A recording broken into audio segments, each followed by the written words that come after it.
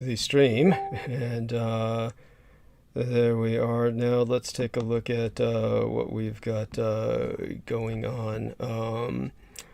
And who do I start the call with? Let's start it with Brandon Young, and because Penny Bradley doesn't seem to see what she's doing, or start it with her as the safest because she's around the longest. Tends to be around the longest. Okay. So let's start with that and see if she responds. Whoops, wrong one. Shit. How do I get that off? Once you get that started, I guess, okay, the audio call is over, thank God. Wrong medium, wrong venue. And with that, let's try, okay. Penny Bradley says she's away. Not quite sure what she's got going.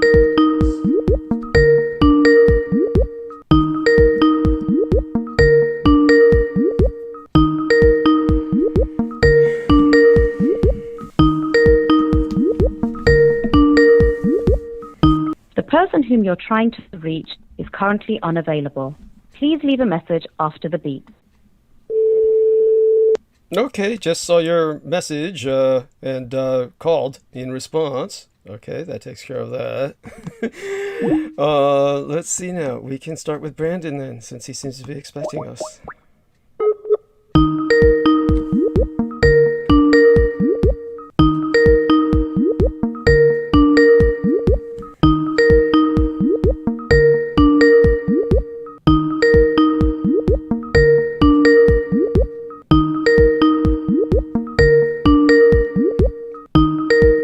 Ringing.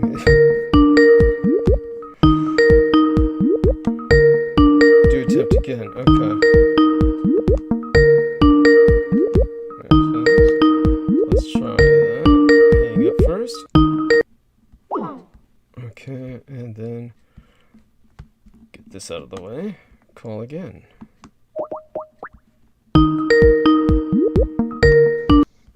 Okay, we are live and streaming, just so you know, but it's so good to have you with us. While I try to bring on or rope in a few others just for the sake of providing some needed balance in case, I don't expect you to be with us all night because of your responsibilities, but, and I'll bring Peter Moon on at the top of the hour, and at that point, we tend to suck up all the oxygen in the room, he and I. So what I want to do is kind of introduce you to our listeners, who are most of them new, and many of them are not familiar with you. So this is Brandon Young, and whatever he fails to introduce about himself, I will introduce. But I think I'd better start by saying that for a long time, at least, he was very much an investigator into the dark side. And his family was targeted by the cult of the Kings of Edom, as represented by Peter Levinda, who smeared and defamed his family name. He got into a righteous pursuit of this individual and ultimately almost paid the price with his life. An assassination attempt was made on him. And aside from all of that, he'll introduce himself now as basically a father and a working man.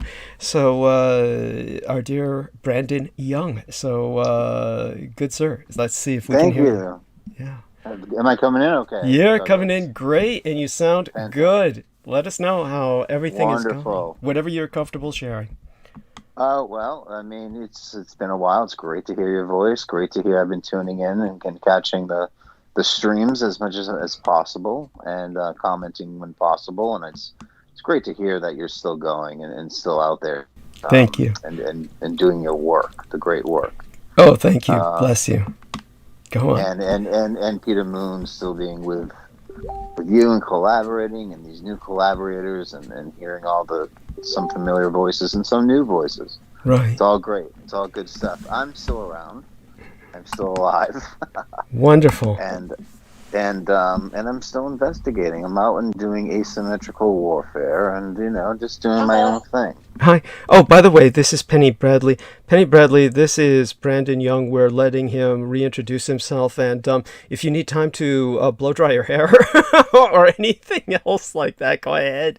Oh, I already blow dried it, so it should be fine. Oh, that's yeah, that's good. That's very good. When Douglas first called me, I was still in the shower, so the reference was to me. Oh, yes, I know. yes, he was. He just has a wonderful sense of humor. He was. And I do have a interview of my own in an hour, so don't be panic stricken. I will come back after.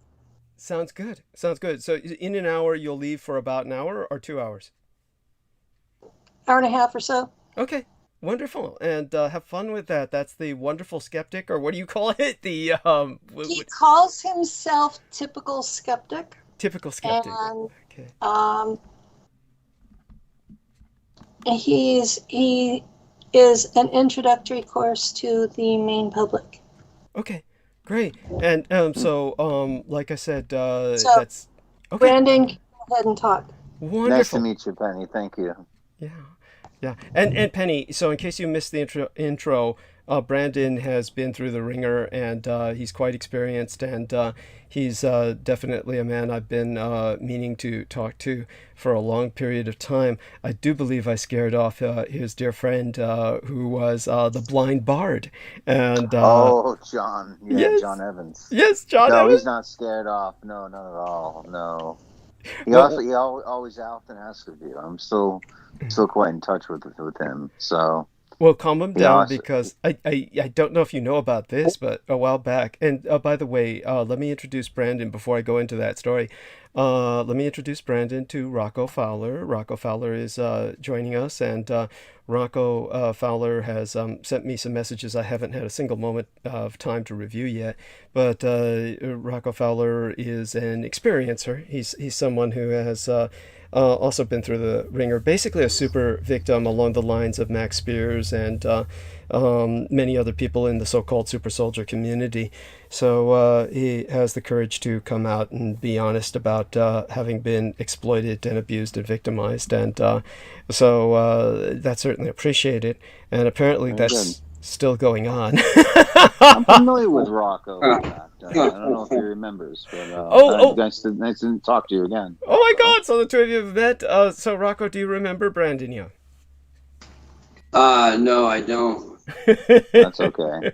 I'm very unmemorable. I like to keep it that way. Oh no, he's fine. It's just, well, I mean, when you go through the things that Rocco does, I'm sure you forget quite a bit, and Sure. I think that's part of the process, as a matter of fact. Anyhow, we have a wonderful little round table here, but Brandon's going to dominate the opening hour simply because I'm reintroducing him to the public, and he is a working father, so his time with us is probably going to be limited by circumstances.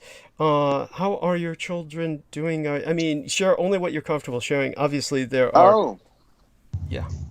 yeah. I mean, they're growing up,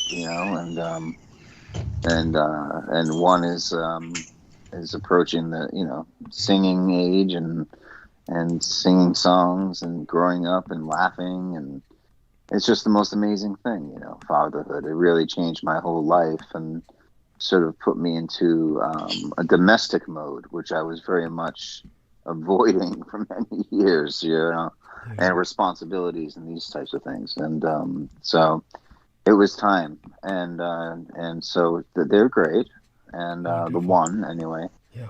The others, we don't know if they're real or not. We don't know, but no, there's just the one, and she is.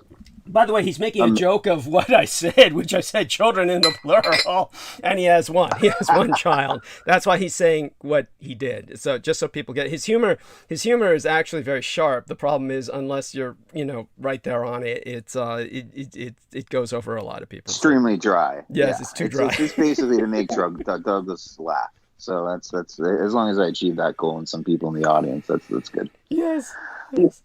So anyway, but of the 20 children I've sired in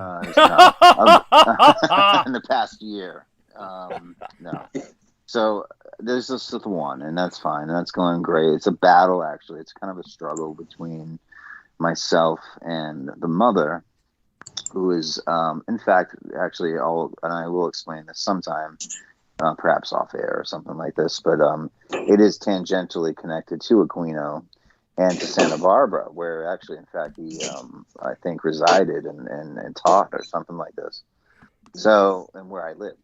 And in fact, this happened right before his supposed death or his death, and so on, and all this different activities. But she's it's kind of a struggle trying to get her away from, as you made me aware of, is these cults of that really go after children. In fact, and they are real. And so anyway, it's kind of just want to leave it at that. And while we'll leave that at that, I think it's important to emphasize to our listeners that you yourself were victimized by a kind of state childhood trafficking that went on with the exploitation of talented children or innate talents. By that I mean children that might have been gifted with a form of psychic ability or any other kind of ability that was noted as gifted beyond just merely what they call gifted class, where you've got somebody who's a little ahead in the grades and a little sharper than most, a little less addled by sugar or something. Right. When they have other children that are a bit more gifted. And this also had to do with genetic elitism. The kind of upper class of America was targeted to make certain that they stayed in the upper class by a kind of induction process. So please, if you'd be willing to... No, you're quite correct. That's exactly right. When I was from the ages elementary school, even before that, sort of, when you're a kid, you're not so aware of it. But, I was in what they call the GT program, a gifted and talented program, which went far beyond what most, just ahead of the curve type, good grades kids. They were those kids. But they were also, they did in fact test our psychic abilities at a very young age, which I thought very kind of strange, but at the time it was kind of fun. It was a game. They made it into a game, and then it only became later on, upon research, I found out, wow, this was a program that started at Boston College to the university and kind of filtered it down. And throughout the whole country, in fact, probably in California as well. And you probably know more than me about this. So, I wouldn't know more than you about this, because I do believe that this in particular, they may have sought other children from other classes. By that I mean class levels. And in a supposedly classless society like America, we all know the fallacy of that America has the old blue bloods. And when it comes to Brandon Young, he truly is part of that blue blood establishment. There's no self-indulgence here. It is a matter of fact, it's been a curse and a burden to him. And so he was part of this. The way that I would, based on my own experience with Michael Aquino and the military-industrial occult intelligence complex, this is something that is just as old, and it is something to do with the foundation of the United States and the founding families.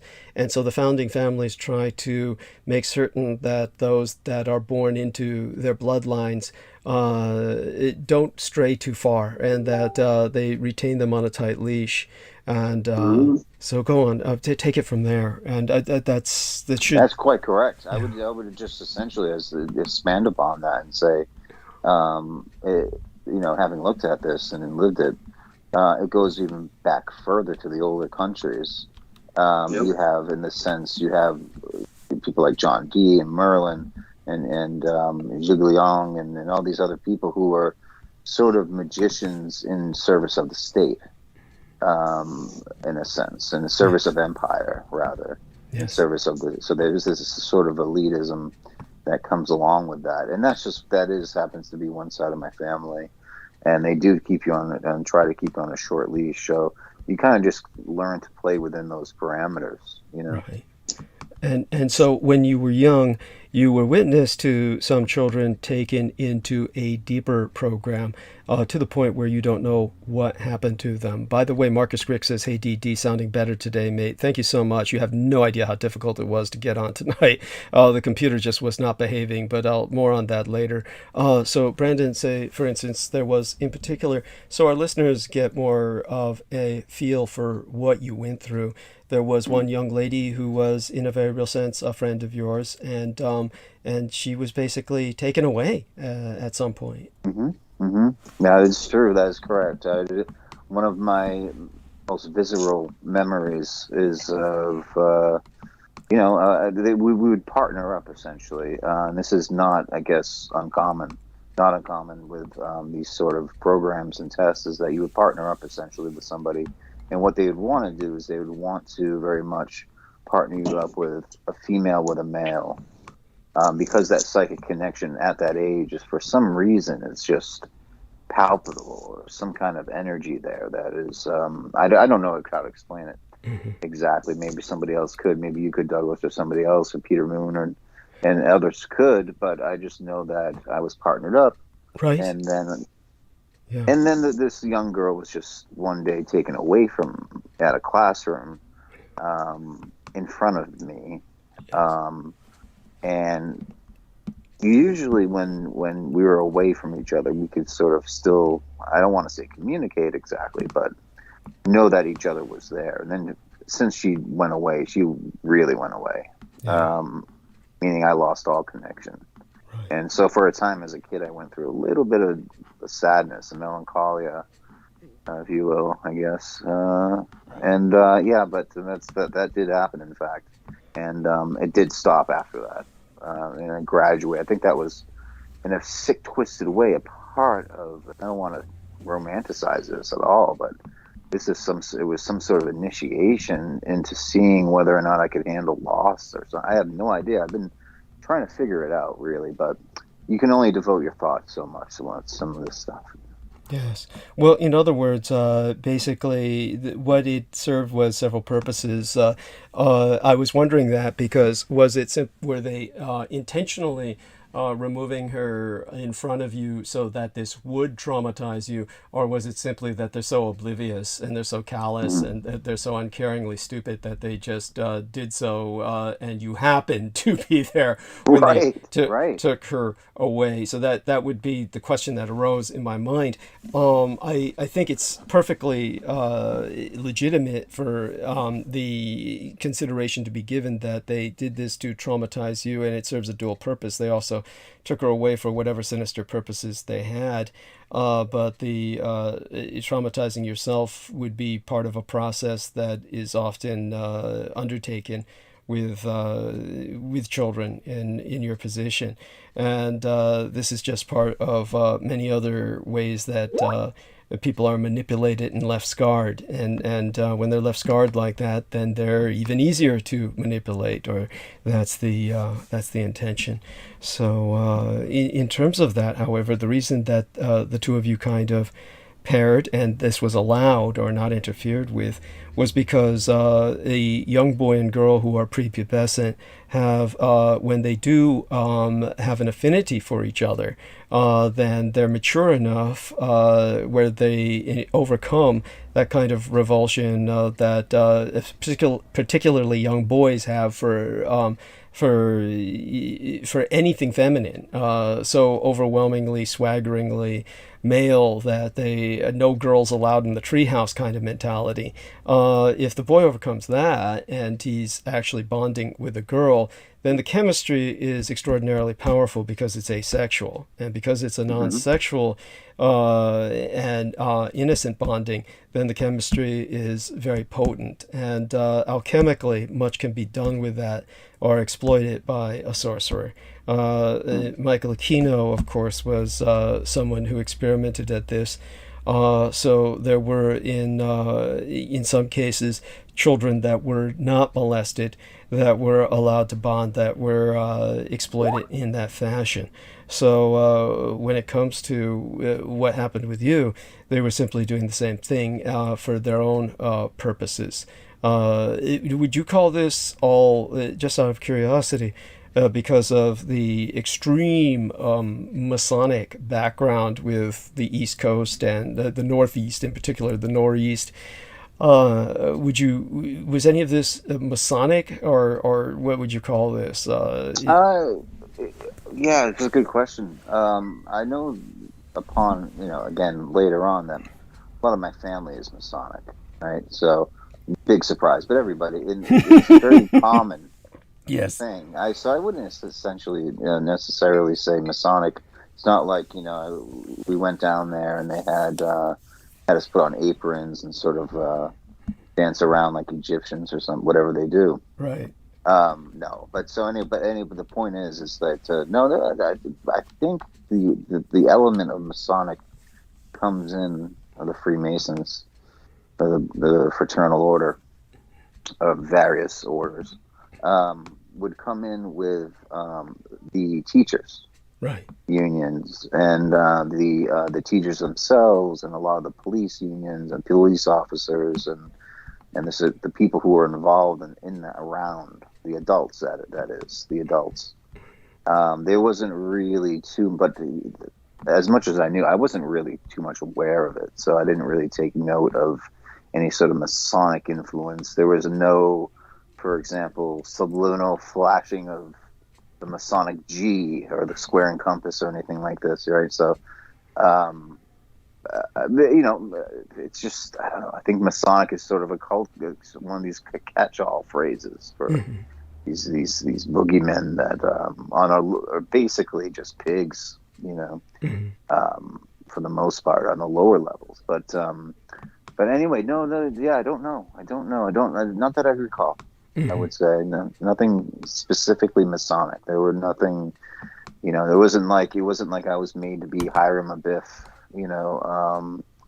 going through my first 3 degrees of Freemasonry or anything like this, and being shown the light or anything like this. This never happened. So I don't want to sensationalize it at all. I want to make it as drab and as humdrum and as American as apple pie. There we are. So, in other words, that's what makes it worse, of course, is the sheer, familiarity of it and the banality of it all in some ways. It was, of course, not banal. This was a lifestyle most Americans would never be leading. By the way, I want to thank everyone in the chat room who's speaking with us. Jacob Waters is speaking with Rocco and saying hello.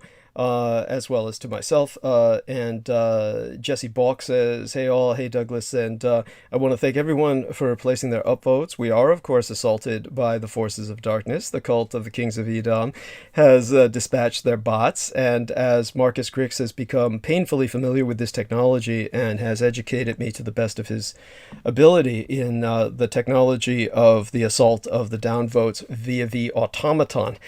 We have an automated downvote system that is manipulated by Stephen Outrim, the information technology specialist.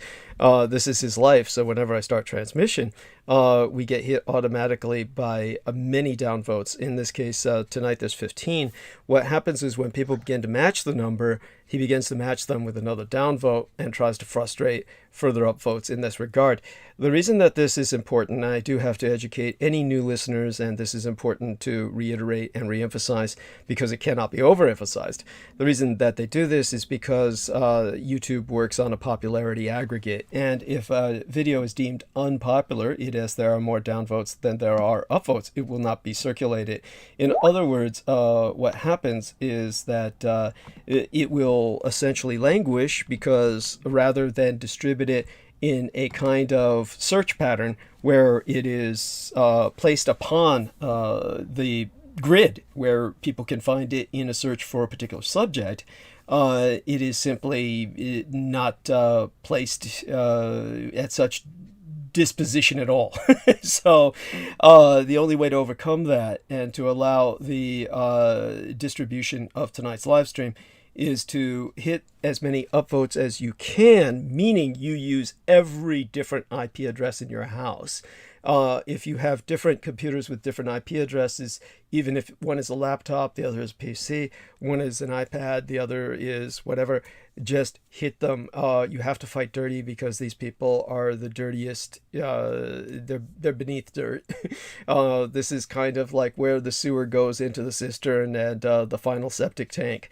This is the final septic tank is where these people spawn, and they're not people. They truly are at this point determined to downbreed with the anti-gods. So we're talking about the term degenerate in the fullest sense of the term. Somebody who can, within their mortal coil, descend and disintegrate from the rest of humanity.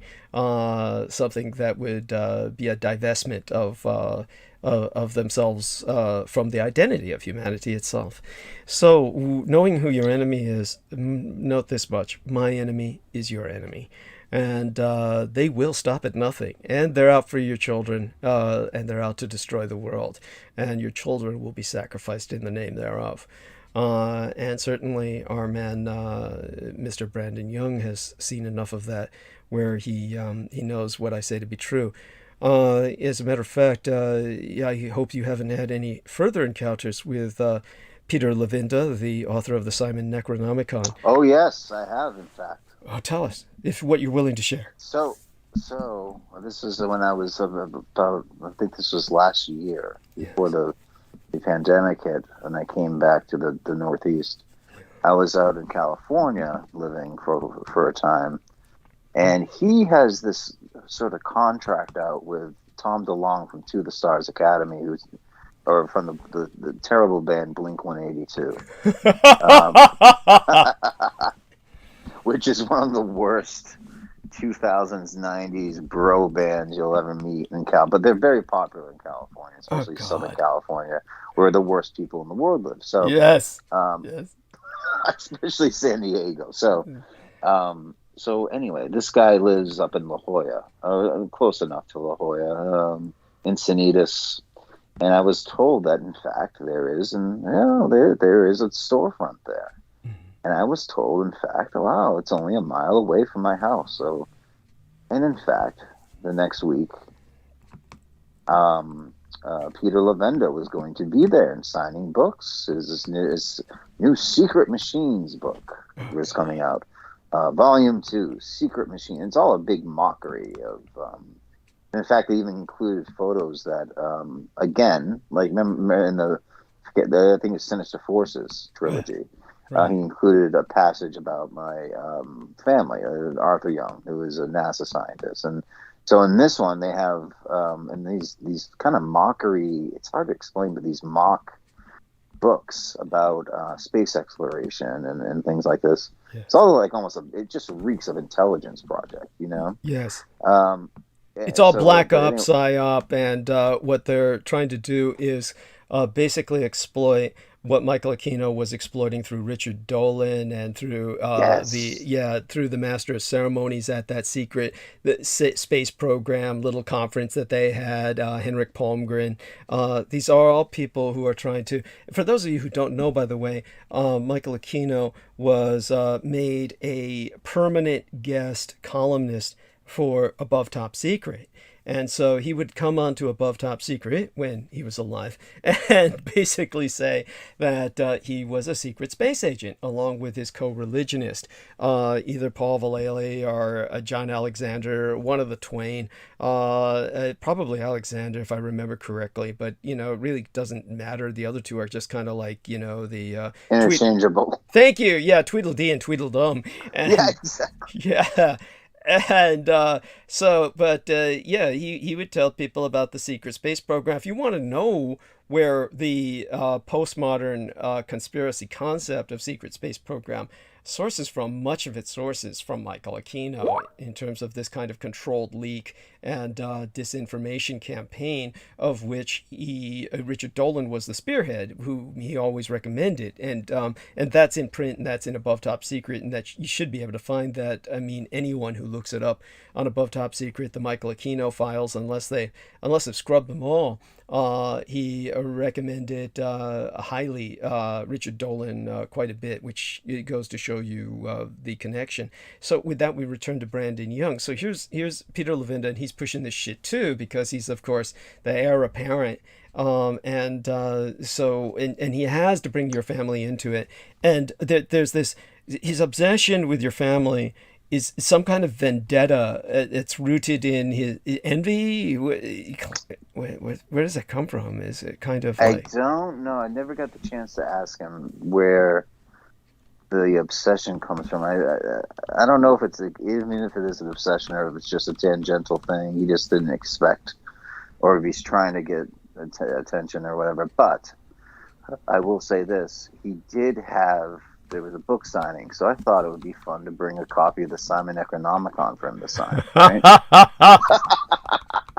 Which, for people that don't know, he is the author of this Simon Necronomicon, or one of the authors of the Simon Necronomicon. He denied it for many, many years. Went on coast to coast as a bishop with a voice like this, disgusting. and said that he was not. I do not know Lavenda. I am not Lavenda. Oh, Stupid. God. So stupid. But I am Simon. Yeah. So I thought it'd be funny if I brought the Simon Necronomicon down but I luckily did not bring that wretched book with me. And I did go down, and I just thought, I went down there, and the line was too big, and I thought, you know what, he's just not worth my time. I need to focus on higher things, and better things, and these people, and let them.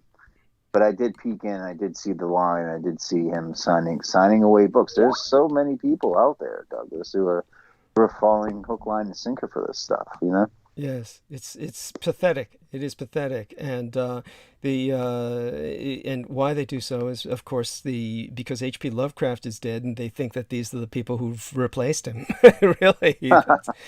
that's the scum that we're dealing with, and in terms of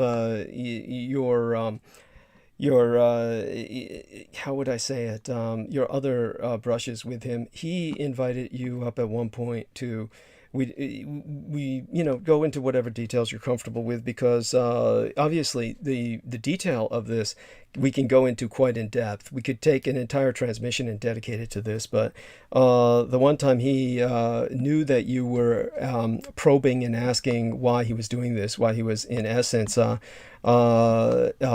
defaming your family and attacking them, especially the dead members of your family, is what made that so offensive.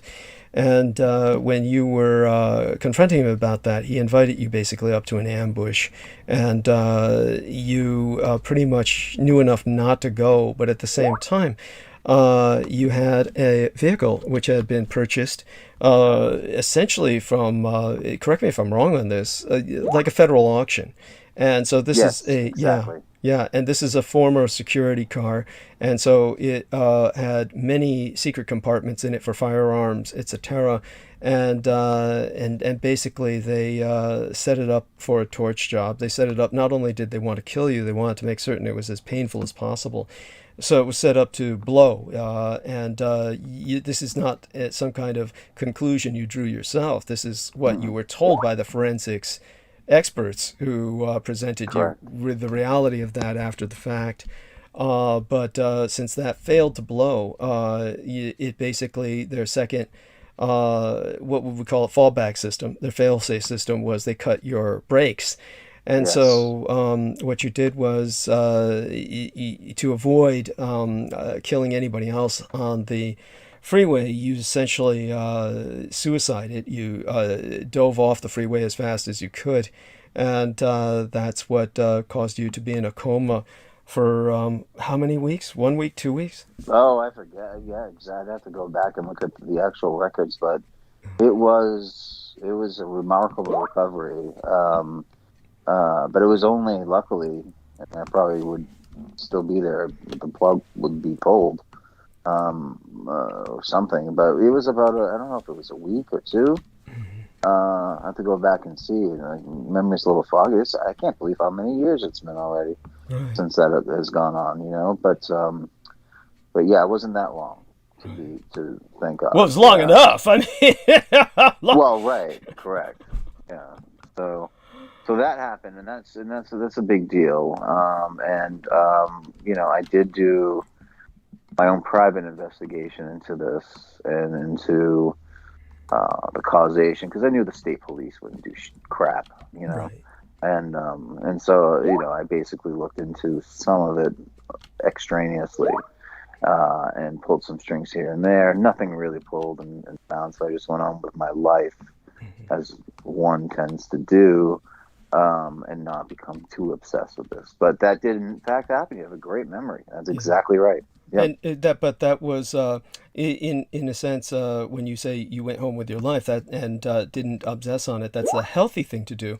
But at the same time, credit must be given, as useless as the police were with follow up, because obviously this went above their pay grade. This was an Yeah. assassination attempt, which is more in the line of the alphabet agencies. And once you get into the bailiwick or the venue of the alphabet agencies, FBI, CIA, NSA, etc., they obviously back off because they get frightened for obvious reasons. They're frightened, but they did inform you that you were the victim of an assassination attempt by all of them. Right. Yes. Well, that's the only conclusion one would draw from two different scenarios. So one was, as you say, like there was the wires that were crossed, in the car, which was the ignition system, basically, where it would fire electronically and was supposed to ignite the gas tank, which was a very large gas tank, and would essentially blow up the car if it was a full tank of gas,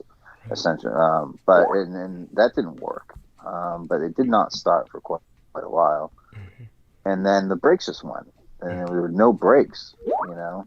And so that was sort of the backup. So the fact that there were these two things, now, if there is a brake job like that, the police investigate, the mechanics investigate, and there's no doubt that a brake is snipped. When it's snipped, the brake lines, in fact, there's the like sort of photographic evidence of these brake lines. They were pretty rusted out anyway, but at least they weren't completely with a vice grip sort of chopped off or whatever it was. But that's essentially what happened. So, I mean, when you see that, there's no way that's human error or Thank you. mechanical error, you know. Yeah. It's pretty intentional at that point. And it just so happened that this was the weekend after I had been in contact with Mr. Lavenda. So I'm not sure. And he brought up the name of Michael Aquino in his communication with you. Yeah, and correct, yes. yeah, essentially, basically alluding that he worked for him.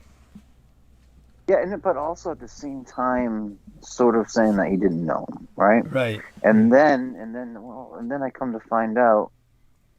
Yeah, I think this was a year later or so. I remember this guy, this Dr. J Live, the J and the Ilias show or whatever it was. And he all of a sudden would host this with Michael Aquino on, and then he had Aquino on with Peter Lavenda. Yes. Yes. And I'm like, you don't know each other. You're acting like best friends. You know. Thank you. Thank you. And they basically showed up. Here's my bro and shit, and they had this bromance shit going down. Oh yeah. I think Aquino was gonna invite him to the Magic Castle or something like that. You know, give him a little show with Sammy Davis. No, but you know. By the way, for those of you who don't know, Sammy Davis Jr. Converted to the First Church of Satan with Magus Anton Zandor LaVey, but secretly he was very much also a member of the Temple of Set. This was when Sammy Davis Jr. got enough money, he felt he could buy his way into various things that would make him somehow untouchable, one of these made men. And one of the things that he did originally was he converted to Judaism. And so he first went from Judaism to Satanism, and then joined Michael Aquino. Now, there's photographs of him between Magus Anton Zandor LaVey and Michael Aquino, and just hobnobbing with them. By the way, one of the harassment techniques that they've taken to is they've integrated me into a phone conversation, which unbelievably is this is the enemy, by the way. There are people I don't know, and I've somehow been placed on a call. When you hear this whoop, whoop, whoop, this is notifications coming up with this text interchange between these two idiots. And at least two idiots. It's some kind of group call, and there's nothing I can do. The problem is it's a Skype call. So if I go over to go into their call to exit that call, it's going to knock me off this call just doing that. So right now, Wow. yeah, everybody. Is that, yeah, that was an interesting voice. Was that Rocco or Brandon? Was That was Yeah, Rocco. that was me. Yeah, they like doing that. They like messing with you. Oh, yeah. Oh, that voice. Oh my God. Well, thank you for that, Rocco. By the way, certainly, now that Brandon has shared quite a bit about himself, is any of this ringing any bells with you? Brandon, actually, could you tell us where you met Rocco? Maybe that'll ring some bells. Sure, I'd love to. Yeah. So this was maybe a few years ago. I believe it was on. I have a friend. Well, friend is uh, Iffy. a little too Acquaintance, much of a yes. term for this. So, as much as I would call, geez, Mr. Rowe a friend. I don't know who, but that's from the Revolution Radio days. For anyone that is out there, anyway. So this guy, Ian Thropos is his name, and he has a show. It's very much in the vein of Basis with Miles Johnston. So he had this Basis Texas. Yeah, so he had you on. I heard you, and I was on. He had me on as well, and I kind of was just having fun with it, But yeah, I think Rocco, that's where I heard you first. Mm-hmm. There we are. And so, in terms of Mr. Rowe, of course, he was the man who was attacking me behind my back, and so he was one of the many people. Well, everybody on Revolution Radio hated me because aside from Sean David Morton, I had the highest ratings. And the only reason Sean David Morton had ratings just a little bit higher than me was because he was on 5 days a fucking week, whereas I was just on 2. Yeah, and but and he bought those views. He did. And yes, go on. Yes. He had all these little tricks up his sleeves and stuff. I remember he sent me a book one time, and it was, it had all these weird postage stamps on it. He's like, "Oh, I don't pay anything for postage." Yeah. What do you mean? He's like, "Oh, I have my own stamp." And it would say like International Lemuria stamp or whatever, Yes. Yes. And he would get away with it. I'm like, how is he getting away with this? Well, now he's in federal prison. Oh, yeah, I hope begging for his way out. Yeah. He's hopefully he's back. My understanding was they let him out because of his health, and then he went back again. So I'm not quite sure what the deal is. Either way, the man is he deserves everything he gets in terms of the negative, and he was just he was a wretched human being, and granted, there's a certain charm to somebody who's that just. How would you say it? Such a scallywag. Abrasive. Yeah. He was abrasive to the point where it's cartoonish. So it's hard to. For me, it was hard to take offense simply because he's too outlandish for me to take offense at it. It's just his behavior was simply too extreme to be taken seriously. Nevertheless, he committed many crimes to the point where his name is in criminology textbooks. By the way, just to keep people up on the score, because at the beginning of the transmission, everybody needs to educate themselves on this because it verifies. I was surprised that they continued it because honestly, you would think with what I exposed with the last transmission, when Mr. The guy in Australia, Marcus Griggs, when Marcus Griggs was saying, Douglas, you could just go the way Salman Sheikh does and just take the up and down votes off the public eye and make it private so no one can see it. And it makes it harder for them they have to pay more because they pay for this. They pay for the downvotes.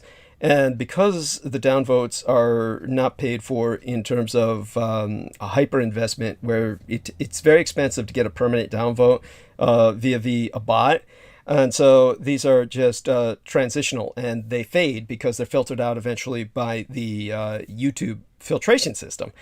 And so some nights they go all out and they pay more, and then you'll see the downvotes stick.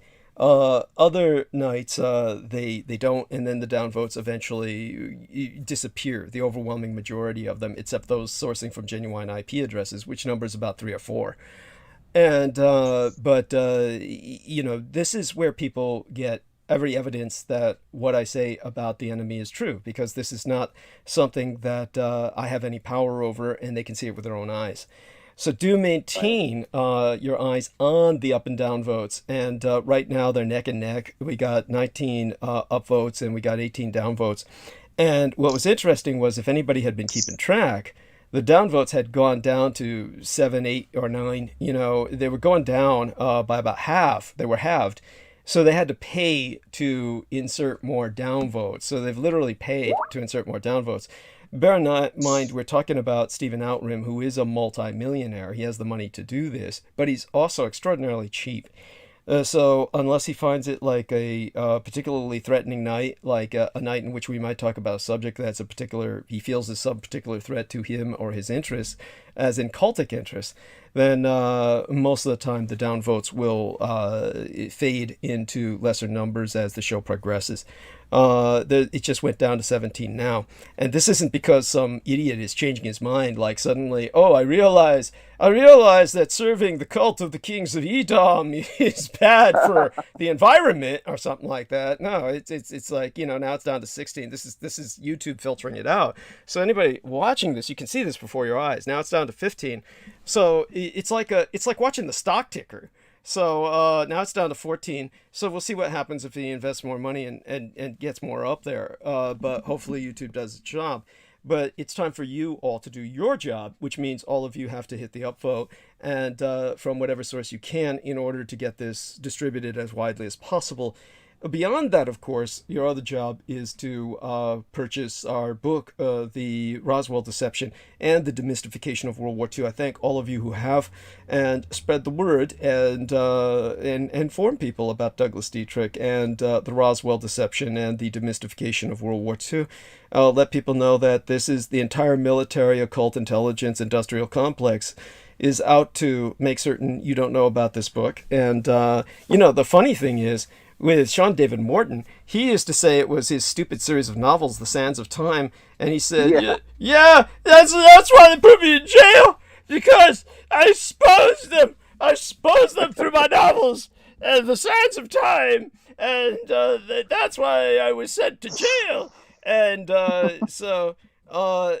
they don't need to do that. Honestly, with somebody like myself, all they need to do is try to make certain these videos don't get distributed, that nobody else finds out about me, and that's how they suppress information. This is why the First Amendment is useless. The First Amendment is a danger to society, because all it does is give a radical bunch of militants the right to promote mass shootings and extermination and but it doesn't protect people like myself out to give the truth, because we just get suppressed. So the one time that I was ambushed, as our man Brandon Young can attest, one time when I was ambushed by Jimmy Church, and by the way, it was the same kind of thing. We can go into Dr. J in a bit too. When our man Brandon Young was talking about Dr. J, we're talking about a man who basically, here's this guy. Dr. J had his own chicken shit little radio program, and he suffered some kind of injury, an automobile injury, may have even been intentional, like he may have been targeted like Brandon. His resulted in his hand almost coming off, and then they re-stitched his hand onto his body, but it was completely infected and was going to have to be amputated. Indeed, his arm would have been amputated. And yet somebody intervened and made certain he got radical experimental surgery conducted, where they took nerves from cadavers and sutured them into his arm and made it work again. And so this was something that was obviously the intervention of Michael Aquino, because he then brought Michael Aquino onto the program and he converted to Satanism. And by the way, Laura Lee Solomon was the person who was listening to Lori and Ann Fenton brag about Dr. J converting to Satanism. And does any of that... Her? Yeah. Go on. And Oh man. yeah, that I can attest to getting attacked though like yeah, that. yeah. I was in a chat room, a bunch of people, this woman, Holly Baglio, all these people, right, that I truly believe were like, just in this to make money, and, it kind of like ricocheted on me and I got attacked, spiritually attacked, to where I totally altered. I got into a fight with a friend of mine in my house, just because he looked at me the wrong way. It was like I altered, and what I call that alter is like a cyborg in a sense. Like I'm just ready to, I'm serious, do whatever. I get to a point like that, but I'm learning. Funny, Brandon talks about kids. I have 2 daughters. If it wasn't for my daughters, I would not be alive. Wow. Now, my daughters wake up with weird marks on their body, just Jesus. like I wake up with weird marks on my body. Oh, that's horrible. I'm harassed by a recruiter. Okay, I've only lived in Missouri maybe a year. All right, and he keeps harassing me. When are you coming? When are you coming? I'll come pick you up with government gas. When are you coming? I said, I'm almost 35 years old. He said, oh, no, it's all right. It's all right. I'm like, no. And then finally I go at him and I say, I don't trust the GOV, period. Point blank. And then I get somebody in front of my door on camera trying to break in my home while I'm in my home. And he was wearing like a green hat with a military flag on it type thing. Like, I mean, I get attacked. But by the way, or, this is important, and it's certainly. So what I'm looking at now are some screenshots that Rocco Fowler has sent me in the message box. So when he said recruiter, I initially, and by the way, just so people understand, this took us off the narrative about Dr. J, so we can get back on that later. But I'm just saying that because, that came out fairly incoherent without my providing context. But I'm certain Brandon remembers all the details I was speaking about. Oh, yeah. Thank you. But what I'm looking at with... I'm sorry? My apologies. Oh, no worries. I mean, this is important. Because, one of the things I was bringing up was ambushes, and one of them was the Jimmy Church ambush, which goes deep into the military angle all over again, and the First Amendment, because, we have an individual in the chat, a friend of yours, Jacob Waters, saying, sounds like a call to action, not necessarily a First Amendment problem. No, this is a First Amendment fucking problem. This has to do with, like, when I was ambushed by Jimmy Church, for instance, and his big trip was... We're talking about the same guy, by the way, who approached me saying he wanted help to escape from all the satanic ritual abuse. They always approach with that same story. They all have the same backstory, that they suffered satanic ritual abuse. And the problem is that they make it sound as if they want help or want to escape from this. But the problem is they really don't want help, and they've never escaped from it, and they're still working for their satanic ritual abusers. So, yes, and in the case of Jimmy Church, one of the things that he said when he was ambushing myself on air, and he meant to scrub that entire episode so he could make this entire story up about a quote-unquote guest meltdown, but it was thanks to John Warrington, who actually went into his studios and really hacked them and stole the episode. That's how we have that episode, and it was up on YouTube for years, which of course was no end of embarrassment to Jimmy Church. But one of the things that he said was that if it weren't for the military, you'd have no right to talk. And that whole bit is that the military is fighting for your freedom to say anything you want. It's all bullshit. The military is out to squelch your freedom. They're out to make certain you never talk. They are your enemy. Not the foreign nations that they claim to be fighting. It's you. You're their enemy, and they are yours. Just remember that. That's your enemy, the American military. As a matter of fact, that's what Jimmy Church was raised in at the Presidio military base, where he claimed his father was continually raping him. I knew his father. His father was a member of the U.S. 6th Army headquarters band. His father was a bandsman, played in the U.S. Army band. But what is bizarre here is that what I'm seeing in these screenshots from Rocco is a recruiter. Okay, so I thought he meant some dipshit was just calling him and trying to get him involved with something, kind of like the way that the FBI was approaching Randy Weaver and trying to sell him illegal firearms that he refused to buy, so they couldn't frame him for buying illegal firearms, so they just went all in and killed his family. So I thought it was something like that, but there's a clown here in a uniform and who claims to be named Corey. Okay, this is not a real recruiter, I can tell you that, in the sense that this is not a real military man. This is just simply harassment, but it's definitely government in the sense that it is it's a psychological operative. So what you have is a psychological operative on your tail. And feel free to where can you put that? Put that in the text box here. Put that in the text box here in tonight's conversation, and then you can put those two screenshots there where everybody else on call can see them. And that way, once everybody sees them, they'll get a picture of this. I don't even know how to do that. Okay, so here's what you do, Rocco. You go down to take your cursor, and you go down to take it. I'm on a cell phone, so it's like very. Okay.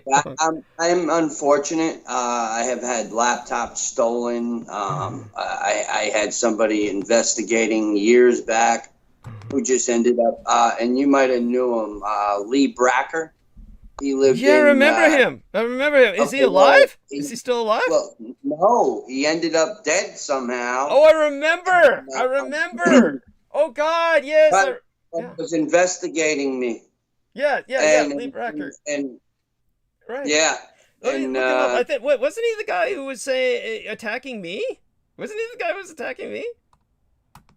He might have been, but he had a really serious drinking. I had to tell him at times, I thought I had a bad drinking problem. He had a bad drinking problem. But, and that's one thing that I've learned is, I don't want to push people away from me. And, the first time I came out with this attitude, you know what I mean? But it was like. Right. Yes, Lee Bracker's Facebook is still up. And yes, I believe this is the Lee Bracker that we're speaking about. And yes, it's Lee Bracker. He was basically, there's no describing this individual. And of course, he was the one person who, when he died, everybody was glad. Everybody. Yeah. Yes. Yeah. This was like. But he brought hell to me. Oh God! What did he do to you? What did he do? Well, he got my one computer hacked because he kept wanting to do these live videos and wanting me to talk about something that actually, by the way, for everybody that's listening, I'm in the works with my mother, working on a book called More to Life Than Montauk. Sounds good. And it's yeah. So there was some, because I'll tell you right now, my mother is willing to get on shows. She's just a little scared right now because she had her first taste of chopper activity. So, right. There you go. You know. In other words, the black helicopters were overhead. Of course, just so that people know, they're not black; they're dark green. They're very dark green. But in terms of. So Brandon, definitely, I was very privileged to have you with us. Stay with us as long as you wish. When we bring Peter on, of course, the tone changes and Peter and I kind of take over. Our love to Penny Bradley, who is going to take off to the other interview for a bit, and we'll check in with her again. And in the meantime, we are going to bring on Peter Moon, and I will be so glad to reintroduce him to you after all this time. And so let's do our bit to bring him on. Okay, and let's see now. Okay, first thing I do is I enter this and press the call button, and then I press add. It's I don't know why it's so complicated with some people. With other people, I just press add. But c'est la vie. So Peter Moon, Brandon Young has joined us tonight, Peter, and I just want you to say hello to each other again after all these years. Yeah, Brandon Young? yeah, yeah. Hi, Brandon. Hi, Peter. How are you? Good. I'm good. How are you? Good. Good. Sound good. Yeah. Nice to hear your voice. Yeah. Are you still in Massachusetts? I am. I was out in California for a couple of years, and now I'm back in Massachusetts. Okay. Well, welcome back to the East Coast. Thank you. And so, Brandon, before Peter and I go into it, we want to thank Rocco Fowler for sharing with us what he did. And what Rocco shared with us was some screenshots, Peter, of quote unquote a recruiter who is continually harassing him about joining the military, which, of course, when I take a look at him, this is obviously not a real recruiter. Indeed, I assumed that it was just a clown who was trying to get him involved with something. A suspect who was just a civilian, but this person is presenting themselves as military, but it's obviously not real. And so this is someone who's just harassing him about joining the military. And I find that this very much validates a lot of what Rocco is saying, in the sense that that level of harassment where you have some clown presenting themselves as a military person, and yet to someone like me familiar with the military, it's obvious that they're not, and they're trying to get him to join the military when he's obviously unfit for duty in any conventional sense, and they keep pressing him about it. This is yeah, at that point you realize, wow, they are after him. They are out to drive him nuts. So there we have that. And aside from that, Peter, so wonderful to have you with us. And there's been a lot going on. Peter's going to help introduce us to what's going on with his latest interview, which, of course, there's going to be a second part to that. He'll tell us about that, and maybe if he knows how people can access this, because it's a bit of a mystery station to me, or, I'm not quite sure what venue or how to get it. Maybe Peter can provide some information. I'm not either. Sonia Barrett, SONIABARRETT. She goes on a regular radio station. Okay. So she has to keep it to 55 minutes. She'll edit it. She pre-records it. So, when she notifies me, I guess I can put it up. But you can look up Sonia Barrett and follow her, because she interviews a lot of different people. And I'm pretty much as regular as you can be on her show, but it might be every many months or so often. Okay. I didn't say anything new that the audience hasn't heard, but what's important is that I did promote the book. Yes. And I sent her an electronic copy of the book, which she did not read, because she doesn't like reading electronic copies. She had a problem buying it. So now she went and bought one today. Great. And one more sale. Great. And she said, and so she enjoyed the interview. And you can only have so much time to cram everything into an hour, because you have to discuss Roswell and then say why you're going into World War II, and discuss World War II, and give many of the elements short shrift. But however, I did convey the basic idea. She was fascinated. Now she's going to read the book, and the second time we do it, she'll have pointed questions, and I'll be able to take it deeper. So and she's very receptive, and as will her audience be. Now, what I wanted to address immediately and thank the listening audience. I did not have time to email my regular list and say, hey, I'm on tonight with Douglas, although many of them might have gotten the idea by now. It's always a reminder. But is that we're making a trickle of improvement in the book sales by constantly promoting it. My friend in Tampa has given the book out to a handful of people, and he's even discussed with them, why is it not working? And I have a response that one of his friends said, well, people, they're just kind of inundated and they don't care. They kind of been beaten down into apathy. Yes. But, well, of course, we know this. But a trickle of water, it's like water can go through a rock. This is a scientific fact. It's also a Taoist fact and a staple of Chinese medicine. And I just want to address the 5-element theory of traditional Chinese medicine, which is also a staple of Qigong. Yeah. When you study Qigong, you're supposed to study the 5-element theory. And of course, in Chinese, they have 5 elements, whereas in traditional Western magic, they have 4 elements. But these are 2 different systems. They do have a 5th element in Western, but it's not the same system as the Chinese.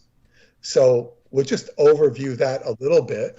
And the elements in Chinese medicine, and we're working with water here. Yes.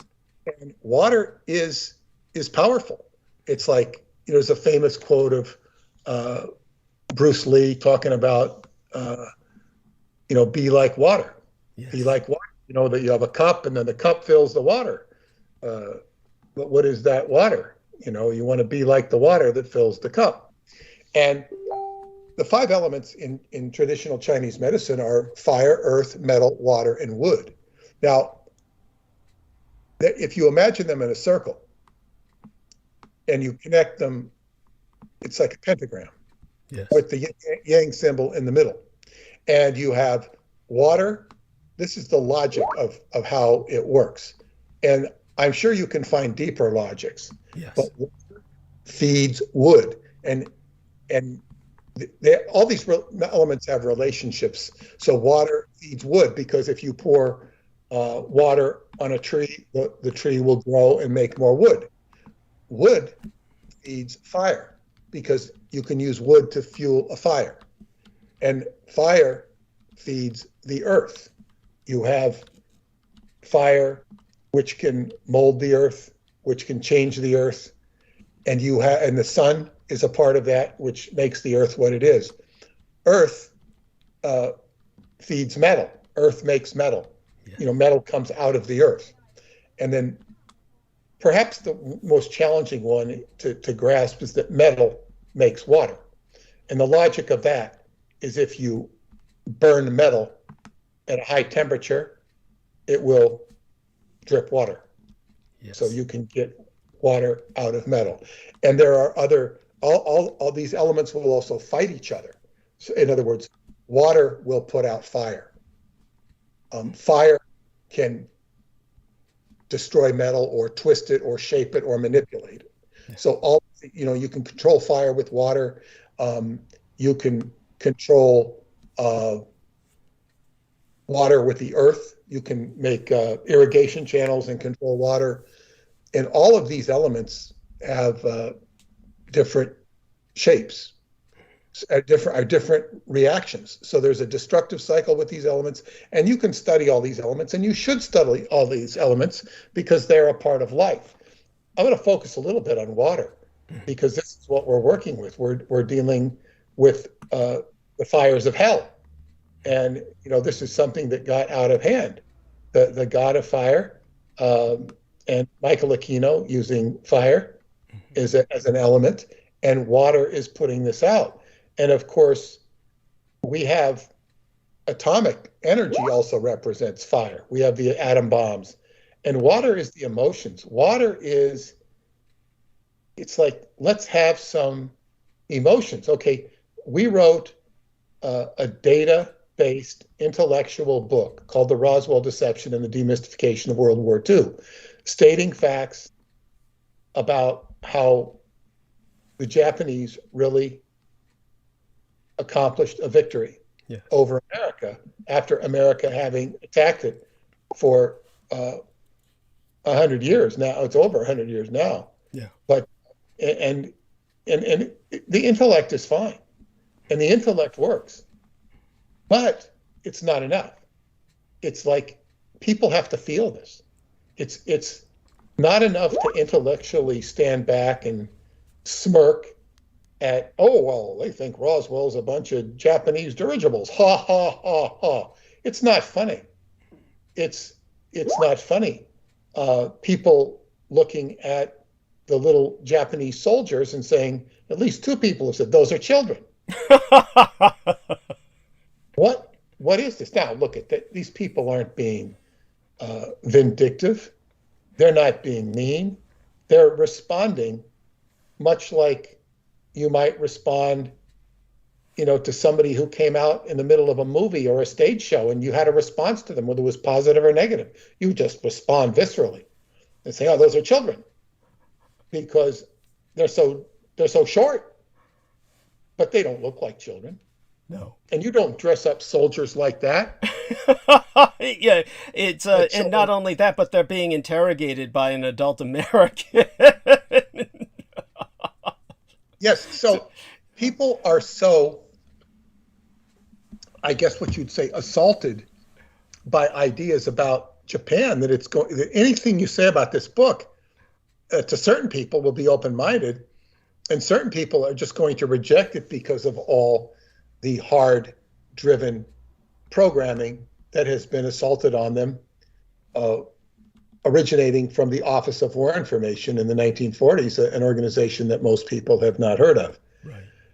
So there is an emotional component to all of this, and it doesn't disinclude, but it's not, the POWs of the Japanese that were tortured by the Americans and not even acknowledged. To this day, they're not acknowledged. Yes.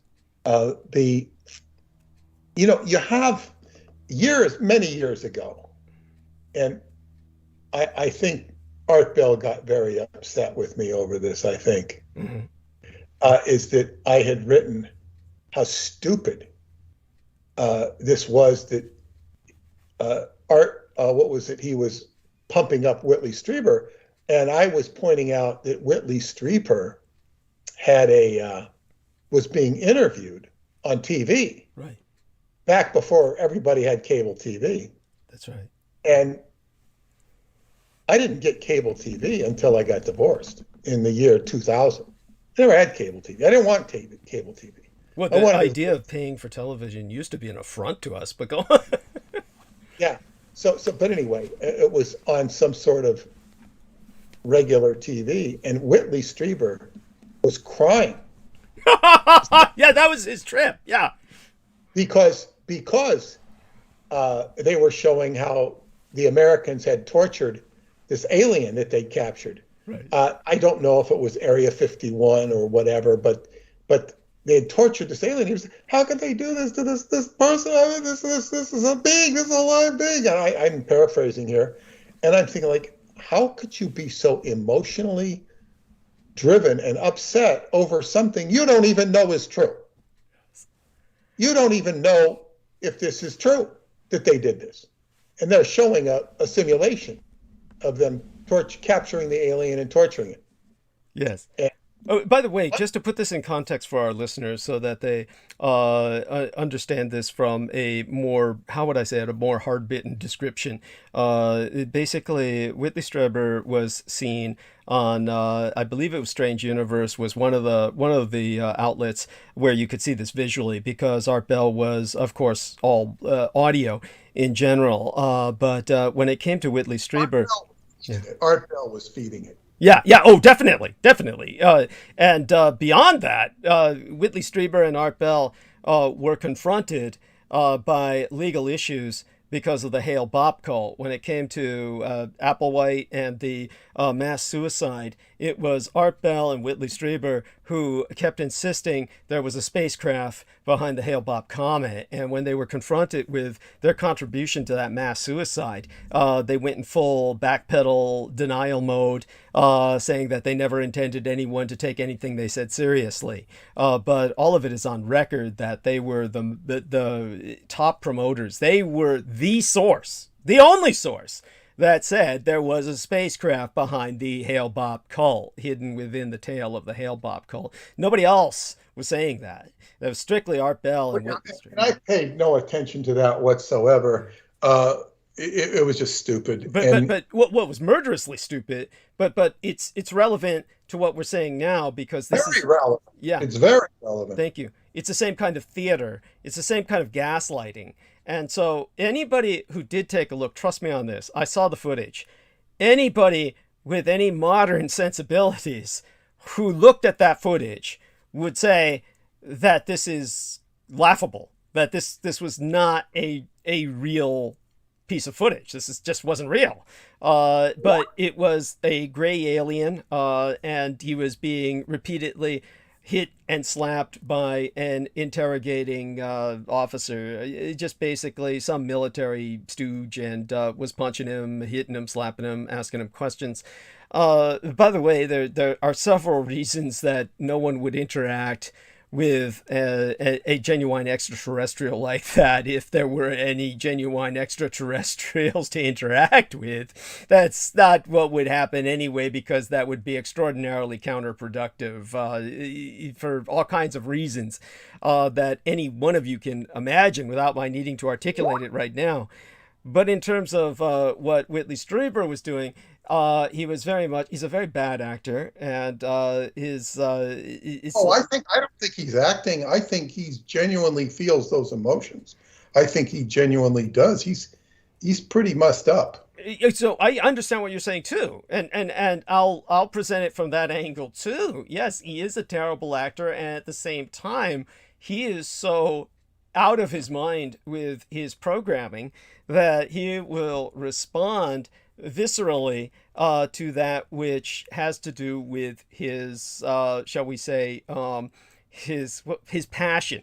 And when it's in front of him, he will respond like a Pavlovian bitch, dog. like a Pavlovian bitch. Yeah. So he's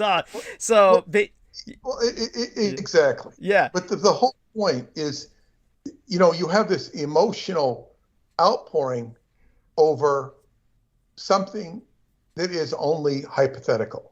Yes, it was a fantasy. Yeah. Yes, and of course, we see people cry over movies because they get wrapped up in the story in the movie and it moves their emotions, and that's what art does. But this is just it's not only an act of supreme stupidity, it is an act of supreme heartlessness. Yes. It is heartless. So it puts me in the position of being viewed as somebody who's heartless, to criticize Whitley Strieber and to attack Art Bell for this. And yet they must be. We have to take this position. In other words, what Peter is confronted with. Yeah. They are the heartless ones. Thank you. And to put this into further context so people understand where Peter is coming from, because it's very difficult to even tread on these eggshells. This is a very fine tightrope and wire to walk.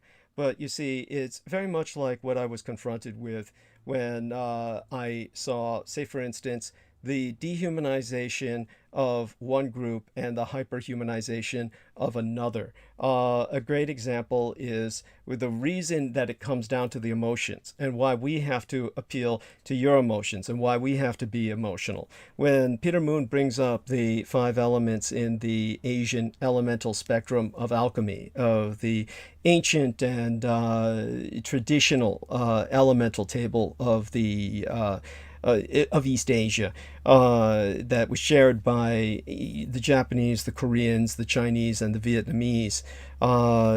Basically, what Lao Tzu said was that water is fluid, soft, and yielding, but it's the most corrosive element on the surface of the earth, and earth yields to water. As he said precisely, if I wanted to say it more transliterative, more as a transliteration rather than a paraphrase, it would be something along the lines of, but water will wear away rock, which is rigid and cannot yield. as a rule, whatever is fluid, soft, and yielding will overcome whatever is rigid and hard. So we're dealing with the rigid and hard reflexology of the frozen muscles of America, who have been they've been frozen into believing that the Japanese, which they're reinforcing in YouTube everywhere. If you look all over YouTube, all you see is Japanese war crimes bullshit. And the point is that it's all taken out of context.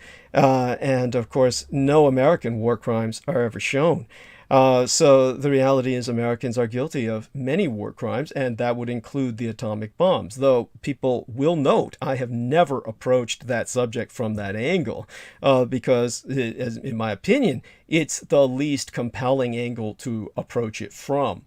We are at the point now where we have to take that angle. And here's what happens to put this into perspective for people.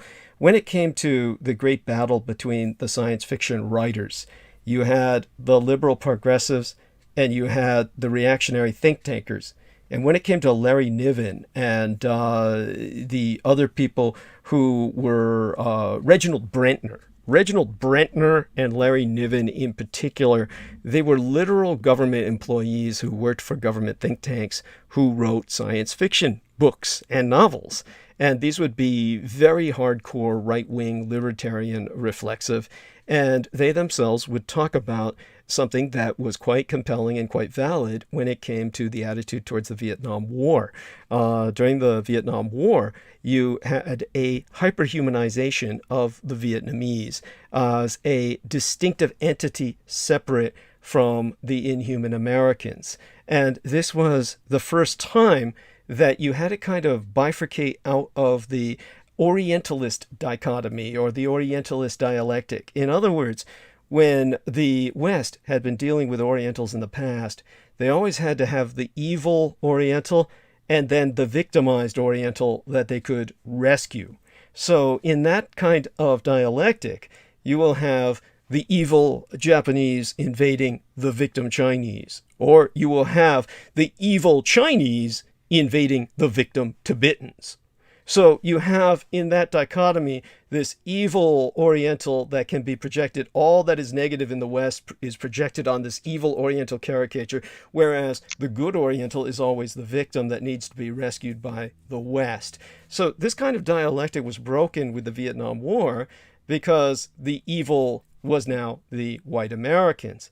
And so when you had that woman who wrote, "The word for the world is forest," and I forget her name exactly. It might have been Chelsea Quinn Yarbrough. It might have been another person. I'd have to look the book up, actually. Word for the world. And there we are. And that was a book in which she portrayed these aliens as cute and cuddly. Ursula K. Le Guin. And Ursula K. Le Guin, her surname spelled L-E and then a space G-U-I-N.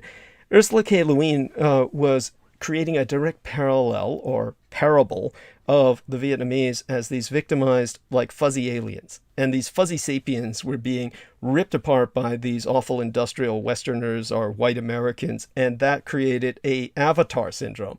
It was like the precursor to Avatar. If you really wanted to read Avatar, the film in novel form, it's The Word for the World is Forest. That's all that Avatar ripped off from. And without crediting Ursula K. Le Guin. So I guess she paid for that, what she did. But what she did was she propagandized for the communist Vietnamese. So by making them look like victims, when all of the popular science fiction, which Robert Heinlein said science fiction is the only socially relevant literature, when all of this was read by college types and they were all into science fiction and reading all the Robert Anton Wilson shit and all this shit, they got programmed into thinking the Vietnamese were these incredible victims and none of them wanted the Americans there. And the idea of a South Vietnam, of Vietnamese who were nationalists and capitalists fighting the encroaching communism, was totally out of the equation. It was simply that dialectic had been removed. So there was no evil Oriental communist and good Oriental capitalist. All of it made all of the Vietnamese as victims of an American invasion.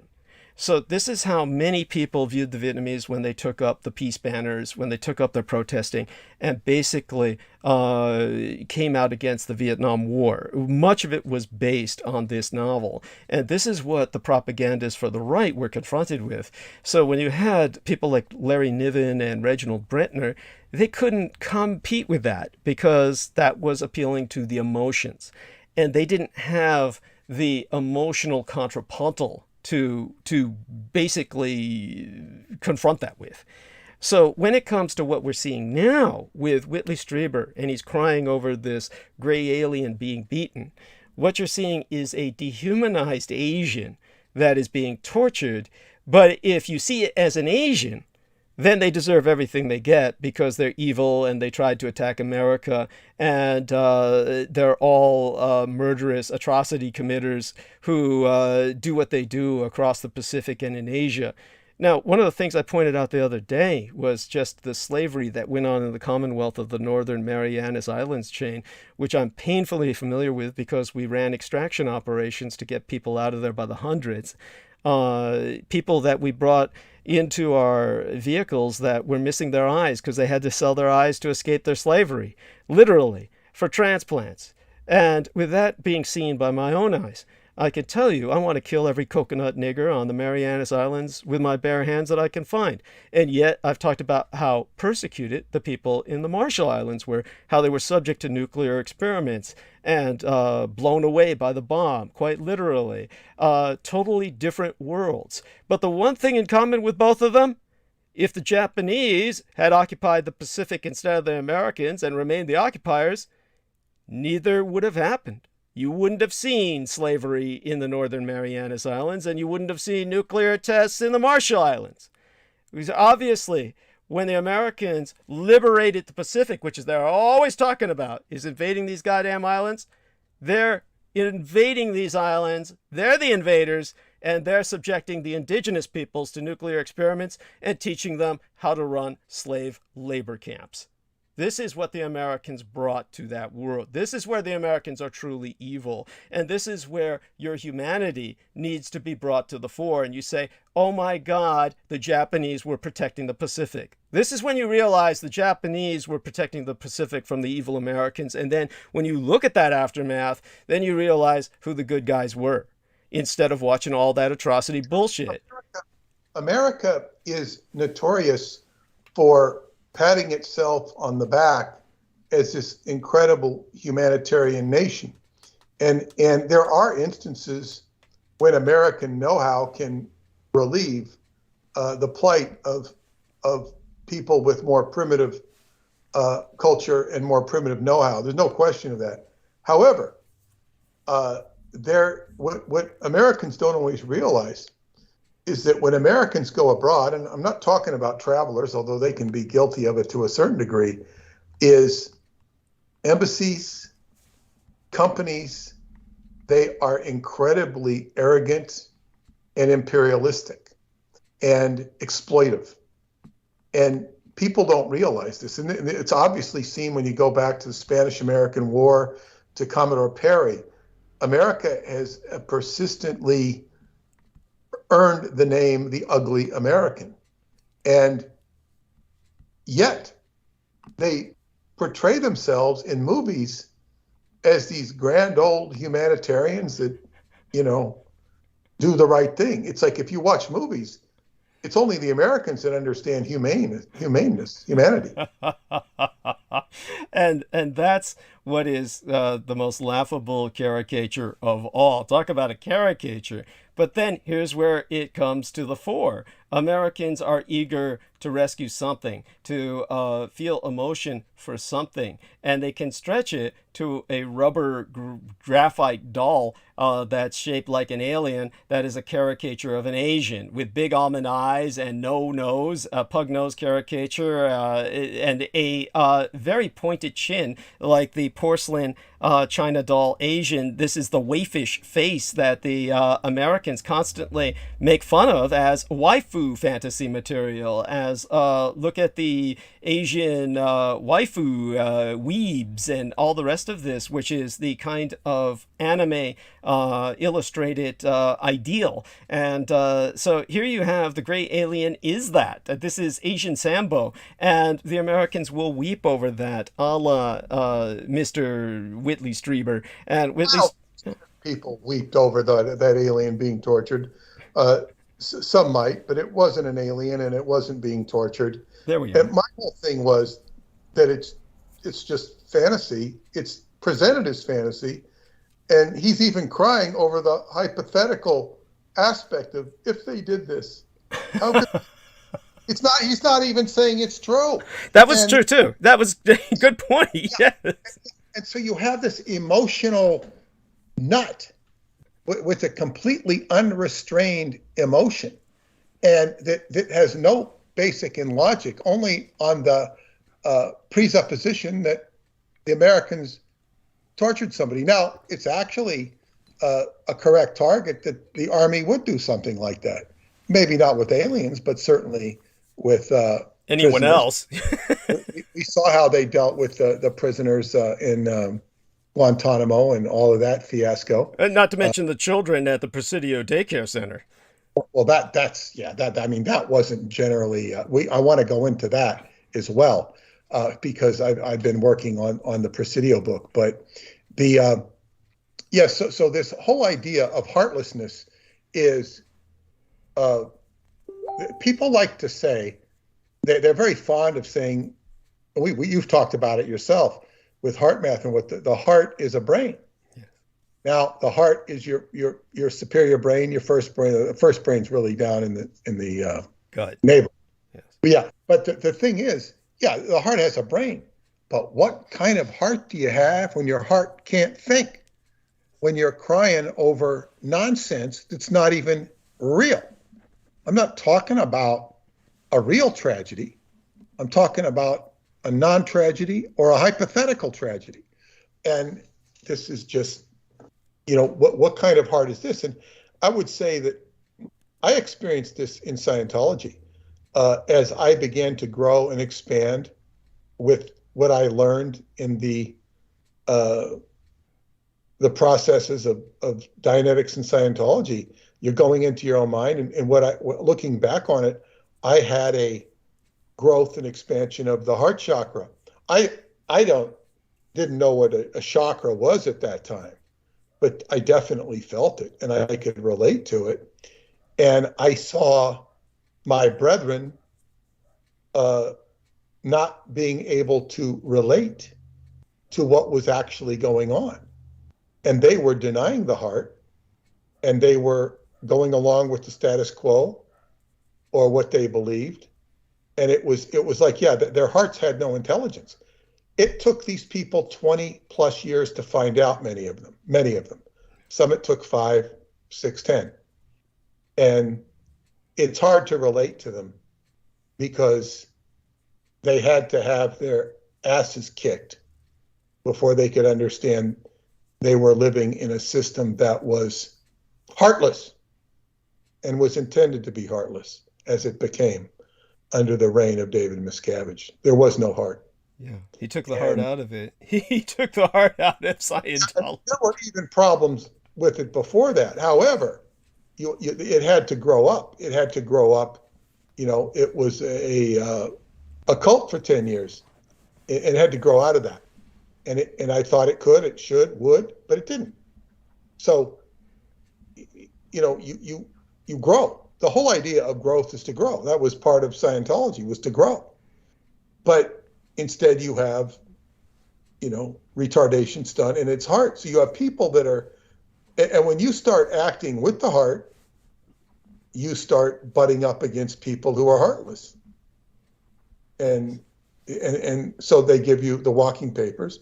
This happened with my wife.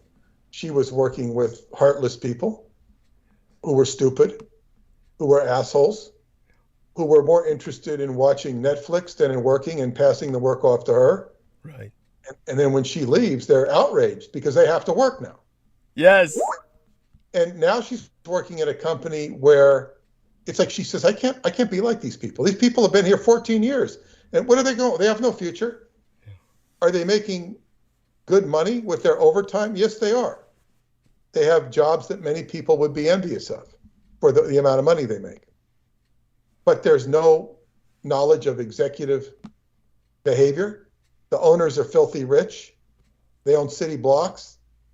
You know, they don't need to have executive know-how. They just need the price of oil to, you know, be compatible with making money. And even if their oil company were to go broke, they'd be fine. Yeah. Because they own city blocks. That's right. They have to manage it. And so they have tremendous wealth. And she says, I can't do this. These people are crazy. Not her fellow workers. And the executives weren't crazy, except that they didn't have to, you know, they weren't there. They didn't want real workers. They wanted people they could hang on to who wouldn't leave them. Right. So they pay them a lot of money and that would show up for work. And so Paula is, you know, she has a degree in business administration from Romania, a master's degree, right. And she got it fully validated in America. So she's got the equivalent of a master's degree. That's amazing. Yeah, but, you know, to tell you the truth, I think a lot of it, I mean, most of her skills seem to be personally driven. Mm-hmm. You know, she's an organizer. Right. She has an executive mentality, and she's a very hard worker. Right. So people don't like it. They don't like it, a hard worker, because well, for one thing, it makes them all look bad. Well, yeah, a number of reasons. So, by the way, she's in the same position in so many ways that I was in at the Presidio Military Base Library. Basically, everybody was, there was this kind of trickle-down effect where all the work was going to her ultimately because she was the only one who was doing it. And that's part of the problem. She had a sense of professional conscientiousness. And this conscientiousness is the death of her in an environment like that because everyone else is, of course, completely not just conscienceless, they're unconscionable. Yeah, that's the bad news. The good news is, you know, she says she gave notice, and then they got so upset with her, and basically she gave notice because they wouldn't provide her a COVID booth, you know, stuff. Yeah. They gave everybody a COVID protection but her. Jesus Christ, that's so offensive.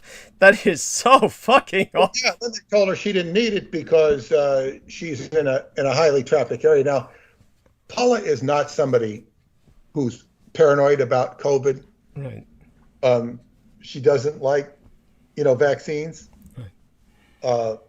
And she was not buying into the COVID program. However, she is very hygienic. And she is very conscious that there's a lot of illness going around. And why should she be treated this way? Right. Their rationale was she was in a highly trafficked area and she was the center of everything. And so I think when she complained, they put up this real lame, it was the equivalent of one of those chalkboards on wheels. And then she, and even so, she says, okay, well, you're not going to protect me. I'll give you, you know, 2 weeks. Yeah. And then they started treating her bad, you know, resentfully. And she says, okay, 2 days. Right. And they say, no, today. You're gone today. And then the guy came running down afterwards. You better not ask for unemployment because I'm going to fight it. He fired her. So she was entitled to unemployment. Yeah. And they did her a big favor. Yes. And with Joe Biden's mandates, and I think Donald Trump's before that, she was getting practically her whole salary. Jesus. Holy shit. So for not working.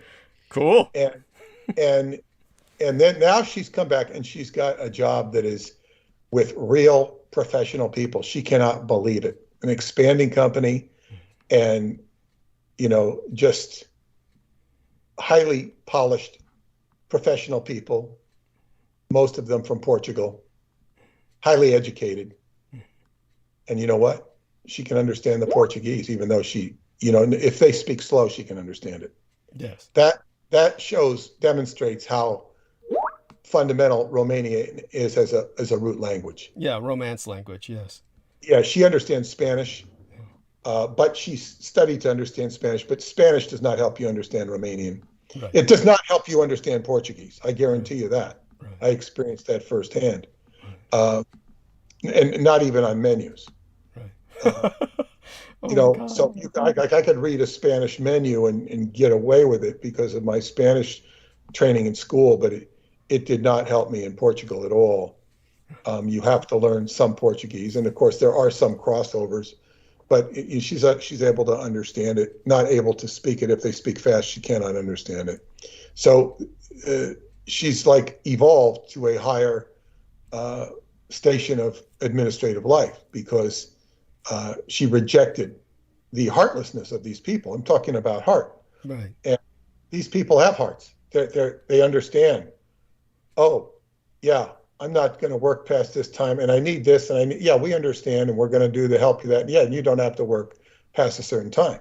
Yes. In other words, they're heart-minded, and their minds are working better because they do have heart. So that's exactly. And they can learn from their mistakes.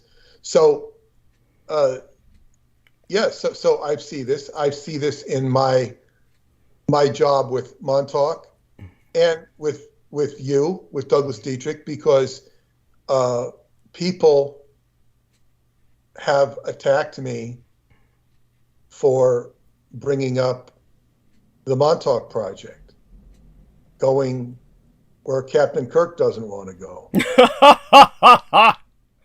And listen, I understand that. I understand that people were either afraid or revolted by Preston Nichols and Space-Time Labs. I understand that.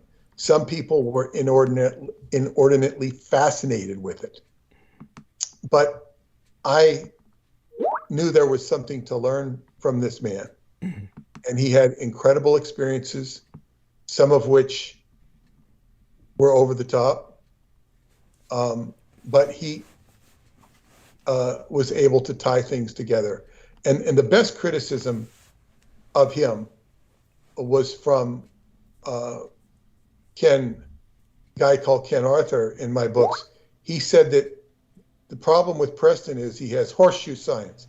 It's like the game of horseshoes. When you're playing horseshoes, you don't have to get a ringer to win.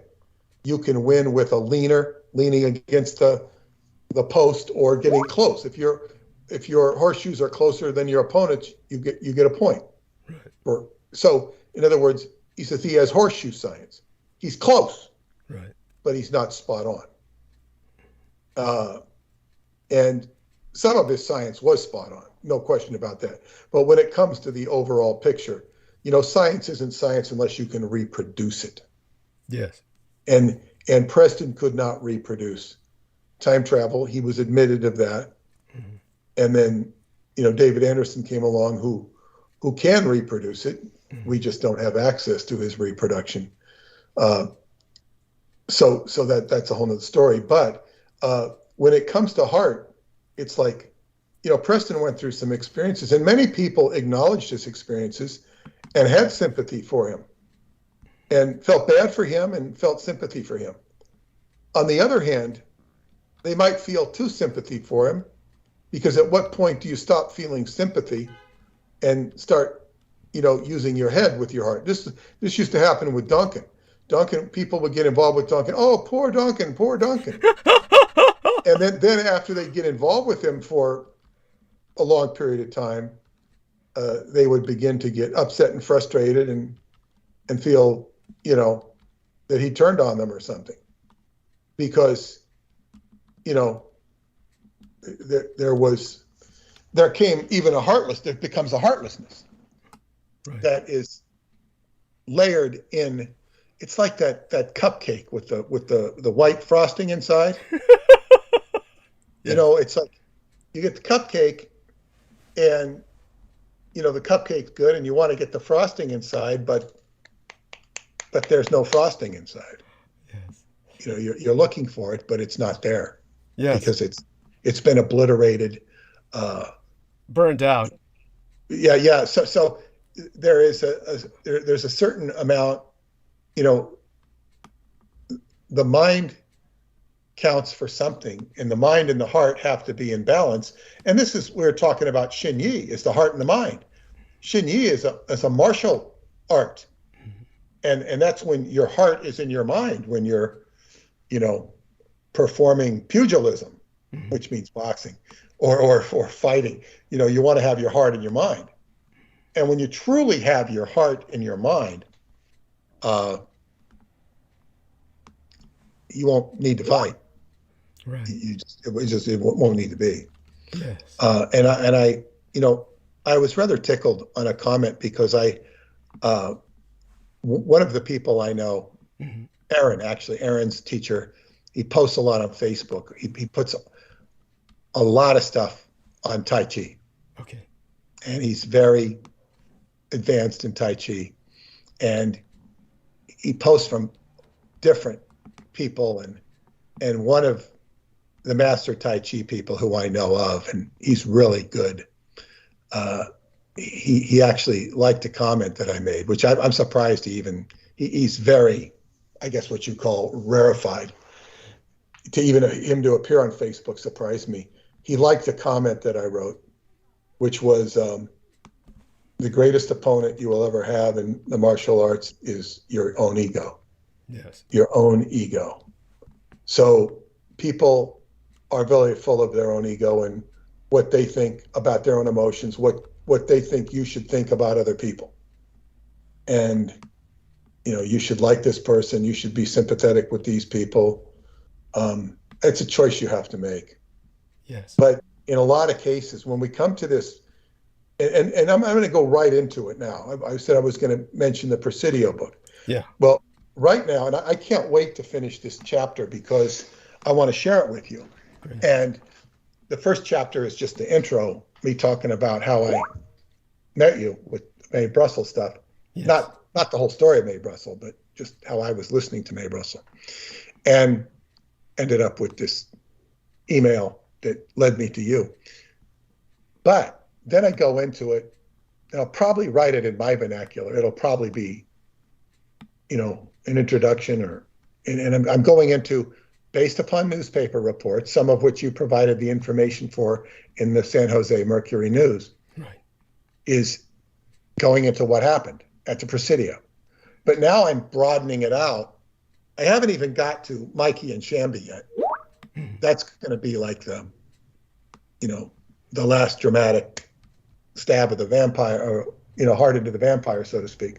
Stake the vampire. To use the Hollywood. Yes. Go. Yeah, and then it will probably go into your narrative. Then it'll be going to your narrative. Yes. Probably. That's probably how it'll work. Okay. And so, because writing is a creative process, you're painting a picture. So anyway, and I want to paint the most accurate picture possible. Of course, I'm not going into all of the bloody details of all the abuse. I mentioned some of it. I'm going to invite the reader to go read up on his own if he wants to read the grisly details of lacerated vaginas and this sort of thing, although I do mention that. Yes. It does need to be mentioned. Go on. Yeah. But I don't want to feed off of people's morbid sense. Understood. It's a fine line. Understood. It's a fine line. It is, but there's plenty. In other words, this stuff occurred, 30 years ago. It's and what's more important now, it's important to mention it. What's more important now is the obfuscation of it, the obfuscation of, and the creation of the meme of the satanic panic. Oh yeah, the satanic panic. Yeah, back when they used to, everybody was going crazy and they all went nuts. It was like the witch hunts in Salem. Right. All of that, of course, it just the carrying out of the Michael Aquino psyop. And again, just to kind of put this into further before Peter goes into this, because this is so important, but to kind of close off what we were saying about the heartfulness and the heartlessness, the heart-minded and those having no hearts, and where people place their heart is so important, and so many people place their hearts foolishly. And when it comes to where their heart reaches out to, think about what I said about when it came to the Vietnamese and everybody viewing them as the fuzzy sapiens because of this science fiction novel, and the people who were advocating the defense of South Vietnam not being able to come up with a comparable or a competitive kind of vision or fantasy to project onto the public that would promote the reason why the war needed to be fought. You saw the opposite in the case of the Balkans. And what I saw in the Balkans was because the American public had been so programmed to view the need for a white villain, the concept of a white supremacist villain.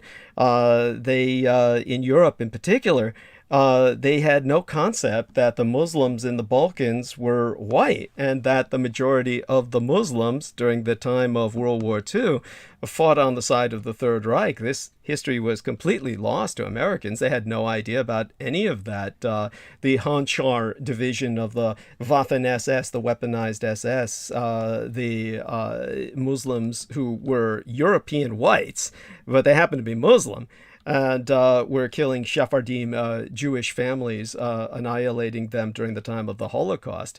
And when it came to the Balkan War, everybody thought of the Serbs as these white supremacists, and the Muslims were these poor little brown victims. They thought of them all as somehow Asiatic or Oriental, and the entire fantasy was something that the Americans have been programmed for, since they were programmed for this by Jewish Holocaust films. They went against any of the Serbs, certainly felt that they were not to be identified with. They were European white supremacists, and sided instead with the Muslims to the point of military intervention. And this is the ultimate result, of course, was the severance of Yugoslavia, the sundering of Yugoslavia, and now Kosovo is being assimilated by Albania. So, which, by the way, for those of you who don't know, that's the heartland of Serbia, the religious heartland, their holy land, so to speak, their cultural cradle. Yeah. Kosovo, Albania is. Yeah. I'm sorry. What was it? Kosovo or Albania is the heartland. Oh, Kosovo. Kosovo Metohija is the Kosovo region, is the cradle of Serbian culture. And so what you have now is that this is essentially invaded by Albania. The Americans produced a regional aggressor by siding with the Muslims. And the Albanians, just so people know, are Muslim, but they're also European. They're white European, but they're also a Muslim. But they're not really practicing Muslim, but no need to get into any gory details. It's just that they're predominantly Muslim, and therefore they were essentially gifted the Serbian hearthland by the American intervention. So the Americans went all out, balls to the wall, and NATO invaded Yugoslavia, which, by the way, was a complete and total violation of NATO's entire charter, because NATO is a defensive organization that was meant to protect Europe from a Soviet invasion. And there was no other purpose to NATO. As a matter of fact, that's why when the Turks and the Greeks went to war, both of which were NATO member states, NATO could do nothing, because they said, well, we can't do anything to stop the Turco-Greco war because, we're a defensive organization. We cannot intervene. We can only act if the Soviets invade. Of course, all that went out the window with the collapse of the Soviet Union, and needing an enemy to justify NATO, they invaded Serbia. And that was something that was obviously an act of aggression. NATO automatically became the aggressor organization at that point. But this is all of America's heart was behind these poor Muslims. These poor victimized Muslims have to be protected. And of course, then the Americans shipped Muslims into Europe, because there were no brown Oriental-looking Muslims there.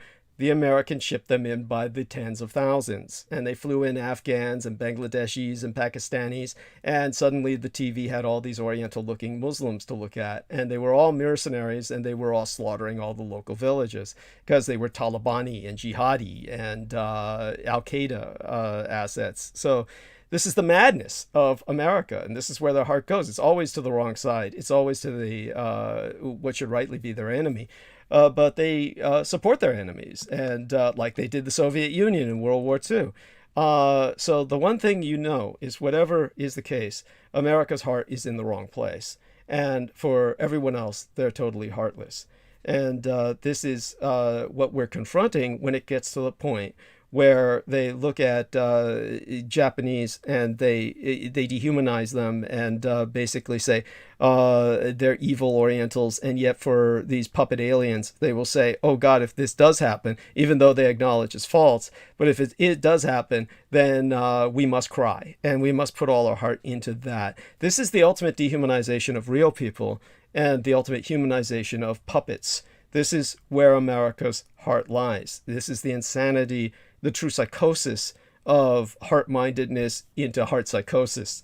So this is something people need. The movie Saving Private Ryan. Yeah. Yeah, and what of it? Yeah, what? Yeah, I've seen it. So what of it? I've seen parts. If that's the whole mindset, is putting the heart in the troops. The troops are doing the right thing. There we are. Yeah. Now also I want to say, this, if there was any question, because we're talking about, that was a Spielberg movie. Yeah. And I saw a preview last night because we went and saw Dune, and it was a very good movie. And she, I had read the book, of course, so I could appreciate it. It was a good movie to me, who has read the book, and Paula has not read the book, and she thought it was very good because of the visuals and the music. But in any case, they had a preview for West Side Story. Steven Spielberg is remaking West Side Story. Oh, God. To me, and this is not a pejorative, but it totally confirms, in my opinion, that he's gay. Yeah. Because why would somebody of his stature do a remake of West Side Story? Yeah. Yeah, I hear you. It's a very gay thing to do. Yeah. It's not a criticism of West Side Story, and it's not a criticism of Spielberg being gay. There's a whole video on it of how he got his first job by referring to City in the Stars, which is a book by Arthur C. Clarke. Mm-hmm. And it was a signal for gayness. But I'm saying is, oh yeah, I've never heard of Spielberg doing anything with Broadway before. Maybe he has. Who knows? I mean, with him, of course, everything is suspect. I could go on again about the time he did Hook with all the little kids dressed like Peter Pan and shit. And, of course, Robin Williams being involved with that. And in terms of the entire mentality that Americans that our listeners are going to have to contend with when you're trying to educate them about the Roswell deception. Maybe the best thing to bring up is, in there they'll see photographs of Japanese that look like aliens, and Japanese that many people will insist are children. But that's what makes it so bizarre. If people say those Japanese are children, you would think their hearts would reach out and they would want to investigate, what are the children doing on the battlefield? Have the Japanese sent or deployed children? Is this something like the Hitler Youth? In either case, it's dismissive of the information that's being presented. That's all it do for. Yes, they're not presenting. That's all it is, and that's heartless. Yes. To be dismissive. Thank you. To say, some kid comes in and says, I want to play here. And you say, get out of here, you dumb little kid. Right. Instead, you say, okay, okay, you can play here, but maybe not right now, but maybe this. It means everything in the world to give a yes, even if the yes is a no, because it can't be done. It can't. We just reconnected the OBS. I need all of our listeners to clarify that we've got OBS working and that you can hear us. Just let us know about the quality of our sound. And I'm sure people probably heard nothing but a little glitch, but we had a temporary break in the online broadcasting software, but it reestablished. So everybody let us know that you can hear us from whatever medium you can speak on. Want to give a shout out to Erica Ann, and a shout out to, of course, the lovely Sarah Lyons, who was with us earlier, and Sarah Thomas, Sarah Thomas, who gave us the 3 pulsating pink hearts. Love you dearly. And of course, Pena Perspectives, hello to everyone who's in there. Daniel Arola and Terry Hopper. So everybody's been very good. Deciphering My Experience has also responded to the element, saying, many years working as a plumber has taught me much about water. So water splits the wood, and water from metal is where the term sweating copper comes from. So there we have that. So we can go back now. Basically, Peter Moon's going to talk now about writing about the Presidio military base and some of what he's had to contend with, not just emotionally, but in terms of writing. Well, he'll take it from here. Well, yes, and before I do that, I just want to say it's important. This is why I appreciate everybody that has contributed not only to Douglas's recent birthday, but to the book and to promoting the book, because it's made a difference. We've had I guess you say, a small increase in sales, and I'm not talking about a small increase in sales at Sky Books. No, I'm not that necessarily hasn't even existed. I'm talking about with our distributor, and where that is people ordering it through the system, which could be Amazon, it could be in stores, it could be whatever. In other words, there's been a little bit of an uptick, and I can, all of this effort, we've been pounding on this for weeks, and we will continue pounding on it till we get all of those books sold and they order more. Yes. And they because this is a matter of the heart of what happened. I mean, we go back and we can say all sorts of things about, we can feel bad about the people that lost their lives from the nursing home scandal in New York under Governor Cuomo. We can feel bad about the people who've lost their lives from Alec Baldwin, or the one lady, the people who lost their lives on January 6th, so on and so forth. Right. But there's nobody significantly acknowledging what lives were lost in World War II. Sure, they pay attention to veterans and whatnot, but there are other people who lost their lives that were prisoners of war. And there were also travesties by the Americans, which are covered in the book, that are not properly acknowledged. Now, we've had a lot of social drama over people not acknowledging Black Lives Matter. We have Colin Kaepernick, the former quarterback of the San Francisco 49ers, who was kneeling and protesting the national anthem because Black Lives Matter wasn't being recognized. Black lives didn't matter. And he was castigated by the NFL. He was condemned by President Trump. And then finally, when all this violence started happening over this poor individual who was killed in Minnesota, yes. Now it's okay to, Black lives do matter, and the NFL is now, patting people on the back. We like Black people, sort of thing. It's okay. Now they get mad at Black people if they don't want to get vaccinated and find something else, because many Black people don't.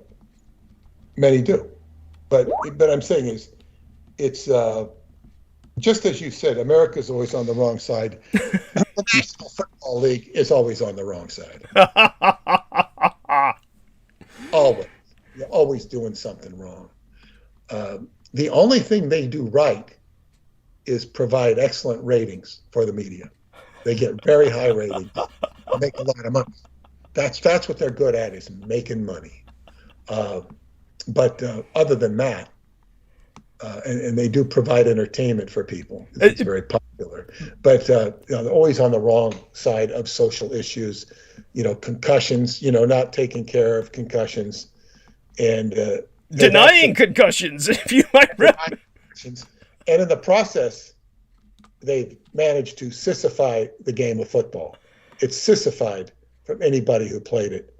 And you can play football without turning the players into sissies. So what is it? Prima donnas, my dad used to say. Well, they were always prima donnas, but I'm saying, what do you call it?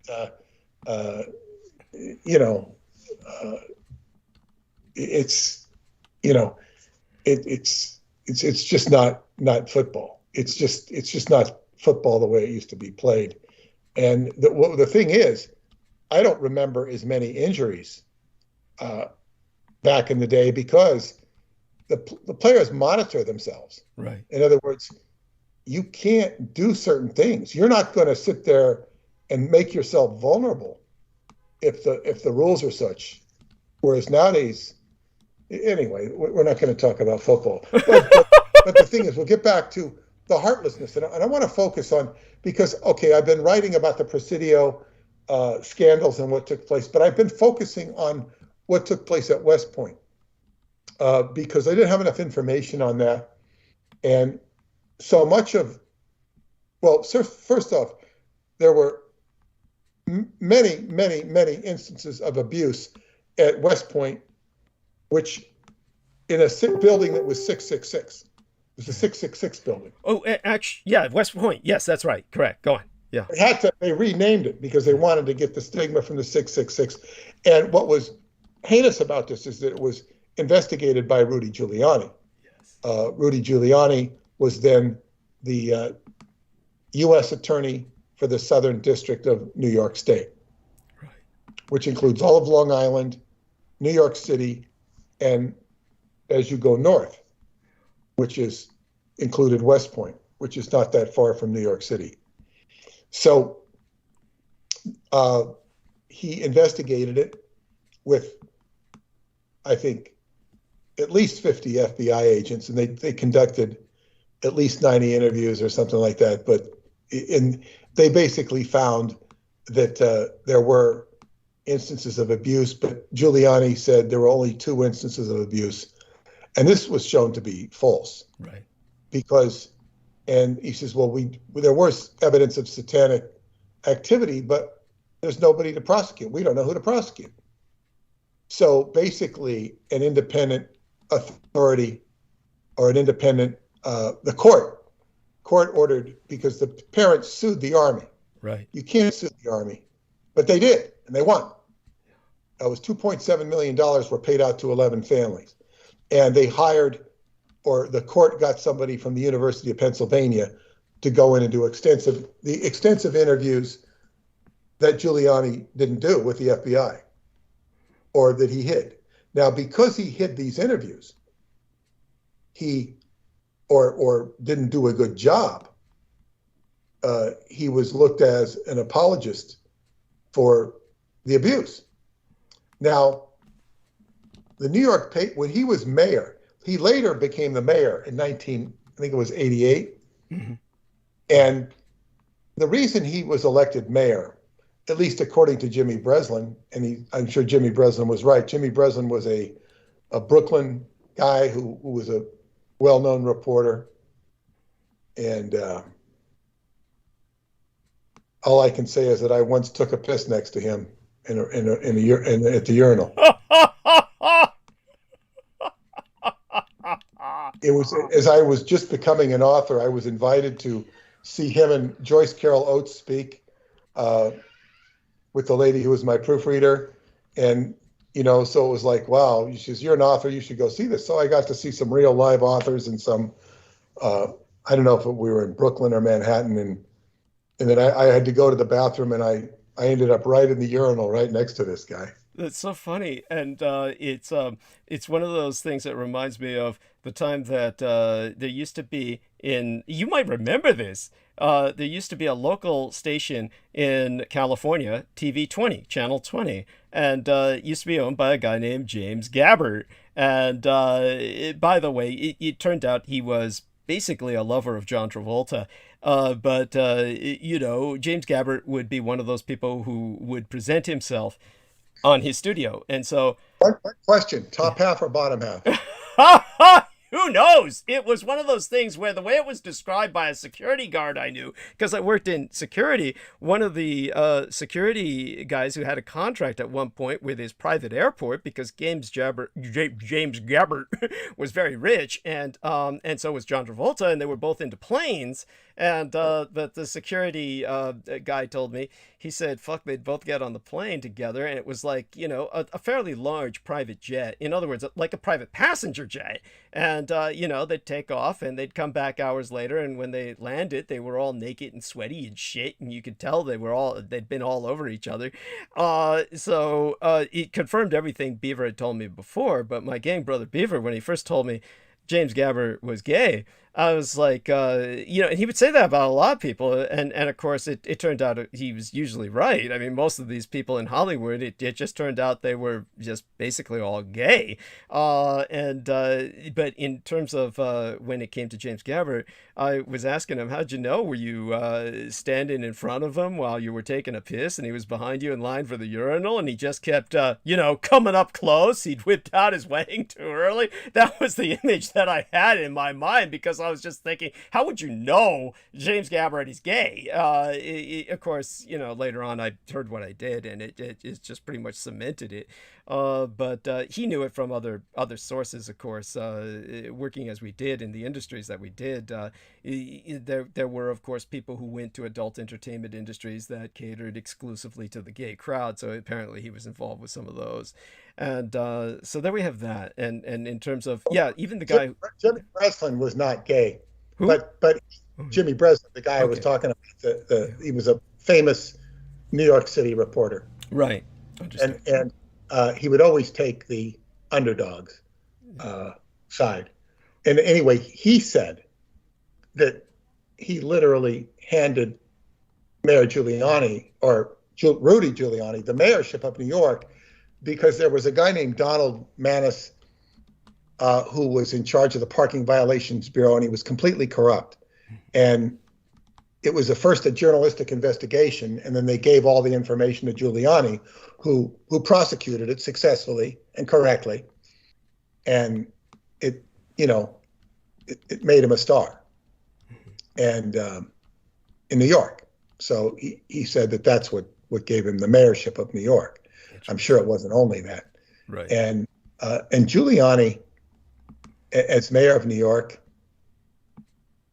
in many respects, he did a good job, because he cleaned up Times Square with the help of Disney. And Times Square was a slut zone. Yeah. It was just, and I used to live right there for at least a month. And it was disgusting, walking out into just, it was like Porno Square. Yes, that's right. It was the way the Tenderloin used to be. There'd be porn shops. As a matter of fact, what's his name? The David Letterman had that stupid Christmas special where he was going around playing the Christmas carols and shit, and you had all these children's voices singing, and David Letterman would have the camera focus on all these rubber heads of the woman with the open mouths. They're like rubber sex heads. Well, I don't know, because his theater, or the Ed Sullivan Theater, where he used to have his show, at least his CBS show, is right near there. It's not far away. Yeah. So it would make sense. And even if he was still working at NBC, that's a bit of a trek, but not that far. But I mean, you could do it. But it was right in the neighborhood of the Ed Sullivan Theater. So, this was, you're right down there with Broadway too. I mean, Broadway, now they've cleaned it up to where everything costs a lot more and it's higher rent. It's a hell of a lot nicer to be there. It's a hell of a lot nicer to be there, and you don't feel endangered just by walking through that part of New York City. So Giuliani did that. He also got rid of the squeegee people, where you'd have guys. The raggedy men. Yes, go on. Yeah, they'd be squeegeeing your car, and they'd want you to give them some money. They didn't ask you. They pour dirty water on your windshield and start squeegeeing it. Yeah. But by the way, Peter Moon doesn't do it justice. What would happen is you'd drive down the street and you'd have to slow down for traffic. You were trapped by circumstances, and basically these leprous, homeless men with maggots crawling out of their eye sockets would basically attack your car. I don't see them like that. Some of them looked pretty young and athletic, and they were hustling. That's even worse. That's even worse. But yeah, the one thing, scared of the homeless people.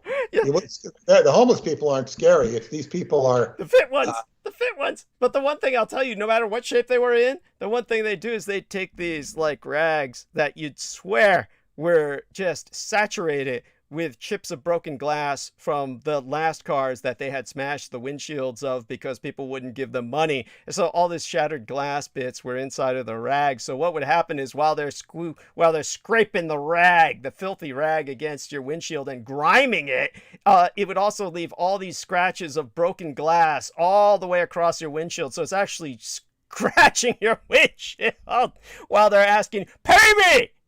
Pay me!" I don't remember it being that aggressive. I don't even remember having it done to my car.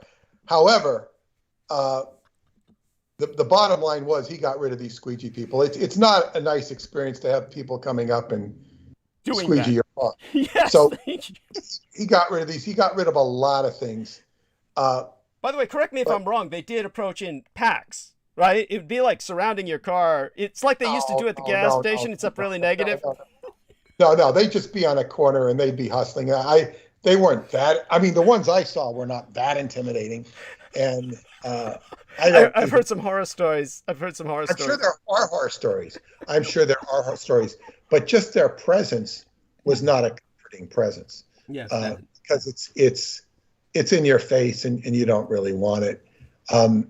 But just like when people are out there selling water, they're not in your face. I mean, it's like you don't want people around your car with bottles or oranges. LA used to have the orange people. They'd be selling oranges. But whatever. Anyway, to get back to Giuliani, yes. He cleaned up New York, but and this is how he became mayor. But he was mayor, and he was pretty effective in terms of cleaning up New York. And he had, I tell you, he is looked back at fondly compared to the mayor we have today, de Blasio, who's a communist. At this point. Yeah. Complete loser. And Bloomberg, he was much better than this de Blasio guy. But anyway. That's saying a lot, by the way. But so anyway, Giuliani, he was mayor, and he was, he was definitely the man about town, as was Donald Trump at that time. They were both Republicans. And we had a New York, I think Pataki was governor. He was Republican. But in any case, he's going to run, he's mayor and he wants to run. The New York papers protect Giuliani when investigations came out of what was going on with the University of Pennsylvania investigating Giuliani's prior malfeasance as a prosecutor. He had a good record as a prosecutor, but not when it came to the satanic crimes. Interesting. Yeah. Suddenly all that changed. So they did not report this in any of the New York papers except for the Times Herald. The Times Herald was more of a Orange County, and there's an Orange County, New York, not just Orange County, California. Orange County is, in the as you get up to Westchester and whatnot, and it covers this area It's north of New York, Millbrook area, and they went after Giuliani and the whole thing because that's closer to West Point. That's in the West Point area, so they didn't pull any punches. But that was just one paper, and it's really not a New York City paper. So it's New York Times supported him. So it gives the appearance that the press was very kind to Giuliani because he suppressed these crimes. Right. Now, nevertheless, the Army paid out $2.7 million to 11 families, which demonstrated that there was demonstrable evidence of satanic abuse going on that the Army was responsible for. Thank you. There was even one person who had murdered somebody who was let off. Yes. He was just discharged. So now, what I want to go to now is Geraldo. Yes. Geraldo, who was, if not still, was sort of a tabloid reporter. Right. He rose to notoriety with Al Capone's safe. Yes. And in fact, I read that he felt humiliated after that. He felt his career had been ruined because, they were having all this hype and they were digging for Al Capone's safe and they didn't find it, hidden safe. He thought he was a loser, but in actual fact, he became a national commodity at that point. Yeah. It did good for him. So he eventually, in the 80s, he had done shows on pursuing Satanism because it's very lurid. And yes. Now, the problem, it said that he got some really highly, or I guess it was very well watched, but the sponsors waned because the sponsors didn't want to be associated with Satanism. They didn't want their products on a show with Satanism. Right. Which is understandable. But it nevertheless got very good ratings, even though people didn't want to sponsor it. And you have to question, why didn't they want to sponsor? Because they didn't support it. You could also understand that you don't want your product being flaunted in front of, with a satanic program. Now, still, there's probably deeper stories behind that. Yes. But Aldo, years later, in the 90s, apologizes for fanning the flames of Satanism. He actually apologized and said that many innocent people were hurt. And I found that.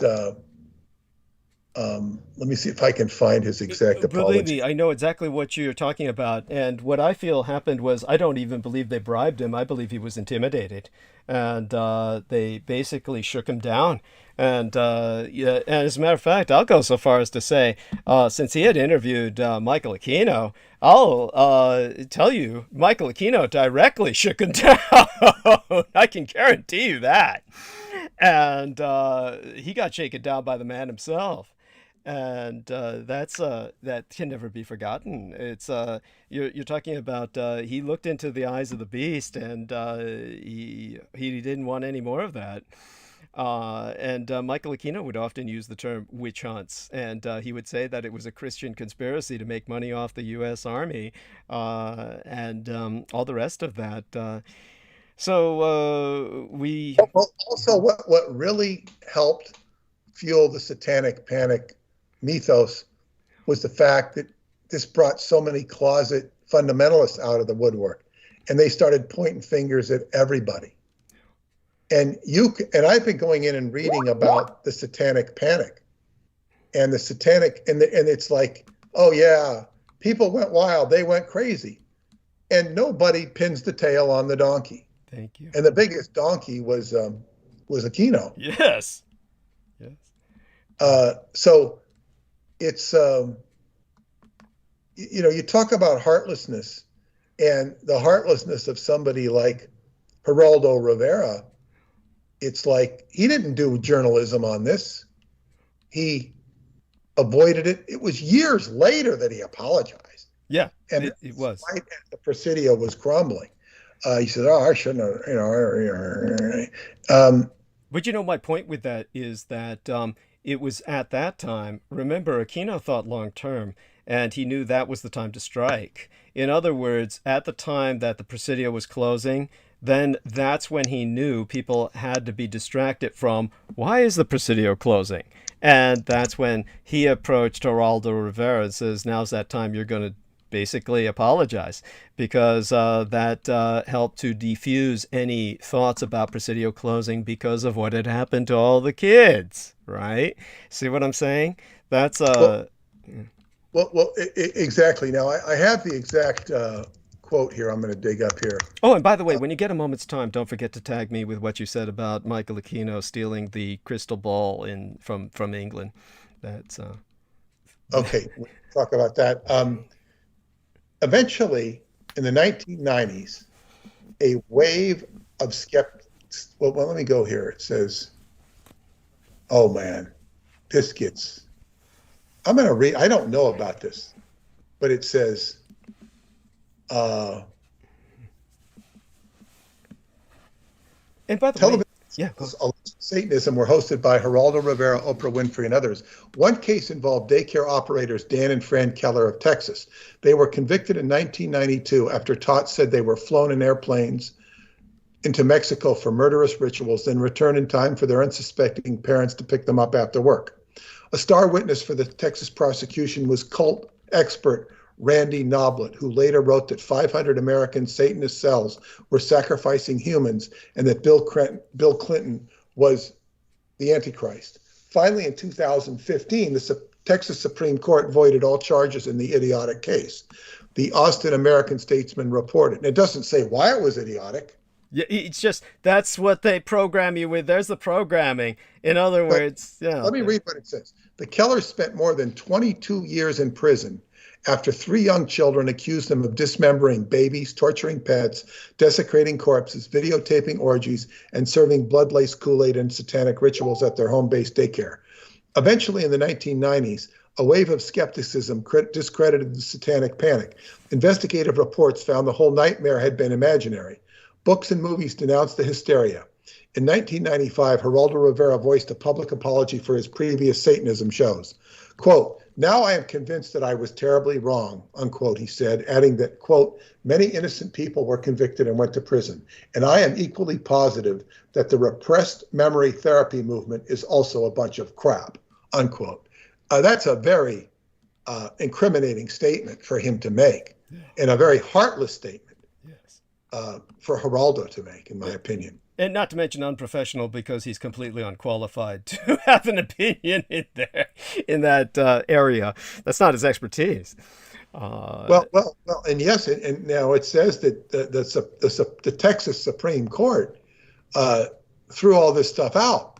Now, if somebody is running a daycare and they have all of these accusations of children, accused them of dismembering babies, torturing pets, desecrating corpses, videotaping orgies, and serving blood-laced Kool-Aid and satanic rituals at their home-based care center. My first thing is, how do you get those charges leveled against you by kids? Kids don't like you, number one. And how much of that is true?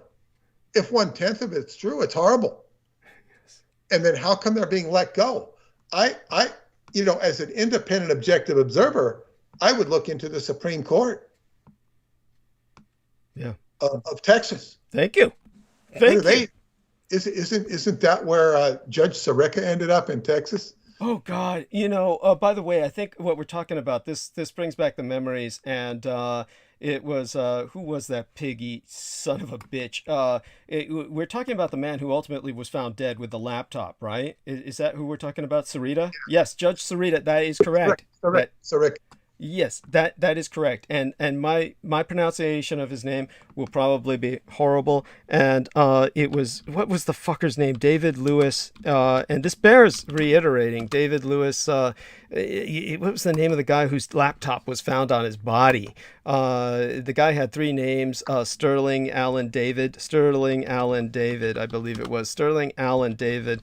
And let me see if I can refresh my memory with this son of a bitch, because this was the guy that our James Arthur Yanchik had all the time on his show, and it was by the way, now the just so readers, or rather our listeners, I keep thinking about Peter Moon's books, of course, and we think like writers, but just so our listeners can look this up. The individual that Peter Moon is talking about, his surname is spelled Scalia. How do I pronounce that again, Peter? No, Sirica. Sirica. Sirica. Sirica? Are you sure? Okay, well, I was thinking about Scalia because... Oh, you're right. Sorry. They're two different people. Okay. I got them conflated. It's no, you're right. No Scalia. worries. No worries. So what happened was that, let me relate what I remember. But basically, there was it was Justice Antonin Scalia. He was the Texas Justice of the Peace. Or rather, he was the 79-year-old Supreme Court Justice, and it was the Texas of the United States. Of the United States. Thank you. And it was the Texas Justice of the Peace who certified that his body had been found on his ranch, and that he had, quote unquote, died from natural causes, but no autopsy was allowed. And it must be known, this was openly and publicly confirmed. The certification was made without even an examination of the body. So when you have the unexpected death of a divisive public figure during an acerbic presidential campaign, it set off conspiracy theories and, of course, reasonable demands from political commentators that a pathologist perform an autopsy before his burial. But there was no autopsy. The Texas officials said that they obeyed the wishes of the Scalia family in not authorizing any autopsy. Now, if I remember correctly, his body was found on February 13th. I remember the date because it was February 13th, which was right before Valentine's Day. I don't remember the year. Peter, give me the year. But he was in his bed at the West Texas Ranch, one of his ranches. The typical cold, pulseless. But his hands were folded on top of the sheets as if he was taking a nap. I know that much. That's what his Mexican maid said, because she was an illegal. There was a big scandal about that because he had employed an illegal. His doctor said he had chronic cardiovascular disease, but basically that's like a cheap shot, because you can say anybody died of heart failure. All forms of death are ultimately heart failure, right? But in terms of somebody prominent like this, basically there were 3 different forensic pathologists who were interviewed publicly about it. There was Dr. Michael M. Baden, who was the former chief medical examiner in New York City. There was a Dr. Vincent DiMaio, who was the former chief medical examiner in San Antonio. And basically, when they were interviewed, they just basically said, well, if you're over 60 and found dead in bed, people just don't give a shit. They don't pursue it. But there was the third, who was Dr. George Lundberg. He was the former editor of the JAMA, the JAMA, the Journal for the American Medical Association. And he was delivering a lecture at UCSF about this, which is another reason I know the details. And he said that the handling was simply unbelievable. He said an autopsy should be mandatory when a politically prominent person dies unexpectedly, especially if it's unobserved. By the way, he stopped working for the government. He, I think, when he was delivering his testimony at UCSF in a speech to all of us people who were taking the extended adult education courses on medical journalism, he was at that time working for CollabRx, RX like the prescription CollabRx. It was a Renova health company. And but basically, he was going into the fact that, unfortunately, a lot of people get away with doing no autopsies simply because they are famous and politically important. But that should add to all of the suspicion. And the reality was, what was decisive was that on Scalia's person, like literally by his bed, there was an open laptop. And this laptop was loaded with child pornography. Now, we know that for a fact. We know it's not rumor because it was all the child porn that was in that laptop that was used as evidence to bring Sterling Allen David to justice. Now, one of the things that I brought up before was that all child predators will have 3 first names. And that's because when children report them, it confuses the report. Because the adults will ask, well, if Joe, Ben, and Jerry were all raping you, does this mean 3 people were raping you? And the child will say, no, it's 1 person. And then usually the interrogator will just drop it and say, there's no way a person can have 3 first names. Well, this is why child molesters all legally get 3 first names, and they'll interchange them around so that they can hide their identity, scramble it even further. But Sterling Allen David was often known as David Allen Sterling, and then also as Allen, but anyhow, what he was famous for, or infamous for, was he was a free energy freak. And what James Arthur Yanchik would do is he would bring him onto every single show for 15 minutes in between all of his interviews. So no matter what interview he had, for 15 minutes, they would take a free energy break and say that free energy 15 minutes of free energy. And they'd bring on Sterling Allen David to talk his bullshit. And this was so that every guest that James Arthur Yanchik had would be affiliated with Sterling Allen David. And what he would do himself, Sterling Allen David, is he would download child porn into everybody's computer so that they would all be affiliated not only with him as a name, but in terms of they would be affiliated with child porn. And that way, if he ever got busted, he was taking down everybody with him.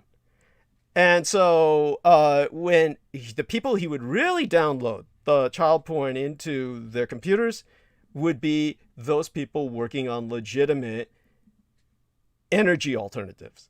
So anybody who was working on any legitimate energy alternative, Sterling Allen David would pump all of their computers full of child porn. They'd get busted, and whatever they were working on would get shut down. And so here you had this son of a bitch destroying all alternatives in terms of energy, all the alternatives to the oil people that are exemplified by what Paula had to tolerate for the time she was working with the oil industry. And these are the people who, so long as oil is kept at the high prices, they don't need to even really work. They just show up and, they're on a kind of welfare state system. And that's why she was appalled. I mean, she probably hadn't seen anything like that since the communist days in Eastern Europe. So this is what they are, is kind of like a welfare state for the wealthy. And they're living off of no alternatives. And one of their agents of chaos to prevent alternatives was Sterling Allen David.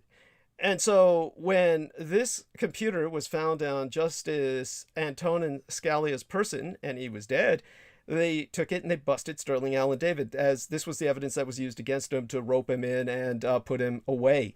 Because this was the computer whose IP address was where they found all that child porn had sourced from that was being dumped into all of the energy development agents who were trying to develop alternatives to oil all over the world, even as far as Asian India. They were coming out of Sterling Allen David's laptop. And so what was Justice Scalia doing with that? And this is, of course, why they basically said that, he must have been investigating this because he was so conscientious. Yeah, right. If you ask me, if he had a heart attack, it was because he was jacking off over to that shit and he got too hyperstimulated. Yeah, probably pumped himself full of enough stimulants so he could keep his dick hard while he was going through the motions, too. And wound up getting a little too, popped a rock and and his heart gave out. There you have it. And there's that son of a bitch. After that happened, then here's James Yanchik, and he has to go over all the interviews he had with me, all the interviews he had with everybody else, and take out that 15 minutes because at that point he was implicated. And that was like he scrubbed that later on. But in the old days, he used to have Sterling Allen David's face on every interview. With every interview, you'd have on his website the face of the interviewee and the face of Sterling Allen David. So everyone had their face side by side with Sterling Allen David. If you got interviewed by James Arthur Yanchik, because he'd be in there for his 15 free minutes of free energy. Yeah, we know what his energy was. So there you have it. That's what all comes to my mind with that. And there's plenty of other shit to go into with that son of a bitch. But that's the point to be made. That's the main point to be made.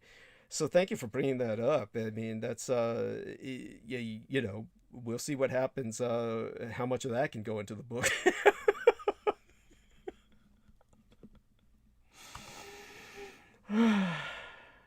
So, oh, I'm sorry. Is everybody still there? Okay, are we still on call? Let's check into live stream.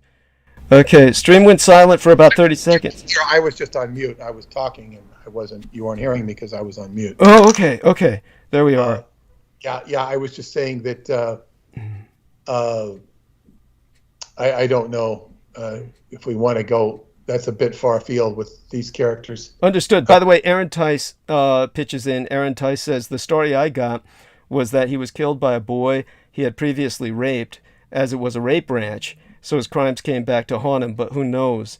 By the way, could everybody hear everything I was saying? Because James... Yes. Okay. I think we could. Okay, James Forsyth said the stream went silent for 30 seconds. If so, it wasn't that a perfect time for it to go silent, but hopefully enough got recorded and it'll be on when it uploads. Hopefully people can hear it. So take it from there, Peter. I'm sorry. Well, we're talking about heartlessness in the media, and you know they did a lot of rambling about the satanic stuff, but it's almost as if it was orchestrated from day one as a psyop, because you have this outrageous flaunting of Satanism. I remember on talk shows like Phil Donahue. Yes. And Satanism in the military and Geraldo and it's stirring people. It's stirring up the fundamentalists, and that they take it to absurd proportions and start finger pointing. I know there was a raid of an OTO lodge in Berkeley, and it was all this excitement, and that was probably orchestrated by Aquino, and then it caused a lot of problems to the people in Berkeley. But then there was basically nothing there because they weren't actively involved in anything illegal, at least that could be observed, you know. So in other words, the satanic panic was arranged so people would be shooting their own foot bullets and make the whole thing look ridiculous. And then you have the media performing a great psyop. And we were talking about Texas, you know, the Texas Supreme Court basically declaring this guy to be, you know, throwing out the charges. Well, it doesn't say why they threw out the charges. It doesn't go into the details of why they threw out the charges. I would like to know what those details are. So in other words, oh, well, yeah, so they did it. And you're probably right. In fact, I'm sure you're right about, you know, Aquino going to Geraldo and basically, you know, telling him he's threatening the integrity of the United States. Right. And so this is who these people are. When you get big and powerful, it's like that movie with Al Pacino. I think he's The Firm. I think it's called The Firm. Mm-hmm. It's like you're working for the firm, and you have to know where your bread is buttered. And sort of like the Eyes Wide Shut movie with Tom Cruise, you know, you have to use your common sense. And this is, you know, you want to keep your family alive. But then again, in the movie last night, they showed a betrayal. The guy, he goes to, you know, his Duke, and he's the physician, and he arranges for him to be killed. And he says, I did it because I had to save my wife. And then later, you know, he goes to claim his wife. He says, I you know, the bad guy says, well, he says, yeah, I did say I wouldn't kill your wife. But then he did something to the wife, and then he kills this guy. So in other words, it's like, you know, you can't compromise yourself like that. It's not good. And Geraldo has compromised himself. Yes. Or he showed himself to be completely disingenuous. Yeah, but he can act as righteous as the next person.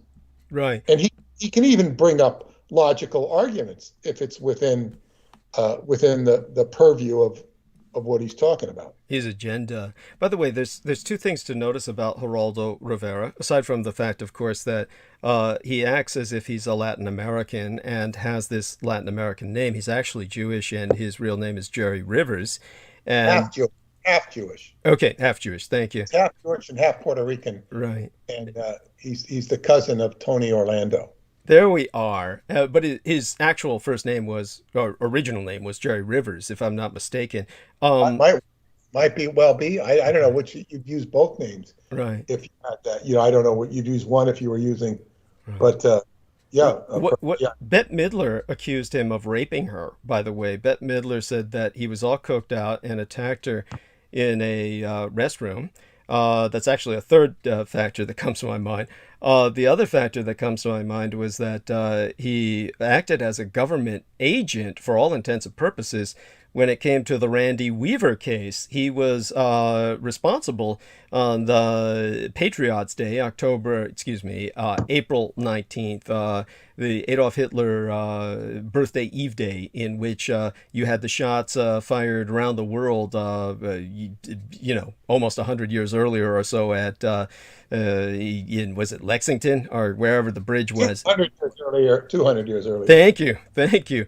And but that was what was known as Patriots Day, and it was on that day that he was in the helicopter with the feds buzzing the Weaver estate. They intentionally were provoking the Weavers, trying to get them. Would he have been an embedded reporter who was trying to get a hot story?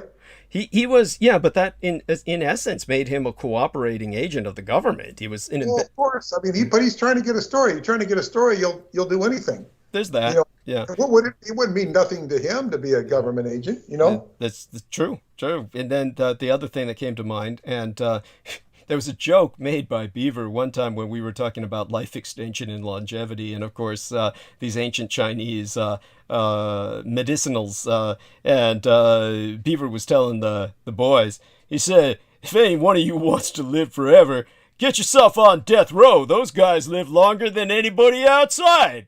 And that was kind of exemplified by Charles Manson, because if I remember correctly, certainly Geraldo Rivera was one of his greatest crucifiers, and Geraldo Rivera made a kind of mini career out of persecuting Charles Manson to the point where you wanted to tell him and everybody else to get off Charlie's back. But he basically would go in there, and one of the names of one of his documentaries was Live from Death Row. Yeah, and so, I mean, I think I'm right on this. Charles Manson was on death row to the day he died, and he was No. Charles Manson was given the death penalty, which was really very, I guess what you'd say, milking it, because he wasn't even didn't directly murder any of these people. Understood. Yes. So it was like, that was they were really making him a bad guy. However, and this is the same thing with Sirhan, they canceled the death penalty in California, and so therefore everybody who was on death row was taken off death row, which included Sirhan, and included Charles Manson. So once he was taken out of death row, he ended up in Vacaville, California, I think medical facility it was called, in Vacaville, and the prisoners burned him. Right. They burned him, and he was burned severely. They were just doing it to punish him, and he survived it. And he lived, but he was once you get reprieved the death penalty, that was it. He never was on death row again. Okay. Never. He got off the hook. I know Timothy Leary was in the cell next to him for a while, and that would have been.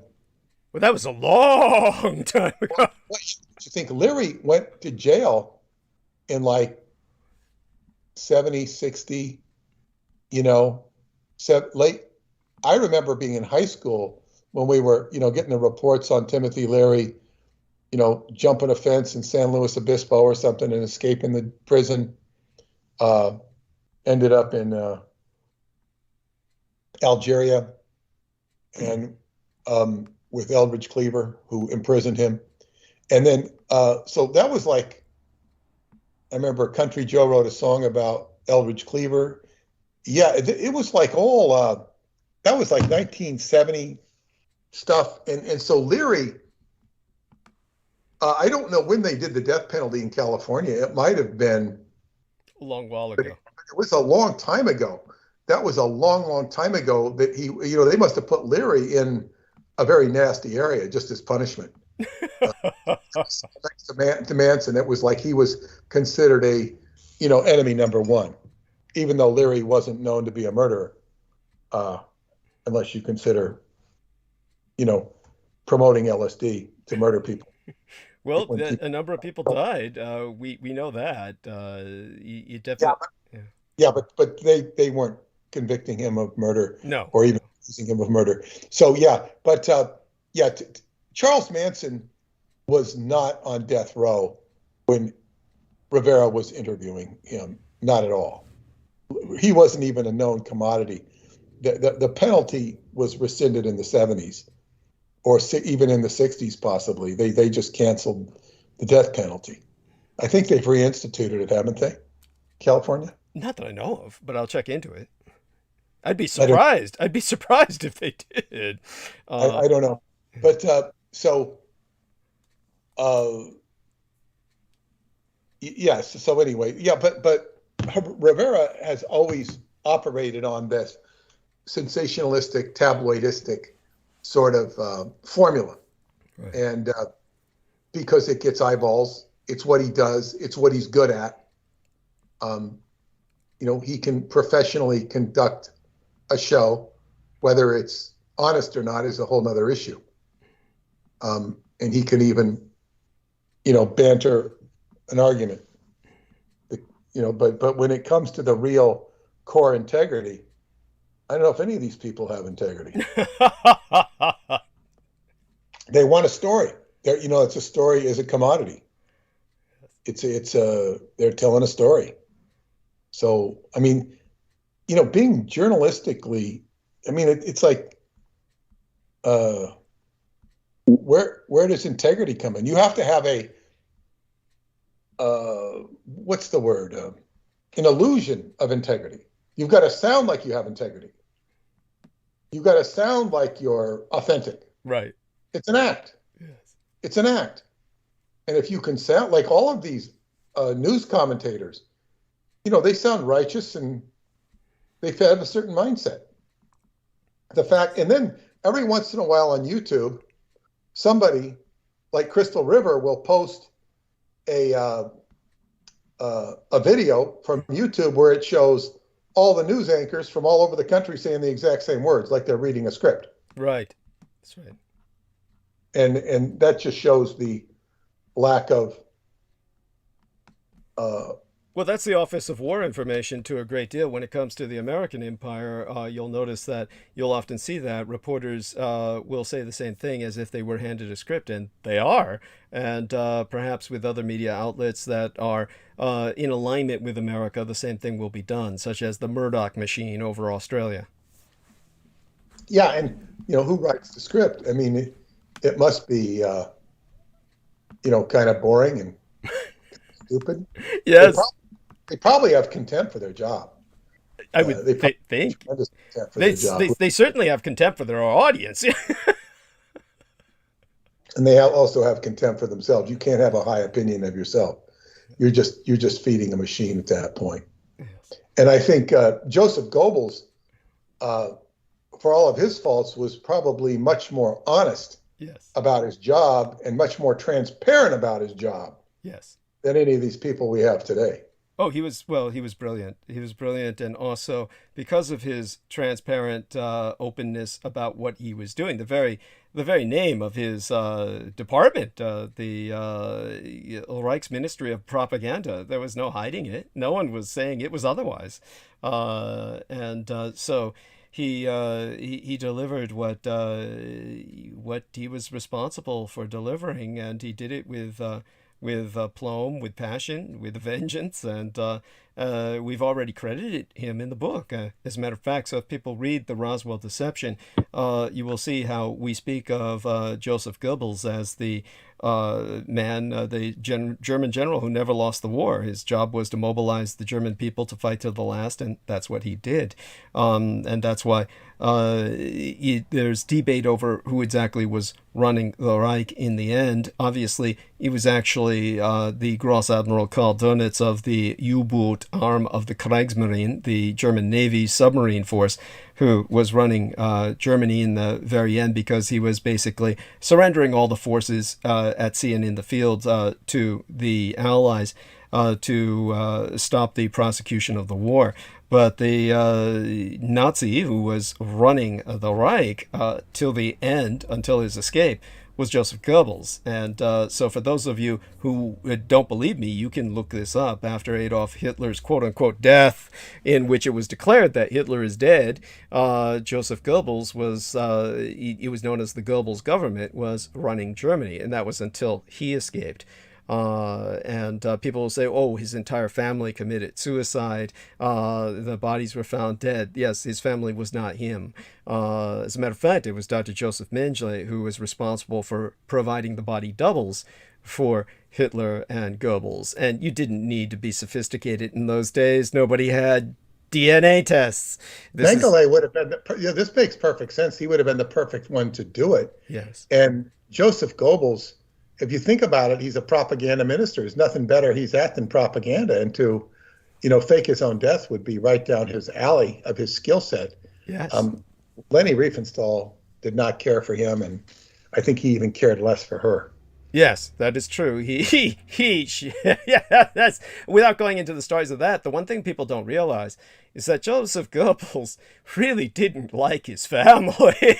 For those of you who are unaware of it, Magda Goebbels, who was effectively, in many ways, the first lady of the Reich, in many ways, because, of course, Adolf Hitler was unmarried throughout the majority of the Reich's time on the surface world. Magda Goebbels, the wife of Joseph Goebbels, was essentially the woman who fulfilled those duties and of state, of a first lady. And Magda Goebbels, again, for those of you who don't know, was an ardent Buddhist.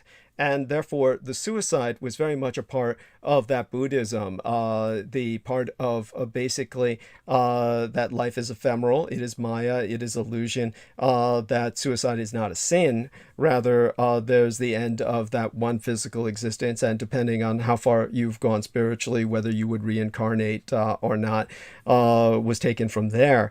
But at one point early in the Reich, she took all the kids, or the younger ones, because they had many children. And this may have had something to do with Goebbels' many affairs with many Eastern European actresses. There was a Czech one in particular that was very scandalous. But she took all the kids and she put them in a car, and she was trying to drive across the border into Switzerland. And she was attempting to defect, and she was apprehended. So if she had succeeded in defecting into Switzerland, that would have been an incredible propaganda, just treasure, a boon for the Allies. Because from Switzerland, she probably would have gone to the West and talked about what an asshole Goebbels was or something. And so that could have done untold damage to the Reich. This was before the war. So it wasn't that he liked his wife. So when it's not like this was a sacrifice that was beyond the pale for him, the sacrifice of his family while he escaped. For those of you who are trying to attribute, are you saying they did not escape? This is the way I understood it, was they did not, but he did. Yes, that made it all look real.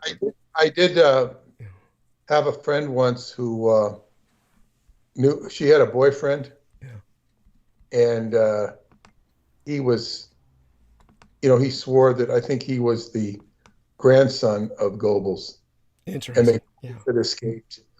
And I don't, I think it was the grandson. He was probably about my age. I was born in '53. Yeah, he could have been Goebbels' son. I don't know, but he was very weird. I never met him, but he was very weird the way she described him.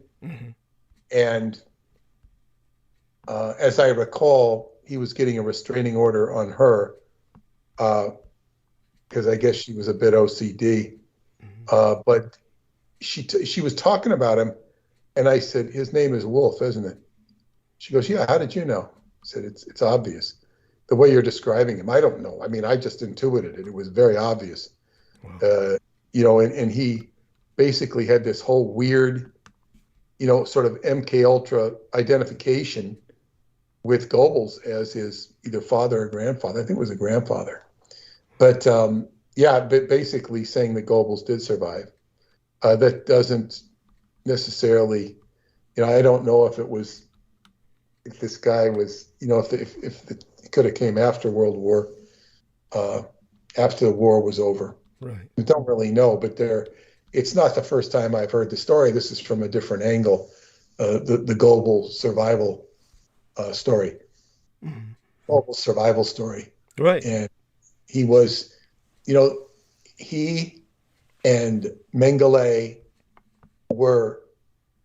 and Himmler were known for in Heydrich, were known for their efficiency.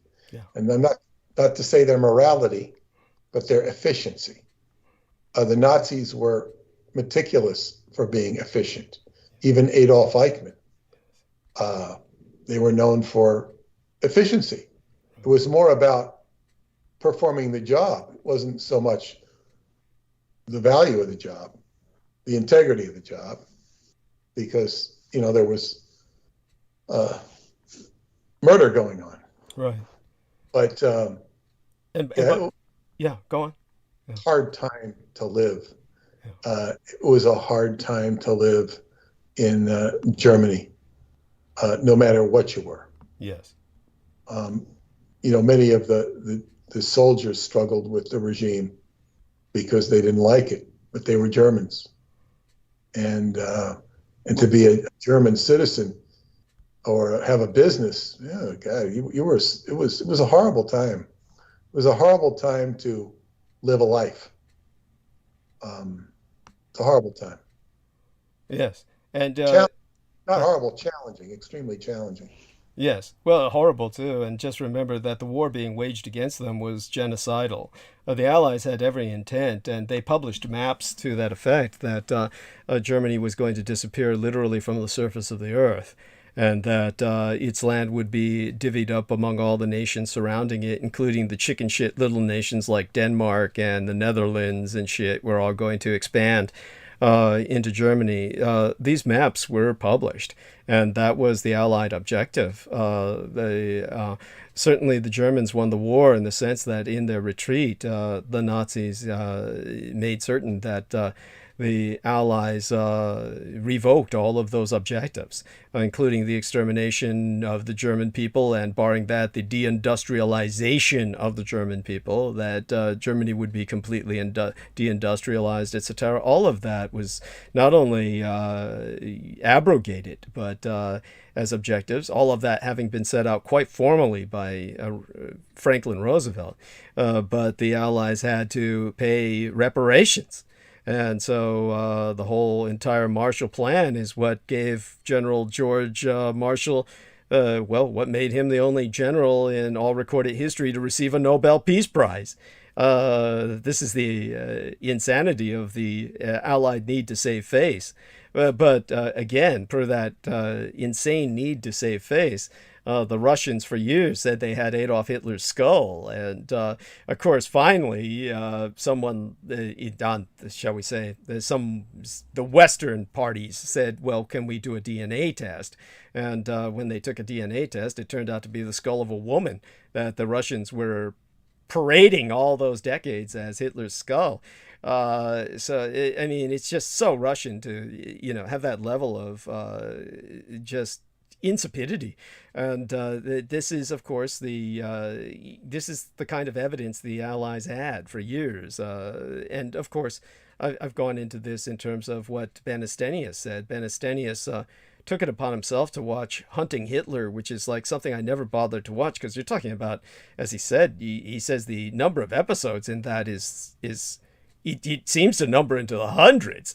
Is this the thing on the History Channel? No, it's something else. It's on YouTube, and he watches all of whatever it was. Hunting Hitler was respectable. It wasn't History Channel shit. No, because I think I know the guy contacted me from Hunting Hitler because somebody had written to me and he wanted to know where this guy was. And yeah, this guy, they were doing a lot of Hitler shows. So it says the reconnection is successful, and anyhow, from what Benestenius related to me, it all matched with what documents I had seen. That Adolf Hitler had gone through Spain and then took a stop in the Canary Islands, specifically to make an inspection of Die Glock, the bell bomb, and then moved from there down into Latin America. And he was quite the globetrotter after that. But in terms of Peter Levinda, the author of the Simon Necronomicon, his objective, of course, is to try and hit Asia and propagandize against the Muslims. And so what he was pushing was that Adolf Hitler wound up in Indonesia, and that he had converted to Islam, and of course was pointing out, of course, the incredible sympathies for Nazism that East Asians have, and is trying to, of course, generate as much hatred towards East Asians as possible by taking that out of context. So when it comes to Peter Levinda, obviously this is an individual who is armed with enough knowledge to be dangerous, and he does his most to decontextualize it, to do as much harm. You don't hear about him anymore, though. He doesn't seem to do anything anymore. He's still doing these stupid books, chicken shit, who come up endless. Paying attention to him, as far as I can tell. I mean, I don't hear anything about him. Yeah, I mean, that's a good thing. Yeah, I mean, he's still out there, but, I think a lot of I think he doesn't have the Aquino wind behind his sails anymore. So I was talking with Brandon Young about that before you came on. So he probably just doesn't have that network up behind him anymore to promote him. And so you're going to see a lot of these guys kind of wane at least a little bit. When it comes to that crowd that was supported by Michael Aquino, Richard Dolan and Peter Levinda and Richard K. Cole Jr. and all the rest of them. Their sales seem to have gone down for sure. Yeah. Stephen Outram, his promotion of himself.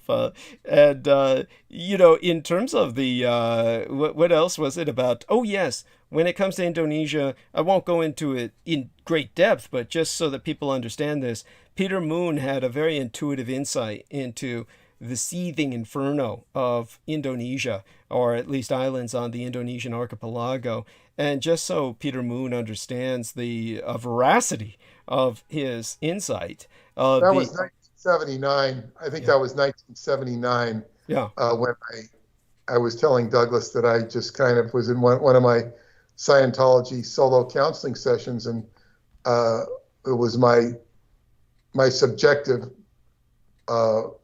duty to kind of like look at the planet, and I saw this tremendous amount of, I guess what you would say, dysfunction, only that's a polite word, right, on the planet, and it responded on the meter, all coming out of Indonesia, the Indonesian area. I'm not specific, no specific place in Indonesia, just that general area of Southeast Asia. I said there's something there of, major malfunction of planet Earth emanating from there, and Douglas is addressing that now. Yeah. Go ahead. Thank you. And just so people understand this, the Indonesia is a genocidal nation, and what goes on in Indonesia is that the Chinese overseas, the overseas Chinese diaspora, or the population of Chinese who live outside of China.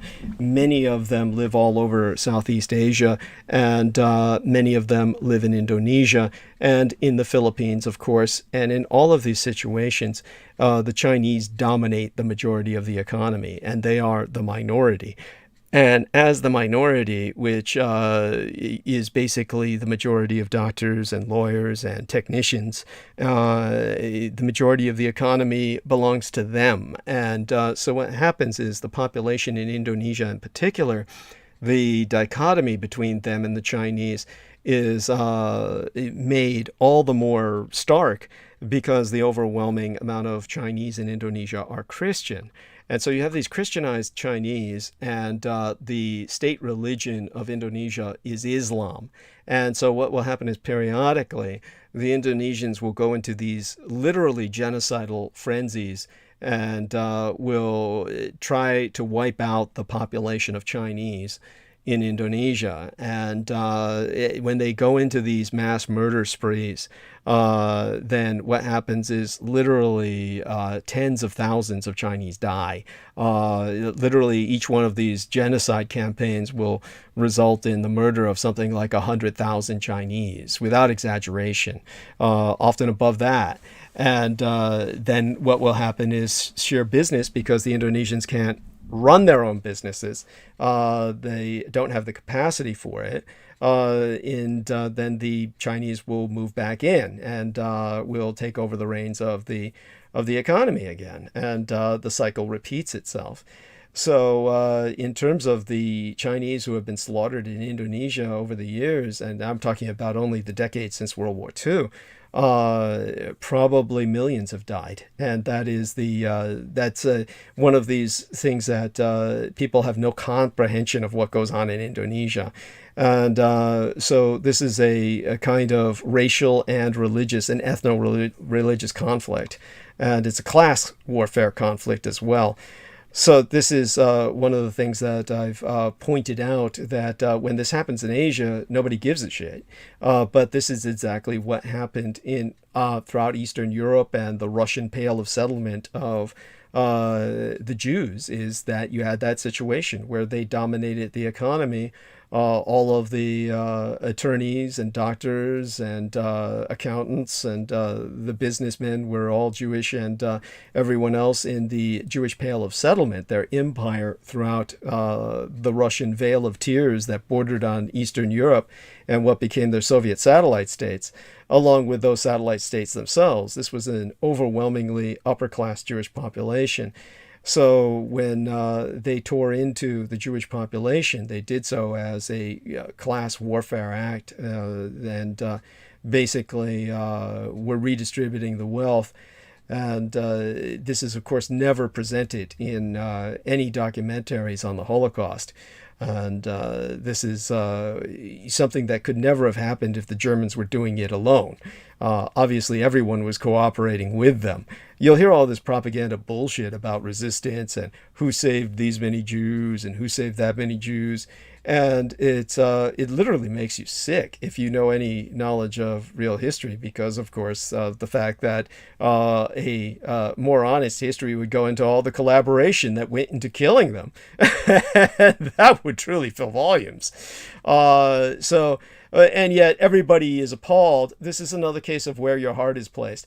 Everybody is appalled because it's Jews dying, and Americans are taught to worship the Jews as the chosen people, and that, oh, these are the chosen people. But when my people die, Chinese people are killed by the millions in places like Indonesia, Americans don't give a shit. And they would not lift a finger to try and save a single one of them. Whereas they feel... Well, I also think, it's something that they never even hear about. Of course not. You hear about it's like some obscure woman's soccer league, Yes. You just don't hear about it. And if you do hear about it, how do you respond to it? It's not, it's just not a cultural button to even impinge upon the United States. And it brings home the point how crazy the world is, how crazy the world is. And, and in spite of the craziness of the world, there's a lot of people who grow, foreigners as well as in the United States, who grow up under a reasonable safety and protection. As crazy as the world is, there's many aspects of the world that are orderly. Maybe not enough of them, for sure.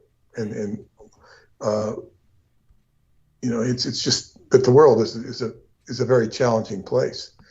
It's amazing how one can go through it without having to face all of this stuff. And then you have the environment of Hollywood, where it's all pretend. And then this horrible tragedy with Alec Baldwin, it's just like, wow, this is pretend. We're all pretending. No, this isn't pretending. Somebody gets killed in the world of pretend. So, Hollywood is all about creating fantasies and telling people how they should think about things or what to think about things. And also who to feel heart for and who to be heartless about. That's like Mahatma Gandhi. Yes. Mahatma Gandhi, that movie, Gandhi, just swept people. And you can tell people a little bit about the dark side of Gandhi, I'm sure. You could tell them better than I could, but we didn't need to digress on to Gandhi, except that there was a dark side to him. And he was viewed as a child molester by the sect that killed him, because he slept with his grandniece or his granddaughters. He slept with young girls because it was said to keep him young. And I think there's some truth to it. However, he was not. There were many people that looked down on him for that. They looked at him as immoral and inappropriate, and he did not have a good reputation. And if you talk to many Indians, they do not admire Gandhi the way outsiders do. Right. And if you go to the Tavistock Institute in Great Britain, you will see a statue of Gandhi. Oh, that figures. Yeah. In other words, he was a British shill. Yes. In that respect. But and Tavistock, you can tell people what they're infamous for. The PSYOP Central. Mind control, England, that was back to the days of Aldous Huxley. About the time he wrote Brave New World, H.G. Wells, the think tank, the what's the comparative here? I mean, it's just mind control central, world control central. Yeah, very much so. The equivalent here would be, good God, I'd have to think about it. I mean, I don't know if we have an equivalent that's as centralized. So. No, Langley wouldn't quite do it, because Langley's involved with a lot of what you call official geopolitical stuff with the United States government. Right. Tavistock's more about world control. Right. And the CIA would answer to it in some capacity. There we are. So Tavistock is, the reason that it's more about global level management is because of the fact that the British Empire effectively ruled the world. And that's why you've got Tavistock thinking on global terms. So there we are. It's a much older game than anything the United States. And that's why they still, they call the United States the colonies to this day. Yeah.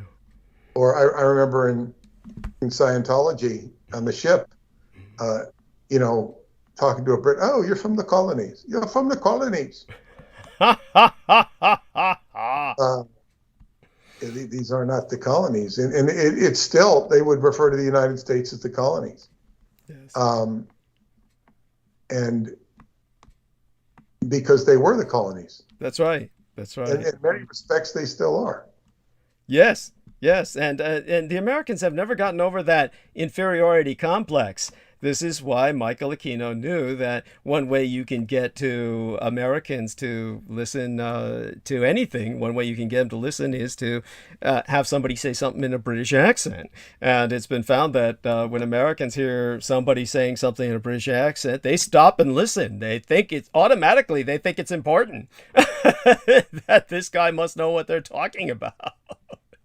Well, it is rather engaging when you have a, whether it be a talk show host or even a game show host, if they're talking in a British accent, it's different. So it kind of, it kind of captures the uniqueness of it grabs your attention. It's not going to be the same if you never see somebody doing it with a Cajun accent. The closest you ever see to a Cajun accent is that guy James Carville.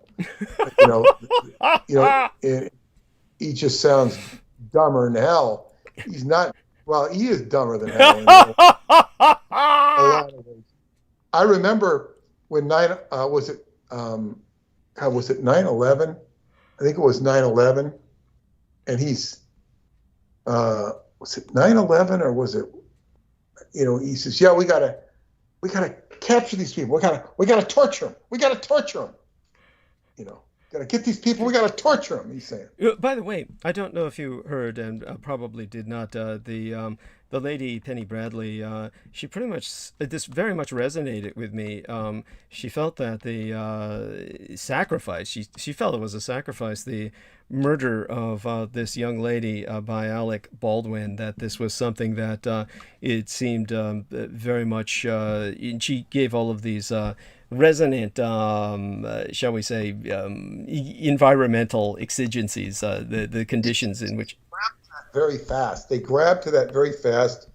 They want to believe it's a ritual because you're dealing with this very famous person, Alec Baldwin, who is, very repugnant to the right, and he feels the same about them.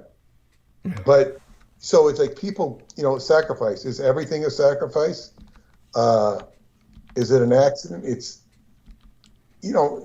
when things get publicized, they get hyped. They get hyped. If this wasn't Alec Baldwin that was involved, if it was some no-name person who did the shooting, we probably wouldn't be getting anywhere near the alarming coverage of this. Right. The fact that it was Alec Baldwin does invite the suspicion of such a thing. But, it's almost like this is a QAnon type lens to look at it. It's to look at it that way. Is it a sacrifice? It sounds like a very stupid, negligent assistant director who was, or not, and what they call the person, the armorer. Yeah. The armorer. That's correct. This person sounds like, a derelict, stupid ass that was harboring evil intentions. You never know with Alec Baldwin, he is so muddy. Yeah. That if somebody didn't set him up, he looks pretty easy to set up. I mean, the guy looks like he's not with it. Or the universe itself set him up. It's almost like, why does he have to pay for this? The impression you get of the victim is that she seemed like a really good person. And so in that sense, she is like a sacrifice. Yes. Yeah. She fulfills the wholesomeness. She fulfills the wholesome, almost virginal guy. Yes. But, was it a sacrifice accidentally, or, when people talk about the JFK being on the 33rd parallel with 33-degree masonry, and they make that into a mass sacrifice. Well, it wasn't intended. He was an intended victim for sure, but they put a lot more Masonic ritual behind it than I think. I think it's more synchronistic than it is intended. When all the coincidences come up. Mm-hmm. I really, who can say? And I don't spend any time worrying about, whether it was a sacrifice, because it almost makes you subordinate to it. Yes. The Aztecs committed a lot of sacrifices. Yes. And I even have read in Barbara Walker's Women's Encyclopedia, where she talks about the Romans of the time of Christianity in the first century were very down on human sacrifices that were being performed in Jerusalem. And I think it was, I don't know if it was Jews, I think it was Jews, Jewish sacrifices. Jewish people sacrificing others, or people sacrifice? Like the Christ ritual, sacrificing people, Interesting. sacrificing human beings. And the Romans were trying to crack down on it. Or maybe it was Christians. I think it was Jews. It could have been Christians. I don't remember. She goes deep into history that you're not going to typically find. And of course, a lot of these grisly things do exist. And this is what we're bringing up with not only the Roswell deception, but the Presidio book. Yes. This absolutely grisly arm of the United States of America, which was before Aquino and after Aquino, that is completely dedicated to a satanic agenda. And this is what we live under. We live with.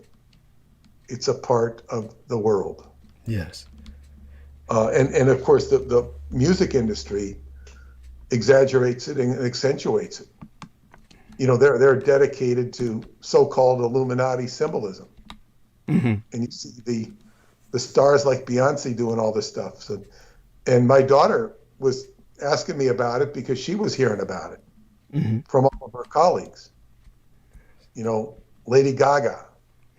They're all given these Illuminati hand signals. Yes. This is not coming from conspiracy-minded fans. It's coming from kids and the music industry itself.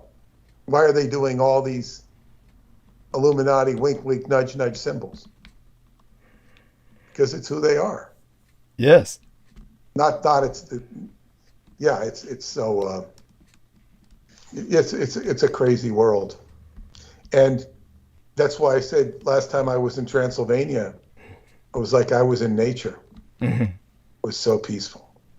And as I took a walk with Paula today, she's telling me, we were comparing the ambience of October with what we're experiencing, very beautiful October evening in New York, comparing it to Transylvania and how beautiful it is there. And she says, she loves her home country, but she says, I really like it here better. And the reason she likes it here better is because of opportunity. Yes. And we're talking about economic opportunity. Is it more beautiful over there? Yeah, you could find a lot of things better over there. But even talking about bringing over her stepmother's kids who have very good jobs. They've grown up and they've got excellent jobs and they want to visit. And she said they might even want to stay. Okay. If from what little I know of their lives, I think they'd be happier where they are now. Right. But I don't. I know that you even see her as kind of a teacher in Romania, and certainly her brother is fulfilling that role, is he not? Yes, and well, she draws back on that. She's not, now she's moving in a different direction. Mm-hmm. She's moving into if she keeps at this rate, she'll move into a mega executive. If she keeps moving at this rate, right. She'll still have her finger in that. I can see her ability to teach people and to inspire people, and I guess it's something you have to grow into, because she's only 33. Mm-hmm. And it's like, like when you get older, you have such a different perspective. So maybe she's that's something she takes on when she gets older, and she accrues wisdom. Because you can have a lot of wisdom at a young age, but you go through the process of learning and life, and you change. And she has that capacity. So we'll see what direction life goes in. Who knows? Right. We don't know. I'm just very fortunate to have a long lease, what appears to be a very long lease on life right now, at a relatively advanced age. So I'm very very thrilled about that. Yes. Yes. Well, you're doing great, and thank you for being with us tonight. Before you kind of get some rest, well earned, I must say. What did you think of what I provided about the marriage of that Japanese royal? Of course, I'll go into some detail of that and explain it to our listeners later. But I didn't review it, other than that this woman was sacrificing her royal heritage by getting married. But I didn't have time to look at anything beyond the headline. I see. Okay. Yeah. It is actually, for an American article, I would say it's one of the better ones I've seen. So it's very well done, very informative. Extreme advantage to opting out of a royal heritage. It could be extreme advantage. I don't, even Prince Charles, who I believe to be an utter disingenuous scumbag. By the way, what do you think of it when people say he claims he's related to Vladislav Zepish? And of course, as you know, there is a royal connection between England and... He probably is, but so what? A lot of people in Romania are related to him because he probably had a lot of, big family. Of course. Well, they all did, right? They all do. Yeah, so it's like, there's a lot of people related to Genghis Khan. Now he does have a royal heritage, and he's very interested in Transylvania, but so what? He's not even the proper, king of or prince of England. Right. They're imposter. They're an imposter throne. Yes. By the way, John Warrington says that. Yeah, and it's not even a secret. It's historically they were superimposed upon the British Isles. Mm-hmm. They're more German, but where his my friend in Cornwall told me he's usurped the whole Duchy of Cornwall and takes all this money from Cornwall, which belongs to Cornwall. Jesus. And it's all illegal. It's all documented, right. But it doesn't matter because he's in power, and this is what I try to tell people who were fighting they were pro-Trump and talking about how the Constitution wasn't being honored or respected, and fighting it from a constitutional basis. It's not about the Constitution. It really isn't. It's about the power. Yeah. It's in power. And the Democrats will interpret everything differently. They were getting raked over the coals in Congress today over, FBI investigating school board meetings or school meetings with the parents. But the Democrats will lean one way, the Republicans will lean another way. There was a time when there was more objectivity in the Constitution, but it's who's in charge, and they will lean it towards whatever they want. There is some room for things to be litigated, but when it comes to serious issues, it's all politically motivated. We've had some real scumbags as attorney generals. I'm not speaking of the one right now. I mean, he's having some conflict and he doesn't look any better, but I haven't been following him that closely. But going back to John Mitchell, and some, I don't know if it was under the Obama, I think it was the one under the Obama administration who condoned the Jeff Epstein thing. Right. I mean, these people are like, they're just holding the status quo for what they're supposed to do. They're not there about honesty or prosecuting criminals. They're there to to protect. Yes. And this is what it all went back to with the issues about Giuliani, which digressed not inappropriately off to Geraldo Rivera, and the covering up of pedophilia, and so much, it's like, I had even met somebody who told me what goes on in the Catholic Church in Mexico. He escaped it. Jesus. He escaped it as he was being, all these altar boys were taking off their clothes, ready to be sodomized by the priests. What's going on? Oh, no, you just have to get away. He got the hell out of there. He escaped. Escaped with his life. And ended up in, but I'm saying that this is like, talk about a pedophile culture, yes, but it's something you can't talk about. It's something you can't get headway. And now if you talk about it, they're going to identify you with Pizzagate and conspiracy theory. Well, I think Americans are more open to an anti-Catholic bias because of our anti-Catholic history. Well, that's where Giuliani comes in. His best friend was a priest, and Giuliani hired him at his firm after he had been accused of molestation, and he was on a board of the diocese, or for the Diocese of Long Island, to fend off lawsuits. Wow. And to help. He was actually interviewing kids to get ammunition to defend the Catholic Church, and he avoided a lot of lawsuits. And to this day, he's being just exposed and fingered. Yes. And so Giuliani was a great enabler of him. So Giuliani, there we are. So he's got a total history of enabling predation on children. This is it's damning. Yes, and while Trump was buddies with Giuliani, and while Trump was at least, friends to some degree with Epstein, he seemed to have gotten rid of Epstein. And while he is admitted to liking young women and being very proud of it, I don't know that Trump fits into the same ballpark. I don't know that he does.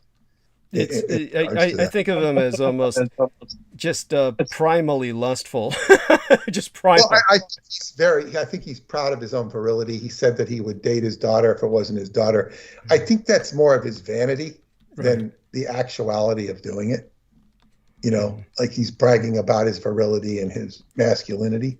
Oh, well, also, it's his way of bragging that his daughter inherited his genes and that she looks good because of that, though I'm not defending him. It's more brag. It's more brag, just like he talked about, grabbing women or something, and he's called it locker room talk. He's braggadocious. Yes, braggadocio. Nevertheless, it's still... Yeah, and I don't know that he's in the same category as that, because I just don't think he is. I don't think, he talks about being in Studio 54 where he saw outrageous stuff going on, and of course anybody who was in Studio 54 saw outrageous stuff going on, but he commented on it. I don't know. I mean, who knows? But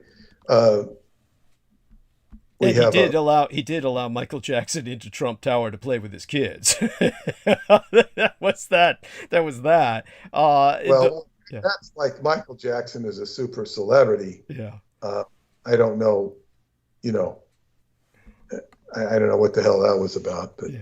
It's just the fame. It's just the fame. But that there is, that much that you can.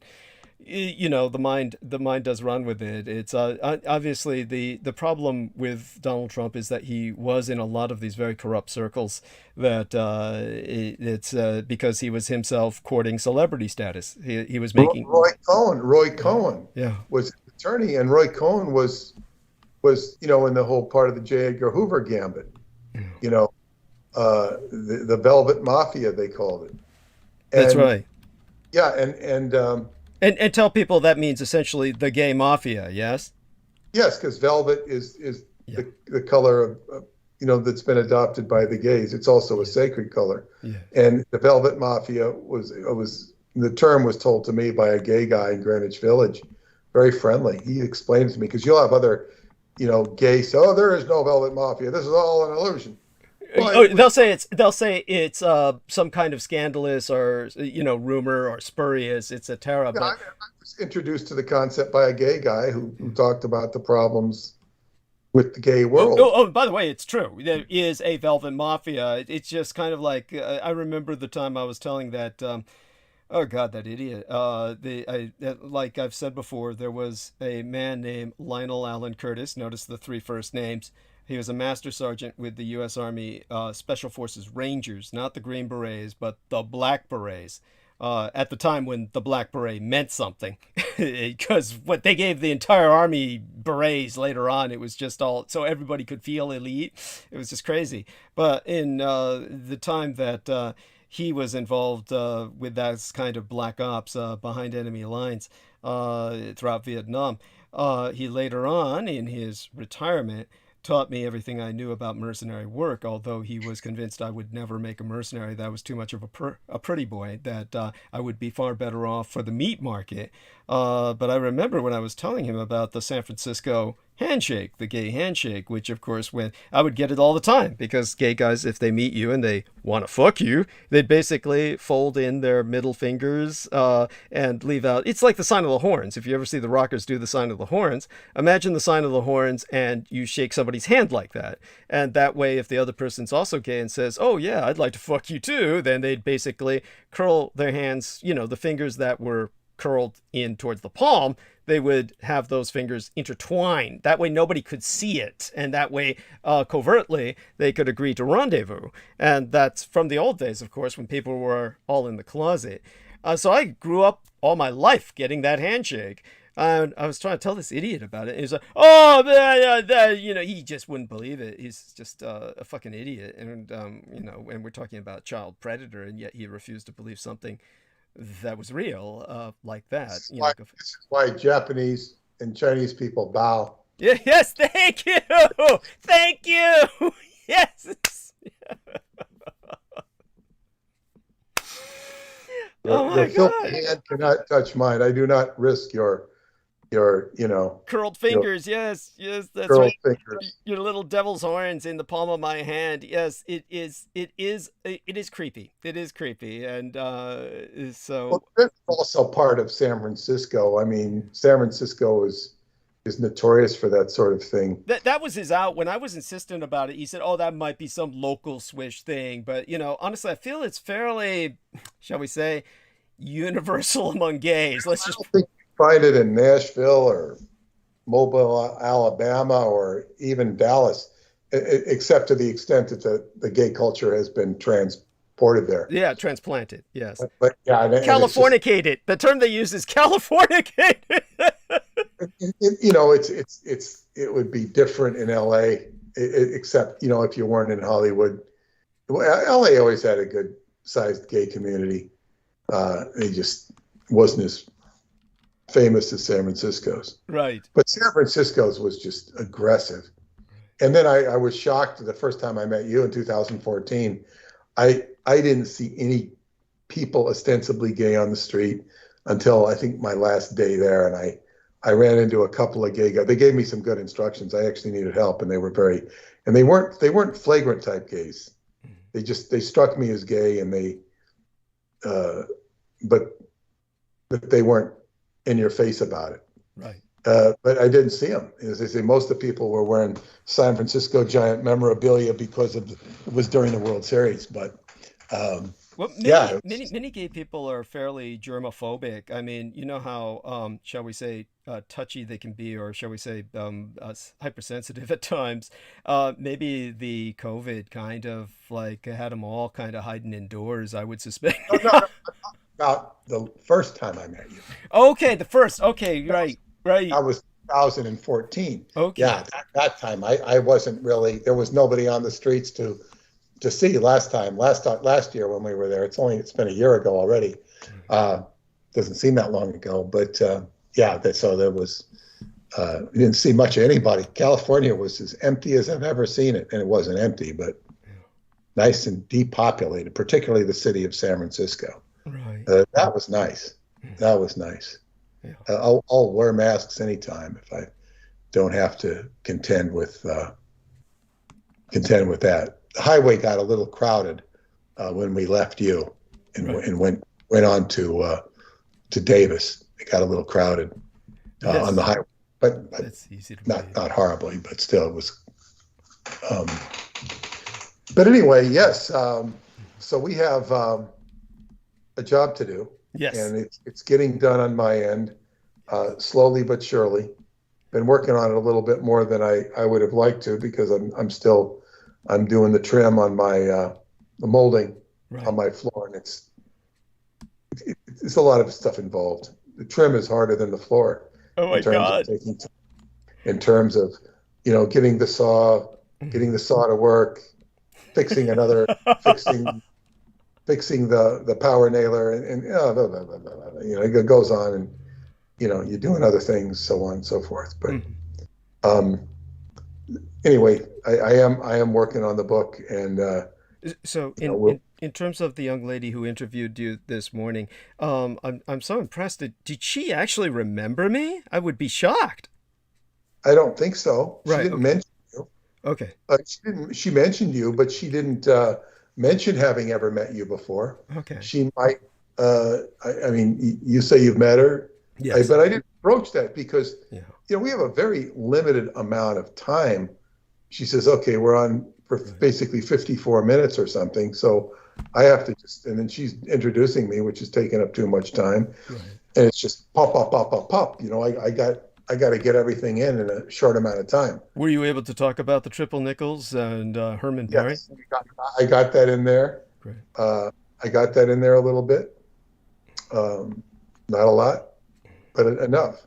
I didn't get to talk about Herman Perry, but she'll read this and then she'll engage me when she reads it. Yes. She will read it. I think I'm going back on with her next week. So I will look forward to doing that, and whatever else comes up. So I haven't got any, callbacks from the people I met last week. But that's to be expected. They call you back when they're ready to call you back. Right. So we just keep the trickle going. Yes. And we'll have more sales, more knowledge. We will bring forth more information on this, and it's very good if we can get a strong pull on this book, because my alternative is if it's not significant, this book will be done as a print on demand. In other words, the listeners will still be able to get it. But I'd hate for it to go there, so I must re-emphasize to all my listeners, it's really up to you to spread the word on this. Print on demand isn't that bad because it has its own life. All right. It goes on other channels, on other networks, and but whatever. We want to do it this way, and we'll see how it goes. So anyway, those of you who support Douglas, please continue to do so. Yes. And please continue to support the book. It has made a difference.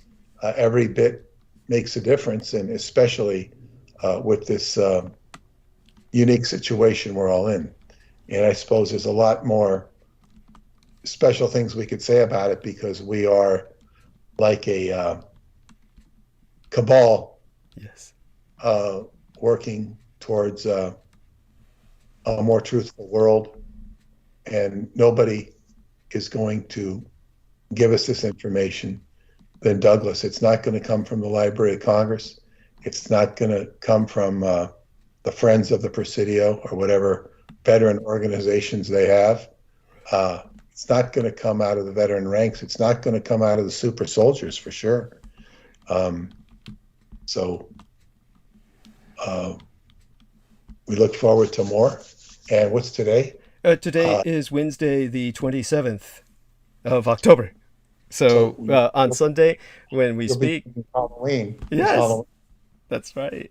And any plans for trick or treating? Of course, the nor'easters, are they bothering you? I'm curious about the weather. The weather's been moving from California up in your direction, of course. I'll talk a little bit about that. It's rained, but it's been a mild rain. Okay. And they were worried about losing power, but it was a steady rain, but it was mild. And the clouds are going in the opposite direction. They're heading towards the southwest.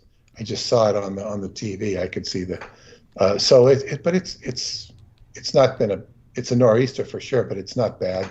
It's so far tolerable. Where you really get killed is the wind, and that's where it becomes where you have the power blackouts, and that's what you want to avoid. Yeah. The rain is endurable. Yes.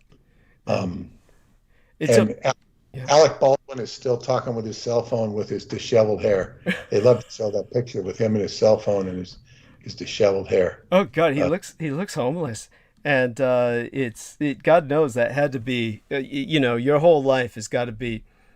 Yeah, he must feel like shit. Oh, God, you just killed some poor young lady. Oh my God, God, it's. Holy shit.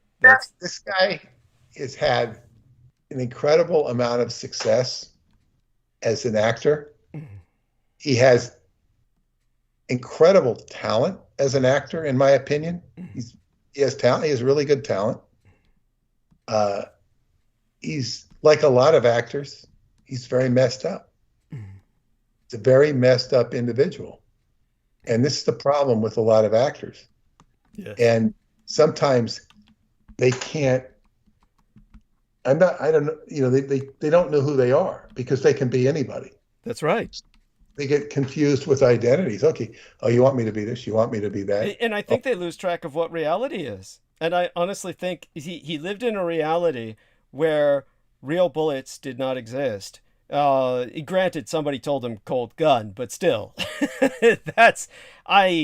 I just can't. And he's the way when they said he was practicing drawing it out of his holster very fast. That it just shows he's never been around real guns to have done that so cavalierly. It is something that you just. Even a cowboy who, the real ones that would do all of the twirling would practice with cold guns, but they would be the kind of people who would look at the revolver wheel and make certain that all of those chambers were empty before they practiced it till they got to the point where they could handle it with loaded guns. But these are men who are like, okay, this is their thing, right? They're doing this as a lifestyle. For someone to practice drawing the gun out, it's very hard for me to think of. It would have to have flipped in his hand for that to happen, and yet his finger would still have been on the trigger, so it was literally spinning in his hand when he did what he did.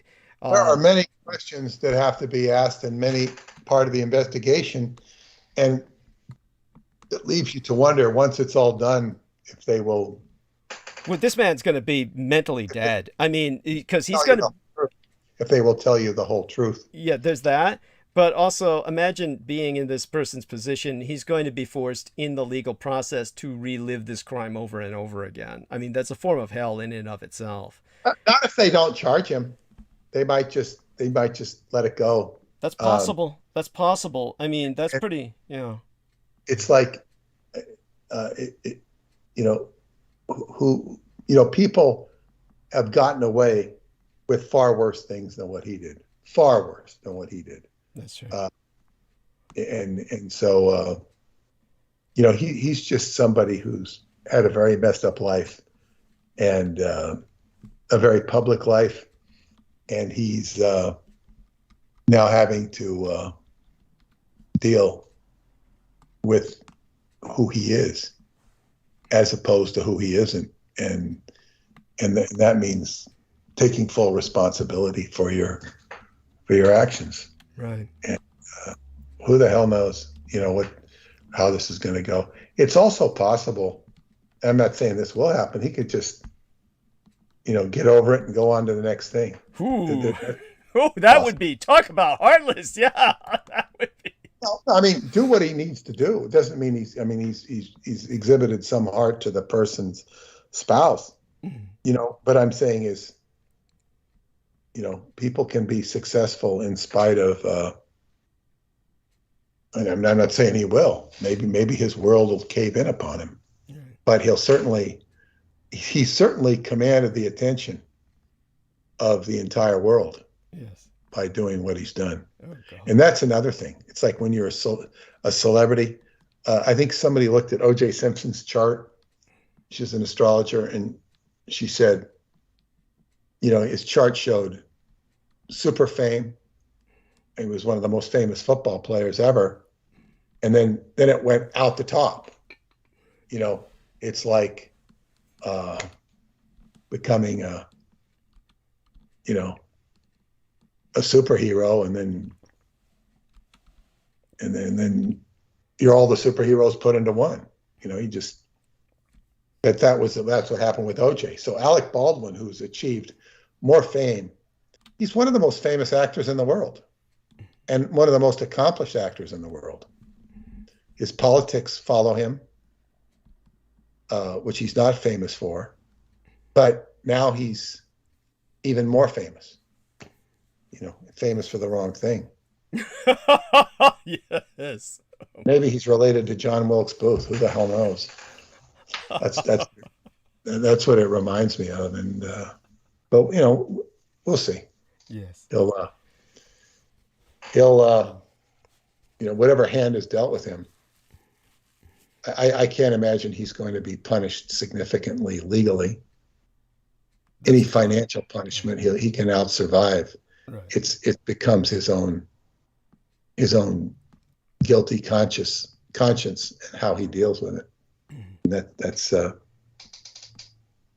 to him. Yes. It's not up to us. If I see him out in the chutney shop in Amagansett again, maybe I'll buy him a smoothie.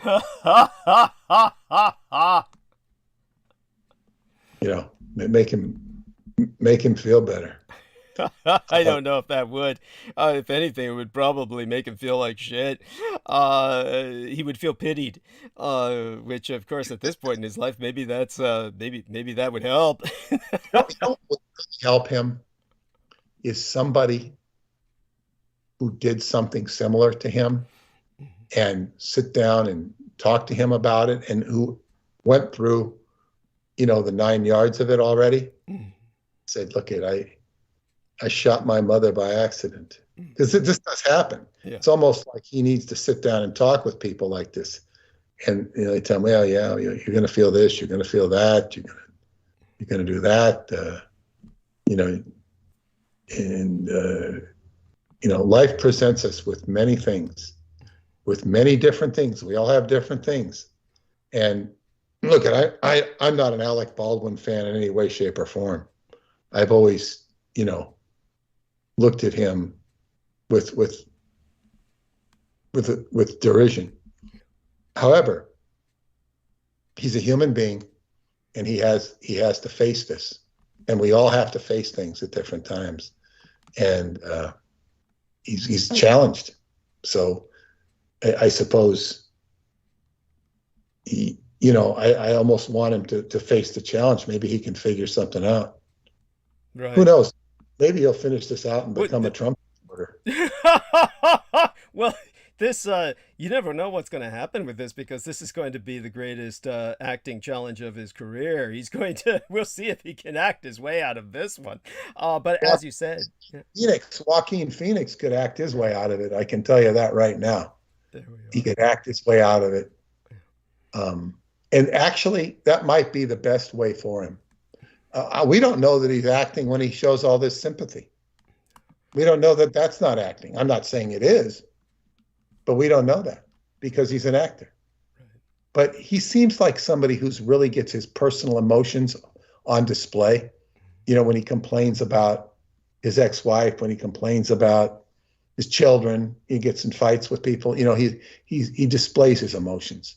So he seems to display authentic emotions when he's complaining. And I would imagine, and he's a very confused individual, and perhaps we'll all learn something from it. And I think everybody in Hollywood has learned something about handling guns. Yes, this is an object lesson. An object lesson for everyone. And have you had any chance to review the latest 2 episodes before tonight? Yes. Oh, fabulous. What was it that stood out to you, if I might ask? The art elect. Okay. You started talking about the art elect, and you went into it pretty good, pretty deep. The art elect, and you talked about, I can't even remember right now, the art elect, and you covered current political affairs in Taiwan and whatnot, but that doesn't stand out. But what you had to say about the art elect, and what you had to say about, I can't even remember the topic right now. Don't tell me. It was the Chichewa. Yeah. Oh yeah. One of my favorite subjects, because it has traction. Yes. And you went deeply into Tibet and the black hats, or the black Buddha rather. Yes. That's all very good stuff.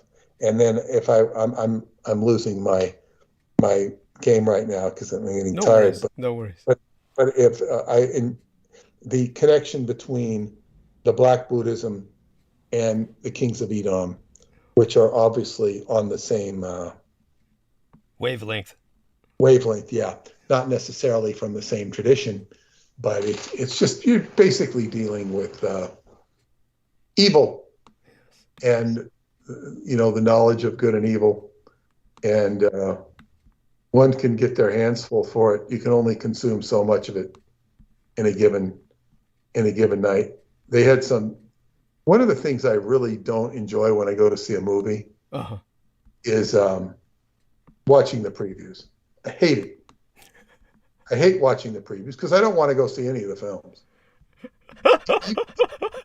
Even if something looks kind of interesting, I won't go see it. And it's like, I don't want to sit through this stuff. And they had one that was just absolutely horrible.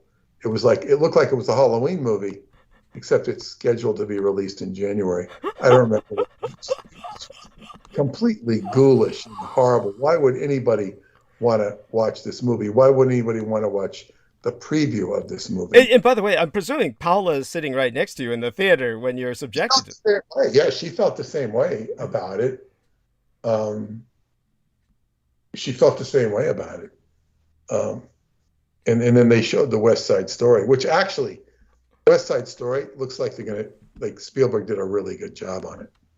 If the preview is anything, it'll be made for modern times, and it looks like it'll be a very entertaining movie. It still doesn't change what I said about him. Yes. As I say, it's because who of his stature could get into doing that? I just, it's about time he comes out of the closet. Jesus Christ. All I can say is that if anything, it's not going to surprise anybody. Well, you know what? People. There's something to be said about these people who never come out of the closet, but you don't. It's like they know how to wear it, without making an issue out of it. They don't make an issue out of it. The problem with those people is that they sublimate their frustrations into their work, and they become really screwed up, working for the government, being shills for the government, the establishment, or did Aquino ever say anything to you about Spielberg? Not that I remembered. It was nothing other than maybe casual comments as to the quality of his work, but nothing that I would consider Certainly nothing I consciously remember. Yeah, but definitely. Probably talked to you about Indiana Jones, didn't he? It's funny that you say that because he did have a thing for that, and that was because he was he as people remember from his old website, and I don't know if our man Peter Moon ever saw this, but certainly James Arthur Yanchik did it, blew him away when he found the Aquino website at the time that Aquino was kind of still pretty much riding high on his confidence in the world, and this was before his bout with intestinal cancer. He basically had images of himself and his co-religionist, Colonel John Alexander, in these Indiana Jones type outfits, their heads superimposed, just grafted via Photoshop onto these Indiana Jones type outfits. And so he did speak of that to an extent. He spoke of archaeology, and he spoke of the kinds of hints that Spielberg was providing.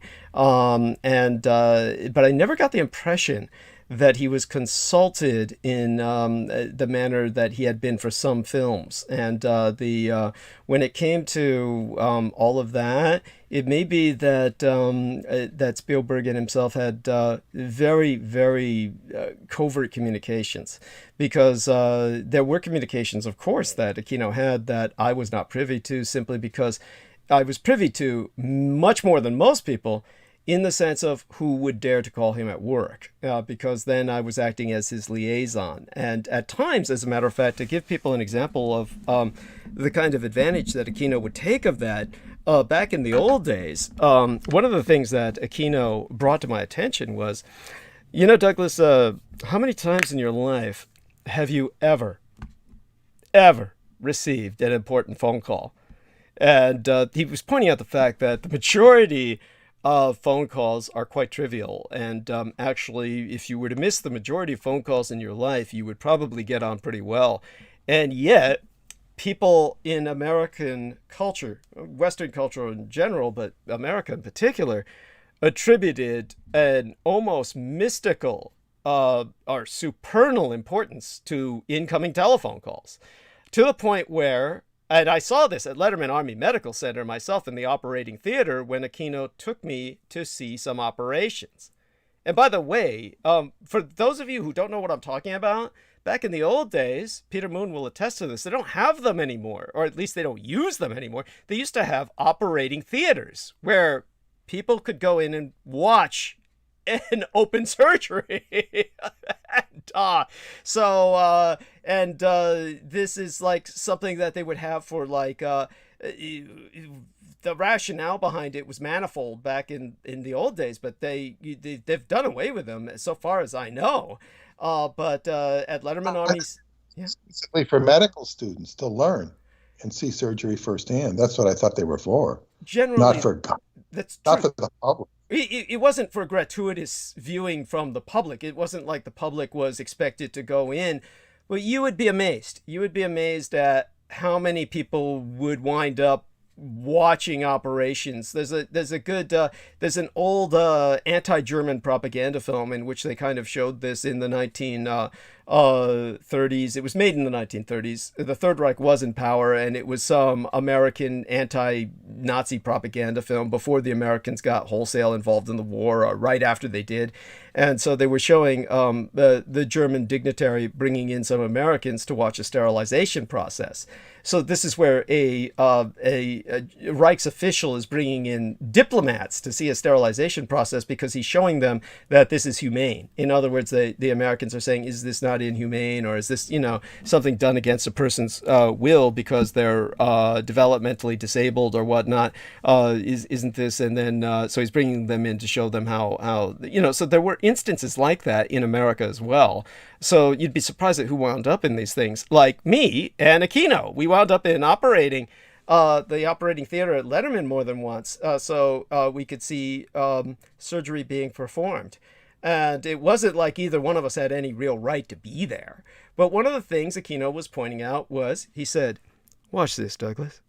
And he basically had something most people in those days didn't have, a portable phone. By the way, this is not a cell phone. This was a portable phone, which is basically like an army radio. So we're talking about in those days, it was like a boat anchor that I would carry for him. So he says, Douglas, dial the doctor. And so I said, are you sure? Obviously what I said, we were past the point where I would call him sir. I no longer called him sir at that point. So it was more like just kind of what? Are you sure? And he said, just do it, Douglas. Call the doctor. And so he gave me the doctor's number, and I called the doctor in the middle of a surgery. The doctor's phone rang. And the doctor stopped the surgery. And he said, hold on, I got to take this call. When he heard it was Aquino's voice, and Aquino chuckled when he looked up at the operating theater and saw us behind the glass, and Aquino like beckoned with his finger, like crooked his finger. Hey, I got to talk to you outside for a minute. And the doctor says, all right, everybody, put the procedure, the surgery. He said, put the surgery on hold for several minutes. I'm going to go talk to Aquino. And so he went outside to talk to Aquino in the middle of a surgery, and everybody else was left holding the pumps and everything else, and keeping the heart beating and all that shit. And I'm talking about the heart being exposed in this case and pumping. And then the guy went out. Power. He's just showing off his power. No, it was beyond that. It was beyond that. When the guy went out, he was laughing. Him and Aquino were joking about some shit, and Aquino talked to him about some stupid stuff and some deal they had going together. And then the guy went back to the surgery. And talk about anything important? Not that I could gather. It was more like it was important to both of them in the sense that they had like both of them. It was something as bizarre as a bet, like they had a bet on something, and Aquino said something where he owed this guy some money because the guy had won the bet, so the guy took the money from Aquino. And then they put another bet down on something else. It was that. But then Aquino's point to me was this. He said, you see, Douglas, in America, they will stop a surgery for a phone call. And almost no phone call is ever important. And what he was teaching me was whenever he wanted to get out of anything, he would give me the signal and I would call him. And that way he could get out of anything. He could be at a meeting with anybody and suddenly, and then the phone rings, and then he'd say, excuse me, I got to take this call. And that was how he got out of meetings he didn't want to attend. So there were all these meetings that, people of commissioned officer status had to attend regularly. And he would escape the majority of them by having me call in. And nobody would question it. They would just say, he got a phone call. And he would be his excuse to escape. So there you have that. And this is why it was one of the reasons why whenever somebody wanted to look important in school, for instance, they would get a pager. Back in the old days, kids would look pimpin' or bitchin'. They would look like they were at the top of the food chain if they'd come to school boldly carrying a pager on their person because they had to receive calls. And so there you have it. It was like being part of, you were important enough where you had to know calls were coming in. That would be like a way of showing off. This was like how that became a status symbol. Then everybody got a pager. And that was a very short period in time of dead end technology. And then people got cell phones. And now, of course, you're stuck where you can't escape the phone calls. And people will ask you to turn the goddamn cell phone off if you're in some place where they're doing something important, and you're no longer given that excuse. Unless, of course, somebody claims to get a call on a landline or something like that, which is something I'm sure Aquino would work around to have somebody do something like that. There's a call on a landline for you to take, sir, or something like that. Very intelligent in terms of getting out of those meetings and spending his work constructively. Yes, yeah. And so he was, this was one thing he was training me in because he saw me obviously as an heir apparent. And so he was sharing these kinds of secrets with me and pointing things out that, so when it comes to this sort of thing, I think that, of course, I can share with the public now that kind of mindset, and it's just very important that the public understand that the one thing that I would have to conclude based on all of my experience with Aquino was that his attitude of the majority of the world being idiots is all too real, because he would never have gotten as far as he had not the majority of the world, and certainly the U.S. military and the Department of Defense, not consisted of idiots. It's something that bears, how would I say it, everybody absorbing that fact and working with that reality, taking that into account. And by the way, many kudos to Peter Moon from various people in the chat room. And Joe Tai, who is a Taiwanese American former Marine. Joe Tai says Americans are still practicing English law, and that's why they can extradite Canadians to the U.S. U.S. was not ever independent at all, or they just got confused by King George or George Washington. You know, that's very funny. That's actually, I like that. And he says Washington is a perfect name for Capitol Hill. They sure made Americans white by Washington. Wait till tsunami washed up Washington, D.C., which is possible, of course, with what was going on in the islands. And Gabriel Ruth says, hi, Douglas. Hey, honey. Love you dearly. And let me see. So in terms of the other people that were talking about, responding to Peter Moon, talking about the elements, etc., and the attempts to minimize my reach. We started off with the regular bot attack when we started off the program. Anyhow, it's been a beautiful night with you. I'm glad I was able to share what I did. And yes, I talked about the Dietrich Artelect, and this is the important thing to go into. Maybe not tonight, but certainly at some point, Peter and I will go into this in one of our books.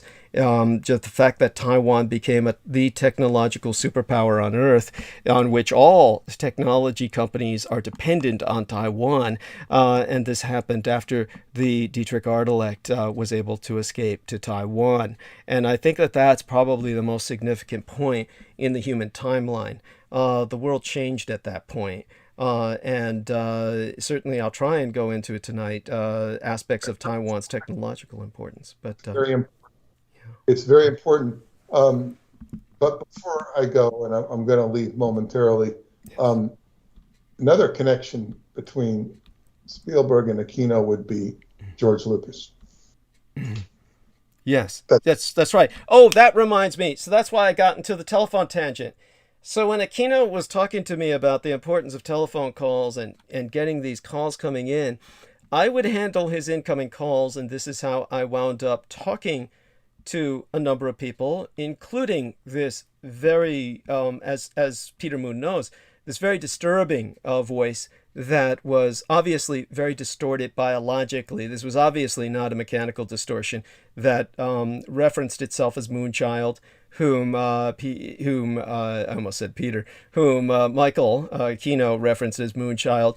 But aside from that, there were incoming calls in which Aquino then directed them towards myself, such as Gene Roddenberry that one time, and then later on more and more his staff as Gene Roddenberry got older and his health began to fade.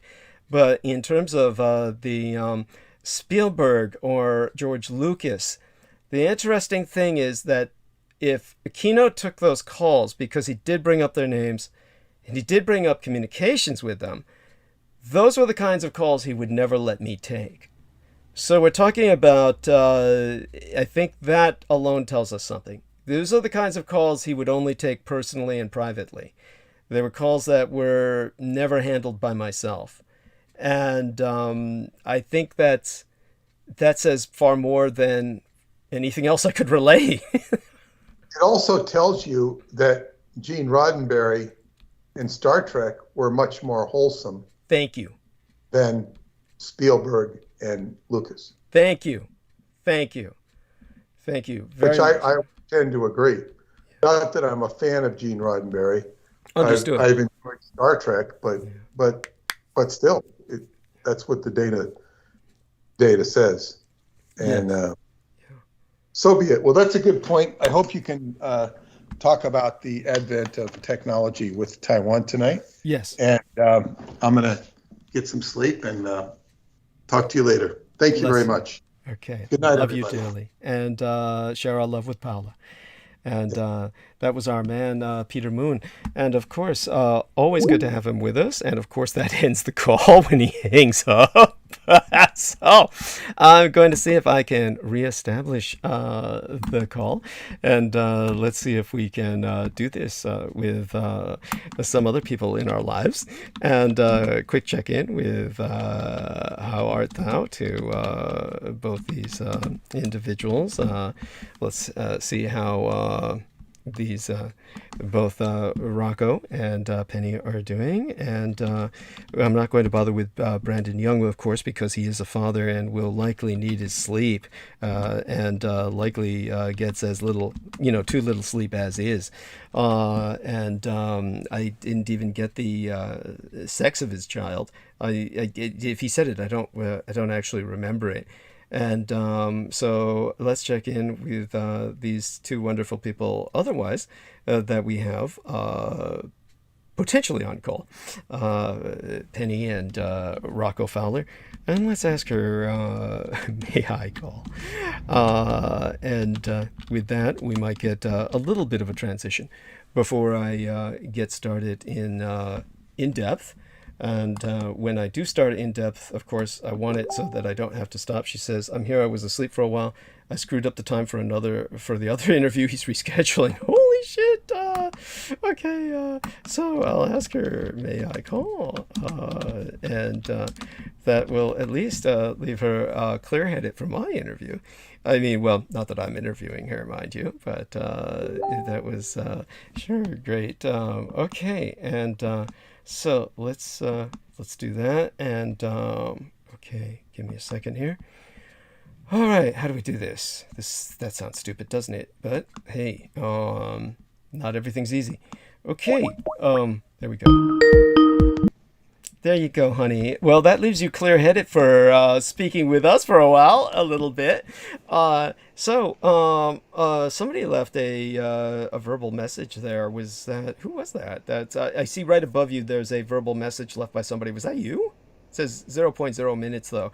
Not quite sure what that was. Probably a mistake. Some mistake was made earlier. So, honey, now that you What? oh, just looking at the chat, the Skype chat.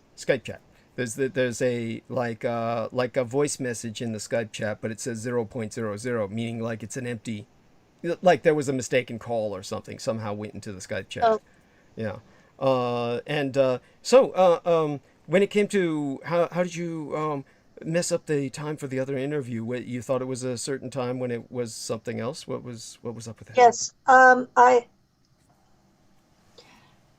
I thought it was at 6 p.m. and apparently it was meant to be at 5 p.m. and the man decided to do something else in the meantime. And by the time he would be done, I was sitting halfway through that time. I was sitting here nodding off. Oh my God! Oh my God! And I have told you that has been happening for the last week.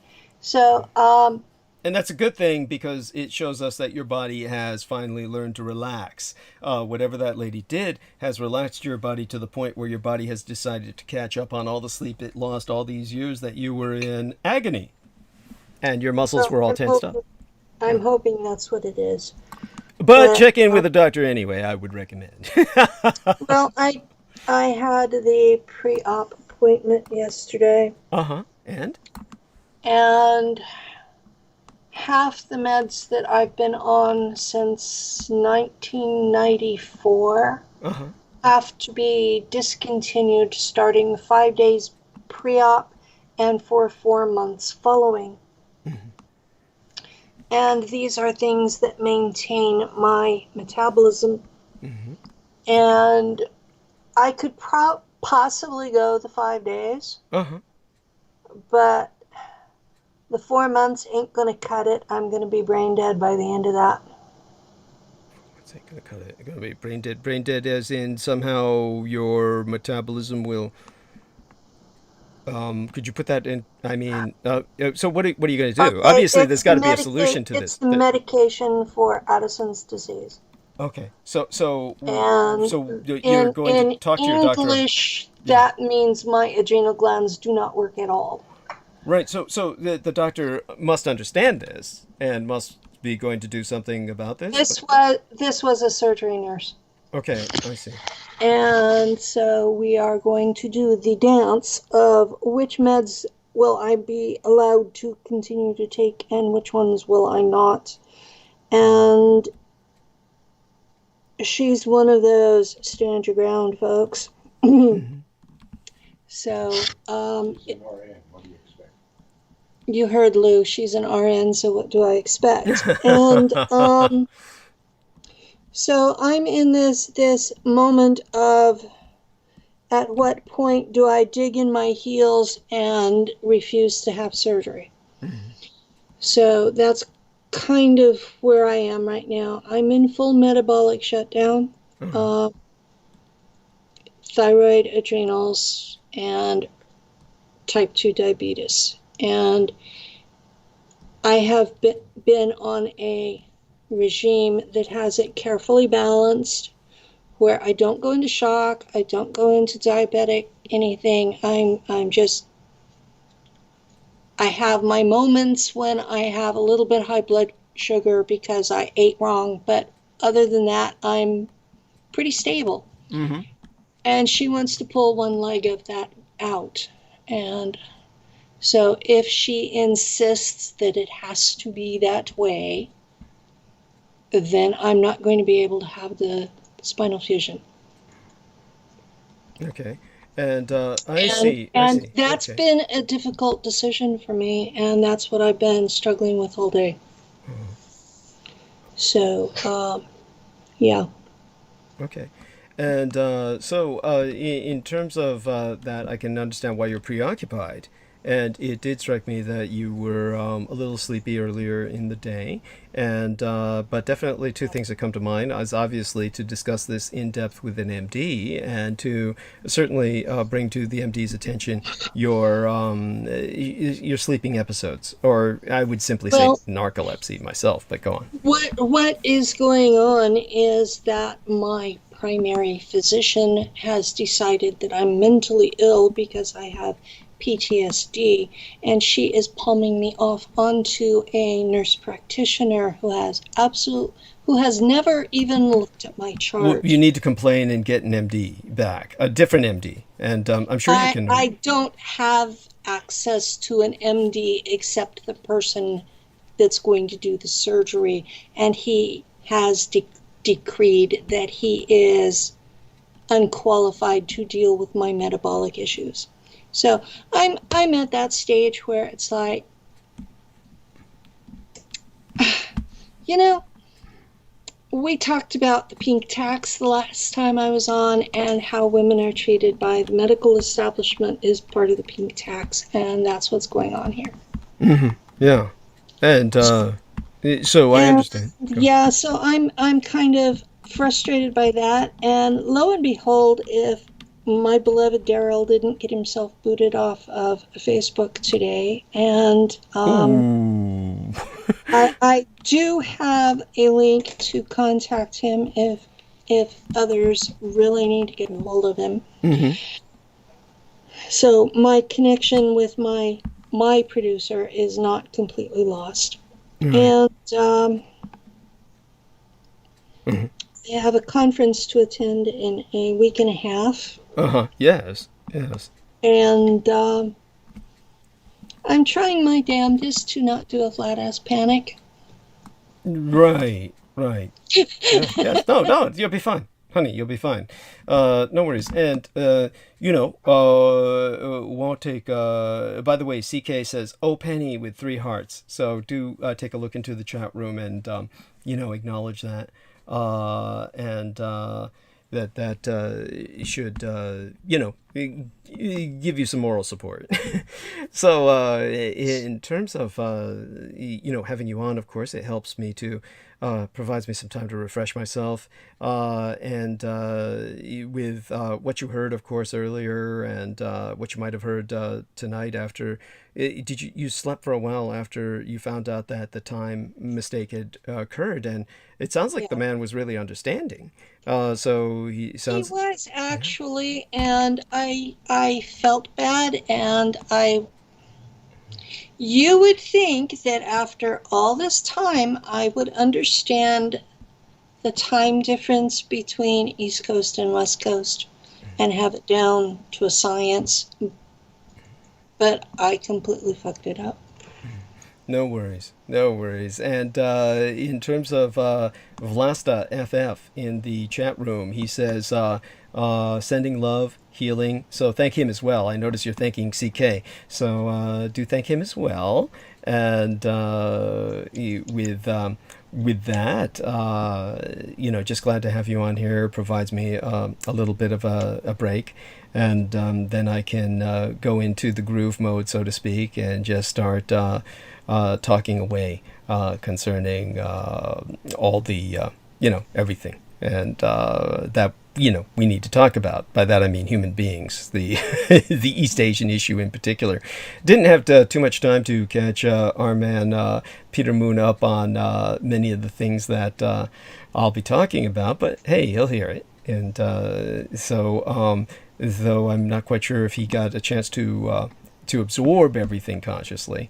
You heard me talking to him about Michael Aquino, so maybe that'll give you some questions to ask. Yeah. Actually, no, I didn't, but I'll listen. Catch up. Yeah. And, before you are back on my show Saturday, yes.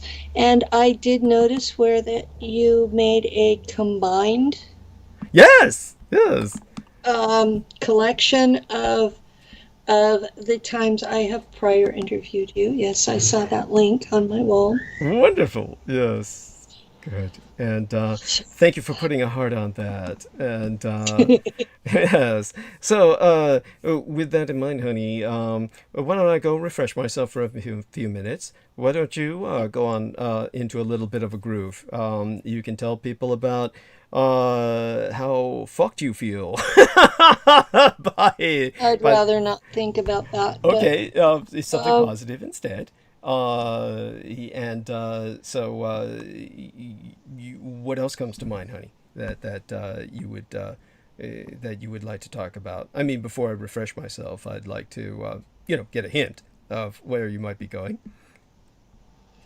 The mind just completely went blank. Oh, no worries. Oh, gosh, I brought Rocco on before, and he was the same way, and I can always provide hints. I mean, certainly we've had interesting weather in California. How did it affect Lou and yourself? It was raining very hard, which caused mudslides and all the burn areas. I'll go a little bit into that myself. Did Lou and you get wet?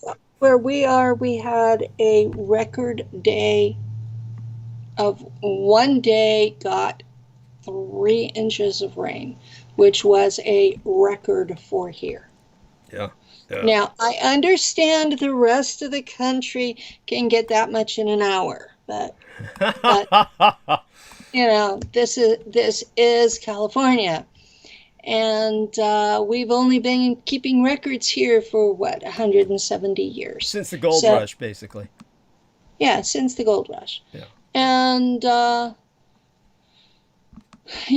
I live was soaked. Is where the mother lode is, and of gold. You mean from the old days? The mother lode of gold from the old days, or? Yeah, from the old days, and I am surrounded by communities that call themselves historic. Now, if you had a European look at something and you told them it was 170 years old and it was historic, they would die laughing at you. Yeah, for America, that is probably old, yes. Probably the same thing for Asia. Yes. Although they tend to just sort of look at me like I'm a stupid child, and they just pat me on the head, and they're grateful that I'm not being mean to them. I'm sorry, that's how it feels. I do try to pay attention to other people's worldviews. Yes. Here, we are actually getting puddling, and it won't be long before we have streams. Mm-hmm. And this is the time of the year that the main river that goes down the side of town has been dry for months. You can go walk and collect rocks in it. And we're actually going to be having water flow again. And this is like a big deal for us, but I understand that the rest of the country is just going to go, which was basically the effect that I got. We had 4 inches of rain in one day, and we had 6 inches over 4 days. And I'll put it in context for people. But aside from that, Lou, it's very basic. We have been, out of the last 20 years, 12 of them have been drought years. And where I live, we are limited to 50 gallons of water a day usage per person, period. That includes the toilet, that includes showers, that's laundry, that's washing dishes, cooking, everything that you would use water for. We are limited to 50 gallons a day per person. And we have been at this rate for so long, I can't remember not being here. I did a cross-country trip in 2016, and one of the things that struck me the hardest was how wasteful people are east of the Rockies regarding water. They will run 50 gallons of water just trying to get it to turn hot or cold. And I'm like, oh my God, you would never survive where I live. And it's like, well, we have this monster river out there. I'm like, not the point. The point is the way they live is so different because they have never encountered water rationing. Right. So water rationing is a very big deal in all parts of California, Nevada, Arizona, New Mexico. This is the way we live. Yes. So, you have to make a conscious choice whether you're going to do laundry or take a shower because you cannot do both the same day. There we are. And in terms of all that, you're doing well. I think you can keep this up. I'll be back in approximately about 10, 15 minutes. And honestly, why not have Lou come on with us so that way the two of you can hold a conversation? I think that would be better. Lou, could you step aside? Lou's not in good shape tonight. Oh, geez. He has shrapnel in his back from when he was in Vietnam. Uh-huh. And the knife you planted in his back didn't help either. Well, it has shifted, and he's having a hell of a time. Oh, God. You sure he doesn't want to bitch about it? I mean, come on, Lou. Don't you want to bitch about that? I mean, hey, here's your opportunity to shout out to the world. Oh, my back! and I did not do it to him. Yeah, so, she says that. Yes, that's I actually care about this man. Yes, he has put up with me through things that no one else would have ever even considered. So, I have alters. I'm difficult to live with. Yes. And this man loves me anyway. And I'm not going to do anything to hurt him. Understood.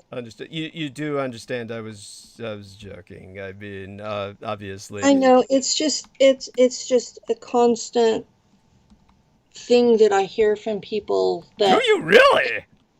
Yeah. That why would they say such a thing? That if he's injured, it's my fault. And I'm like, no, I'm actually... that? Oh my God. I'm actually as good to the man as I can manage because I do appreciate him.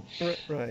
I can't imagine anybody saying that. I mean, that sounds so absurd. Are you sure he doesn't want to talk, bitch, about it? Yes, he got the wide-eyed stare and shook his head no. So, he has free will. I don't make him do anything he doesn't want to. Okay. Yes. So we have you though, and you can. Yes, you're stuck with me for a while, yes. Yes. And you've got a lot going on. In terms of all of this, you can talk about what's going on, and I'll be back in about 10 or 15 minutes. Now you can go on about not just weather, but oh yes, what? Actually, I was going to talk about what Daryl had accomplished just before he was permabanned. Well, let me hang around a little bit for that, because yeah, how did he get himself He, permabanned he, again? he sent an advert about a used mixer to someone in the network who was looking for one for their show. Uh-huh. And Facebook labeled it as hate speech and threatening and spam all at the same time. And it was an item that the woman had asked him about. They're kidding. It appeared to those of us who work with him regularly that this was a directed, targeted thing. Like, it didn't matter what he did, they were going to find something.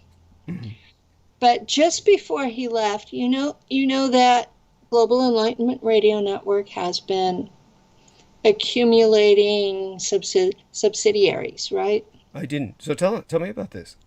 Okay, there are 3 subsidiaries, and he was just forming a 4th one, and he was calling it. You mean Daryl Neely? Daryl Neely. Yeah, Daryl Neely was doing this. So is he kind of like the CEO of this? Yes, he owns the network. Okay. Has for years and years. This is his network. Good. I had no idea. Honestly, I'm impressed. I work for him. Wow. He may be the producer on my show, but he owns the network. Okay. So this is why it's his life. Okay. Yeah, this is why it's his life. It's his business. He owns it, and he has ways to make money off of it. And no, I am not allowed to talk about those. Those are proprietary information. But what we were excited about was he had been talking about having a network for, he said, how was it he described it? SSP, super soldiers, and all that shit. SSP. What's the SSP stand for? Oh, Secret Space Program. There we are. Yeah. Secret Space Program. So this is what he was telling me about, and he finally got it done.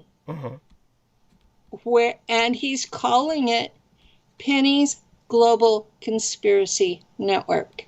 Penny's Global Conspiracy Network. That's what he's calling it. That's cute. That's yeah, cute. It's cute. Yes. And so I was really proud of that, and wondering how I was going to pull off running it, having spinal fusion surgery. Right. Well, Yeah. there's a risk to spinal fusion surgery. Maybe this is for the best. Maybe you won't, have that risk. If it somehow gets derailed. At this point, I'm kind of like, whatever is meant to be is going to happen. I'm going to advocate for myself. Right. But if the terms and conditions become untenable, I'm going to back out. And at this point, my insurance still has not given approval. So I don't know what I'm supposed to do. So, on the one hand, I've been in bad shape for the last decade. And on the other hand, I'm given this opportunity to have it fixed, but the terms and conditions are going to create other problems that are potentially worse. And so it's like, and in the meantime, I've had this tremendous opportunity basically just plopped in my lap. Right. And I'm going, whoa. Yeah. Yeah. Yeah. So I already have a server that I'm figuring out how to use.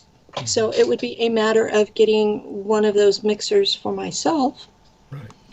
And getting more memory, which is a matter of blades on the server. Right.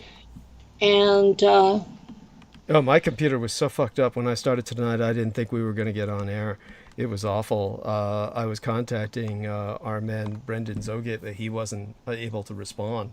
I hope he was unable as opposed to unwilling. Yeah. That's one of the problems, is that it has been a very long time since I was the IT guy. So I'm having to relearn a lot of the stuff that 20 years ago I knew this stuff. So it has changed a lot, because when I was doing programming before, I think they call that software development these days. They've even changed the name of the job. But yeah, I was a programmer and I was using DOS. And DOS is now a program that runs in Windows. And I've been told I should be using Linux, but I have not had access to a machine that runs it to be able to learn it. So there are most of these. Back in the day when I was learning to do this stuff, you worked from a manual. Yeah, that's true. We used to have manuals, and there used to be strategy guides for computer games too. Yeah, there used to be a book. And now it's like you learn everything hands-on, and it's like, so yeah, and meanwhile, I'm still expected to run my show and appear on enough other people's shows that my name is still out there, so that when I contact someone to be a guest, they don't go, who the hell are you? Right. I don't know how many of my guests have had the attitude of, who the hell are you? And then I send them a link ahead of time with my channel on it, and then they come back, and right before the show, well, just as Daryl's getting ready to run the music, in the part that I cut off at the beginning, right, they say, oh, by the way, I think you're completely delusional. And how am I supposed to recover from that to have a decent show for 2 hours? Just awful. So, yeah, this is the behind the scenes of running a disclosure movement radio show. And now I'm going to have a whole network of them, and going, oh shit. It's incredible, and well, you deserve this. I mean, this is something that you've earned, and so thank you. Yeah, very proud of you, and very proud of Daryl. I've had my show for 14 months now, and it's doing well. The numbers on his server, as he's putting my show out, have been consistently in the 50K range, sometimes higher. I haven't had one less than 30K in probably 6 months, 8 months. So part of that is I've been getting better guests. Oh, like myself, for instance, yes. Like yourself, for instance. And the experiencers have been more fact-based and less fantasy, right, which has helped tremendously. Oh, it would, yes. And I mean, like Rocco is fact-based instead of fantasy. So Yes. Now, by the way, Rocco, he sent me just some horrible things that you may have heard me discuss. Some guy pretending to be an army recruiter harassing him. He's got some footage of some other guy apparently buzzing his door or something. This all looks. we get things similar to what happens to you. Yeah, yeah. Yes, and You're not alone in the world, Douglas. Yeah. They treat you like you're one of us. There we are. Yes. Well, I mean, I'll have to admit, I get a different type of harassment. It's a different order of harassment. I don't get guys pretending to be army recruiters, trying to harass me because they know I would just laugh in the fucking face. I get people who are pretending to be the phone company. Oh, God. Now, keep in mind, I am no longer a customer of AT&T, Right. but they still show up at my door. That's amazing. And they still show up across the street and sit there in their panel van. They're sitting there for 6-8 hours a day. Yeah. But they're, as long as they don't come inside against my wishes,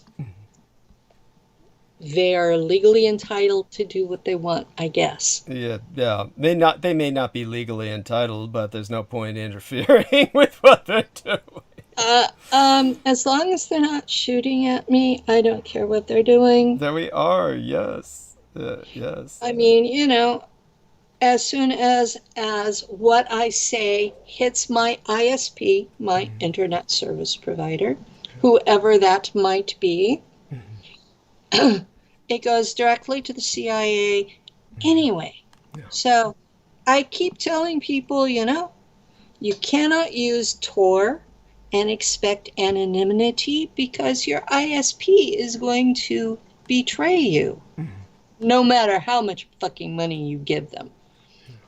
And I've had Anons argue with me about that, and since Ed Snowden came out, they've decided, well, maybe she's right. Okay. So now they're coming up with better ways to, can't think of the right term, but it's encoding the materials so that it's less likely to be read in the meantime. The trouble is, most of the people now working for these agencies are folks who were on our side who got caught and were given the option of basically working for the enemy in order to stay out of prison. And so they've got some incredible talent on the other side, and you have to give them their props.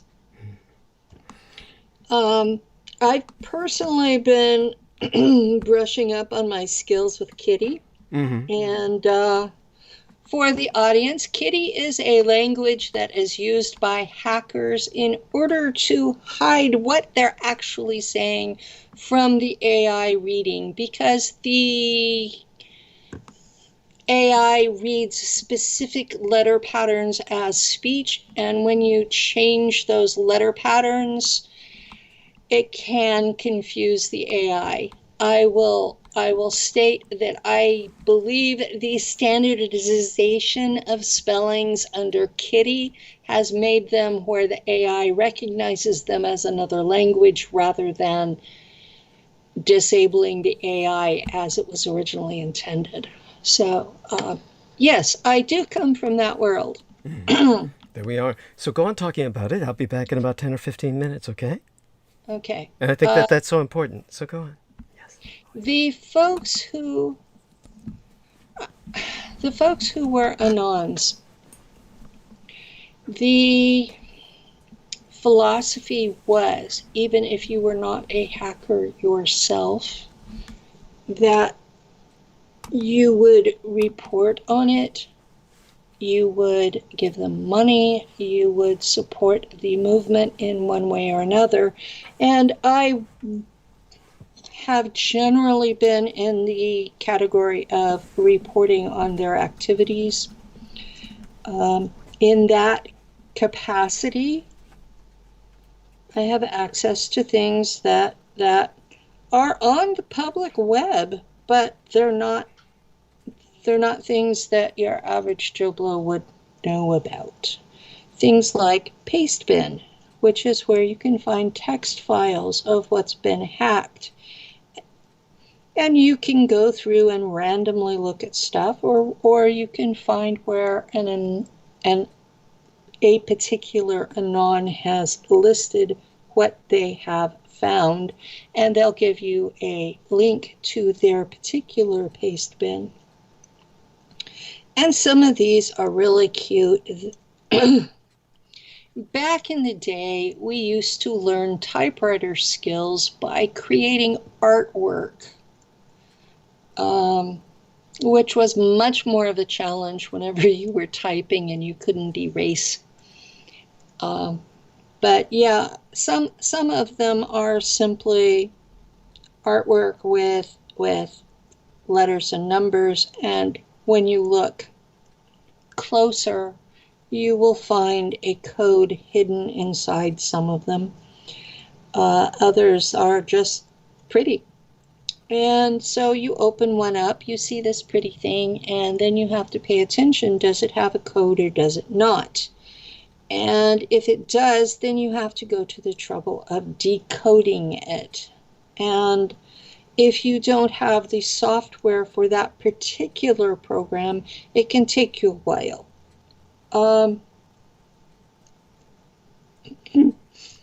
God, it's like decoding ancient documents. Some of those have codes hidden in them with information that the average person has no background to understand. And that's the original meaning of the term occult, was that these things were hidden, usually through means of a code.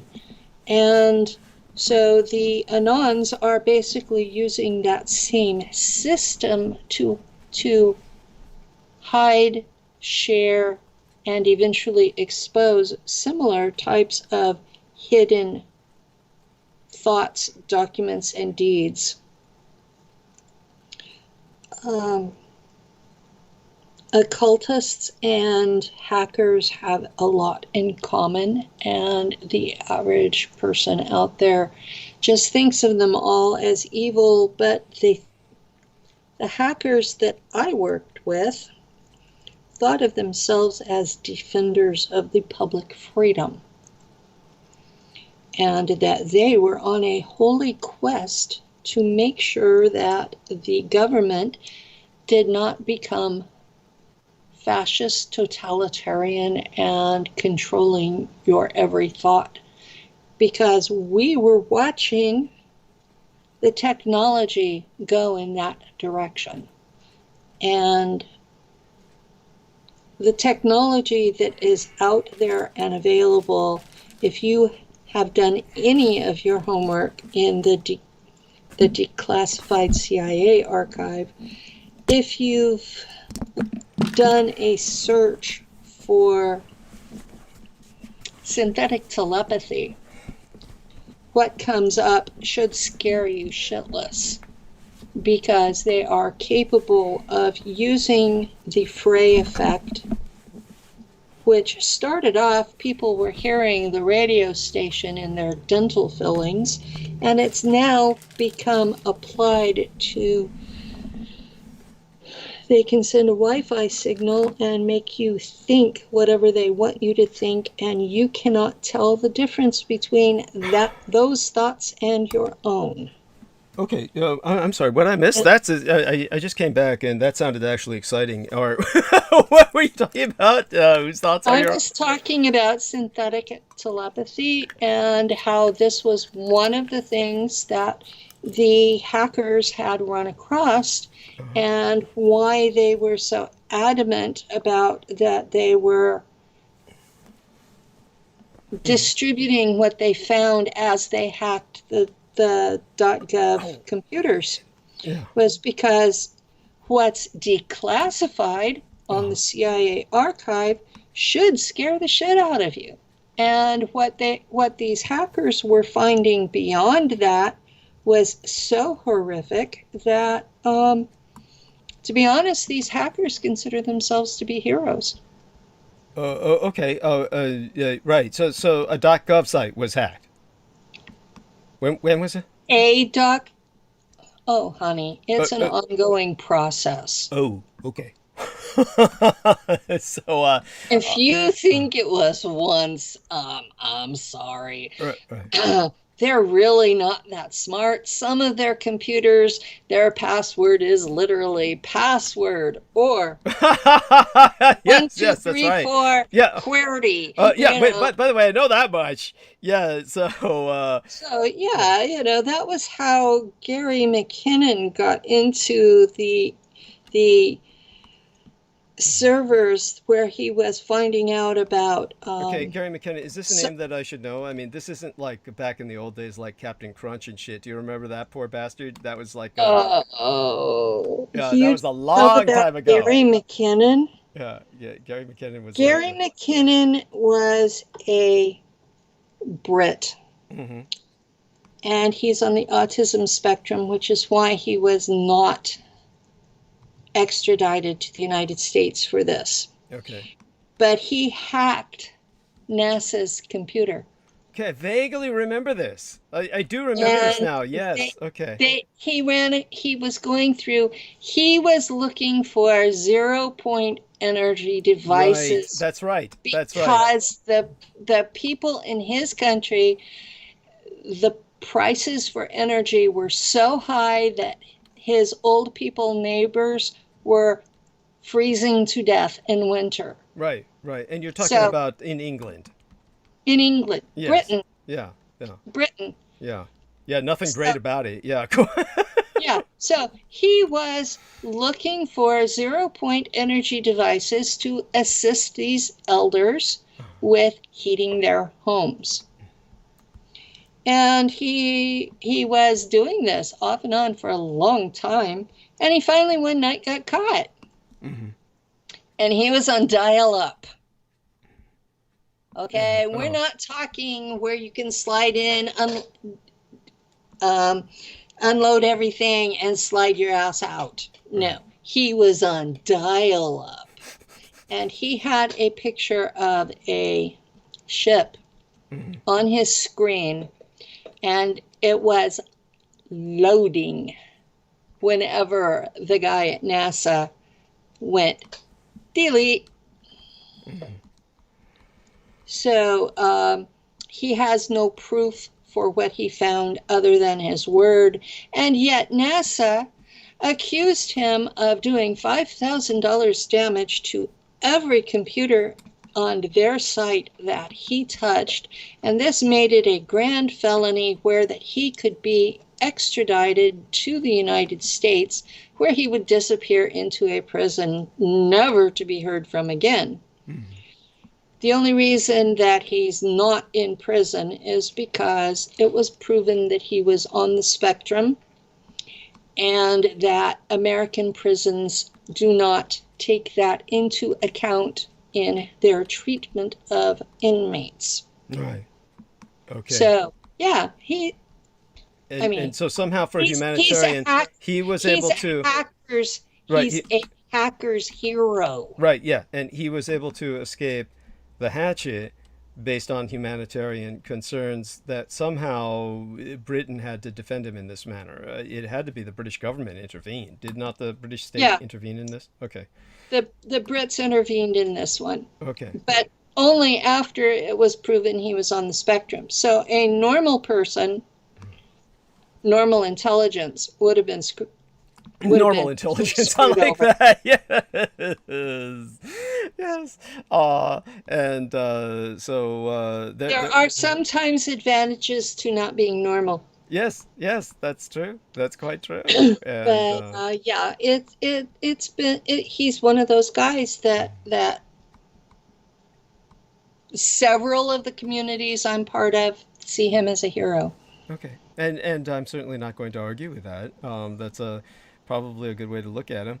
And by all means, what else comes to mind? Tell me, for instance, have you ever had, in terms of altars, have certainly I knew people who, for various reasons, oh God, there was this one attorney I dated, uh, Maria, what's her name? God, her last name was Stefanovic, I believe. I can't remember. She's Serbian. She was Serbian, but she was American. Yeah. Srpski American, Serbian American, and she was Danica Stepanovic. I can't remember the other name, but she was That's an interesting name. Yes. yeah, brilliant woman in some ways, and archaeologist training, but became an attorney. Sandblower. That's an interesting combo. Yeah, and but it had nothing to do with the archaeology work she used to do. But she was relatively sand blind from it. Sand blindness, you're familiar with, I take it. Working out in the sand under the sun when you're in archaeological digs, and it kills the optics of the eyes because the sun glares off the sand, and fucks your eyes up forever. So, It's similar to what happens to long-term welders. right, that's right. And obviously, by the way, just for the sake of, shall we say, taking into account your space experiences, there would be certain things in space that would do that as well. Blind sunlight directly. Of course, there would be filters if one were in an astronaut suit. But just even the briefest of exposure to sunlight in a vacuum, that could fuck a person's eyesight up and take it down by several grades. I'm sure, potentially for life. Burn out the optics. And Well, sure in my particular experience, I was usually inside something that where I didn't actually see. Okay. But my point was, in her case, she was a cutter, and you're familiar with the term, yes? Yes. Yeah, and she would. For those of you who aren't, it's very common, and it's usually females, and they abuse themselves by cutting into themselves, and it's a nervous habit.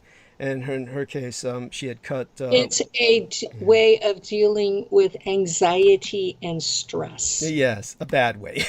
So it Yes, needs to be discouraged. a self-destructive way. Yeah. And so she had carved hate into her arms and other things like that. This is an attorney, mind you. So I'm dealing with this woman. Also, attorneys are not necessarily the nicest people. right. And they have their own stresses and everything else. Yes. And of course, also in her sleep, she would shout, "Daddy, I hate you," or "Father, I hate you." I'm trying to remember which. I think it was Father. "Father, I hate you. Father, I hate you." Also slept. And you know this how? Oh, I was intimate with her. Okay. Yeah, I thought I said that. No. Oh, okay, yeah. Maybe I did, but you missed it. I said I was. Anyhow, I probably didn't say it emphatically enough. Let's put it that way. But yeah. Anyhow, she was a cutter. So I was just curious if were any of your altars cutters, or did you know anybody who were? Because I'm sure you must have run across this sort of thing. You seem familiar. I know folks in the community who are. Right. I personally am not. Okay. Good. I mean, I have really strong programming to not self-harm, which is in direct opposition to the Omega programming that pops up when a new altar presents itself. Mm-hmm. Okay. So my survival programming seems to be coming from somewhere else. Okay, and that's good. Aside from that, with the people that you've dealt with who were very self-destructive, how did you contend with that? How did you try to help them? I generally teach meditation techniques, and I teach them to examine their memories from a position of the watcher outside rather than the participants. And that takes a lot of the pain out of it. Yeah. If you are the participant inside, then you're feeling everything. But if you're stepped back a level, you can observe it without drowning in it. Okay. Yes. And that's an important concept for the people out there. I also had a problem with people were telling me they were having flashbacks, but they would never own them as memories. And if you've gone 2-3 months of dealing with a counselor and you're not owning your memories, there's not much that counselor can ever do to help you. It's not something you go to the counselor and the counselor fixes you. That doesn't happen. I'm not magic. What I was doing was presenting them with ways to approach what they were experiencing or as memories or persistent flashback type dreams.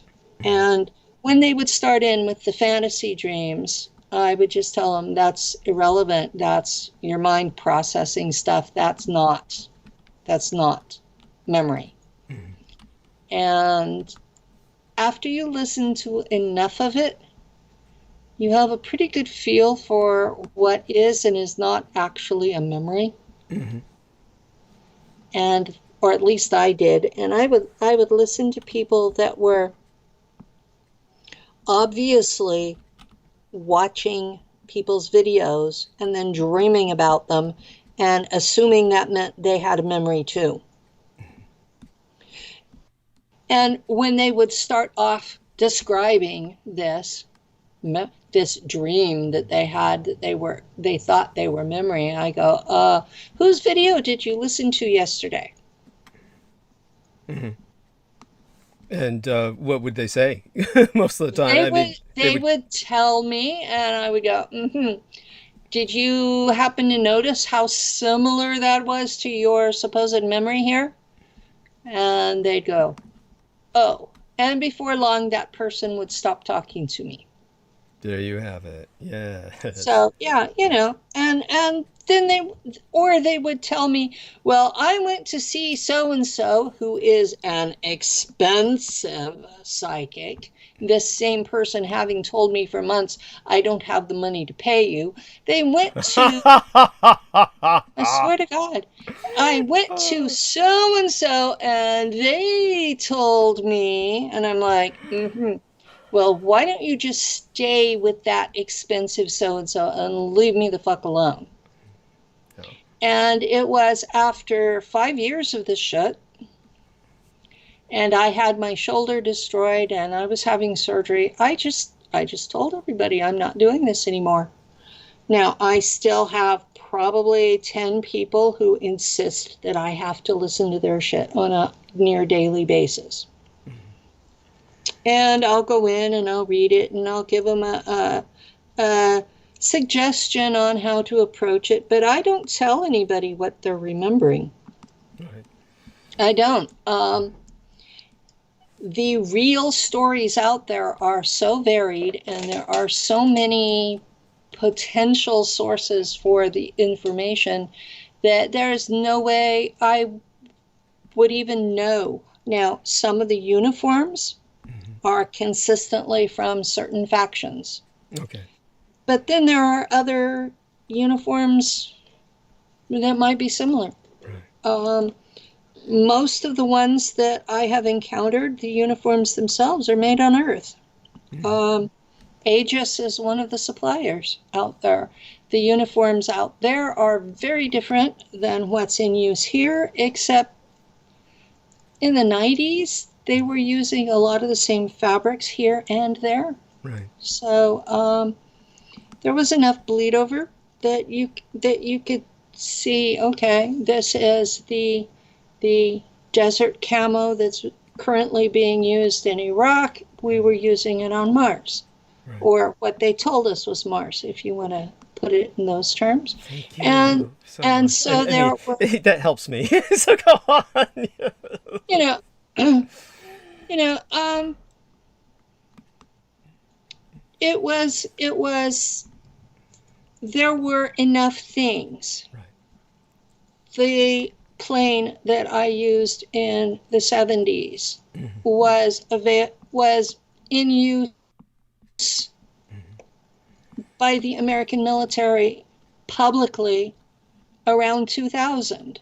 It had been used presumably for 20 years prior to that here, but the general rule of thumb is if it's public, as in advertised on YouTube, that it's been in use secretly for at least 2 decades before that.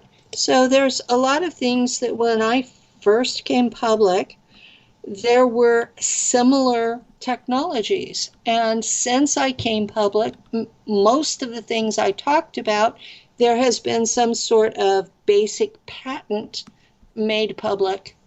And I know this has happened with you as well. So one of the first things I did with a group that called themselves Reality Brief, they had me do an interview that they called Technology. And they had me talk about the technology that I remembered and how it operated. And since then, a lot of those things have been released in patent form. Okay. And so... Have you ever had Sure. any patents that were stolen? I've never patented anything. Okay. I was just curious because I know that's a big complaint with a lot of people I know. I hear a lot of people complaining about that they wrote a book and somebody stole it, that they wrote a song and somebody stole it, Right, that right. they had a patent and somebody stole it, that they had a patent and their partner disappeared. And, there may be a lot of that, but I have not had any of that happen to me. Right. What I have had is terminology that I was sitting there listening to the terminology being used and thought to myself, that doesn't sound right. And so I went into a self-hypnotic trance and pulled up from my memories what the proper terminology was. And I've had people steal that. Okay. There we are. I knew there was something. Dr. Sala is now using the term Nachtwaffen. Okay. And that was mine. There we are. So, and at the time that I came up with it, with Reality Brief, I mentioned them before, we did a interview and we did a Creative Commons copyright on the term. So it is forever available to the community, cannot be patented or copyrighted by anyone else. At the time, we were having problems with a particular person who claimed to be a whistleblower, who was going through and finding community terms and trying to copyright them. One of the terms that he was copywriting was Secret Space Program, which had prior been copyrighted by Bill Cooper. There we are. Yes. And he's trying to say that since Bill Cooper is dead, that it had been abandoned so he could grab it up. And we're like, oh my God.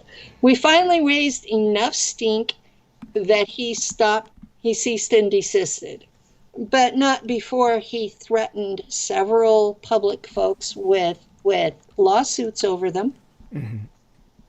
So we have a couple of individuals who are litigious shitheads. What do they call them in the have gaming community? They call them munchkins, right? we have too many people that are interested in money, too many people that are interested in who gets the credit. I will say, as a child growing up, my mother impressed on me the concept of you can accomplish a lot if you don't care who gets the credit.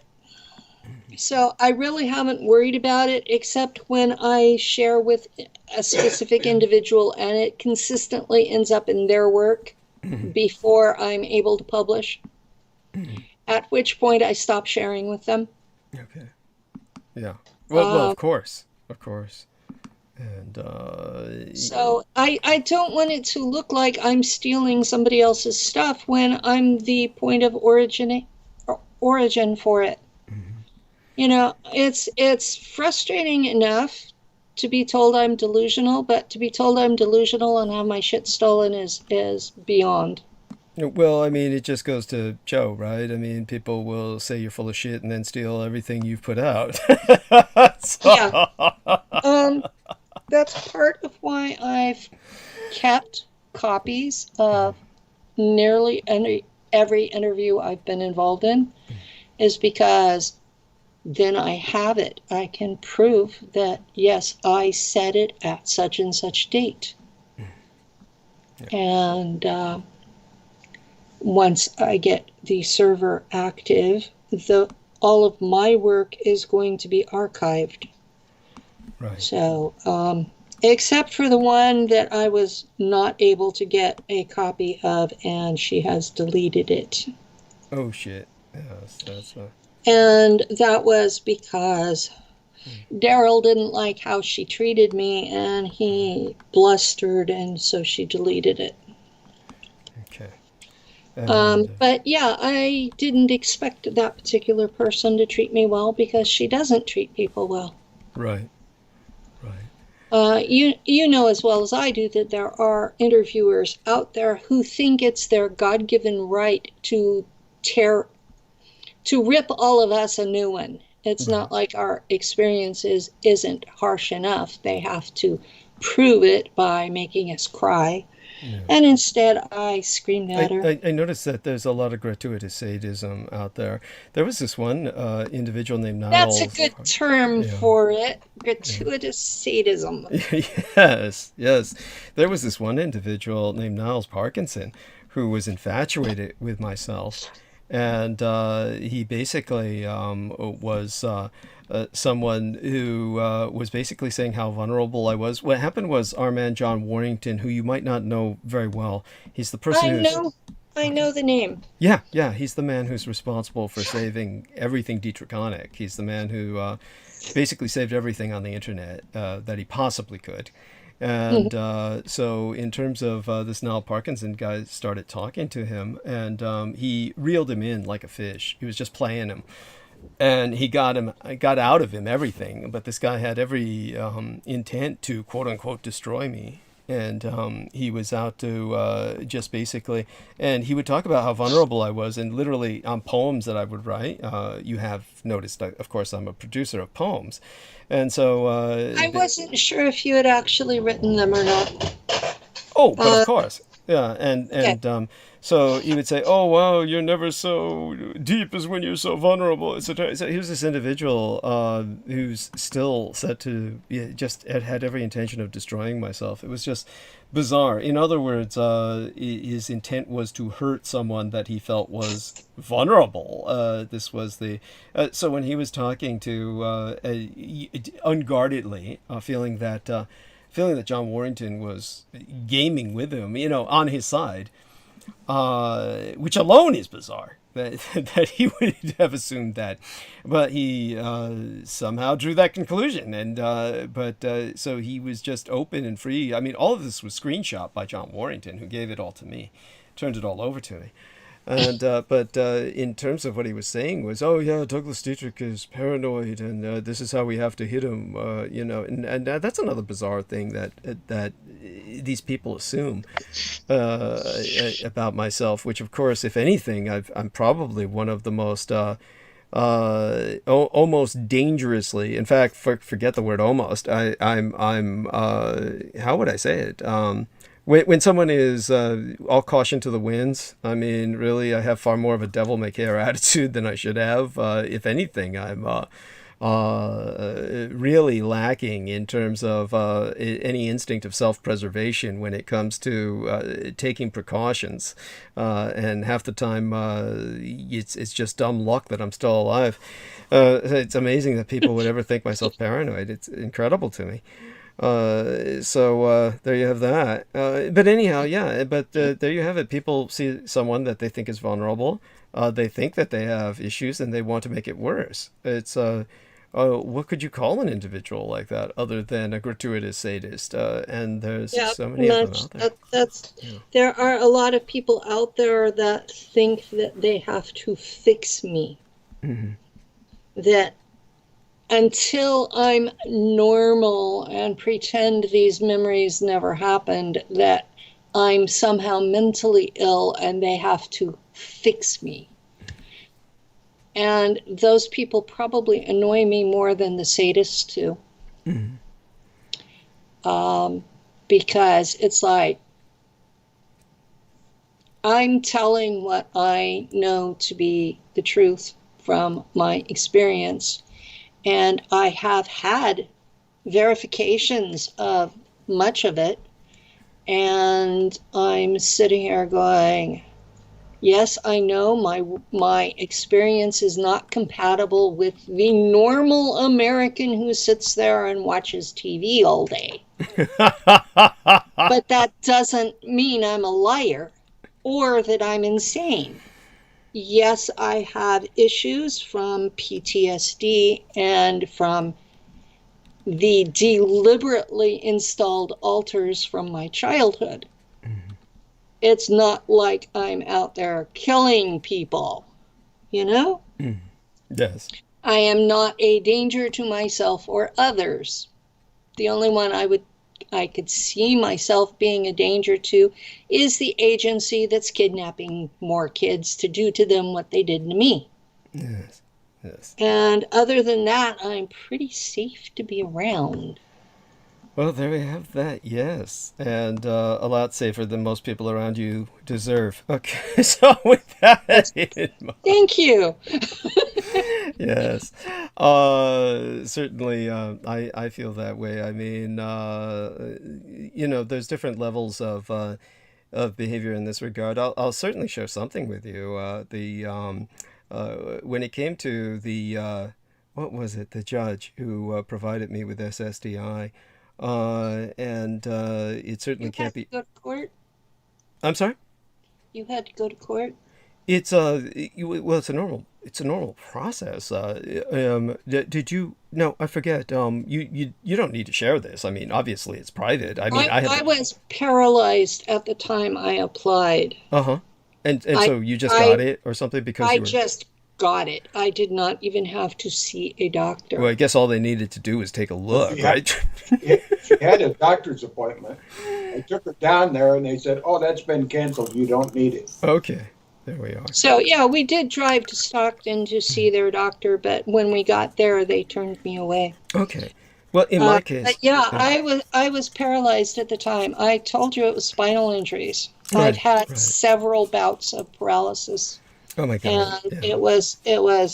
I mean, I've been there. I know what it's like to be paralyzed. Yeah, It's not fun. Yeah. Yes. I've been there. It's like the only reason I'm halting you is because I just don't want to remember it. Okay. I mean, I was there just for right now. Maybe sometime later I'll be able to talk about it. By the way, Clarice Claudette is in the chat room. She says hi all with a wonderful cherry blossom. Hi all, Clarice. Love you dearly. Had a long talk with her the other night, and wonderful person. Hopefully she gets an opportunity to speak to you privately in the near future. I'm hoping to, of course, nab you some point so I can speak to the book hunter lady with you both at the same time. But we'll talk about that sometime soon. The The what lady? You know, the book hunter lady. The book, you know, you and her can find any book. That lady. Oh, That okay. yeah, Yeah. that yeah.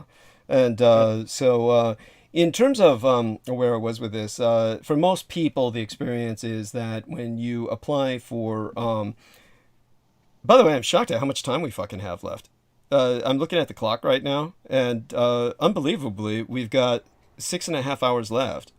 I'm impressed. I could cover that whole 6 hours, but you know, we'll talk for a little while longer. The in terms of, I just can't believe it. When I was, I'll probably take another little break and have you talk some more in another few minutes or so, just to kind of take advantage of all this time. Holy shit! Most of the time, by the time I'm done with everybody, it's like I've got 3 or 4 hours left. That's what the pattern it's been lately. So tonight's a bit of a shock for me. And You the last one we talked a long time. Yeah, yeah. Actually, the last several ones. It's been that way for a while. So I haven't been able to, get that much out with the Asian geopolitics thus far. But that's fine. It's all worked out fine. I mean, everybody seems satisfied the way it's worked out. By the way, shout out to Elizabeth Beam. Mwah. Hey there, honey, and CK as well. Love you, darling. So, with all of these well, you forget the word normal. Anyhow, our man George Knight just stepped in, and he says, "Much love, Douglas. Much love to you as well, George Knight." For those of you who don't know, of course, George Edward Knight is in England, and he's working with making England a 5G nation, bringing them up to the 5th generation nation, and of course, that does involve the disputations with communist China, where Huawei was cut out of the contract. England was going to have Huawei build its 5G network, which would have meant that China would have controlled all of England's everything. Yeah. And because of the alliance with the United States and Well, that was prior to the AUKUS. the United Kingdom. Yeah, that was prior to the, what you're thinking of is probably AUKUS, Australia, United Kingdom, United States, the NATO The of the Five Pacific. Eyes. Yeah. Oh, okay. The Five Eyes. That was older. Yeah, that was much older. But actually, it wasn't because of that. Really, you make it sound like countries give a damn about treaties and shit. It was more just a combination of. They care about sharing information and who they share it with. No, I hear what you're saying, but in terms of actually they did. But it's in terms of what they get from it. Yeah, got it. I know you're being pragmatic to a degree, but it's worse than that. I mean, you're almost giving them too much credit. With the Brits, they were just going to say fuck it, and they were just going to give it all to China because it was cheap. I mean, it was just that bad. They didn't give a shit. They didn't give a shit about anything. They didn't fucking care. It took a lot of bullying. I've been watching Asia and shaking my head, wondering when the hell people are going to wake up. Yeah, thank you. I'll be talking about that, of course. And so I started covering Asian geopolitics with the last 2 episodes in the last few hours of each episode. So do catch up on that if you can. So Roland says 5G is what China. Anyhow, this is what Roland says. Roland G says 5G is what China used in Wuhan to kill a lot of people. Okay, no, they didn't need that to happen. That's one of the conspiracy theories out there. Yeah. It's from the folks who do not believe in virus theory, and they are blaming the technology instead of the bioweapon. Anyhow, honey, I'm sorry, I had my earbuds out for a second while you were explaining that, and then Roland G says, our bodies can't take 5G. But by the way, there is a potential that, it might be harmful. So I've gone into this before. There might be harmful aspects to this. This is not what, the majority of the experts and MDs think, but, they could be wrong. And we're going to find out mostly from China, because China's got all of the concentration of population, and they're going to go 5G. And if any population fries first, it's going to be, we'll see what happens in China, right? So. Oh my God. Yeah. And if they fry their people first. Huh? Yeah, we'll see if they fry their people first. Yeah. And was that a yep I got from our man Lou? sounded like that. And He does occasionally make a noise back there, yeah. yes, yes, it's like he's shouting at the sports channel. It's like he's watching the tournament. He does not do the sports channel. And so, I'm kidding. And so, No, I'm yeah. being honest. He does not do the Yes, honey. sports channel. Yes, honey. Anyhow, Roland G goes on to say, "Yes, right. Did use the bioweapon. You're correct. Thank you. Thank you. I mean, it was just, as I've said before, there was a whole series of, I explained it on Penny's, dude, listen to my interview with Penny Bradley, okay? And you'll find out what happened. It's that simple. As for the, Hey, we have covered a lot of shit on my channel. yeah, we did. We did. And, You so, put it together into one big long show, yeah. but at that point you realized how much we had actually covered. Well, quite a bit for 6 hours. This is about 6 hours worth of Yes. time, a little less. Yeah. And, so there you go, Roland G. Go review that. Go review that, and then you'll know more.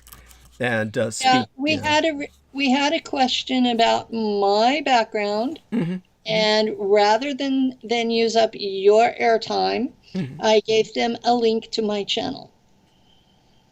Oh, great, thank you. Oh, you mean in Thread? There was a question about your background in Thread to my post. Yes. Oh, great, great. Did I acknowledge that? Did I acknowledge that? No. I didn't? Okay, so that must be recent, right? That must have happened. And he, the same man, Jacob Waters, also asked about what you thought of Andrew Pishago.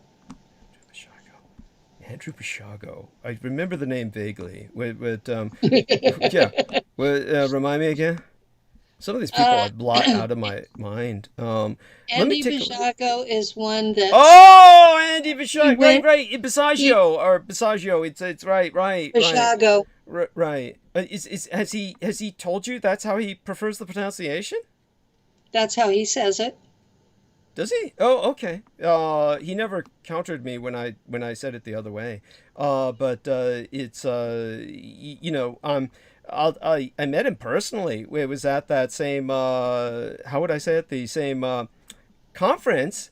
He was at the end of the table where I was sitting on the folding chair, where Richard Dolan was trying to pull an ambush. That same conference, I personally met him.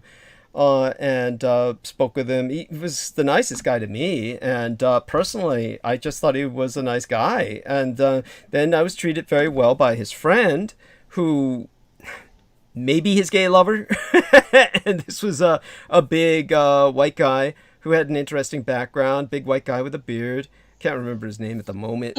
Andy's married to a woman.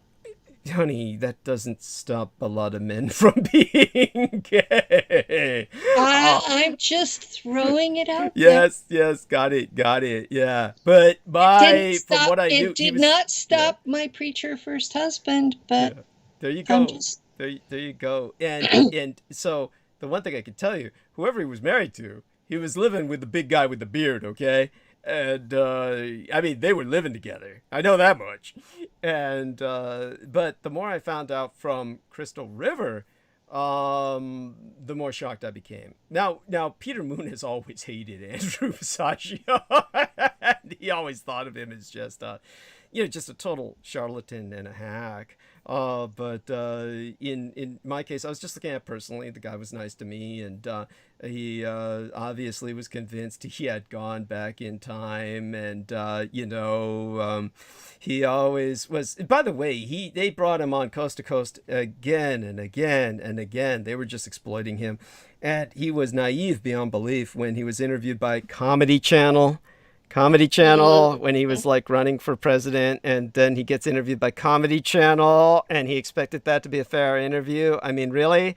And so then they, of course, made it look like he had fantasies about fucking Obama on Mars and shit, that they got into the Orgasmatron together as opposed to a time machine, that kind of shit. Then, because he does have an attorney's background, but of course he lost his ability to practice, and so he was like a paralegal. Doing all his work as a paralegal. He was working as an attorney I mean, in that was a while ago. 2018, Uh-huh.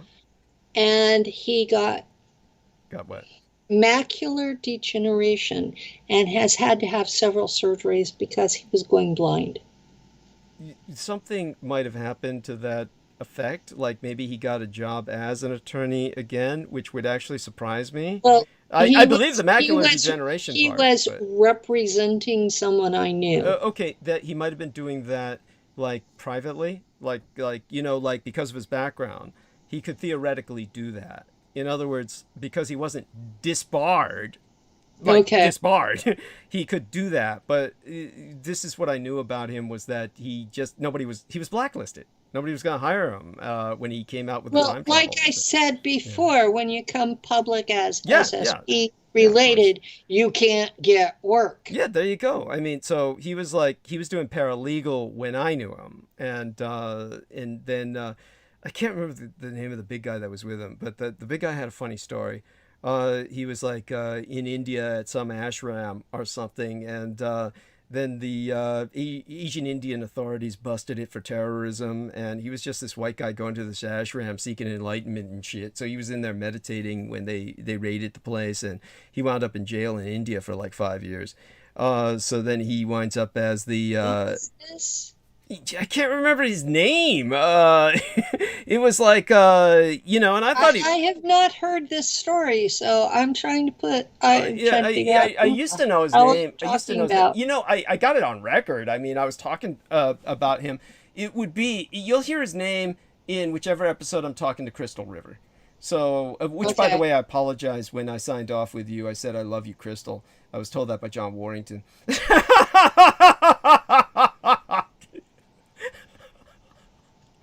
The typical sign off. Love you, darling. I'm used to folks not getting my name right. An amazing number of people call me Jenny or Peggy or Lori or any number of other names. And so I just, as long as they're not insulting me, I generally roll with it. Yes. Thank you for your tolerance. So in the case of the big guys, so then he winds up with our man Andrew Basiaggio, and Andrew had him, for lack of a better word, totally indoctrinated. He was driving me back to a hotel room, and then when I was trying to shut the door for the night, he put his foot in the door so he could keep on talking about Andrew Basiaggio being president in another timeline. It was so he truly believed in Andrew, and that was touching. But at any rate, so what I found out from Crystal River was that Max Spears. I remember the first time that oh God, where was it that I got it from? It was the big guy with a beard. He posted a photograph of Max Spears's sword, his Templar sword, which he had as a legacy piece. You know of this? I know of Max Spears, yes. Yeah. So he had this. So and I knew of his sword, yes. There you are. So this guy published a picture of the sword, which the picture was well taken. It was like a professional photograph, getting the shine and the sparkle just right. So it was a very impressive looking piece. When I published that, I remember Judith Agert, that lady who was involved with me and involved in my shows to a degree. She said, they might have killed him just for that. And I agreed. And then I found out from Crystal Rivers something that the guy had said, which was that, he published a picture of the sword saying, Max Spears lent me his sword for safekeeping. I returned it, of course, before he died. And that's when Crystal told me that Max never got it back. That would be the most negative thing I have to say about Andrew Basiaggio and his gay lover, because those guys were thick as thieves. I mean, those guys were like, they were bonded. Those guys were really together. I mean, they lived together, They were like, when Andrew Basiago was all falling into fits of depression over the way Comedy Central screwed him and shit, and when he went into a suicidal depression after that happened, it was that guy who nursed him back. And so those two were like living together. They were bonded. They were emotionally very. They I'm not saying they were a gay couple, but they had all the signs, and there's nothing wrong with that. But that's what it was. And so those two, when I found out they had stolen Max Spears' sword, which, you know, pretty much, I trust Crystal River to a degree that I would say is high. My trust for her is about as high as it can get. It's because I knew Max Spears, and everything she told me about Max Spears, I know is true. And so when she said that, then I'd have to lean towards the negative when it comes to Andrew Basiago and his gay lover, that they basically stole Max Spears' sword. So at that point, I'd have to say, yeah, I lost all respect for them, and that's so that's what I would have to say. And in terms of so, you know, I'm not seeing this guy. You said it's Jacob Waters asked that. I don't see that on my post, so he might have. Maybe it was shared onto your timeline. I tagged you, so I should be seeing what he wrote. In other words, so people know this, on Facebook, when you tag somebody, usually this isn't Facebook. This is on YouTube. On YouTube. Oh shit. He asked that on YouTube. Is that now? Is that up there now? Yes, it's up there now. Oh, let me take a look. You mean he entered that in the chat room, or he entered that as a comment? Chat room. He entered it in the chat room. Oh, no wonder I missed it. Oh, it's probably further up. I didn't scroll up that far. Okay, so there you go. And by the way, he's a friend. So if you happen to notice that I put my channel link, that was why. Oh, well, that's fine, of course, as you're expected to do so. So there we have that. I'll scroll back down now. No point scrolling up at this point. I mean, we've answered that question. And so there you go. So give me a second. Well, I'll get back to the SSDI thing, because that's what we started off with. Okay. And, what I was in the mood to share at the time. The temperature drops precipitously in San Francisco at night, so I'm going to put my sweatshirt on. So what I'm going to do is remove Probably a good idea. Thank you. I'm going to remove my earbuds so that I can put my sweatshirt on without, getting my earbuds jammed around my throat or something. And that while I'm doing that, Penny will take the stage and talk. So let me go mute so that everybody doesn't hear me struggle with my sweatshirt.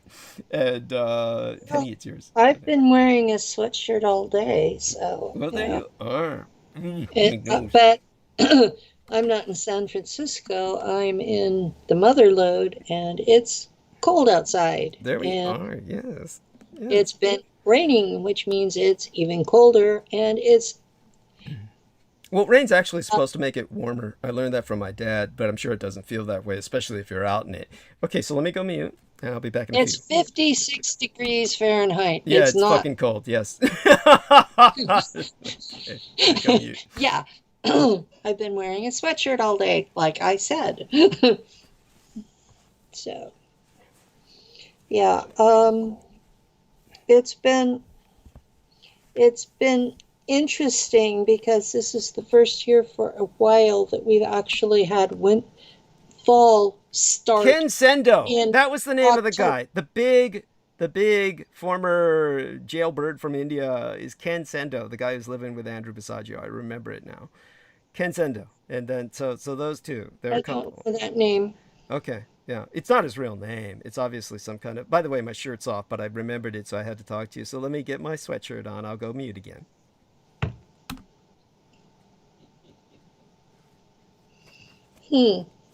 Okay.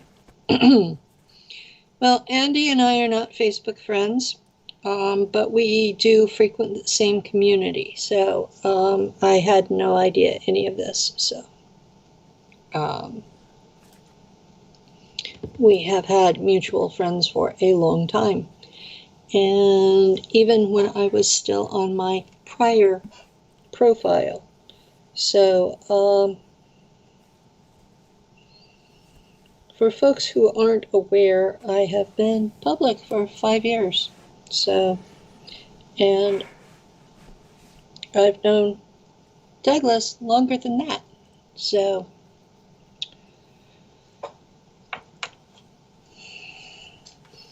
okay, when I was first on SSDI, I had gotten hurt at work and ended up stuck on the couch for a while, and fortunately that faded on its own, and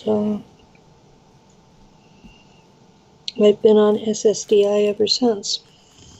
So I'm beginning to wonder if there's a time frame where they automatically switch me over to retirement, or if that's something I have to talk to them about, because there's no way I'm going to be able to go back to work to switch it over, or if I'm going to be on SSDI forever. Oh, well, of course you want to be on SSDI. Who the hell wants to go back to work? And well, I'm 66, so fuck, you should be retired, honey. I mean, that's what I'm wondering is, do they ever just switch me from disability to retirement? No. It just means you don't need to renew the disability anymore. Theoretically, you're supposed to be renewing it and stuff like that.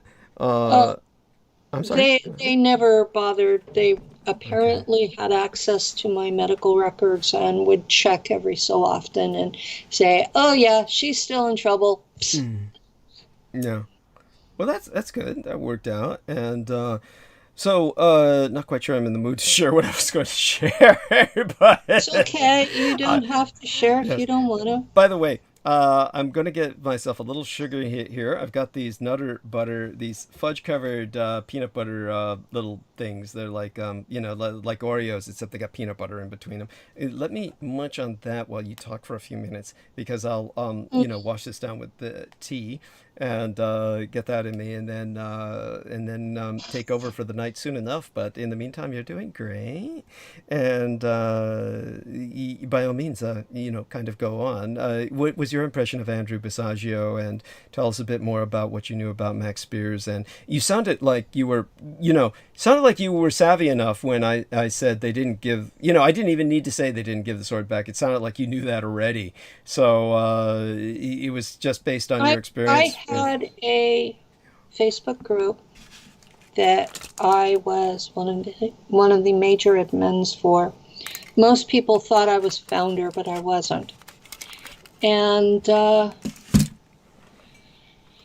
Max Spears was a member, and he shared a few things. We never talked one-on-one. When he died under mysterious circumstances.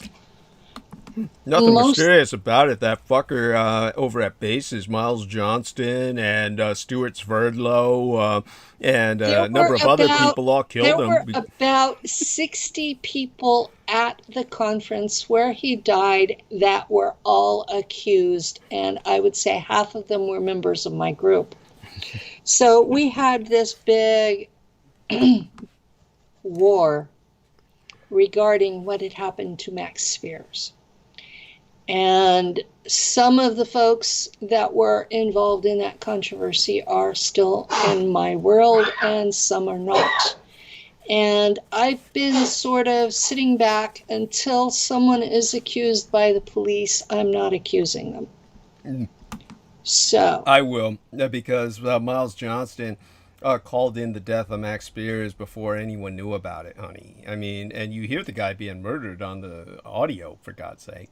They took away the video because they know that would be incriminating, but they had it on video as well. It's basically a snuff video, but you get the snuff audio if it's still up there on YouTube, if they haven't scrubbed it. Well, Miles Johnston's YouTube channel was deleted. Was it really? Bases? Yeah. That whole Bases was deleted. Oh, thank God! Approximately 6 weeks ago. Holy shit! Oh, cool. And what happened? his infatuation with the COVID people violated That's what does it. Yeah. That shit'll get you every time.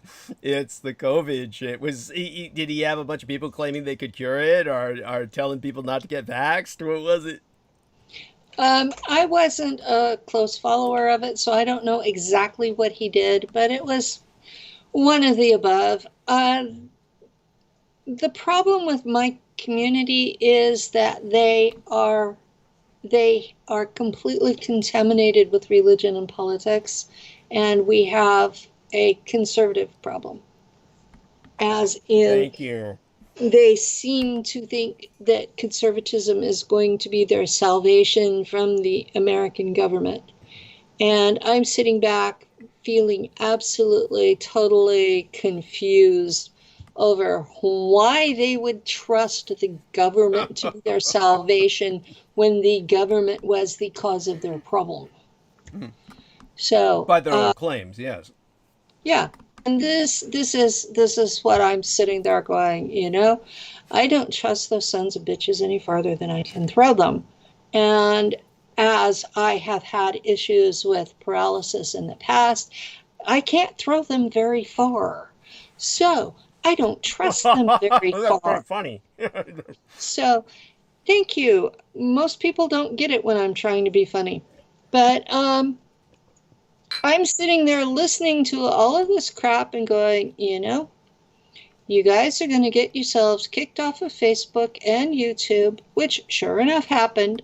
So they formed their own group, Parler. And then Parler was taken down by Google, and it's been, since it came up on its own server, it's been censoring people. And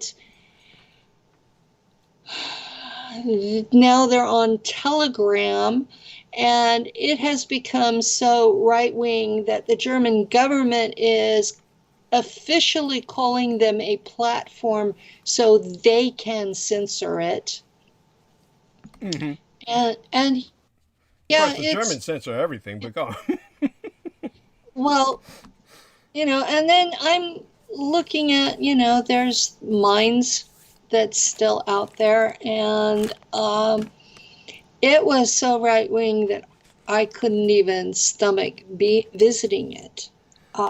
Thank you. No, all of this right-wing radicalization is, certainly I've addressed this in the past, and it is, it's just awful, and it's certainly a threat. And well, I've had people on my show tell me that because I'm centrist, that I'm part of the problem. Yes, and I'm centrist myself, which this is what I've explained to people is what fascism really is radicalized centrism, and has nothing to do with the right or the left, hence the term nationalist socialist, right? I mean, get it? Yeah. Radicalized centrism. This is why both the capitalists and the communists hated it, right? Because it's in the center. Nobody seems to fucking get it. There's talk about a disconnect. Well, people unclear on the concept. I don't believe in overtaxing people. I do believe in personal freedoms. I don't give a shit what you fuck as long as it's a consenting adult. Well, there you go. I mean, we could go on about that. At that point, we can start parsing, of course. We could start parsing with animals. Would that be counted because they can't get consent? Right? There are people on both sides of the fence that want to crucify me for that. And then they find out that I'm not a traditional Abrahamist as far as my religion. And then it's like, well, you're just a demon. Yes, then they want to kill you.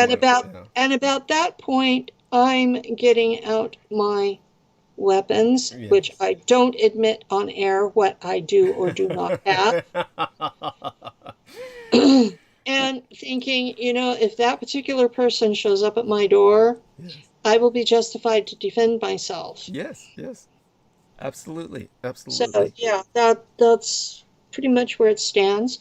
My father was a hunter, and my second husband insisted that we all have hunting licenses. So, yes, I do know how to fire a weapon safely. And Yes, good. As opposed to Alec Baldwin, yes. yeah, I know how to tell if the weapon is loaded. There we are. You know, that was another thing. When a weapon is loaded, by the way, weapons are already heavy. A functional Yes. firearm is already quite heavy. Most people who don't understand this, who've only handled toy guns all their lives or plastic pistols, you really have no concept of how heavy a firearm is. So Or how much kickback there is. thank you, or can be, unless it's an M16, which is why an M16 is fucking useless, or unless it's a 9mm like a Glock, in which case, I would argue it's also useless. For all you Glock lovers out there, have at it. But we had yeah, my ex had a 9mm hunting rifle. That thing was pretty useful. honey, a 22. That's one of the most, believe it or not, I would argue, the old 22s like my dad had, with that little bolt action. Those are some of the most dangerous rounds in the available inventory to your average individual. Yeah, It's they go amazing. in through the first layer and they're unable to get out through the Yeah. second layer, so they just make mincemeat out of what's in between. Yeah, and beyond that, there's no other round. It'll say right on the box, range 1 mile. There is no other round you're going to find where it has that range. Those 22s will just keep flying until they hit something. Yeah, So, they yeah. will. And God help you if it's a child Yeah, of just course. beyond sight. Yeah, yeah. And yeah, these That's weapons. one thing that you learn in hunter safety class is the range of your ammo and how to be careful about how far you are threatening the environment. Yes, thank you. And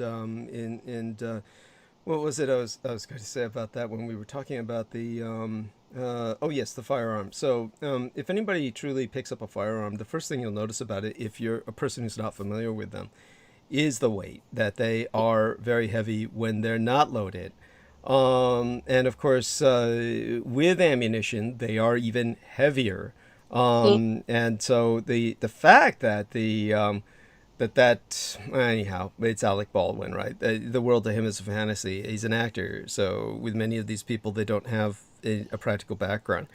So there you have it. And I told, of course, Peter, that I agreed with what you said, that I felt it was like a sacrifice. And even he brought up the very nature of the victim. She was so wholesome and almost virginal, that he did add to that. Well, she had been raised on a military base, and Ah, she was married to a lawyer for the Clinton group, and she was she had been an investigative reporter in her past. Okay. So I'm sure she has enemies. there we have it. There we have it. So, and all of that definitely Yes, makes sense to me. I did some checking into her background. Thank you. Thank you. No, it's appreciated. It's appreciated. Horrible stuff that. And so, That yeah, go on. I think the most damning thing would be that her husband was an attorney for the Clintons. Any affiliation with them seems to be deadly in the long run. Yeah, yeah, that's true too. Wow, Roland G's really going at it. Anyhow, Travis Moss says another term some use is third positionism, but that term tends to lead back into Duganism. There we are. So there you go. Yeah, that's that Dugan bullshit. For all those folks out there who wonder what the hell centrist means, it means go look up the Republican platform for 1956. Well, that's one example. The example that I would use would be, take a look at simple economics. So if you take a look at your average economic model, the first thing you'll notice about it is that they are By the way, we're getting no data on the stream, and then it came back excellent connection.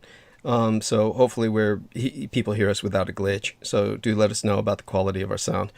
But obviously, if you were looking at geopolitical models and economic models in the world, which are very impacted by politics, it's politics that decides economics, not the other way around. And so when you take a look at the example of what people consider right and left on the spectrum, left going towards collectivism and right going towards free market capitalism, neither of the primary examples we used to have even exist anymore. But the primary example on the absolute left of pure collectivism used to be Albania, which was a European, a European nation that was so radical in its communism that they couldn't align with anyone in Europe. They were a satellite of communist China back in the days of Maoism, back in the days when, and when Maoism was the most harsh. Yes, thank you. Harsh and extreme example of collectivism. And so an example on the right of free market capitalism used to be Hong Kong. And Hong Kong used to be so capitalist that it didn't matter. Any of its laws could be bypassed by simple bribery. So all of its laws were simply ad hoc. In other words, you could take a look at all of the construction in Hong Kong.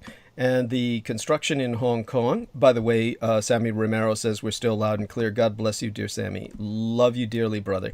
And so all of the laws in Hong Kong were such that economics superseded rule of law. That meant that anyone could build wherever they wanted, and that's why you would see examples like Hong Kong's infamous cluster city, which I'm sure you're familiar with, Penny. There was this big cluster in Hong Kong of buildings that was straight out of Blade Runner, and they all just ran together so that everything was interconnected, and you could walk from one end of the city block to the other without ever hitting the ground floor, if you know what I mean. You could just go... Not ever seeing the sunlight, not touching the ground. That's true. Yes. That's right. Perfect description. And all of this was against any conceivable fire safety regulations or public safety. Yeah, but all of it came to pass in Hong Kong simply because of the nature of bribe and build. And that no longer exists since the communists tore all that down and are imposing their rule of law on Hong Kong with a vengeance, and so Hong Kong is now a colony of a different colonial power. But these were the best examples we had on planet Earth of the manifest, close as you could get to working models of left and right on the spectrum.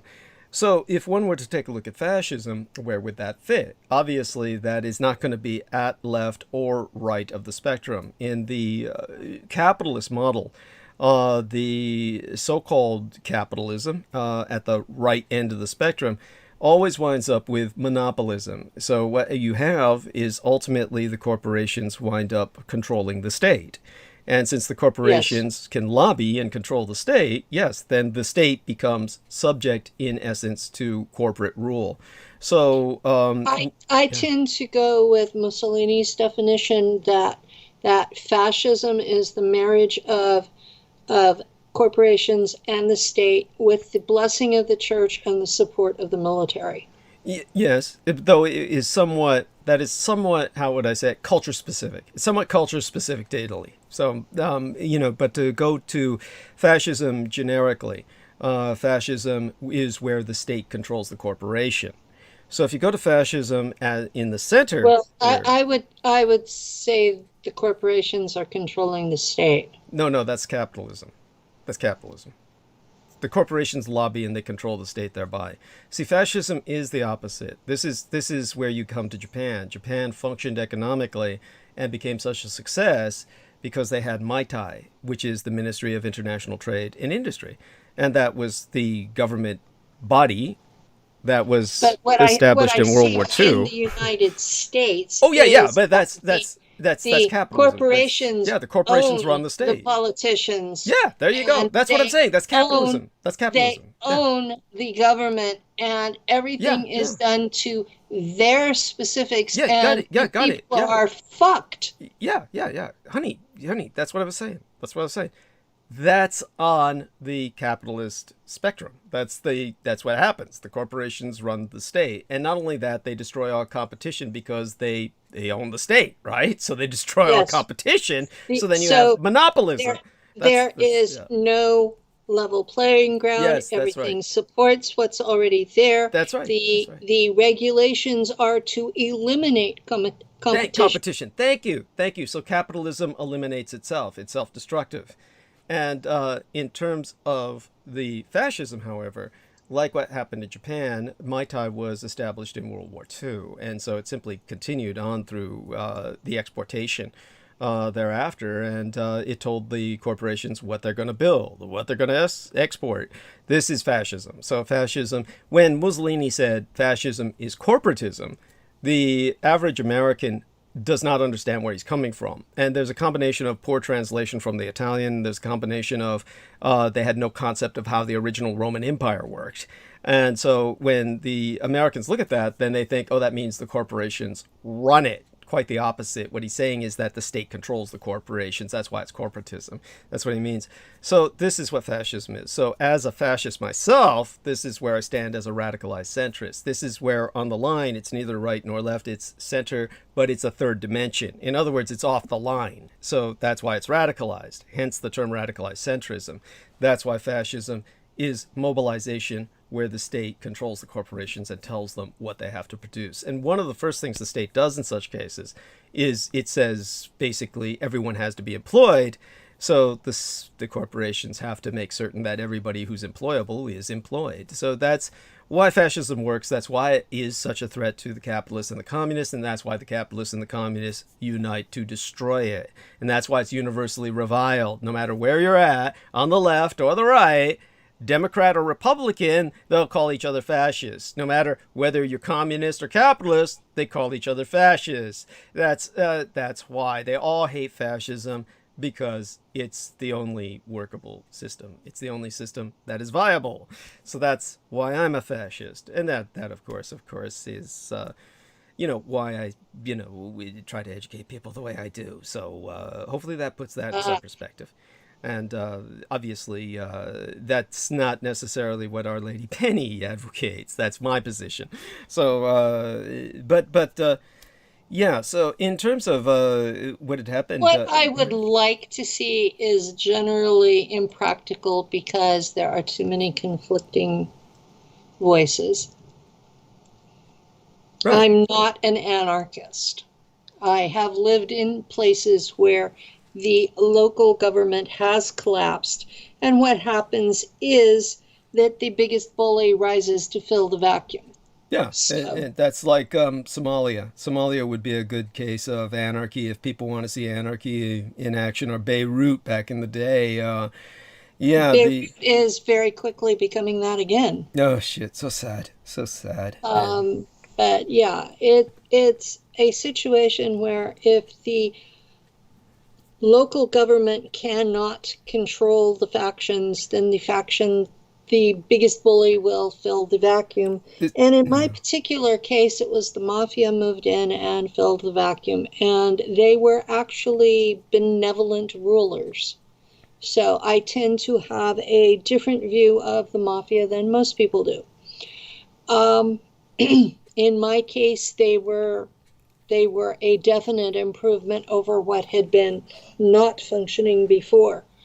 But yet, because of that background, I look at politics very simply as the legitimate role of the government is to protect the commons from those that would encroach upon it. And I come from a completely people-oriented point of view. I really don't give a rat's ass about the economics. Okay.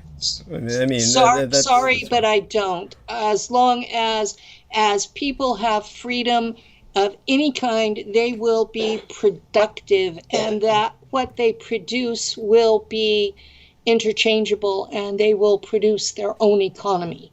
So I don't care about the economy. I care about the people having the means of production for their own lives. Okay. I'm sorry, that's too abstract for me. But I appreciate the sentiment. It is for most folks. It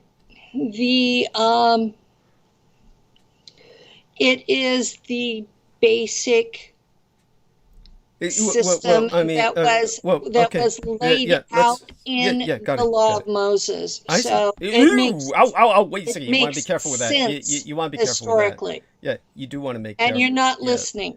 So it's okay. You just want to be careful when you go to the law of Moses, because if you go to Mosaic law and you take that, you don't have to take the whole system. I'm lifting out the portion of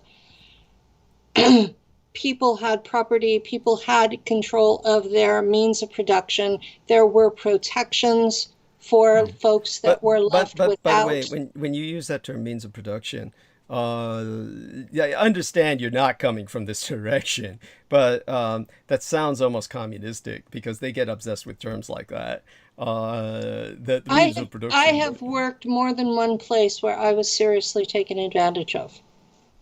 Yeah, I can believe that. I mean, believe me, that's happened to everyone. That's happened to myself. I mean, that's happened to everybody that has worked for somebody else. Anybody for anybody who's ever worked, the majority of us in some way or another have been pretty much victimized.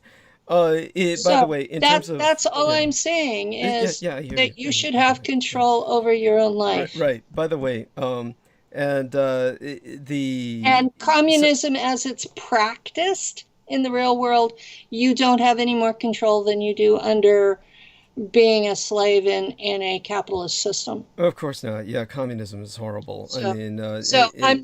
I'm not going that direction, and I don't want people to think I am. I also do not believe in a theocracy. Thank you. It's important to emphasize that when you bring up law of Moses. Yes. I do believe in equal rights between all human beings, regardless of skin color, gender, or whatever they think they are in their head. And I put it that way because I am acquainted with a category called otherkin. So whatever the fuck you think you are, as long as you're in a human body, you should be equal. Okay, thank you. That was So some things just strike me as intrinsically impractical. I do know that a lot of people were, trying to pump libertarianism on me. Just so that people know, I've brought this. Which I don't take what you're saying to be ideas, and they don't even listen if you're outside of that. Yeah, and in terms of the one thing that I did notice, which I've brought up in the past, was that I did notice that there was a tremendous conflation in the Presidio military base and throughout many of these military zones where I had to deal with pedophiles. There was a big conflation between that and a political identification with libertarianism, because these pedophiles didn't want anyone interfering with what they were doing. They didn't want anybody looking into their child porn on the internet. So this whole leave me alone, everybody isolated, this is why I try to, if there's anything I preach against, it's libertarianism. And libertarian point of view is shared by many. All too many. Many. Many of the elite level folks in the United States, where in Europe they would be monarchists. Well, I don't know about that, but certainly I, of course, can identify with monarchism because of the Japanese Empire and, of course, my mother's background, etc. So I believe in constitutional monarchism as definitely a necessity to maintain a sense of identity and cultural continuity. That was the biggest issue that came up when my family approached me and they were training me, and I had the biggest problem dealing with the whole monarchy thing, because they do believe in the divine right to rule and that the bloodline has that by nature of how they were created. And having been on the slave end of it, both on Earth and in the Black Ops, wherever you think I actually served, I'm not real fond of the idea of a system that treats common people as you're speaking of absolute monarchy as opposed to constitutional monarchy. So do understand that. It does need to be disambiguated. That was the issue, that the biggest issue, and the thing that they got the angriest with me about was that I just could not wrap my head around divine right of kings. Well, the divine right of kings, of course, was specific to, if we're taking a look at the European case, the divine right of kings as a legal code of reference was based on the concept that that Jesus Christ had children, and this was the source of the Merovingian bloodline. So the Merovingian bloodline was the source of the divine right of kings. This was how the kings, of course, were able to justify their rule. But obviously, I was as this raised peasant. Understood, honey. I get it. I get it. But all the monarchies by these people and told, we're sorry, we lost your line. Here you are in your I was then in my 50s, and we're going to start teaching you stuff. Yeah, but so, understand, of course, it's been a very... Yeah, all of Europe is constitutional monarchies now, so it's very different, and so there is a necessity for cultural continuity. So the monarchies have a very important purpose as far as I'm concerned. But I understand what you're saying. I certainly appreciate it, and it is what it is. But when it comes to absolute monarchies, then you'd have to look to House of Saud, places like Saudi Arabia. Certain of the Arab satellite states would be absolute monarchies, and of course you have problems with that. This anyone would. Yes. These are not healthy or functional monarchies. So when it comes to everything we've discussed so far, I think we've pretty much brought up a lot. I mean, I could go on about libertarianism, of course, and the absurdity of it, but just to encapsulate it, basically the things that it's just preposterous. It goes straight into anarchy. When people are advocating libertarianism, even as a political party, people have never really looked at their platform, but if you really look at the fine print, they want to do away with child labor laws. Because child labor laws, eliminate their ability to exploit their children and put them to work. That's so. They want to re-enslave the child population. And 100 years ago, we went through a cultural war in the United States that people are not even taught about. That was thank you. Yes. The labor movement. Thank you. So there you are. Both Penny and I. This is part of why I get frustrated with the school system, is what history is taught is so far off from the truth as to be absolutely useless. Yes, as to be nearly fiction. So true. And aside from that, honey, the other ridiculous things that you would hear from a libertarian would be like, if I asked him, how would people maintain the roads without taxes? Oh, well, by collection of tithes for anyone who uses the roads. And I said, yeah, that's historically called brigandage. That's why they called them highwaymen. That's where the term came from. If you want to use this road, you give me your money. That's toll roads. Yes. Like the toll bridges in San Francisco.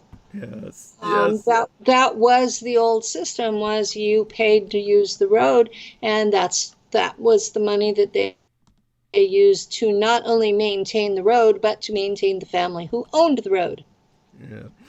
There we are. So, Yeah. Thank you. where I live, they had toll ferries, which were boats that took you across rivers at certain times of the year.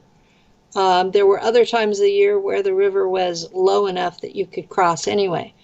But yeah, that was the old system before the income tax was imposed. There we Uh, are. And but the biggest problem with the income tax is that it taxes working income rather than also taxing capital gains. yeah, yeah. I mean, we could go on about that. Obviously, we need to, and certainly what the Japanese did was they ate the rich. For those of you who don't know, Japan distributed or redistributed a lot of what the wealthy oligarchs had, and it worked out quite well for them. So that's another reason for their success story. I think we're reaching a point where that for the last 140 years, we have needed that in this country, and it hasn't happened. Yes. Thank you. Yeah. That's a lot of what's wrong with America. The other things that are wrong with America right now were imposed during the Reagan era and made life a whole hell of a lot harder for minorities. Yeah. Yes, very much so. And so other than that, honey, anything else you want to bring up, feel free to do it. I mean, honestly, always good to hear. I think you're on a good roll. And we certainly haven't disagreed overly much. I haven't had dinner yet. So. Oh, yes, you do need to eat. Yes. Oh my gosh. So I'm going to be sliding out of here before too long. All right. Well, my love to you and Lou. And this is, it was, of course, a pleasure to have you tonight. And I thank you. Feel free to check in and listen after dinner. I'm sure I'll be, in the zone at that point and just, holding my own throughout the night. So in terms of anything else that you feel we need to bring any attention to? Anything come up? We have a scheduled interview this Saturday at 2 to 4 p.m. Pacific. Tell people where to go about Gurn and how to reach Gurn Radio. Okay, so go on. Yeah, it will air live on www.gern-radio.com, and it will be uploaded to my personal YouTube channel soon after that. Great. Depending on my health situation, it sometimes takes me a few days. Right. You sound pretty good right now, by the way. So thank you. Yeah. And so anything else that you want to bring up? Oh, tell people what we'll be talking about. We will be talking about Colonel Aquino because it's the Halloween show, and he was one of the scariest things I could come up with. Yes, he was indeed. Come on, you know him as how you know him. My community knows him as the West Coast Mengele. So no, that's interesting because is there kind of a concept that he's like conducting vivisection or something? Because he wasn't a surgeon. Mind control. Okay. That he was responsible, not that he was actually himself doing it, but that he was responsible for many of the mind fractures done on... Oh, he himself was doing it in a lot of cases, yeah. I was not involved in his, so I don't know for sure myself, because I was at Langley on the East Coast. Right. But a lot of the folks who were mind fractured on the West Coast, he was the person behind all that. Yeah. So he is a much hated person in my community. Yes, yes. Which he, of course So, he is, which of course he should be in any community.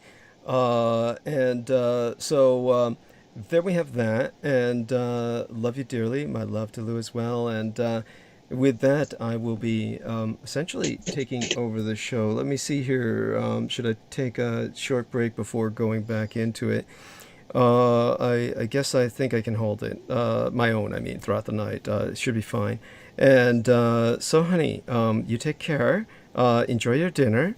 And with that, I'll take over at this point and get everybody into the geopolitics of Asia and talk about a lot of, how we got to where we got. And, of course, Our Lady Penny and I covered this in brief. And hopefully at some point in the future, we'll get another opportunity to speak about it more. Now, with our man Daryl, is he off? Is he permanently banned from Facebook, or what? What's the deal with him? Is he coming back? Or he's permanently banned on that profile. Wait, he has had probably 8 profiles in the time I've known him. So he knows how to get back in then. Yes, yeah, he knows how to get back in. Okay. And there is a chat room that is off Facebook where I can give people the link and the login if they really need to get a hold of him. Okay, great. And that's also on a kind of a need to know, so I'm not supposed to just give it out. Understood. That's fine. And all right then, blessed be, honey. And with that, I'll take over. And the first thing that I want to do, obviously, we have more time than usual tonight.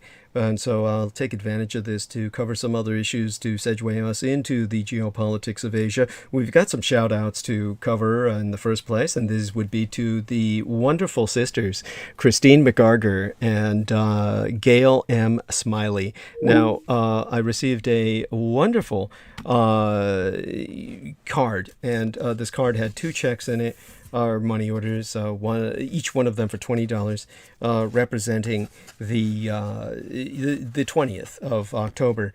And so Christine McGarger and Gail M. Smiley, both of them sisters, both sent $20 each. So they sent me this wonderful little card with a puppy saying that, of course, I'm still a puppy. And it says, just right here, still a pup. And with this little note that said, Dear Douglas, may you have the happiest of birthdays. Bless you for what you do and your wonderful team, Dietrich. Seems as if you laugh a lot more and since you started your own streaming programs. You have helped me so much from just plain, I believe that's what this is. Yes, from just plain waking me up to Judith E. as Judith Ager meditation she introduced on your show. It's Peter Moon's walking in a figure 8, to your wonderful book, which I bought. Thank you. And so with a heart, which I bought, heart, thank you. I pray for your continued health, happiness, and prosperity. Love, Christine. And P.S. The other check is from my sister Gail. So this is beautiful, and it brings tears to my eyes about Judith Ager. I wasn't going to contact her and get it all, but this, I'm obligated now to photocopy this and send her a copy of this. So that's wonderful. And obviously, if anybody can contact her in Hawaii, please let her know. She is always on our minds, all of us here on this program. And such being said, many of you may know or may not know. So thank you, Christine and Gail. Mwah. Love you both. Mwah. Love you, honeys. God bless you both. And anyhow, a princess of Japan got married, and by marrying a commoner, she was required to abdicate her royal status. Women in Japan at present have no path to the throne, which was different from other parts in history. So they're barred from marrying outside the royal family, even though men are not subject to this restriction.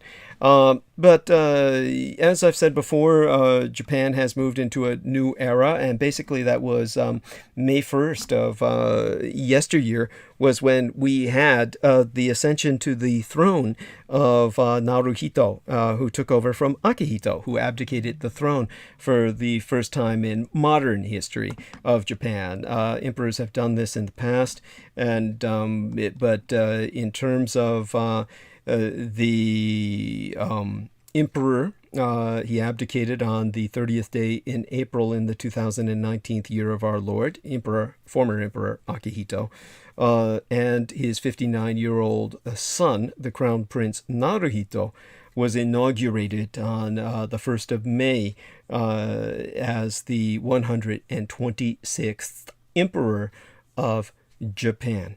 And of course, standing at his side throughout the inauguration was Crown Prince Akishino, even though the new Empress, Masako, was not allowed to watch. Yet the accession ceremony in the stateroom at the Imperial Palace made history because for the first time in the modern era, a woman was present. That was Satsuki Katayama, the sole lady in the cabinet of Prime Minister Shinzo Abe at the time, who was on hand to witness that first step in Naruhito's enthronement. Albeit the new Empress, Masako, Naruhito's wife of 26 years, was herself not allowed to attend. Now understand that under the imperial household law, which governs the line of succession, as well as most matters of protocol related to Japan's monarchy, women in the royal family are not permitted to be in the room when the new emperor receives the sacred regalia, signifying his rightful succession to the world's oldest monarchy, a monarchy 3,000 years long. And but the prohibitions go much further. Women are not allowed to reign. In fact, women born into the royal family must officially leave it once they marry, and none of their children can be in line to the throne. Now, these rules have left the imperial family with precious few heirs. After Naruhito took the throne, the line of succession includes his uncle, Prince Hitachi, who's 83 years of age, 84, 85 by now, since last year, about 84 by now. Naruhito's younger brother is Prince Akishino, who's about 54 these days, and Akishino's son, Prince Hisahito. And Hisahito is only 12 years of age. The only child of Naruhito and Empress Masako, Princess Aiko, who's 18 years of age now, she's just turned legal by American standards, will not be eligible to sit on the throne by the fucked up rules they've got. Now, when Japan's parliament passed a one-time law circa 2017, which allowed Akihito to abdicate, it attached an addendum that encouraged the government to study possible reforms that would allow women in the royal family to remain within the imperial household after marrying and grant them the right to head legitimate lines of succession. But bowing to conservative pressure, thus far, the addendum did not mention allowing women to sit upon the throne. The incoming empress, now the empress of Japan, Empress Masako, was herself once a symbol of potential change in the monarchy. And hopefully will be so again. Before she married Naruhito, she was a fast-rising diplomat in Japan's foreign ministry. Some hope that she could modernize the role of woman in the imperial family. But once she became a princess, she experienced intense pressure to produce a male heir, and she gave up her career. She largely stayed out of the public eye thereafter. Of course, in giving up professional life when she married, she made a sacrifice that many women in her generation made. Now, Mr. Abe's government, to mixed success, had pushed a platform of women's empowerment in Japan's society and economy, promising to open discussions about women in the imperial family soon after Naruhito ascended the throne. And hopefully these discussions have taken place. As for the comparatively new empress, most Japanese were pleasantly surprised about the zeal with which she has embraced her public duties. But there's one point to be remembered about Empress Masako. Her dream ever since she was a child was to serve her country, which is what we have seen her do. She's done just that as empress. But we also know that Empress Masako did not appreciate being treated as though her most important value as a human being was to serve as the womb necessary to produce a male heir to the throne. So hopefully Japan's politicians will bear that in mind when contemplating the needed changes to the imperial system, whose very survival is threatened by a paucity of heirs. I mean, the future of Japan's imperial dynasty rests on the shoulders of, at this point, the 13 or 14-year-old Prince Hisahito. When Prince Hisahito, Japan's youngest prince, visited Bhutan in August of yesteryear on his first overseas trip, just months after his uncle, Naruhito, ascended to the throne. The visit was regarded as the debut of a future monarch on the world stage, and so he was greeting his hosts in traditional hakama kimono, trying his hand at archery, and that trip offered a rare public exposure for that boy, on whose shoulders the future of the monarchy of the oldest empire on earth doth rest.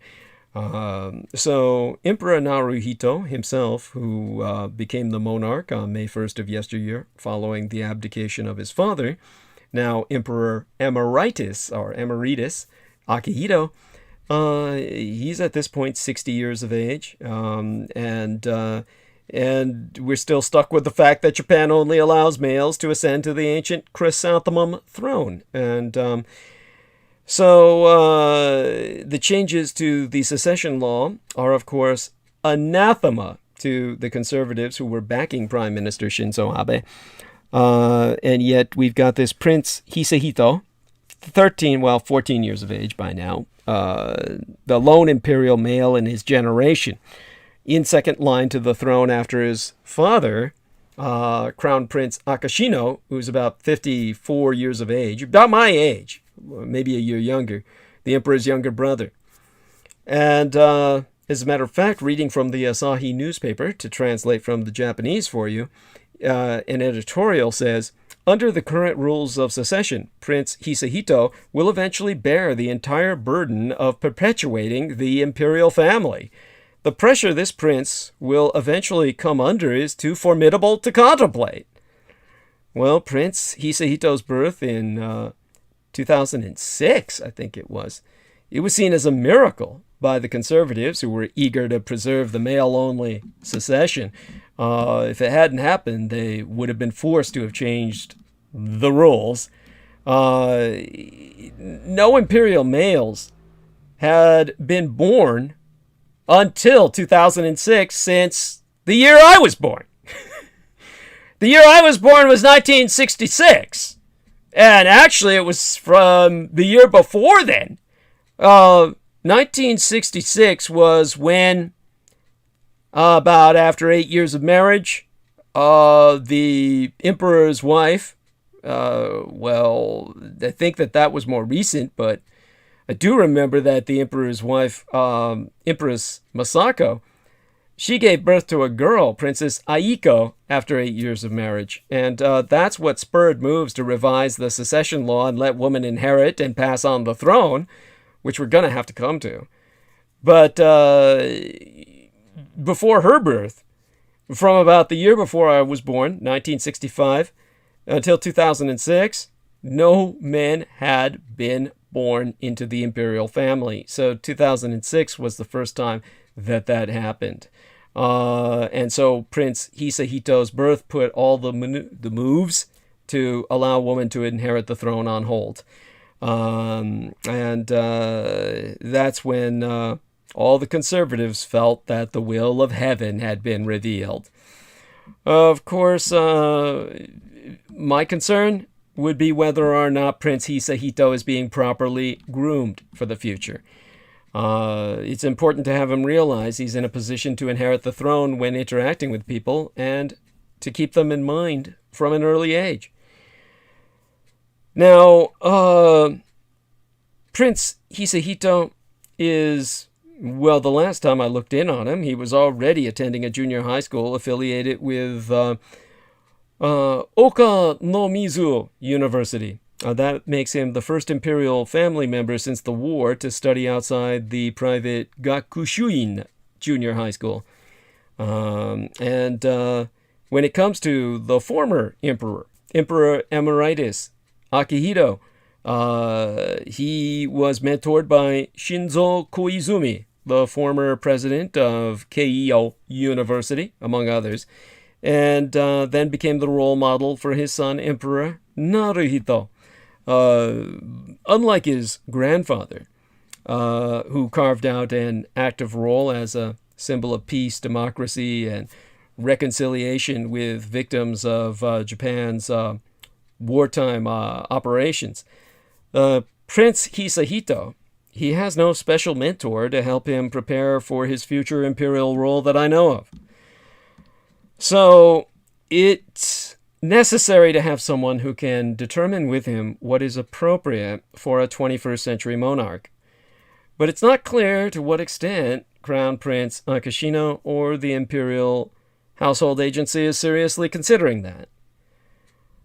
Whether Prince Hisahito bears the full responsibility for continuing the imperial line is as yet unclear.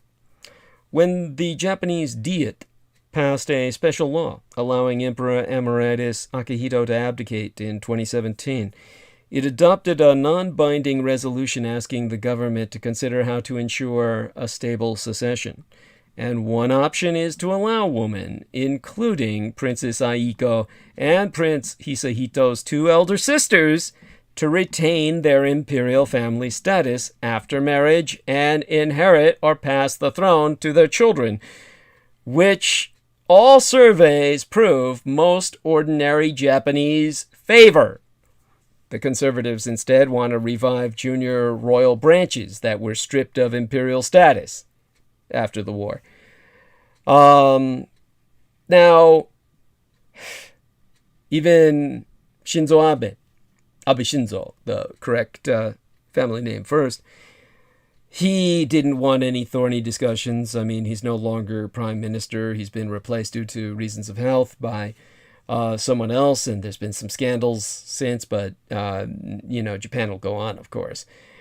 But they're trying to put off the debate as much as possible. Not the Japanese people, but the assholes in charge, behind the kuromaku, behind the black curtain.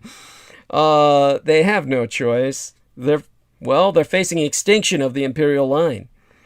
I mean, these conservatives keep underscoring the importance of tradition to justify the pure male line of succession. It's if a female or the child of a female royal succeeds to the throne, it would be a major change.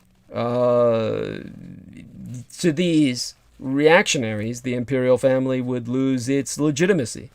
But as a historian myself, I can point out that imperial traditions have changed over time.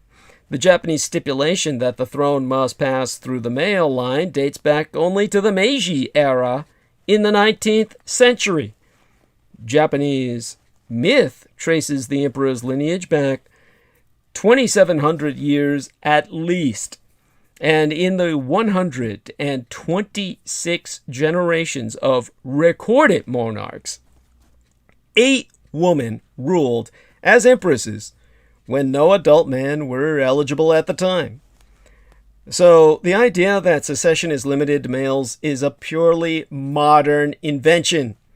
This is not about tradition, but rather reflects specific political and patriarchal worldviews. Today, Japanese public opinion also strongly favors allowing women to rule. In a poll conducted by the Asahi Shimbun, Japan's second largest daily newspaper, more than 3/4 of those surveyed said they would support a female empress. Japan's royal family is out of step with monarchies elsewhere in the world. In Britain, Queen Elizabeth II has sat on the throne for more than 6 decades, and royal successors in the Netherlands, Belgium, Sweden, Norway, and Spain are all young women. Excluding the new empress from a key part of her husband's enthronement ceremony is incongruent with the Empire of Japan's efforts to promote gender equality. Given that Akihito's abdication itself represents a break with tradition, the transition to a new era is a good opportunity to refresh other customs of the imperial family. But given how long it took for Parliament to pass a law allowing Akihito to abdicate, I mean, he stepped down close to 3 years after he indicated he wanted to retire. Any change is likely to come slowly, like it did with the Roman Catholic Church when it came to Reformation. Anyhow, given efforts made by Japanese women to embrace both career and family, I knowest there be feeling among ordinary Japanese people that we have to change the system as the expectations of society change. Now, across the Pacific, in Congress of these United States, Democrats are close to hammering out the language in their spending bill, which would allow it and the bipartisan infrastructure bill to move forward. President Biden has been clear that universal preschool and subsidized child care components need to stay, even as other priorities have been pared down. Paid family leave will also stay in the bill, though it has been stripped to 4 weeks from a proposed 12. The party really wants an infrastructure vote this week because key highway funding runs out Sunday. Basically it ran out today. But progressives say they need more than just a framework for the spending bill to vote on the infrastructure bill. And that sets up a potential clash with Speaker Nancy Pelosi and other top Dems that could thwart Biden's broad domestic agenda. And of course, here in my own golden state of California, state nation, because we're a state large enough to be our own nation and have been in the past, as was Texas, the bomb cyclone storms that drench California are heading towards the East Coast. New Jersey and New York declared states of emergency on Monday night. And at least 2 people were killed that we know of, in this case near Seattle, when a tree fell on a vehicle during the weekend storms. And heavy rain has further damaged all the fire-ravaged areas in my golden California. These heavy rains have unleashed the mud and debris is flowing in Northern California areas burned by wildfire. Now, in terms of what a bomb cyclone is, it's more than just a stupid term that certain meteorologists feel compelled to use to add effect. It's explosive cyclogenesis, which is the rapid deepening of an extratropical cyclonic low-pressure area. And that change in pressure is, well, it classifies something as an explosive cyclogenesis based on latitude dependence. To put it in language your average person can understand, it means rivers of fucking rain. Emergency response officials had been bracing all week for the worst days of the storm, and it finally arrived late Saturday evening. By Sunday morning, the torrential rainfall had shut down at least one critical highway as mud, rocks, and unshackled debris flushed down all these denuded hillsides. And flash flood warnings were for both the Dixie and Caldor regions. Well, they were all in effect until 3 a.m. Monday. By Monday itself, a broad swath of California was under siege from high winds and historic rains fueled by an explosive cyclogenesis process that unleashed mudslides and flooding and triggered widespread power outages. More than a foot of rain fell in the Sierra Nevada, with up to 3 feet of snow at higher elevations through yesterday. Now, the drought-plagued West needs the rain, but not like this. The bomb cyclone, that rapid drop in atmospheric pressure, helped drive a long, wide plume of precipitation meteorologists all dub as an atmospheric river from the Pacific Ocean onto the West Coast. In California, power lines tumbled, and more than 100,000 homes and businesses remained in the dark throughout the opening of this work week. And another 50,000 power customers were affected across Washington state, where those 12 people were killed when a tree fell on a vehicle near Seattle. And now the same massive storm that is currently bringing heavy rain, snow, and strong winds to the western states is slowly moving eastward across the country. The front line of the storms that began late last week in California have already marched through much of our nation's midsection. A suspected tornado damaged buildings and knocked out power in communities along the border between Illinois and Missouri. The severe weather also was blamed for damage across multiple states, en route to the East Coast, which was already bracing for these storms. Heavy rains and winds choked New York City's morning commute yesterday. 3 to 5 inches of rain is possible over the next couple of days, and the latest storm slamming California could bring more foul weather to the east by this week's end. The National Weather Service issued a flash flood warning for parts of northeast New Jersey and southeast New York due to thunderstorms on Monday night. 1 to 2 inches of rain fell within an hour. New York Mayor Bill de Blasio said, "Take this seriously. Use mass transit for your commute tonight and tomorrow. Don't walk or drive into flooded areas." The threat of stormy weather prompted New York Governoress Kathy Hochul and New Jersey Governor Phil Murphy to declare states of emergency beginning Monday night. Earlier Monday, Hochul told state agencies that work in emergency response to prepare assets for deployment across impacted regions. Now, California was seeing incomprehensible rainfall totals. The wettest wonder could be in Mount Tamalpais in Marin County, 20 miles north of San Francisco, where the National Weather Service measured more than 16 inches of rain over a 48-hour period. St. Helena, a city of only 6,100 in wine country, saw more than 10 inches. In fact, the Bay Area Weather Service tweeted, "Looks like 4.02 inches of rain for the calendar day in downtown San Francisco. By far the wettest October day ever. 4th wettest day ever." That's all written in uppercase, EVER, ever in San Francisco, with records back to the gold rush. Parts of San Francisco were swamped, and Mayor London Breed of San Francisco urged our residents to call 311 to get help for people in need of shelter and 911 for medical emergencies. The Breed tweet, it reads, "Help your community by checking in virtually with friends and family who may need assistance during extreme weather." Downtown Sacramento also set a 24-hour record with more than 5 inches of rain. That's the capital of our state, and a shelter was set up at City Hall within our state capital, where Mayor Darrell Steinberg stated, "City Hall also belongs to the people who are having the hardest of hard times. I'm really proud of the fact that we are opening up the People's Building to bring people indoors." And heavy snow pounded high elevations of the Sierra Nevada. Several areas, including the Santa Cruz Mountains and parts of western Santa Barbara County, issued evacuation orders because of their proximity to wildfire burn scars. And the West Coast bomb cyclone has become a nor'easter. The flooding downpours have reached from southern Maine to eastern New York and cities such as Philadelphia, Boston, and Worcester, Massachusetts, which are seeing up to 3 to 4 inches of rain. Totals reached 8 inches in some areas as this storm intensified off the coast, and winds gusted from 40 to 60 miles per hour yesterday through today.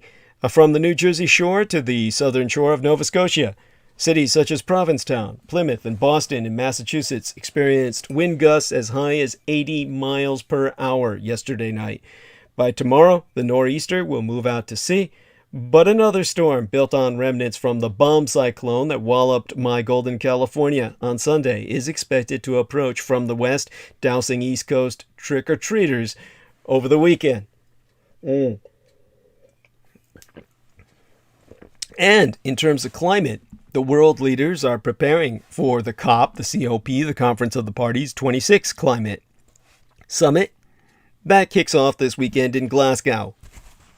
Biden wants some sort of American climate measures in place to back up his pledge to cut greenhouse gas emissions, but negotiations in Congress and rising gas prices are complicating things. Australia's Prime Minister unveiled a new climate plan yesterday, announcing that his country would aim to reach net zero emissions by 2050.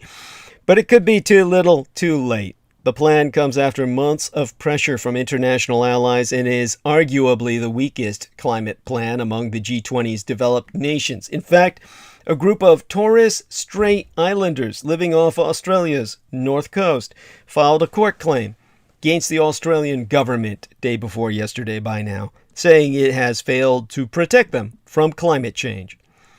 Now, all these storms presage the winds of war. Earlier this month, Communist China and revisionist Russia conducted joint naval drills in the Sea of Japan. And thereafter, the CHICOM, or Chinese Communist, and Russian warships sailed through the Japan Strait for the first time. These Sino-Slavic synaxial naval vessels sailing through the Japan Strait is a message to the West and its allies via the Quad-AUKUS.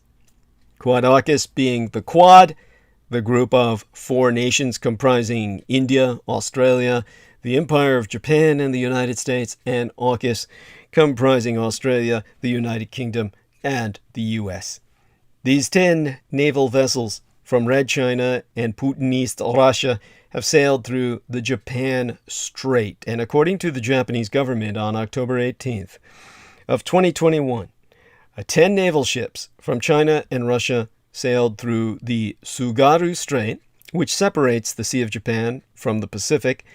It was the first time the Empire of Japan's Defense Ministry confirmed such a joint passage.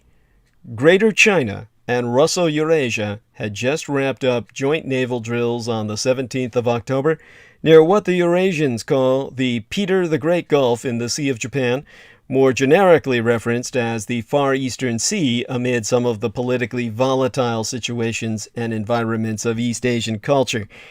3 destroyers, a submarine, and 3 corvettes were some of the vessels Beijing deployed to the 4-day exercise that began on the 14th of October. These annual joint drills aim to develop the comprehensive strategic military partnership between the 3 empires on the mainland of the supercontinent of Eurasia. China and Russia have been cultivating closer ties in recent years amid a souring of their respective relations with the West.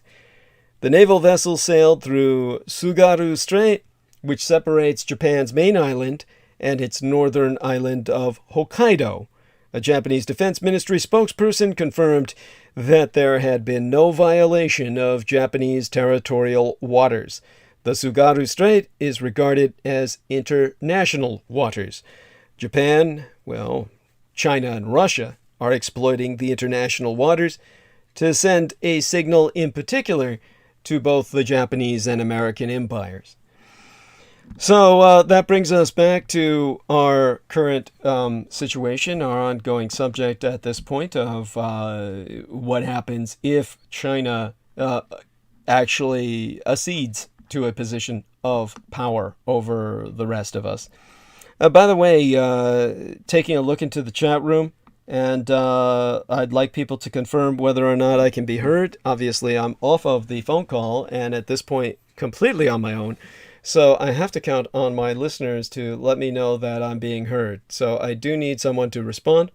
Let me know, and certainly catch me up on whatever may be going on in terms of technical. Okay, Elizabeth Beam says Alec worked in the movie called That's Not God. Okay, so honey, let me know if you can hear me, all right? And everybody else, you do the same. Give me a second here to quaff my tea. What's her name? We have that other lady who was making fun of me because I was slurping the tea so loud the other day. Saying, do it louder, we can't hear you. Anyhow, so let me hear you. I want to know if you can hear me. So let's get back to it. And let's get back to what I was saying about communist China. If I get any incoming messages, I should be able to notice them. I'll have to keep checking into the live stream to actually confirm that. But, all right, here we are again. And so again, what happens if communist China becomes the most powerful country in the world?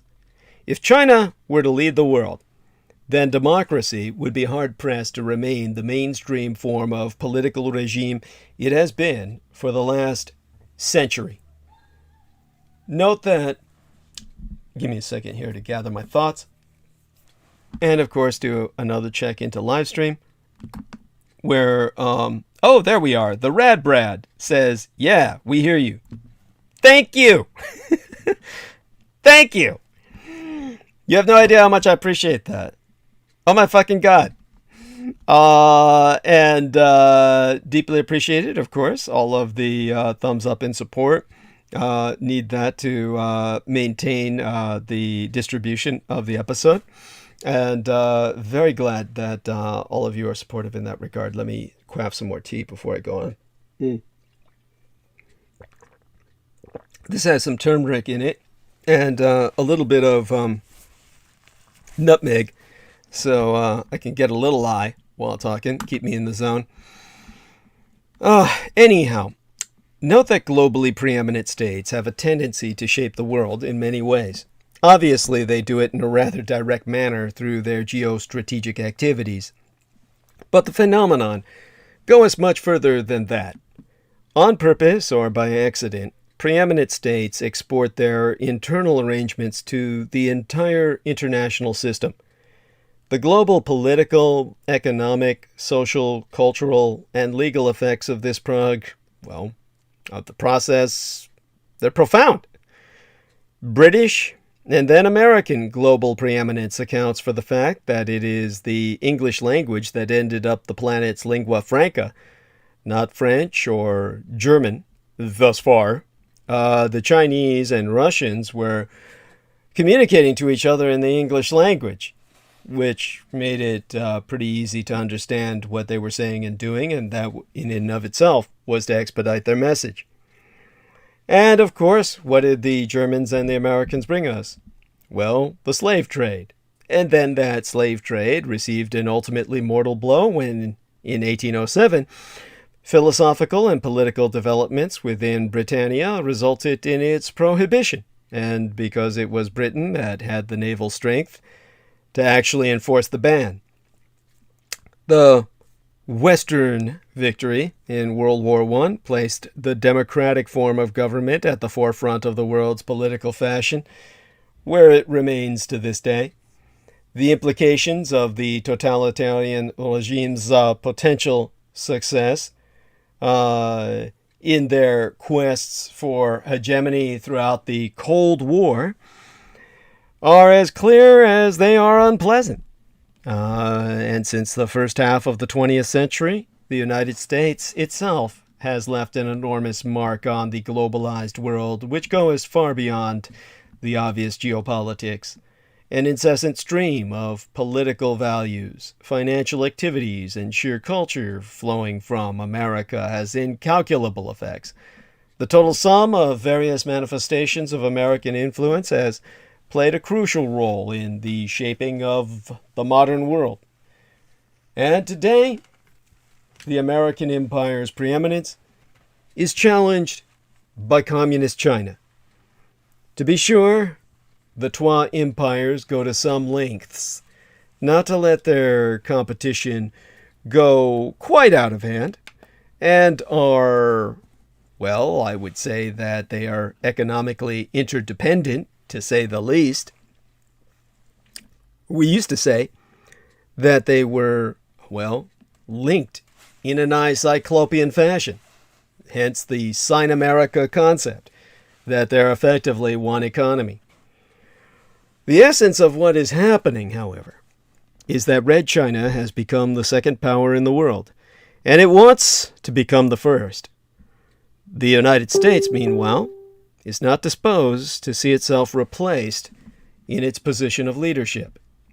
In the interim, incoming message from Sami Romero, and hopefully he's emphasizing that I'm heard loud and clear, and that, of course, is always deeply appreciated. Let me check into his comment.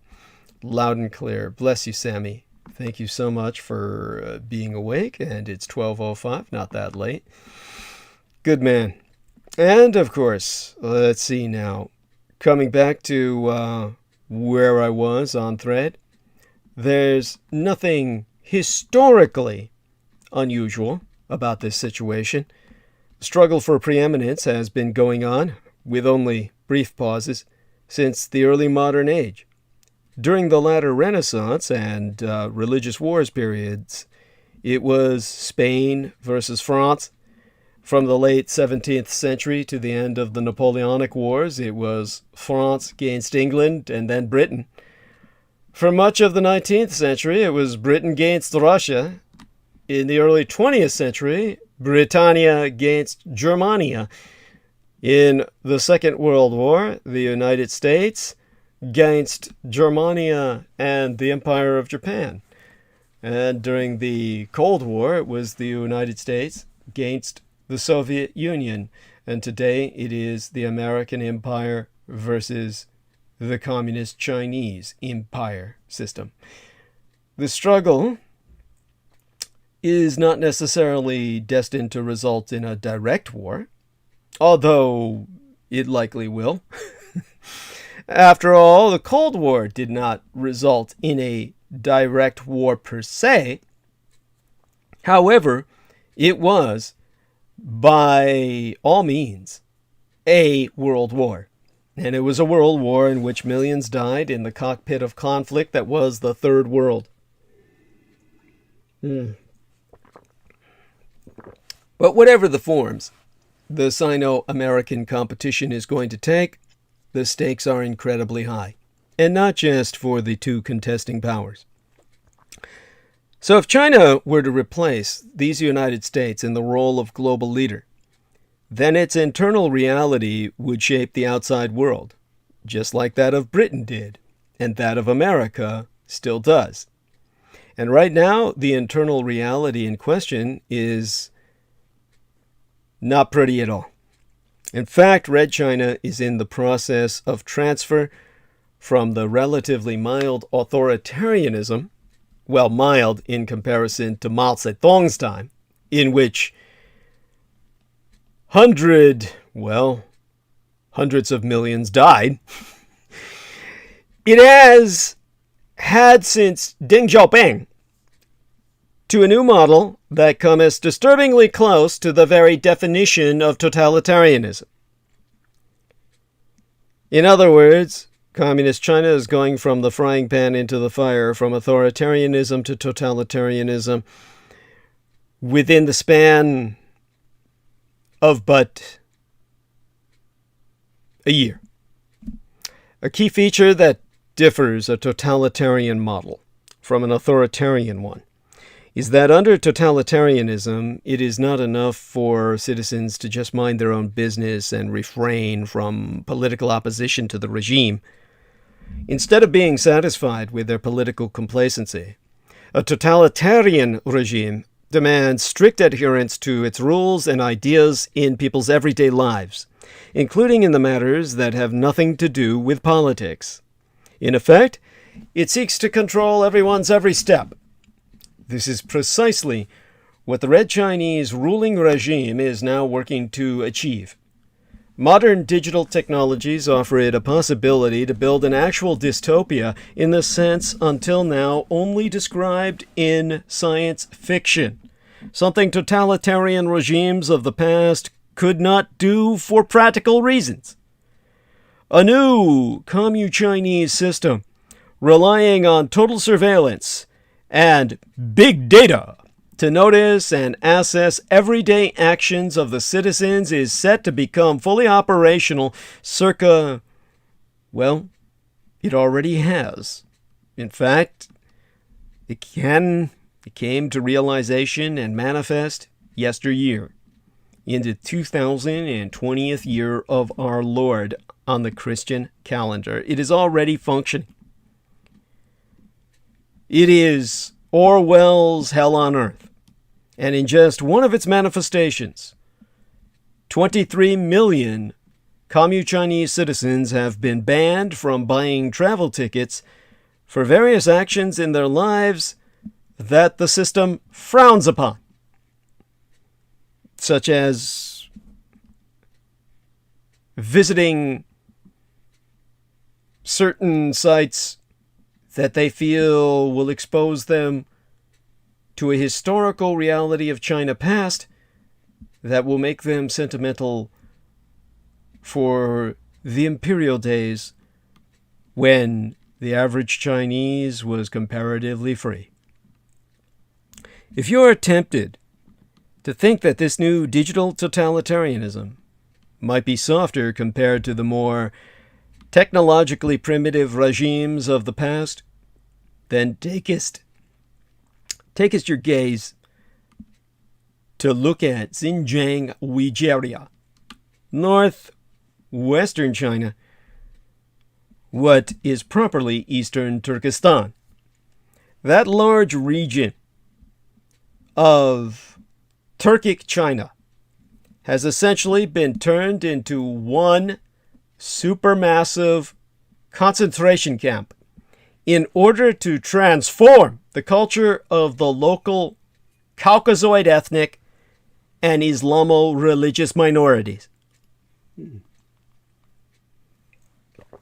In August of 2018, a long time ago by now, 1 million of Xinjiang's residents were reported to be interned in the camps. Others proved the figure to be beyond 2 million at that time. And this policy of Beijing has only continued. In fact, the number and total area of the relatively old security facilities in Xinjiang peaked in 2017, the year before those numbers were released, smuggled out of communist China. 2017 and 2018 is when escapees and various proofs of this genocide were exposed to the world. That was when it was pretty much proven that everyone in northwestern China, Xinjiang Uyghur region, the Uyghurs being the ethnic group in question, was in camp. The camps are claimed to have re-educational purpose, but all evidence proves torture is part of that curriculum. Torture and mandatory sterilization.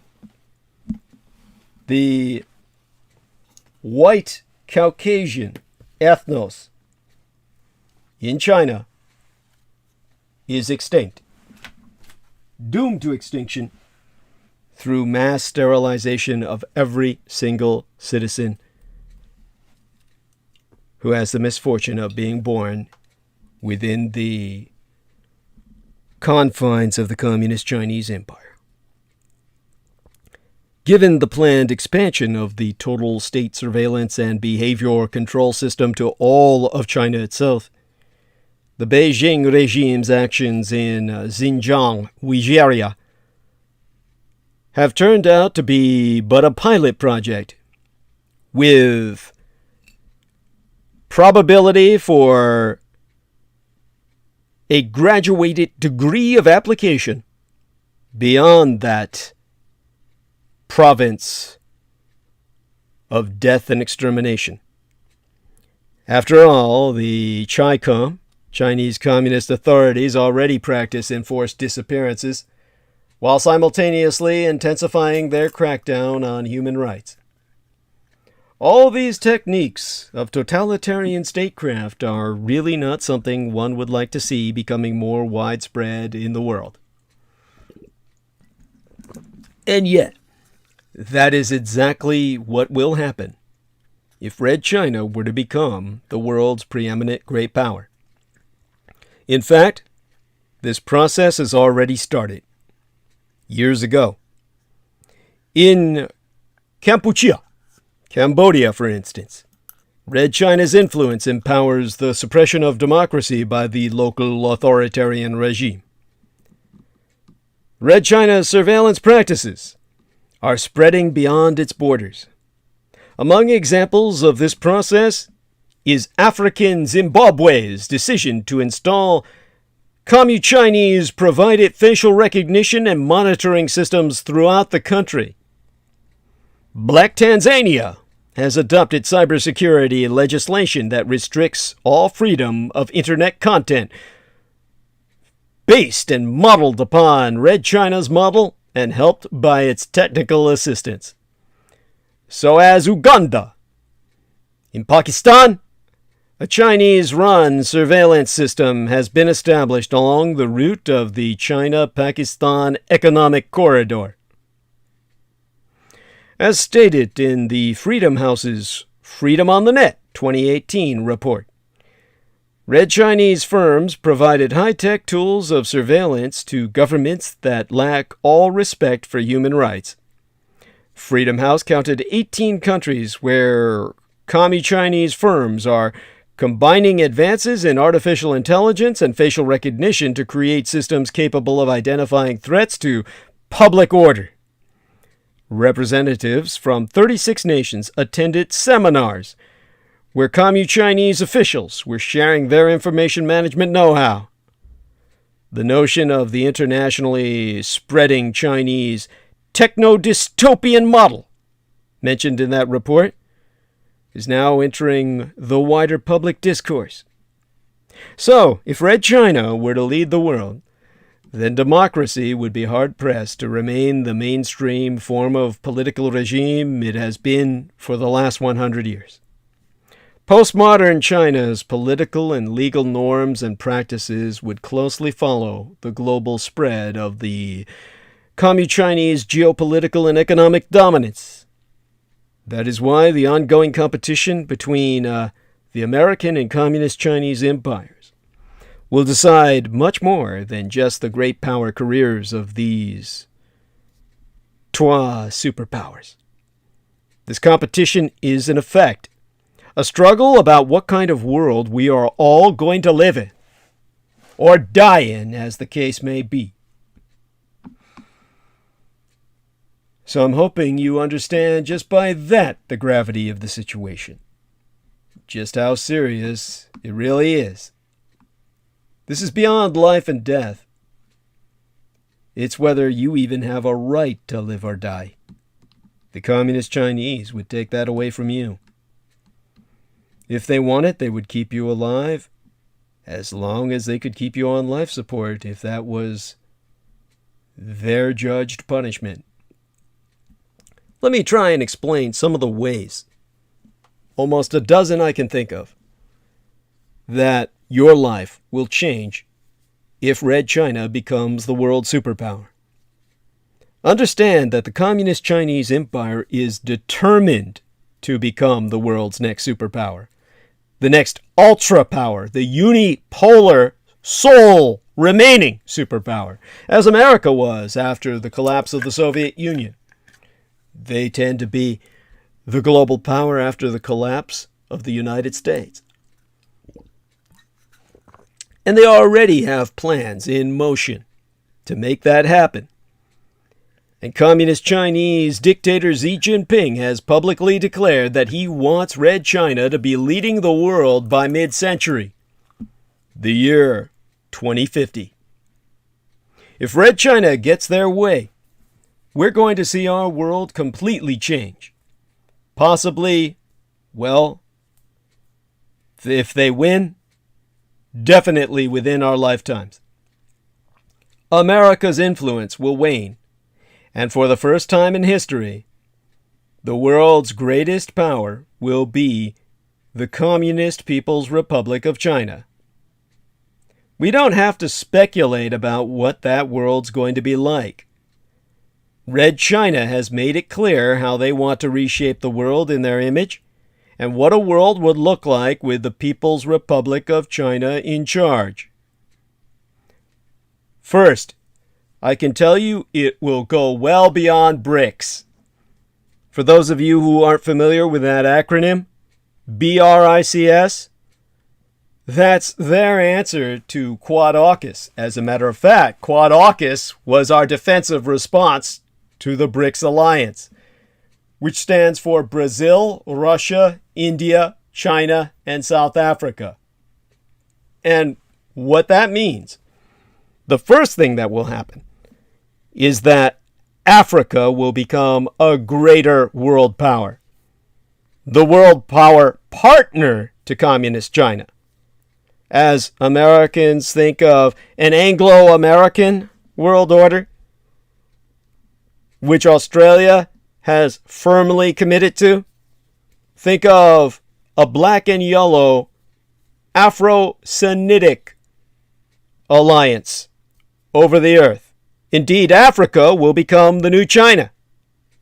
Investment, cooperation, and strategic advantage will boost the black continent's exports to Europe. China's rise won't just be good for China. The whole balance of power is going to change, and one of the biggest differences is going to be a whole lot more power in Africa. Not many people realize just how big of a role Red China is already playing in Black Africa. Communist China is currently the biggest source of African aid in the world. They've invested billions of dollars into the Dark Continent, and they're only planning on spending more. By 2025, but 4 years from now, they're projected to have sent Africa well over $1 trillion United States dollars. Western countries have too many moral qualms to invest that much money in a land where so many countries are led by ruthless, bloodthirsty dictators. American money tends to come with demands for political reform, or at least the ends of mass atrocities, or even, depending on who the president is, just gets cut altogether. But the Communist Chinese Empire doesn't care what Africa does. They've happily given money to the worst of the African tyrants, so long as it's profitable for them, which it usually is. Red China says they get a 6-fold return on every dollar they invest in Africa. Exempli gratiae. According to the African Development Bank Group, Malaysia, that's the island of Madagascar's exports are projected to continue to boom as they have from 2018 through 2019. They will in 2020 through 2021 with strong demand for textiles and essential oils produced in the free trade zone, as well as cloves and vanilla. You know, I've already gone on record to make a prediction on the final day of February earlier this year, and it's still a bold one. Within half 100 years, by mid-century, the year 2050, the label Made in Africa will be as ubiquitous as Made in China is today on everyday items sold on either side of the North Atlantic, such as clothing, towels, and televisions. In fact, I'll go even further. African products will actually displace many such items that today are made by Red Chinese companies. Presently, this seems an evidently unlikely scenario when, beyond perhaps a diamond in their jewelry box, or a bag of Kenyan coffee, or a bottle of South African Cabernet, many Britons and North Americans would struggle to find a made-in-Africa product in their homes. But Africa, with its checkered history of industrial development, is on the cusp of real and dramatic economic growth. Because much progress has already been made over the past, by now, 15, 16, 17 years, most African countries have enjoyed sustained economic growth, in some cases at annual rates above 5%, buoyed by rising commodity prices, budget surpluses, foreign investment, and fewer conflicts.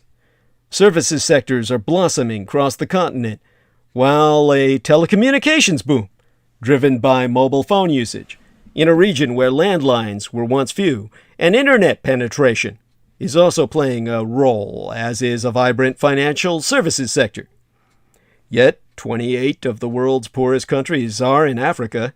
Half its people live in poverty, without access to basic human rights such as food, clean water, and housing, while 2 in 5 are illiterate.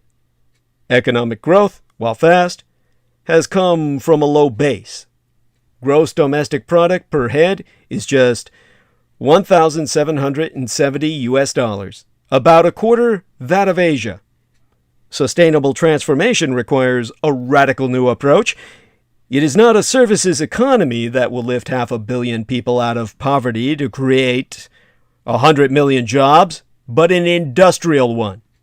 Export-led manufacturing will be the key to Africa's success, just as it transformed the fortunes of Asian countries, first the Empire of Japan, and now particularly China in these past decades. Today, the manufacturing sector of Africa contributes just 9% to Black Africa's gross domestic product, gains 17% for the agricultural sector. It also represents less than 2% of global manufacturing, suggesting huge scope for improvement. The African Union has put the manufacturing sector at the heart of its Agenda 2063, which is to reach full manifestation exactly 100 years after my late sister was born and Kennedy was shot. A strategic framework for the socioeconomic transformation of the continent over the next 500 years, which has the agreement and full support of all 55 countries on the continent, is underway. It is an agenda that, in its own words, has been driven by the voices of the African people indicating the Africa they want, or at least what their dictators do. Similarly, the launch of the African Continental Free Trade Area, but yesteryear, provides for a single market for goods and services. It allows African-owned companies to enter new markets, expanding their customer bases and, potentially, product ranges. Many predict it will also act as an impetus for investment in much-needed cross-border infrastructure, creating employment and developing local experience in engineering projects. The prospect of larger marketplaces will spur investment, but African governments must play their role. New policies are necessary to help build the capabilities of domestic firms and foster industrial clusters. For example, Asian governments offered tax breaks, subsidies, and bespoke contracts to top-performing businesses. Today, much of Africa's industry is focused on low-value-added assembly because the requisite raw materials are not produced or available locally. One company, Carbon Holdings, an Egypt-based petrochemicals business, is currently finalizing the financing for an $11 billion petrochemicals plant in the Suez Economic Zone. It will be the largest downstream plant in Africa, with the potential to create thousands and thousands of direct and indirect jobs, and will, I predict, help to double Egyptian exports within 1 year of coming online. For the first time, Egypt will have essential feed for its basic industries, such as plastic, packaging, building materials, and automotive parts, allowing for production, as opposed to assembly, to take place locally. It will make the country more attractive to overseas manufacturers, keen to avoid costly import duties, who can produce items as diverse as tires and nappies locally, further boosting employment. It is projects such as their Suez plant, funded in part by development institutions like the Africa Finance Corporation, alongside leading export credit agencies Euler Hermes of United Germany and UK Export Finance of the Greater British Empire, that will be instrumental in helping Africa's manufacturing sector to fulfill its true potential.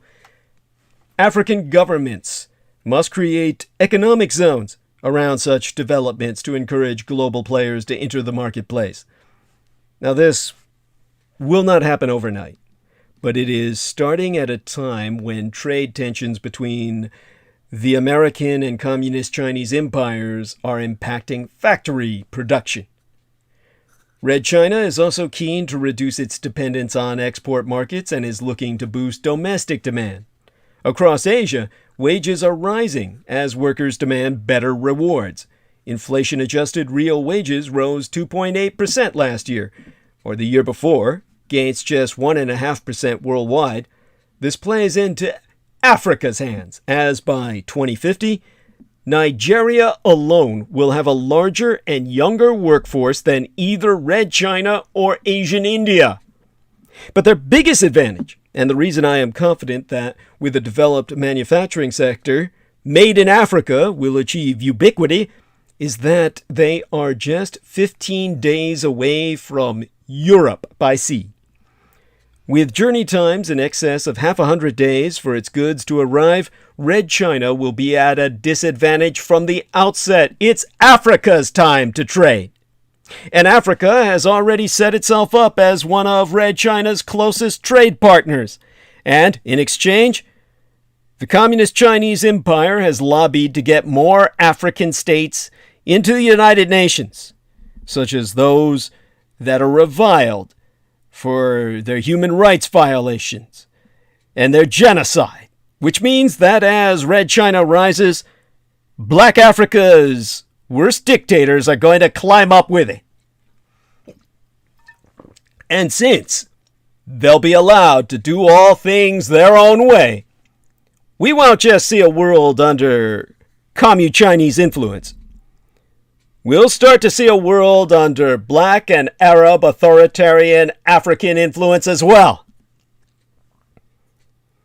And then the United States will slump into a depression, should Red China rise. I mean, seriously, why aren't we already in another Great Depression? It's a major mystery, at least for most people.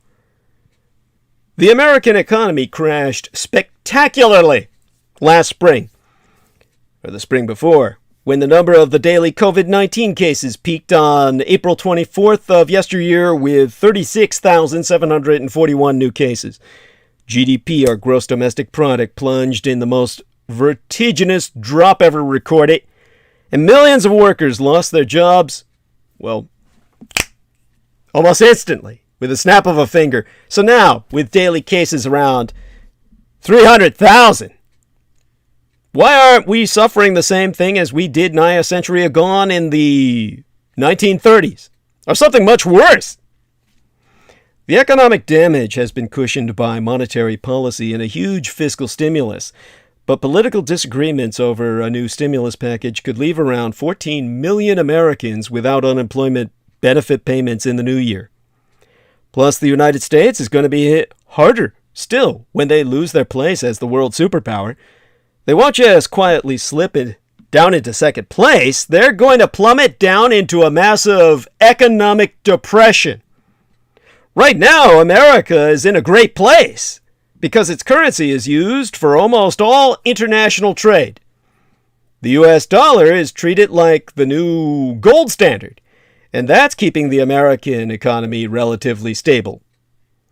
But Red China is fully intent on putting an end to America's cushy position. They have publicly declared their plan to have the Chinese yuan to replace the US dollar as the standard for international trade. And if they pull it off, America is going to get hit hard.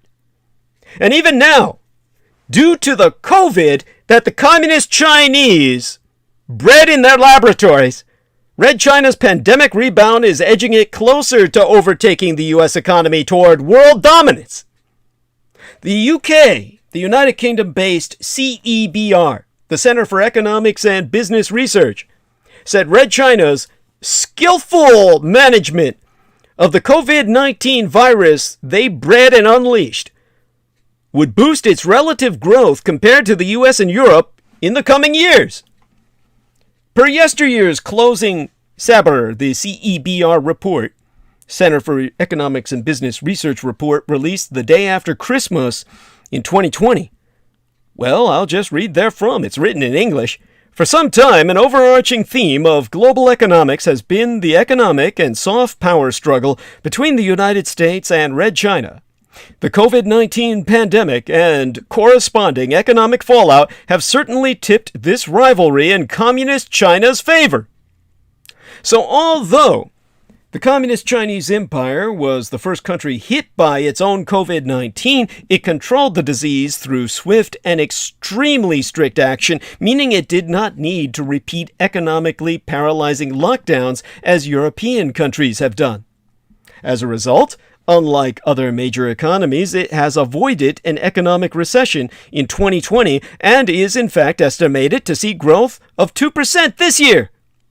The CEBR Deputy Chairman Douglas McWilliams told the BBC that the Chinese economy is not only benefiting from having unleashed and thereafter controlled COVID-19 early because it was the disease they created and knew how to respond to, but also aggressive policymaking targeting industries like advanced manufacturing. With Douglas McWilliams himself, the deputy chairman of CEBR, concluding that they seem to be trying to have centralized control at one level, but quite a free market economy in other areas. And it's the free market bit that's helping them move forward, particularly in areas like technology. Here's what you need to know. Communist China powered its way out of the coronavirus lockdown of 2020, becoming the only major economy in the world to grow last year. Its share of global output increased at the fastest pace in decades, as a matter of fact, because everyone else was dying of the flu, which means it could overtake these United States as the world's largest economy sooner than expected.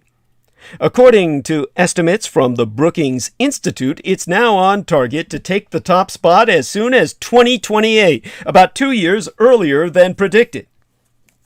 The rapid suppression of the virus, based on the fact that they bred it themselves, has allowed Chinese factories to resume production as the rest of the world was still locked down. And while an export boom for everything from face masks to laptops helped fuel that rebound, the Communist Chinese Empire's early lockdown exit and subsequent recovery has manifested in other ways too. It overtook the U.S. as the world's largest recipient of foreign direct investment yesteryear, while for the first time, the Fortune 500 list of the world's largest companies by revenue contained more firms based in mainland China, including Hong Kong, than in the United States. It also edged ahead of the American empire as the European Union's top trade partner. Red China is playing a larger role in financial markets too, with its sovereign debt added to the FTSE, the Financial Times Stock Exchange Russell Benchmark Index, throughout 2020, completing the Red Empire's inclusion in all 3 top global bond indexes. And according to a Boston University study, Red China's overseas lending to developed countries now rivals that of the world banks. The American economy, by contrast, has been hit hard by the world's worst coronavirus epidemic in terms of sheer numbers.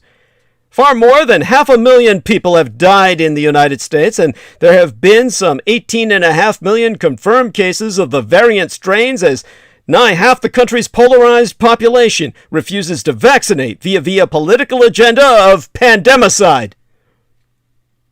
You know, since the 1970s, Red China has been racing to become the world's largest economy. Its recovery from this pandemic that it started itself means that it could eclipse the American empire this decade. In the first year opening the third Christian millennium, circa Anno Domini 2000, Red China's GDP was just 11.8% of American GDP, our gross domestic product. That country had recently launched a private housing market. It became a member of the World Trade Organization the very next year, into the 21st century, circa 2001, sparking a decades-long boom as the country urbanized and became the world's leading goods exporter. Since the global financial crisis in 2007 through 2008, Red China launched a huge infrastructure investment drive to boost growth. It was able to make up ground rapidly as the American economy contracted. By 2012, when communist dictator Xi Jinping came to total power, Red China's growth was moderating, partly due to sagging global demand and falling returns on investment. but it still made steady gains on the United States each and every year, with the exception of 2016 when China's currency depreciated in value.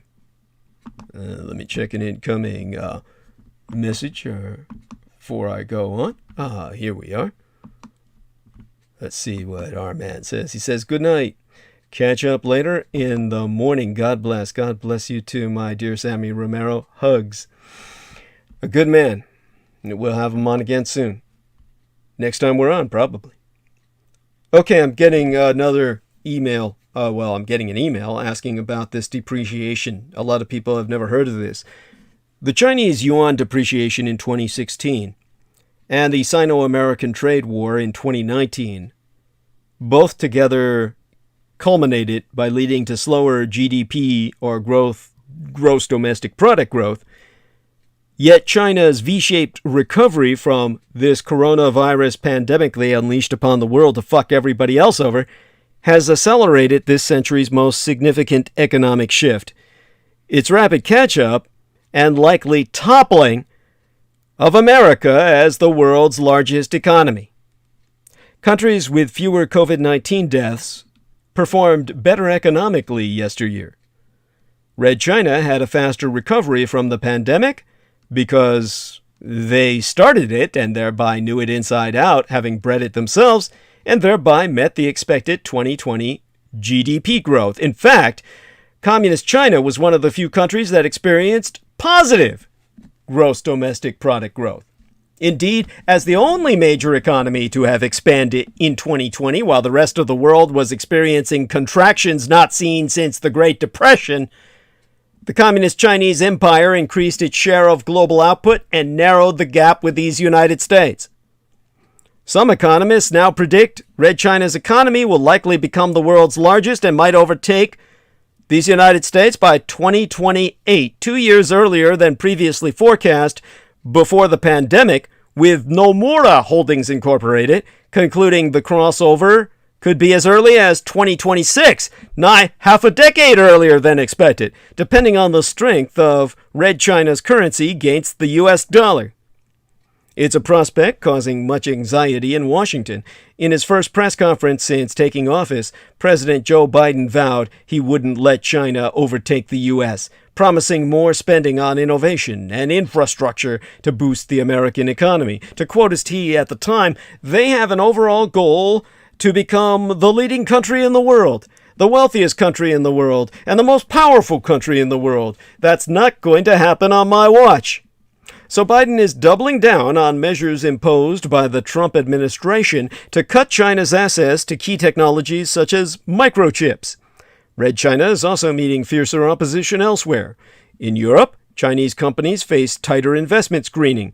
And in Asia, rivals Japan, India, and Australia are combining with these United States to create a geopolitical bloc aimed at limiting Red China's influence.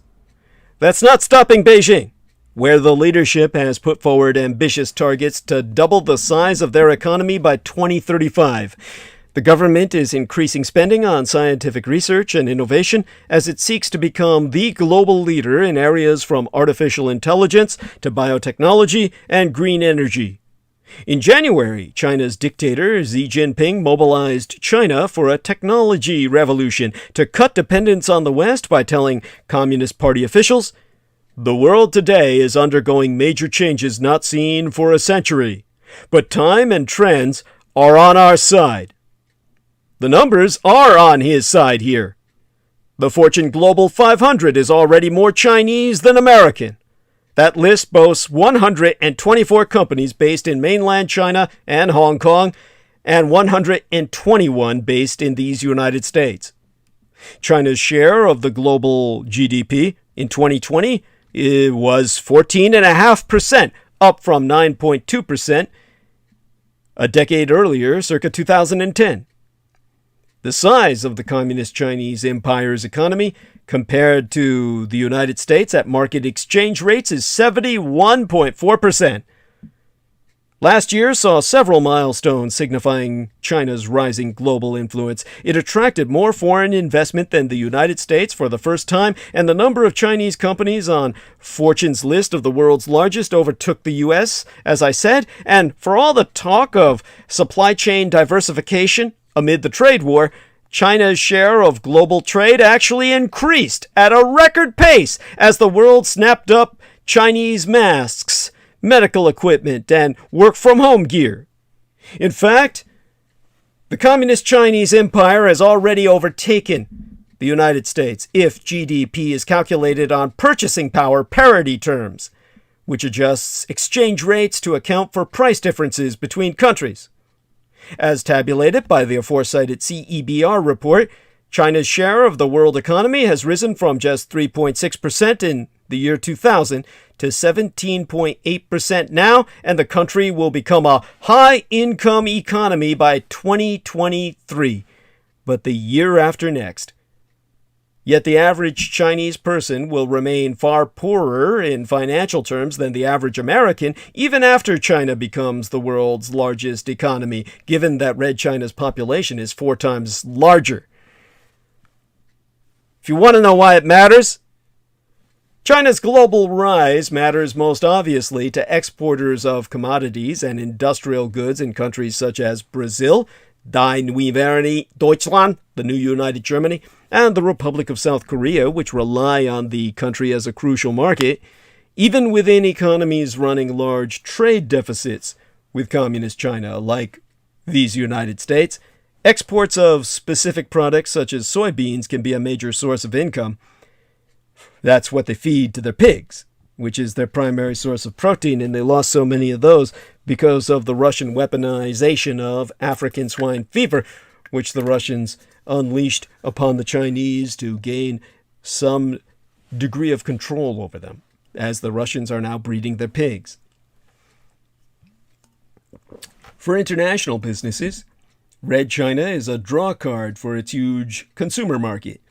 Both General Motors and Volkswagen now sell more cars in mainland China each year than in their home countries, while firms from Starbucks to Ralph Lauren reported strong sales within mainland China yesteryear as their home markets languished. Communist China's increasing economic heft has translated into increased political influence in multilateral institutions like the United Nations and the IMF, the International Monetary Fund. Beijing has tried in recent years to leverage the importance of the Chinese market when it comes to diplomatic disputes, restricting imports from South Korea and Australia, for example. It's also set up rivals to American-dominated institutions such as the World Bank and boosted lending to developing nations through programs like the Belt and Road Initiative, which has become the subject of intense scrutiny as poorer countries struggle to repay debt. Communist China's enhanced political influence in a post-pandemic world will likely increase the urgency of debate among the world's major powers about how to engage with Beijing. While the United States has levied trade tariffs, curbed access to key technologies, and some American politicians have advocated an economic decoupling, the European Union and some Southeast Asian nations have sought closer trade and investment ties, while also seeking to resist what they see as Beijing's assertive approach on issues such as the South China Sea. Whether or not Red China's economy overtakes the United States in 2028, and if it can hold on to its gains with an aging population, remains to be seen. But for now, its power and influence continue to grow. Still, there be no guarantees, and other experts warn that the mix of an aging population and debt will keep China confined to second place. So there's no shortage of skeptics who think Communist China's development will stall. They say soaring debt levels threatens financial collapse, and political repression in its one-party system will smother economic vibrancy. But Red China has a long track record of proving all its detractors wrong. Dictator Xi has cracked down on almost every form of political dissent, yet his economy has doubled in size over the past decade. In point of fact, some aspects of Red China's economy that are often highlighted as weaknesses turned out to be strengths in a pandemic that they were able to generate themselves for that very reason. State control of the financial system allowed companies to avoid defaults. State-owned companies could be ordered not to lay off workers, and once the virus was under control, a surge in state-directed investment got the economy moving again. So the Chinese fucked the world over and put themselves atop the globe. China's pandemic performance is the third time in as many decades that it has emerged stronger than others from a global crisis. Therefore, crisis is what they thrive on and what they cause. Controls on capital flows meant China was barely dented by the Asian financial crisis in the late 1990s, while its investment binge after the 2008 global financial crisis made it a driver of growth for the world. Despite complaints about unfair competition, foreign multinationals are reaping increased profits from Red China's huge consumer market. It's already the world's largest market for cars and luxury goods, and companies from Nike Incorporated to Starbucks Corporation are selling more to Chinese consumers. However, they often have to tread carefully around subjects considered sensitive by Beijing, as Nike and other Western clothing brands found out just recently when they were hit by consumer boycotts in Red China for raising concerns about all that forced labor in the far west region of Xinjiang, working people to death at all hours with no pay. Yet the race for economic dominance is far from over.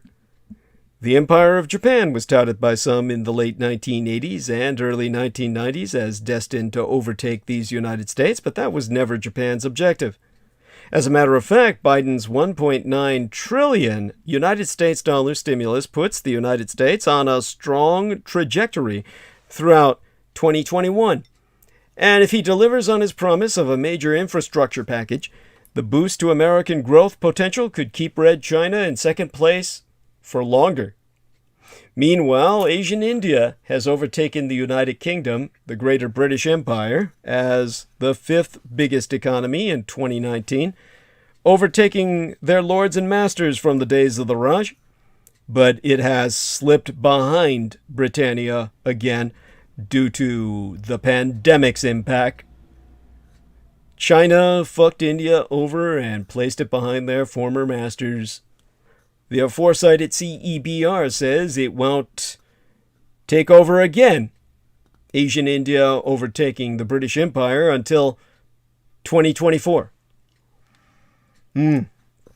Still, India is tipped to become the third largest economy by 2030. India's economy will go on to overtake Die Neue Vereinigte Deutschland, the new United Germany, circa 2027, and the Empire of Japan in 2030. However, we'll see what the world brings us before then. Whatever the case, when it comes to Asian India, here the demographics just aren't in Red China's favor. The Communist Empire's low birth rate means its population is likely to peak in size before the end of this decade. The risk is that even if Red China overtakes the United States, it could drop back behind again, just as India dropped back behind Great Britain as rapid aging erodes the economy's vitality. Forecasts for early overtaking assume that Red China will be able to deliver a big enough increase in productivity and capital spending to offset the demographic drag. And while that's possible, it's far from guaranteed. To quote Tom Orlick, Bloomberg Economics' chief economist, A growing rift with these United States threatens to block the flow of ideas and innovations required to lift productivity. High debt and burgeoning overcapacity suggest that the returns from continued additions to the capital stock are diminishing fast. Unlike these United States, Red China will also become the world's largest economy when average incomes are still relatively low, around a sixth of U.S. levels. That limits the appeal of its institutions among more developed countries.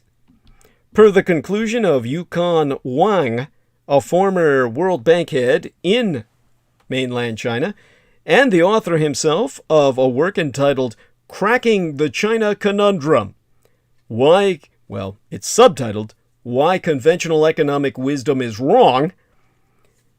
Well, just reading from its dust jacket here, power comes not from the size, but from per capita GDP level. In terms of institutional sophistication, China lags the West in many ways. That matters for its power to influence. Global influence is about standards, culture, and soft power. In other words, if we were to dwell on that when it comes to the kind of effect that China can have in overtaking us in America, I would say that one of the things that we could understand is that China's economy and military can overtake the United States, but it still won't become a global superpower. In other words, China has the money, the weapons, and the might, but it can't overthrow the United States from the world hierarchy just yet. There's an ongoing discussion, of course, that China is emerging as this new ultra power and replacing the U.S. from the global power structure thereby. And China emerging strongly from the growing global economic crisis due to the COVID-19 pandemic that they started, combined with Donald Trump's ally alienating policies within NATO for the last 4 years, have pushed this narrative forward considerably, as we can see by everything that I've cited so far. There be no doubt that China has already become the global powerhouse economically, and is expected to surpass these United States as the world's largest economy by 2028. But tomorrow over the horizon, in relative terms. Yet Red China is still behind, but on its way to surpassing the U.S. in military power with the increased spending on weapons technology and developing several secretive weapons, as we've seen some demonstrations that I've put into context in the last few episodes. The episode before last, as a matter of fact. So there be no doubt over Red China acquiring economic and military strength superior to these United States sooner than later. But the question is, can the Communist Party-led China ever be as formidable and complete an ultra power as these United States has been for the last 8 decades? When the Soviet Union competed with these United States to claim superpower status during the Cold War period, it somewhat matched America's strength in leading alliances and military power. However, at the height of its power, the Soviet Union was never a match for American domination economically or culturally. And like the Soviet Union in the past, Red China now faces several geopolitical and cultural challenges before it can reach global superpower status similar to these United States. Red China cannot aspire to get the same respect and acceptance worldwide, even if its economic and military power overtakes the American empires. A democratic America will always have ideological, political, and Yay, even in a sense, cultural superiority compared to a communist China. We're talking about a one-party communist country. Although Red China has developed a hybrid system to grow spectacularly on the economic front in numbers, it is still a one-party communist country. Politically, it has become further closed and centralized than ever before. The Chinese Communist Party is celebrating, well, it celebrated its 100th anniversary a number of years ago. Was it yesteryear? It doesn't even fucking matter. I think back to that hard and horrible year, the year my late and sainted mother died, my womb matron, Su Jianlin Dietrich, circa 2011, when Communist China was celebrating its 90th anniversary.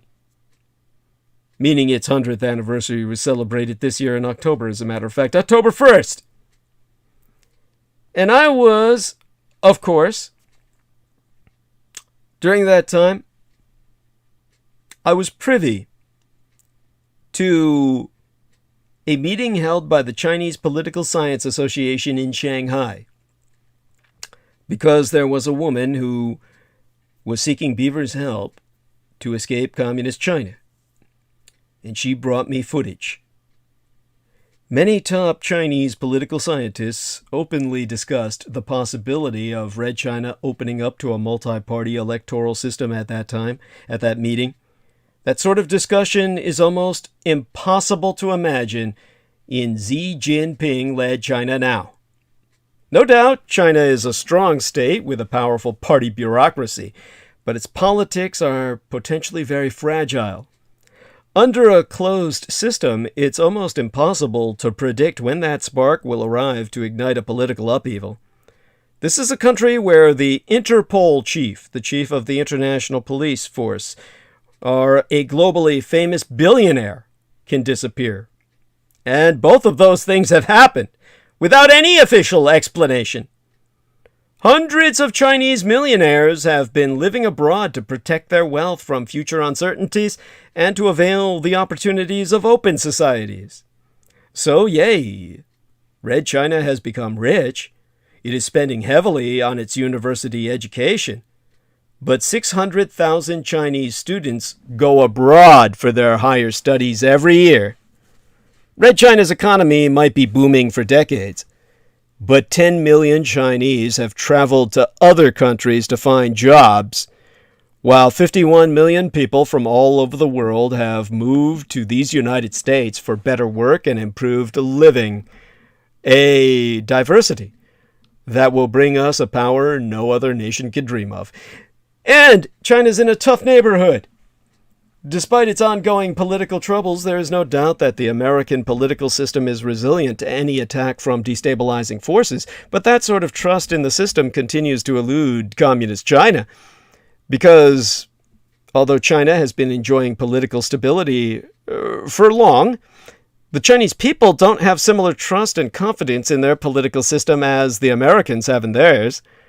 And this will not help Red China command the respect of other countries in its competition to become the global ultra power.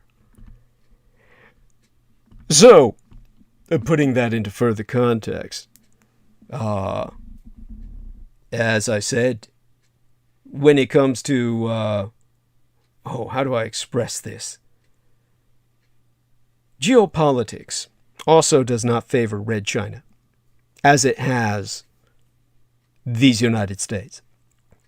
Unlike America, mainland China is surrounded by several powerful and competing countries.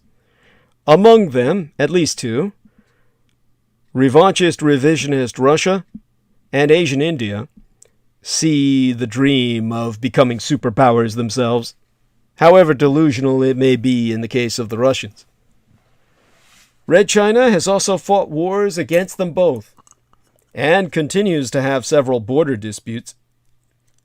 China is neither safe nor secure in its neighborhood to freely engage in political and military projects in other parts of the world as the American empire does. Because mainland China's location is in a tough neighborhood, it also lacks trusted, powerful allies. On the one hand, the democratic United States has established strong political and military cooperation with many regionally powerful countries like the United Kingdom, United Germany, and the Empire of Japan, along Australia from the Cold War days. It continues to keep those allies while getting new ones like Asian India. On the other hand, China's only significant ally in this world is revanchist, revisionist Russia. But that alliance suffers from many contradictions and has not passed the test of time. It will be hard to imagine Red China gaining the upper hand militarily, economically, and politically in the future vis-a-vis the United States and its allies' combined forces. And so, the American empire stands firm. The United States has been and will continue to be the global cultural superpower, even as an anti-culture. And there is minimal possibility of Red China posing any serious challenge to that status. Not only does our democracy and freedom provide ideological superiority to these United States, our cultural influence through movies, media, music, and literature also extends across the world. These United States, we are a country of immigrants, and we represent and enrich the cultures of the ideas, the cultures and the ideas of the world thereby. But China has remained a closed country for long. Too long. While English remains the world's language, it's almost impossible to imagine Putonghua or Mandarin Chinese taking up that place. So China will always be struggling to catch up to these United States and take the lead position in the global power race. Like the former Soviet Union, its superpower status will be limited and confined to certain aspects thereof. The United States has everything to hold its own long way in this competition, if it doesn't often engage in self-sabotaging acts like it has in these last 4 years preceding Donald Trump's loss of the last election. Now, in such context, the Communist Chinese Empire is an economic winner, not an economic leader. Even as Beijing posts impressive GDP figures, it's a long way from setting the direction for global policy. Whether China rises to number one remains to be seen. But it's clear America is facing the starkest threat to its economic dominance in decades in a rivalry that's reshaping the world order regardless. The second that United States dollar loses its spot as the currency of international trade, these United States will plummet into depression. These United States will, nigh overnight, lose 2% of its economic output. Import prices will skyrocket, export prices will plummet, and countless people will lose their jobs. After all that, these United States just might be begging Black Africa for aid. And should the Chinese come out on top, world policing will come to an end. Despite some people's paranoia, Red China probably won't use its newfound power to take over the world and force everyone to be communist. If their deals with Africa be any indication, China's going to work with a comparatively iron hand within a velvet glove. In other words, the appearance of gentility will prevail, if not the policy. China has an official policy of non-interference with black African governments and those of the Arabs, while the United States has a history of sweeping into undeveloped countries and taking out dictators. Red China, as a rule, not only leaves them alone, but props them in place. They even invested money in countries like genocidal Sudan and exterminatory Zimbabwe at the height of their human rights crimes, working off the principle that it isn't their job to police other governments. That's going to be a pretty major difference from these United States. The American military is no longer meant to just protect America. As a matter of fact, it never has. It's instead always been considered the main defense of all of Europe as well. Not to mention almost every democratic nation in the world. But the Communist Chinese Empire doesn't care about democracy, and if their military starts to outpower America's, we might just see an end to the era of soldiers swarming into underdeveloped countries. China might not bomb less developed countries into submission, but that doesn't mean they won't try to influence how the world thinks. They just prefer to do it with, well, through what they like to call soft power. Part of that is done through schools. Red China is already trying to lure as many students as they can into their universities. They've already drawn in more black African students than the United States and the United Kingdom combined. And they specifically target aspiring dictators.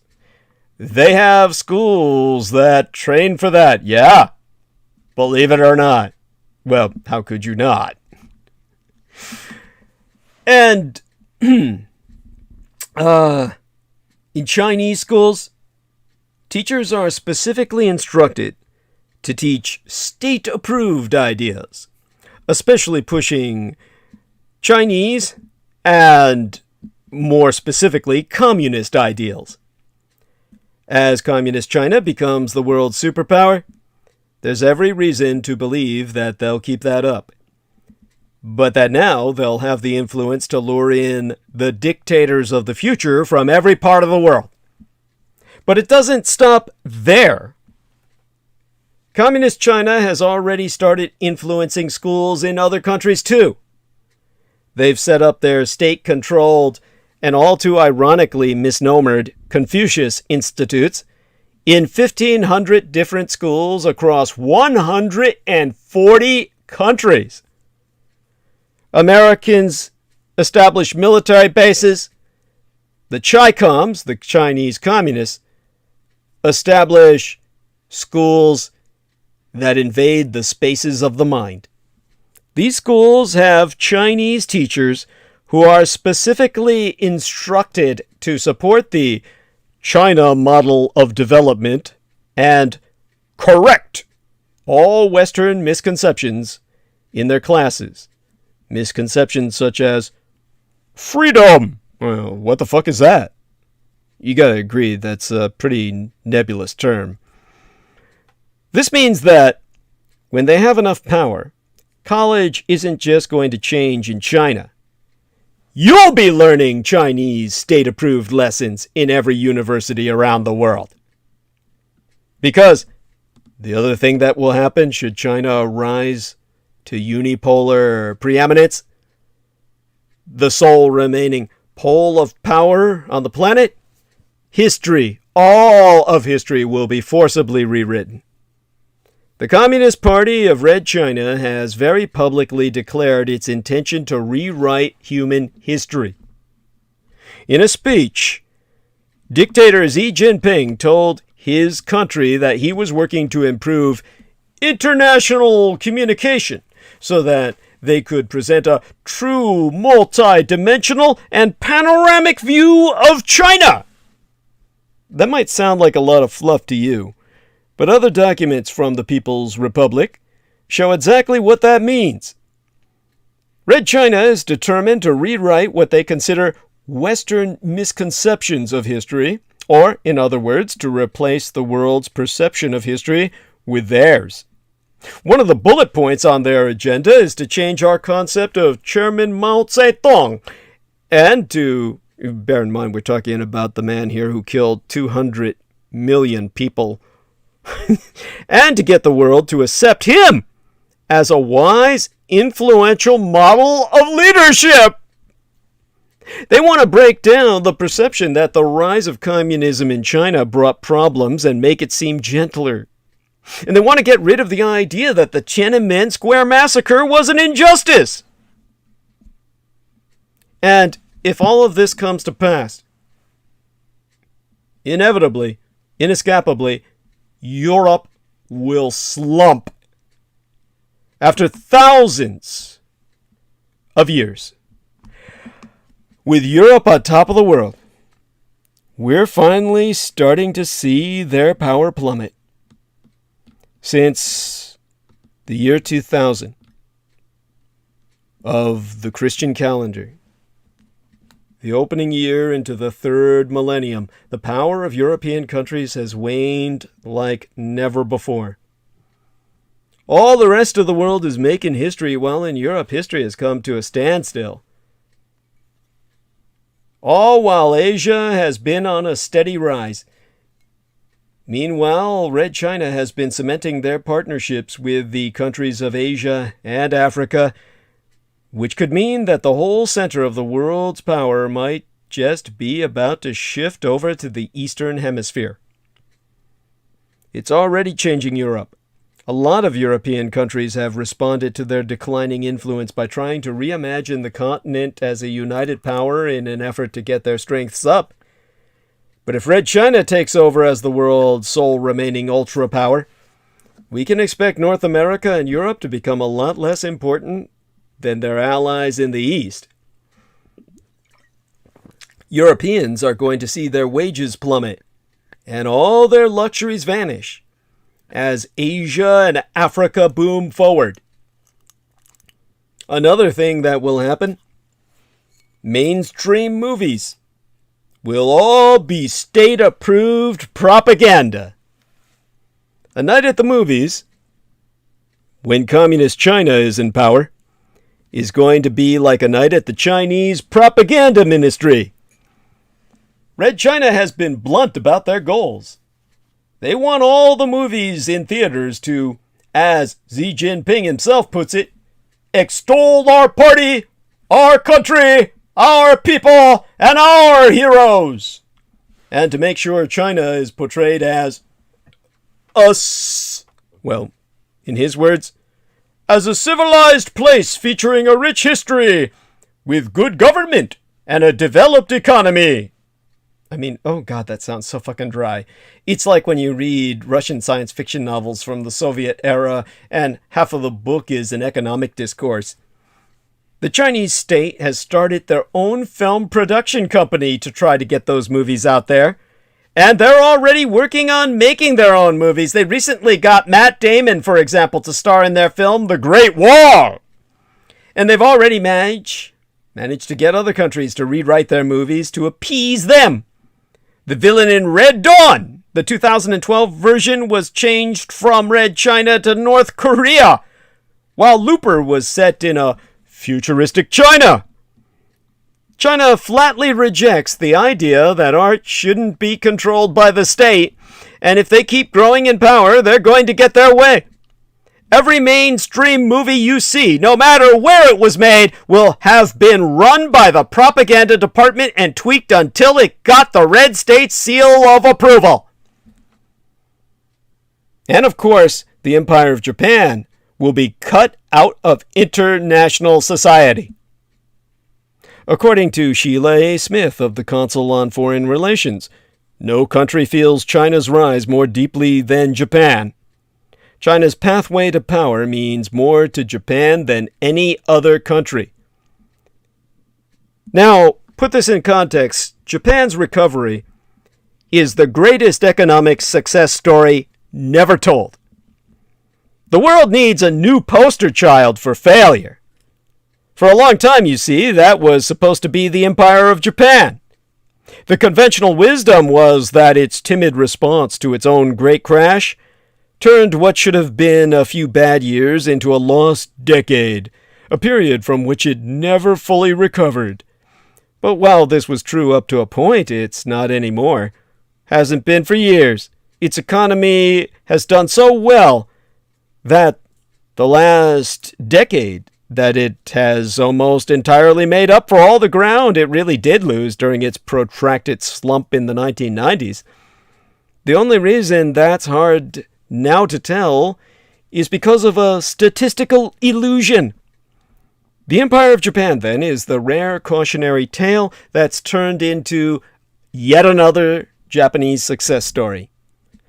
Now, whether we're talking about robots, smartphones, or housing bubbles, the Empire of Japan is where the future happens first. In particular, when it comes to that last one, housing bubbles, its boom and bust cycle happened a full 16 years before the rest of the world's did. Not only that, but it was far larger than anything that followed it. To give you an idea of the scale of it, Japan's stock market peaked in 1989, the year of the fall of the Berlin Wall, at what's still an all-time high of 38,916. Today, it's averages out around 22,475. Indeed, according to Nomura economist Richard Koo, the Empire of Japan's crash wiped out 3 times more wealth as a share of its economy. 3 times more wealth as a share of its economy than the United States' did in 1929. When you put it that way, it's pretty fucking impressive that the Empire of Japan's economy didn't shrink at all in the 1990s, but only stopped growing for a few fucking years. Think about what I said. America would not only have collapsed into depression, it would have fragmented into micro-statelets.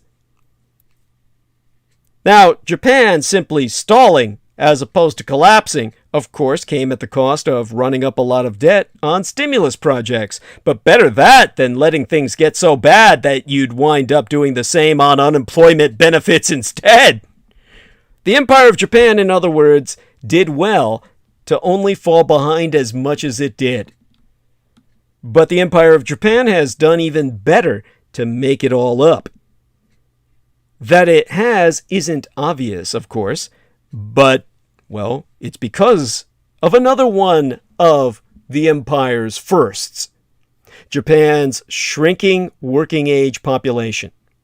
That makes it impossible to judge Japan's economy by its GDP, its gross domestic product, at least in comparison to others, because you wouldn't expect it to be growing very much, if at all, when its workforce obviously isn't. Looking at its GDP per capita gives you a better idea of how it's doing, but even that's still slightly misleading since so many of its people are retired.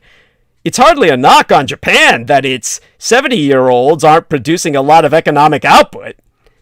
So to adjust for the graying of its population, you need to look at its GDP per working age adult instead. That tells you how much it's producing relative to how much it could reasonably be expected to, and by that measure, it's doing very well indeed. The Empire of Japan really did grow about 14% less than the United States did during the 1990s, but it has since erased almost all of that gap since then. If the Empire of Japan lost a decade, it has found it a decade agone again. This is really 2 stories. The first is that the Empire of Japan wasn't doing as badly as Americans were indoctrinated to think 20 years agone. That's when it really started to catch up. And the second is that it's been doing even better than Americans have ever realized the last 10 years. That period, not so coincidentally, is when Prime Minister Shinzo Abe started saying he'd do whatever it took to revive the empire's economic fortunes. Now, before he had to leave office due to reasons of health, he made a lot of promises. And during all that time, what he was doing wasn't all that complicated. He was printing a lot of money to give the economy a chance to grow as much as possible, and then helping women enter the workforce to make sure it did. And it turned out this was the greatest of any possible master plan.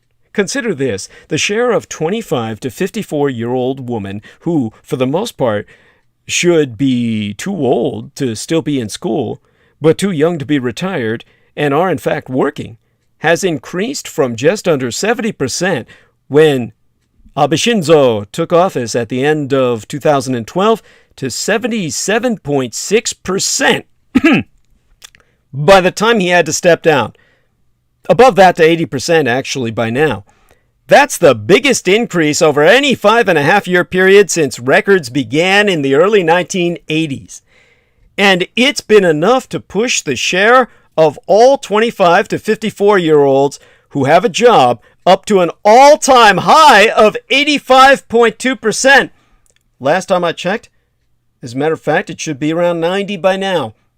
Considering what the unemployment rate, or considering that the unemployment rate is 2.5% in the Empire of Japan, it's safe to say that almost everyone who wants a job in Japan has one.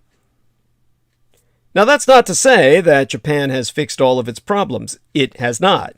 Despite what can only be described as an extremely tight labor market, workers are still getting the smallest of raises for reasons that remain, well, largely mysterious, which in turn has prevented inflation, I'm speaking Japanese here, from rising to a healthier level, which of course you can have a healthy level thereof, despite what economists might tell you. Now, in the time we have remaining, which is still quite a bit, let me gather my thoughts on this. Still, it's worth taking a minute to appreciate everything that the Japanese have accomplished. They managed to weather one of the largest shocks in financial history without letting unemployment exceed 6%, which is still impressive even when you take into account the fact that there tends to be a lower, Japan's tends to be lower for cultural and institutional reasons, their unemployment, than any other nation on earth. And then they caught back up not too long thereafter. Now the world, as I've been pointing out throughout my career as a public informant, owes the Empire of Japan an apology. Fuck asking the Japanese to apologize all the time. It's the other way around. If the Empire of Japan was a policy-making failure, everyone should hope to be so unlucky. But when the Communist Chinese Empire rises to the top, the Empire of Japan is either going to have to submit to their will or get cut out. The Communist Chinese Empire still hasn't forgiven the Empire of Japan for the atrocities they committed during World War II. They'll say it's partly because the Empire of Japan has never fully apologized for them. So Japanese atrocities still play the major role in all Chinese propaganda, with the Red State making sure that their citizens never forget that the Japanese are their racial enemies. But so far, the Japanese Empire hasn't shown any signs of backing down in their many disputes with the Communist Chinese on the mainland. But if they don't give Red China what they want, they're going to have a hard time when Red China takes over. China has already tried to get Japan's role in the United Nations weakened, with their state-controlled news agency, Xinhua, once writing that the country will need to change its attitude towards history if Japan wants to play a bigger role in the UNEN, the United Nations. Because once Red China is in power, they won't have to make threats. They'll just be able to cut the Empire of Japan out altogether. This will lead no alternative but war. And of course, my true homeland and heartland of Taiwan will be invaded, to which Japan will have no choice but to come to our defense. Catch up quick. Ever since China's nationalists, the Chinats, the Chinese nationalists, the blue Chinese, in disambiguation from the red Chinese, were defeated by the communists on the mainland, with all the support that the Americans turned towards the communists on behalf of their Soviet ally. We reestablished on Taiwan, graced to us by the Empire of Japan. And since that year, that 1949th year in our Lord, Beijing has viewed our island as part of mainland China's sovereign territory. But we operate independently with our own elections, military, and currency. There's no possible way that Red China's rise to power is going to end with an independent Taiwan. Communist China has been unequivocal in their demands that my Taiwan return to their control, with dictator Xi Jinping once saying that he would never allow any individual, any organization, any political party, at any time or by any means, to split any single piece of the Chinese territory. Now, these threats to my Taiwan are a nightmare for all human technology, for the technological world in which your very life depends. Threats to my Taiwan, my self-governing island only slightly bigger than Maryland, and yet almost the size of Japan itself, when you count all 100 of our isles. They're sending shivers through the global technologies industry which supports your way of life. And it matters. My Taiwan is home to 92% of the world's leading edge chip manufacturing operations and a vital center for producing other technology components, including laptops and PC or personal computer motherboards. My Taiwan, which Red China regards as a province of theirs, is being courted by the communists for our capacity to make leading-edge computer chips.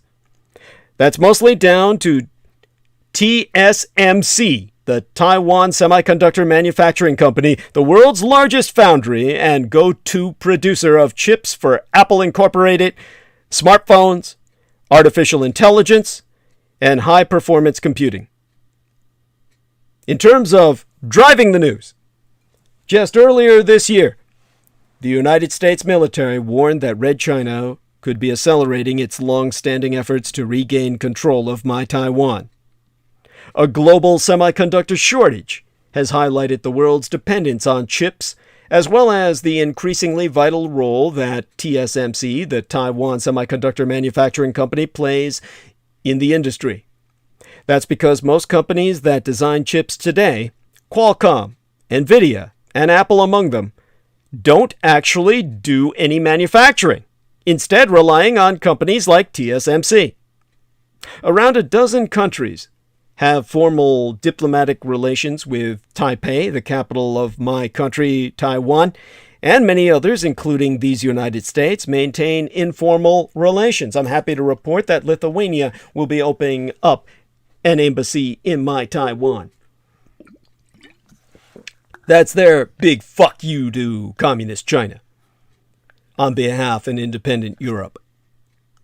Why, the United States alone consumed more than 63 billion United States dollars worth of Taiwanese technology exports throughout the first 8 months of last year, or 32% of our island's output. Red China itself accounted for 30%, and United Europe for about 22%, per Taiwan's Industrial Technology Research Institute, which I sourced. If Taiwan's chip production were permanently disrupted, the Semiconductor Industry Association estimates it would take at minimum 3 years and 350 billion United States dollars in investment to build up enough capacity to even conceivably replace it. The big picture being foreign policy experts and technologies trade groups have been sounding alarms about the consequences if Taiwan were ever to come under tighter Chinese control. Per Associated Press, Admiral Philip Davidson, the top military leader in the Asia-Pacific region, he told a Senate hearing in March that, to quote his T, "The threat is manifest during this decade. In fact, in the next 6 years." Between the lines, that means the recent crackdown in Hong Kong, following passage of a strict national security law, is to be seen as a wake-up call with regards to my Taiwan.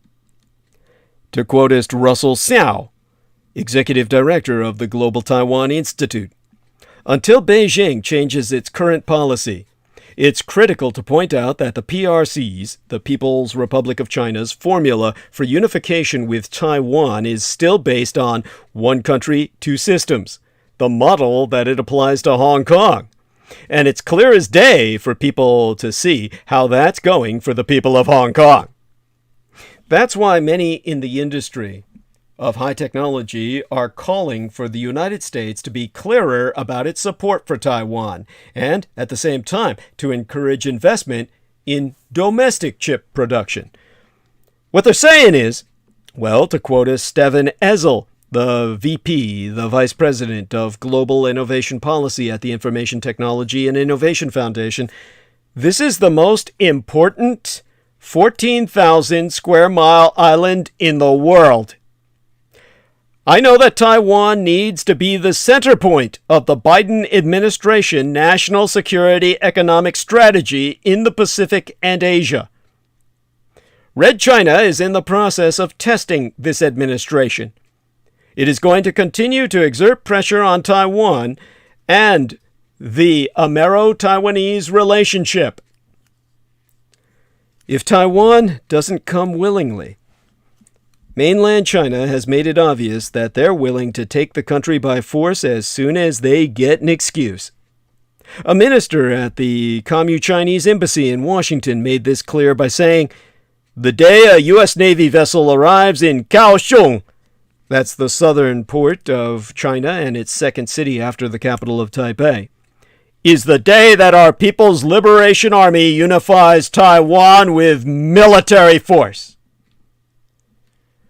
Now, Red China has strongly insisted that they'll go to war if Taiwan tries to declare independence as well, regardless of whether or not anyone takes their side.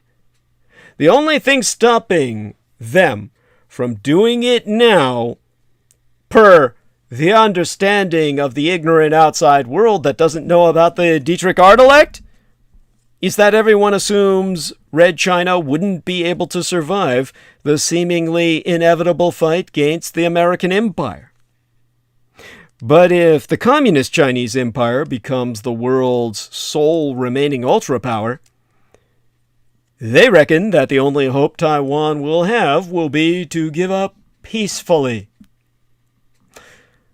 Let me tell you this much most immediately, as a guarantee, as a military expert. If Communist China invades my Taiwan, Taipei plans to throw 1,000 tanks at the beachhead. If China invades Taiwan and succeeds in landing troops on my island country's southwestern beaches, expect brutal tank battles to help decide the outcome. The largest tank battles you will have ever seen in history outside of World War II. The Taiwanese army on paper possesses around 1,200 main battle tanks, MBTs, 480 American-made M60A3s plus 450 CM11s and 250 CM12s. The CM11 pairs a modified M48 turret with an M60 chassis. The CM12 is an M48 with the same modified turret as the CM11. Now these tanks are old. The youngest, the M60s, date from the 1970s. Taipei recently purchased 108 new M1s from the United States for 1.3 billion United States dollars in order to begin replacing some of its oldest and weariest tanks. The first M1 isn't due to arrive until 2023, and once all 100 or so of the new tanks are in service, the Nationalist Republic of China Army on Taiwan still will possess 1,000 aged tanks. But their age, as a military expert I can tell you, doesn't fucking matter. Taiwanese army doctrine calls for heavy armor to strike back against Chi-Com invasion troops landing on Taiwan's beaches. Those Chinese communist troops, the first wave especially, likely would be lightly armed. And any tank, no matter how geriatric, poses a deadly threat to unprotected Chinese communist infantry clinging to a narrow beachhead. For that reason, expect the Chinese People's Liberation Army to do its best to land its own armor with the early waves of an invasion force. The PLA, the People's Liberation Army, needs tanks on the beaches in order to defend against Taiwan's own counterattacking tanks. Tank operations, these armored warfare ops, actually would begin before Chinese communist troops even touched dry land. Taipei's goal during this phase of a Chinese attack is to preserve its forces in the face of potentially devastating bombardment by the PLA rocket forces' ballistic missiles. The odds are good that many of Taiwan's tanks would survive. On day one, Taiwanese forces would hold the advantage on the ground. The Chi-Com Army's own armor could help mitigate this disadvantage. That's easier said than done, of course. A modern MBT, a main battle tank, might weigh as much as 70 tons. That's a heavy load for a shallow draught ship. Fortunately for Red China, it has access to one of the world's largest merchant fleets. But the first wave of PLA forces likely would include light amphibious tanks that can swim ashore under their own power, and nothing heavier. Those thinly armored vehicles, these thin-skinned tanks, are no match even for Taiwan's oldest tanks. Helicopters and drones targeting tanks' thin top armor could tilt the balance of heavy forces in the bloody early hours of a war over my Taiwan. To quote Ian Easton, a Taiwan expert with the Project 2049 Institute in Virginia, at length and verbatim, this is going to be a complex struggle with staggering losses. PLA light armor could be overmatched and devastated if the Taiwanese can keep enough of their main battle tanks dispersed and hidden until the critical moment arrives for them to launch crushing localized counterattacks. One of the other key variables in such a scenario is which side is able to keep attack helicopters, and attack drones overhead to fire against ground targets. In wartime, the PLA plans to mobilize China's entire maritime shipping fleet, commandeering every single vessel that can make the trip across the Taiwan Strait, which is potentially tens of thousands of ships. Many of those vessels will likely serve as decoys, expendable targets soaking up Taiwanese mines, obstacles, and coastal fires. Those could be followed by wave after wave of actual amphibious ships, including a considerable number of ostensibly civilian roll-on, roll-off ships and ferries that can transport tanks. The PLA will try to get as many tanks ashore as quickly as they can. Taiwanese Army and Marine units are likely to disperse their tanks to coastal hide sites prior to the invasion. There is an almost limitless supply of potential hiding places along Taiwan's coast. Tunnels, caves, bridge underbellies, airport hangars, and empty factories. Some tanks would likely come into action as soon as the enemy began landing. Others would be held in reserve for crushing and decisive counterattacks. Some may be held back for the defense of urban centers like downtown Taipei. While we tend to think of tanks fighting solely in desolate deserts, historically tanks have often been the deciding factor in urban battles for cities. For a finite period of time, they will greatly outnumber and outgun the PLA amphibious forces landing along the coast at beaches, airport tarmacs, and ports. Well, any way you cut it, the fight over Taiwan's beaches is likely to involve heavy forces targeting light forces, a mismatch that could result in extreme violence and bloodshed, and which could set the stage for the grueling days and weeks that would follow a communist Chinese landing. Now, this all will result in only one inevitable, inescapable conclusion. Should China become the sole remaining ultra power on Earth, China and the United States must go to war. Now, a shortage of auto chips has already exposed TSMC's key role in the world supply chain. The entire world is dangerously dependent on my Taiwan for semiconductors. And as the Communist Chinese Empire pushes the world to avoid any official dealings with Taiwan, leaders across the globe are realizing just how dependent they've become on my island democracy. Red China has boasted that it's enjoying what it calls a peaceful rise, but it's unlikely it'll stay that way. Few global powers have ever passed on the torch without a violent conflict, and there's little reason to think that the Americans and China will break the mold. China's getting ready for it. One of Xi Jinping's goals for 2050, the mid-century, is to build a world-class military that, in his words, can fight and win, even against the United States of America. So can my Taiwan's Silicon Shield protect us against Red China's aggression?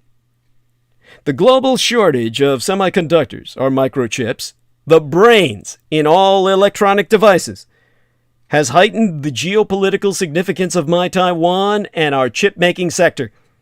My island is home to the world's largest contract chip maker, TSMC, Taiwan Semiconductor Manufacturing Company. And many describe my Taiwan's strength in microchips as our Silicon Shield, which can protect us against Chinese aggression. The term Silicon Shield was first coined by Craig Addison in late 2000, Anno Domini, who argued in his book by that very title, Silicon Shield, which was subtitled Taiwan's Protection Against Chinese Attack, that my island's rise as the key supplier for the world's digital economy serves as a deterrent against possible Chinese aggression. Now, the debate over such a deterrent has heated up now that the pandemic has seriously disrupted most supply chains on Earth. The United States has also placed restrictions on exports of chips and chip-making equipment using American design and technology to Communist China, a development that some observers also fear may end up provoking Red China to increase against, well, ensure that they'll increase their aggression toward my Taiwan. Because if they can't get their chips from Uncle Sam, they're going to try and get them from their racial brethren, across the Taiwan Strait. But Darson Chu, a research fellow at the Taiwan Institute of Economic Research, which is acronymous as the TIER, T-I-E-R, Taiwan Institute of Economic Research in Taipei, has disagreed, saying that he believes the world will stand behind Taiwan. But others suspect the sector, coveted by Communist China, may also trigger Red China to accelerate its efforts to take advantage of my Taiwan's technological prowess. In any case, most saner heads, should they ever prevail, will not let war happen. There's simply too much to lose. When asked to explain the Silicon Shield, the TSMC, Taiwan Semiconductor Manufacturing Corp chairman Mark Liu told CBS News' 60 Minutes program this year that it means the world all needs Taiwan's high-tech industry support. So they will not let the war happen in this region because it goes against interest of every country in the world. While refusing to comment on whether the industry will keep Taiwan safe, Liu added that he hoped no war would occur in Taiwan. It is widely known that any war fought in Taiwan would disrupt the global supply chain of microchips indefinitely, probably permanently. More than 1 trillion chips are currently being produced annually. Industry watchers, including the National Bank of Canada, which I sourced, estimated earlier that TSMC alone accounts for 1/5 of all the world's chip production and up to 90% of the supply of the world's most advanced chips, the brains of artificial intelligences. According to April estimates by the US-based Semiconductor Industry Association, an extremely hypothetical scenario, such a disruption in Taiwan's chip production could cause 490 billion United States dollars in annual losses for electronic device makers worldwide if it all shut down. Based on the fact that all American tech giants, including Apple, major European automakers, and even Chi-Com companies, would have to halt production in the event of a TSMC collapse, Frank Wong, chairman of Taiwan's third largest chipmaker, Powerchip Semiconductor Manufacturing Corp., concludes that such will make Red China think twice about using force against Taiwan. That self-ruled island of mine Beijing views as a renegade province, the same way the Americans view us as a renegade territory. To quote Frank Wong, the chairman of the third largest chip maker, the Powerchip Semiconductor Manufacturing Corp., he says, China likes to threat Taiwan, but realistically, without Taiwan to threaten, they cannot move either. The semiconductors also shut down. So the problem is, can you take over Taiwan without triggering impact on semiconductors? That is not going to happen. The world superpowers will view TSMC as a key driver behind the future global economic revival, which belongs to no one but the entire world. Hence, the whole world will not tolerate Red China's use of force to control TSMC. So there'd be a double layer of protection here. My island's dominance in chip making has fueled the debate over our silicon shield, but according to Alexander Neal, a former Shangri-La Dialogue Senior Fellow for Asia-Pacific Security at the International Institute for Strategic Studies, the IISS, these United States are more concerned that the shield may have holes in it, and the technology is being used by Red China's own military. So to quote his T, what the United States wants to do is to help TSMC diversify its production base so that there's a double layer of protection. So if the first shield is being penetrated, the second reinforcement shield is to nurture the chip production base in friends and ally countries, including these United States. In other words, he wants my Taiwan to export our production techniques and assembly technologies so that the Americans can get in. An earlier Washington Post report alleged that a Chinese firm had used TSMC chips in the Communist Chinese military's development of hypersonic missiles. But my baby company there denied those charges. The United States is also concerned about the vulnerabilities caused by TSMC production being so concentrated in Taiwan alone. Why my island's water and electric supply shortages could disrupt production, should such supply shortages ever occur. There is, of course, the problem of all the surging demand. TSMC has planned to invest 100 billion United States dollars in the next 3 years on new production facilities, including a state-of-the-art fabrication plant in these United States, in the state of Arizona, where my sponsor, Ben Estenius, dwells, and expansions of its Nanjing, that's mainland China-based fab, to produce 28-nanometer chips for automakers. Now, said move aims to increase TSMC's capacity, which is currently working at full capacity, to meet this surging demand and support future growth in the global economy. Now, in an April stock exchange filing, TSMC said it is entering a period of higher growth as the multi-year megatrends of 5G, the fifth generation, and HPC, that's high-performance computers, are expected to fuel strong demand for our semiconductor technologies in the next several years. In addition, the COVID-19 pandemic also accelerates digitalization in every aspect. But PowerChip's Wang questions if overseas wafer fabs will be as cost-effective as those based in Taiwan. He's concluded that many fabs in these United States and even United Germany have proved to be simply too expensive to sustain. Therefore, the expansion in Red China itself. For years, Red China's attempts to manufacture chips have failed since mainland China lacks access to the intellectual property required for the process. In other words, the brain power. Communism makes you dumb. They've dumbed down the Chinese language itself.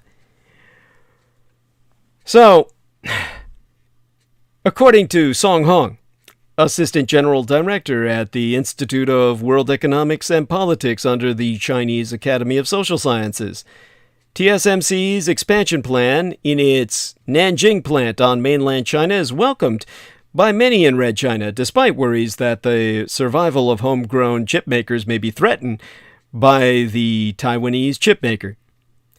To quote ST, Song Hong, the Assistant General Director at the Institute of World Economics and Politics under the Chinese Academy of Social Sciences, 28-nanometer chips are not high-end, but mid to low-end chips are in higher demand. So I think this shows TSMC's optimism in Red China's future demand. It is in our hope to bolster homegrown chip makers, but we also welcome competition. But Song Hong himself, however, he shrugs off the geopolitical implications of Taiwan's Silicon Shield, saying that Red China views Taiwanese issues as domestic affairs and will not be deterred from its goals by any American action. So far, of course, it doesn't seem like the United States is just going to take Red China's rise lying down. The two empires have been locked in an aggressive back and forth of political spats, tariffs, and struggles to keep each other in check. There's every reason to think that this will all build to a new Cold War, or, if things really go sour, a brutal, violent conflict that will only leave one single superpower standing. This is why it's so important to explain what the AUKUS submarine deal and AUKUS itself means for Sino-American great power competition. It could sink relations with France and Bowie nuclear technology advances to compensate for Europe's global strategy falling short. For its part, United Europe needs to make clear proposals to the American empire in its Indo-Pacific strategy to set a common approach to communist China. In terms of the immediate points to be made that I'll try and get back round to, the AUKUS strategic agreement is not an escalation. It is a reality check to deal the Red Chinese in their exercise of their increasing power. The French diplomatic drama surrounding AUKUS reveals Macron's fear that France is now strategically irrelevant in the Indo-Pacific, despite their colonies therein. Biden's consultations on AUKUS should have included France. That might have spared the incredibly agitated French reaction, which was also completely understandable and justifiable. Now, in the 3 hours remaining, let me try and do justice to some other points that come to my mind right now. EU, our European Union member nations, need to understand Communist China's growing hard power is now eliciting a genuinely tough and structural political military reaction in these United States. I mean, do the French in particular wish to follow the unilateral United German lead with the EU agreement with Red China on CAI, Comprehensive Agreement on Investment? Europe needs to make clear proposals to the American empire in their Indo-Pacific strategy, if any communal front is to contain the ever-expanding communist Chinese empire. I mean, this nebulous concept of European strategic autonomy, which is what Macron wants for France to lead the European Union, is an ambivalent middle course between the two great powers.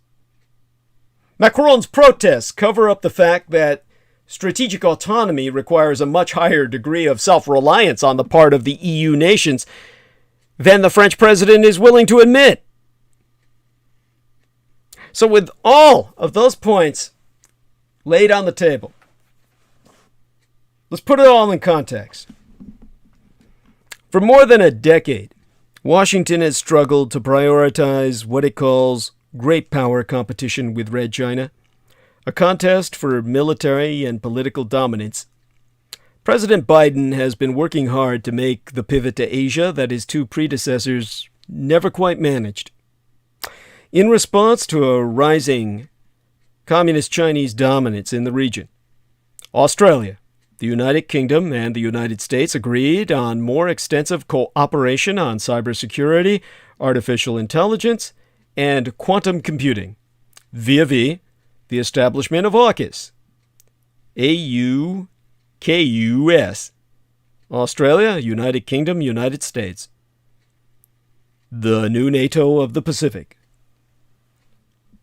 This landmark defense pact with Great Britain and Australia, this AUKUS that Mr. Biden announced mid-month last, is a major step in making that pivot a reality.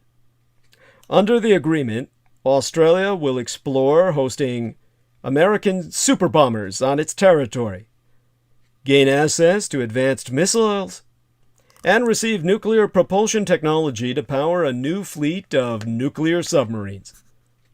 As a result, Australia canceled a multi-billion-dollar diesel submarine contract 5 years in the making with the French in favor of nuclear-powered submarines supplied from the United Kingdom and these United States. And as an exhausted, internally divided America proclaims its return and promises a new era of diplomatic leadership, its global partners are rightfully skeptical. Year one of the Biden era has seen the botched withdrawal from Afghanistan, casting doubts about the president's foreign policy judgment. So long as the disgraced president, Donald John Trump, remains the Republicans' current frontrunner for 2024, the world cannot expect fidelity and competence to emerge from the loyal opposition. For now, at least, it is on President Biden to provide leadership, course correct away from the lack of reliability, and contain Communist Chinese aggrandizement before its merry band of fellow autocrats from Moscow to Kabul and from Tehran to Pyongyang supplants the American-led world order. Biden's recent work to transform Australia into an Indo-Pacific bulwark against Red China, however, has worryingly offended a critical ally, France, and exposed some serious bungling in the American government itself. The newly announced agreement with the United Kingdom and Australia has been labeled AUKUS, and it entails the making of a nuclear-powered submarine fleet in Adelaide to replace Australia's existing force. The ability to construct and launch the world's most advanced submarines direct from Australia is a powerful counterweight to potential Communist Chinese aggression in the South China Sea and beyond. As for domestic nuclear power and weaponization implications, while the AUKUS agreement, what with its sharing of nuclear propulsion technology, could do significant damage to non-proliferation interests, little is expected to change policy-wise in Australia, where all nuclear programs are banned. Prime Minister Scott Morrison of Australia thusly promised that his nation is not seeking to acquire nuclear weapons or establish a civil nuclear capability. So stating, "This is not about creating any legal environment for the establishment of a civil nuclear capacity in Australia. This is about propulsion of the submarines. This is not about acquiring nuclear weapons. Australia has no interest in that. No plans for it, no policy for it, no contemplation of it. It's not on our agenda. And we will continue to meet all of our obligations under the Treaty on the Non-Proliferation of Nuclear Weapons as our partners in this exercise will also do." And my Australian accent's horrible. But that assurance won't necessarily prevent or deter other countries from exploiting the loophole in the Nuclear Non-Proliferation Treaty that allows diversion of nuclear materials for naval reactors. U.S. officials will also have to work hard to ensure the agreement does not cause problems with South Korea, another ally exploring nuclear-powered submarines, and one where many politicians and nearly 70% of the public support developing nuclear weapons. I mean, with North Korea throwing out nukes, South Korea wants to blow away the world as well. I mean, who can resist? Keeping up with the Joneses. North of the demilitarized zone there, our neighbors cross the fence. How come they get it all? Yeah, well, there you go. That, while Australia's own unwillingness to pursue novel forms of nuclear power generation, despite access to this new technology, is actually most unfortunate. These SMRs, these small modular reactors, used to propel these advanced subs, offer a number of benefits in a world seeking carbon-free power solutions. Due to their size, about that of a pickup truck, SMRs can be built faster and cheaper than traditional nuclear fission reactors, nuclear power plants. And like their bigger brothers, these SMRs use nuclear fission to generate carbon-free electricity, though on a much smaller scale, typically in the 50 megawatt to 400 megawatt range compared. This is, of course, only a fraction of the 1 gigawatt the output of a normal nuke plant, which is capable of electrifying an entire city.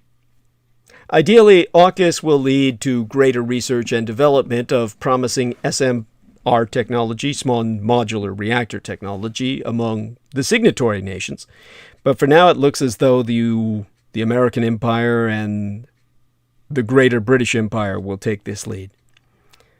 As the AUKUS nations hammer out details of the agreement over the next 18 months, the country should consider an adjustment to make sure it sets a strong precedent.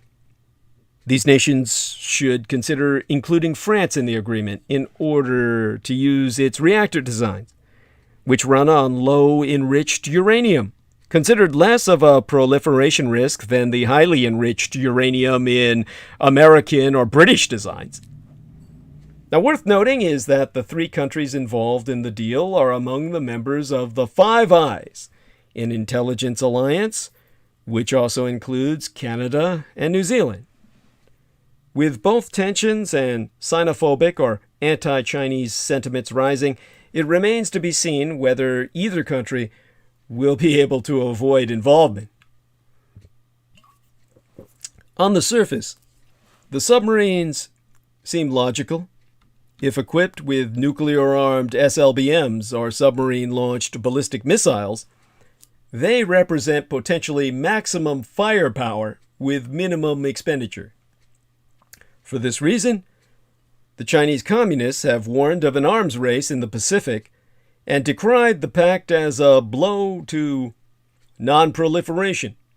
But Beijing has already escalated tensions with its wolf warrior diplomacy and its human rights violations in Hong Kong, along its clashes over land and sea borders with India, Taiwan, the Empire of Japan, and damn near everywhere else.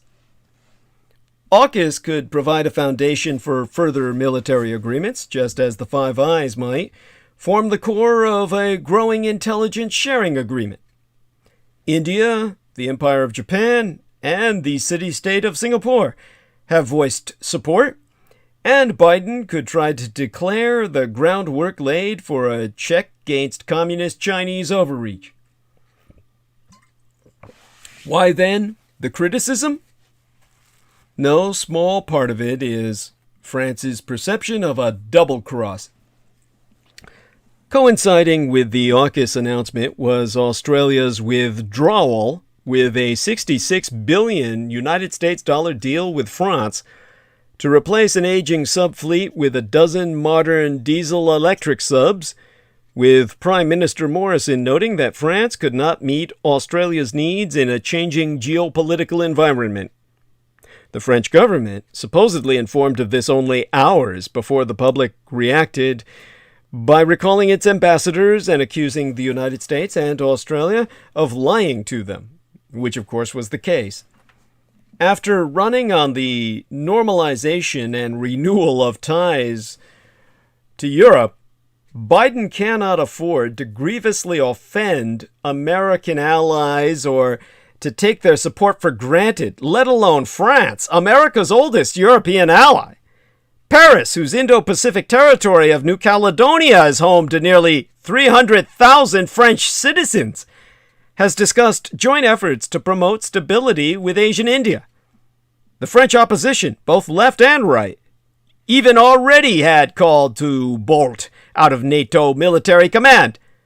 In other words, leave the North Atlantic Treaty Organization completely, as General de Gaulle did in the year that I was born, 1966.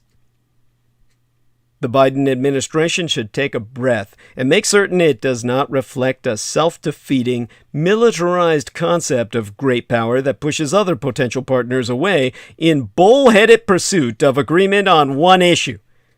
It should institute strong non-proliferation safeguards, repair damage to other vital alliances, and ensure that the plan isn't throwing good money after bad strategy. This administration should be investing in more cost-effective ways to thwart Red China's ability to project military power, like long-range air defenses and anti-ship missiles, not expensive systems that stand little chance of overwhelming Communist China's forces near its borders. The administration should also recognize when military might is not the answer and do more to raise the economic and diplomatic costs of Communist Chinese aggression. Mr. Biden should guarantee that agreements like AUKUS do not undermine the United States' deterrence credibility and our long-term interests like our alliances and partnerships. Too often, a narrow focus on great power competition just leaves the American empire less competitive in the long run. Ergo, In his ongoing calls with President Emmanuel Macron, President Biden might try to minimize the harm done to ensure fruitful cooperation in both Europe and Asia moving forward. Beyond France, of course, Communist China itself has continued its aggressive brand of diplomacy, seeking to further entangle its neighbors in its geosynchronous economic orbit. The Trans-Pacific Partnership, the TPP, was negotiated under President Barack Obama, intended to present a united economic alliance strong enough to force Beijing to play ball. Attacks from the right and left during the 2016 presidential campaign scuttled that grand project, with the signatories following America's exit drafting up to the CPTPP, the Comprehensive and Progressive Agreement for Trans-Pacific Partnership, led by the Empire of Japan, its new Greater East Asian co-prosperity sphere. Yet in the last week of last month, Communist China formally applied to join the agreement. Admission was far from guaranteed, but the boldness with which Red China acts demonstrates their confidence and desire to expand their economic orbit endlessly. Biden's foreign policy team must work to truly rebuild confidence in America and counter the economic weight and the growing military power of Beijing as it explores more conventional military counterweights. That confidence starts with a strong economy at home, a more unified polity, and standing by our allies overseas. It also includes adroit diplomacy which keeps our oldest allies at our side. France is the oldest American ally, dating to 1778 when the French monarchy recognized the independence of these United States. French military and economic assistance during the American Revolutionary War of Independence, the longest declared war in American history till World War II, lasting a decade from 1775 to 1781, the French Empire was crucial to American victory. Biden, you should be aware that your submarine deal has costs. On the surface, AUKUS provides a way to aid the deployment of advanced military hardware in Asia and draw a clearer line between countries standing with China and those standing against it. But the agreement also reflects the problems of great power competition. It's not clear whether it will help address the security challenges posed by the Communist Chinese Empire or be worth the cost. Although AUKUS made headlines about a united Anglophone, meaning English-speaking front, against Communist China, it caused issues with other allies, namely France. It risks compromising long-term non-proliferation interests in favor of near-term militarism. It directs immense resources to potentially ineffective strategies. It reacts to Communist China's military buildup, but does not provide a credible deterrent or seriously alter the regional military balance against Beijing. So, let me try and put all that into perspective. In terms of all the war talk, and in Australia, there's been a lot of war talk. And, let me try and put it this way. Being the military man that I am, the man who can analyze what's going on militarily for you,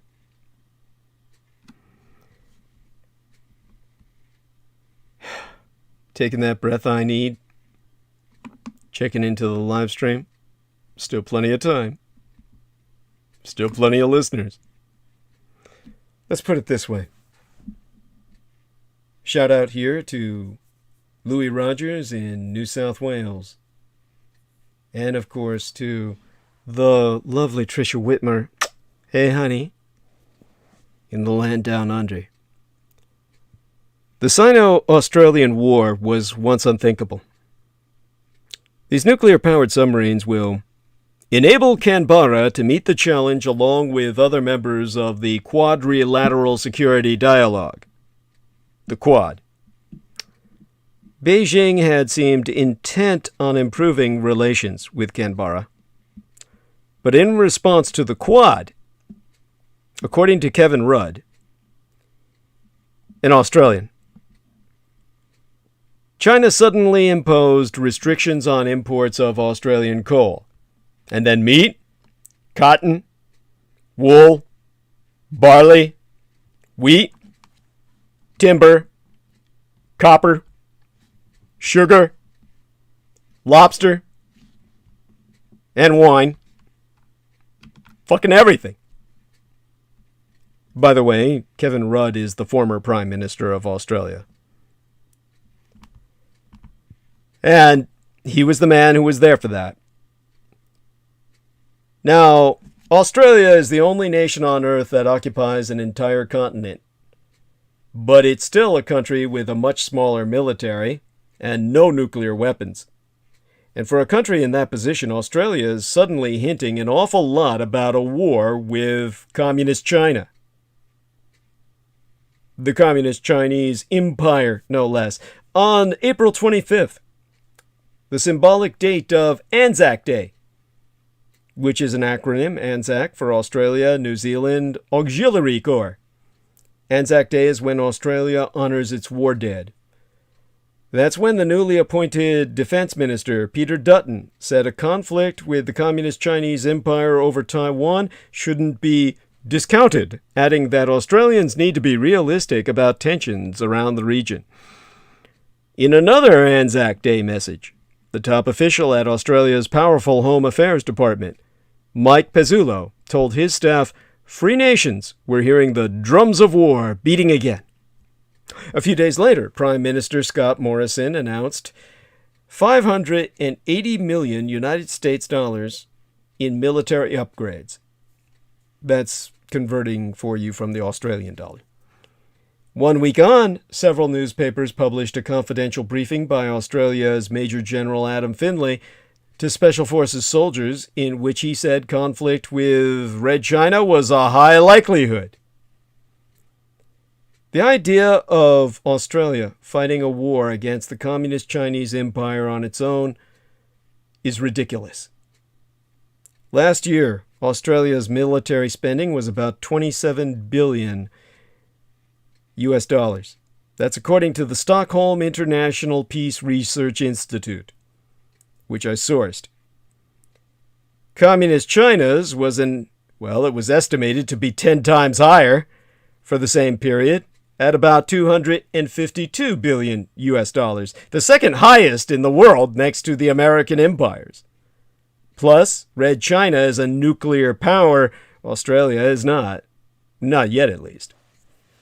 Relations between Canberra and Beijing have been in a deep freeze for well over a year by now, since Morrison and his government infuriated their Chinese counterparts by publicly calling for an investigation into the origins of the COVID-19 pandemic for all the right reasons.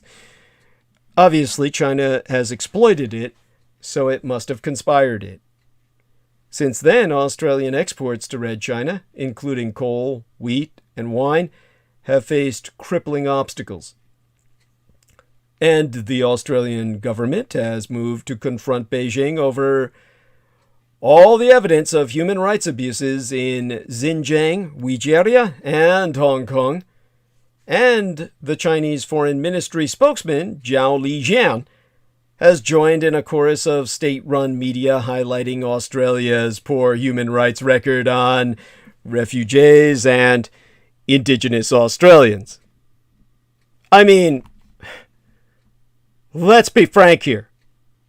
This brought up a denial by an Australian official of slavery in Australia, which is, of course, offensive in the extreme. You have no idea how offensive that is.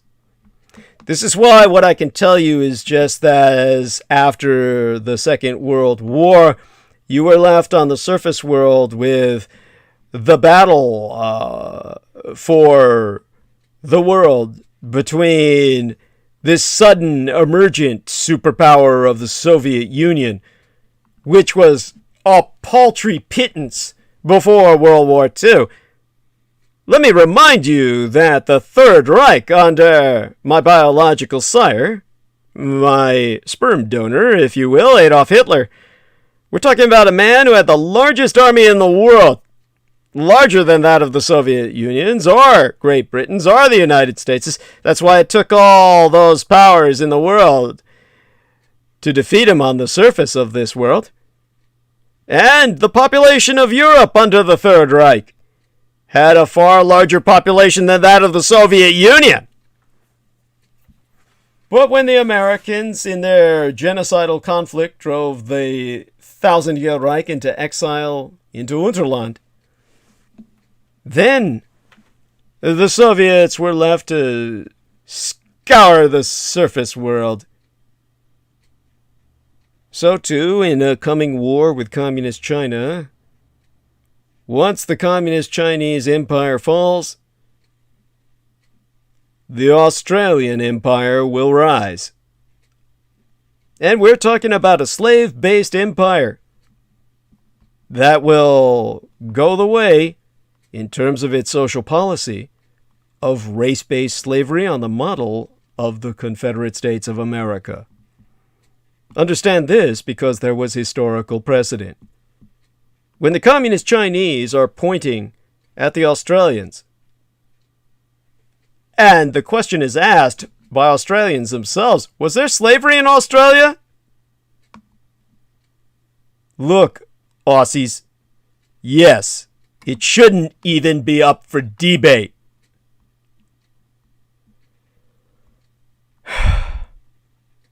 In 1891, a slave map of modern Australia was printed in the British Abolitionist Reporter. That's a paper that was actually titled the British Anti-Slavery Reporter, but it was an abolitionist rag. I have a copy of that map. You have no idea how it rips one apart to look at that. It has areas that are crosshatched as milder forms of Aboriginal slavery, areas that are basically darkened as the worst forms of slavery, and finally pure black in Tasmania, where the natives were all destroyed in an anti-black war. Tasmanian genocide. To think that Prime Minister Scott Morrison asserted in a radio interview that the Chinks are wrong. There was no slavery in Australia. This is a common misunderstanding which often obscures that empires, and Australia is an empire, their history of exploitation of First Nations people and Pacific Islanders. And yet Morrison followed up with, I've always said we've got to be honest about our history. Unfortunately, his statement is at odds with the historical record. This history was widely and publicly documented. Among other sources, in the 2006 Australian Senate report entitled Unfinished Business and subtitled Indigenous Stolen Wages. So what is slavery? Australia tries to assert that it was not a slave state like the American South.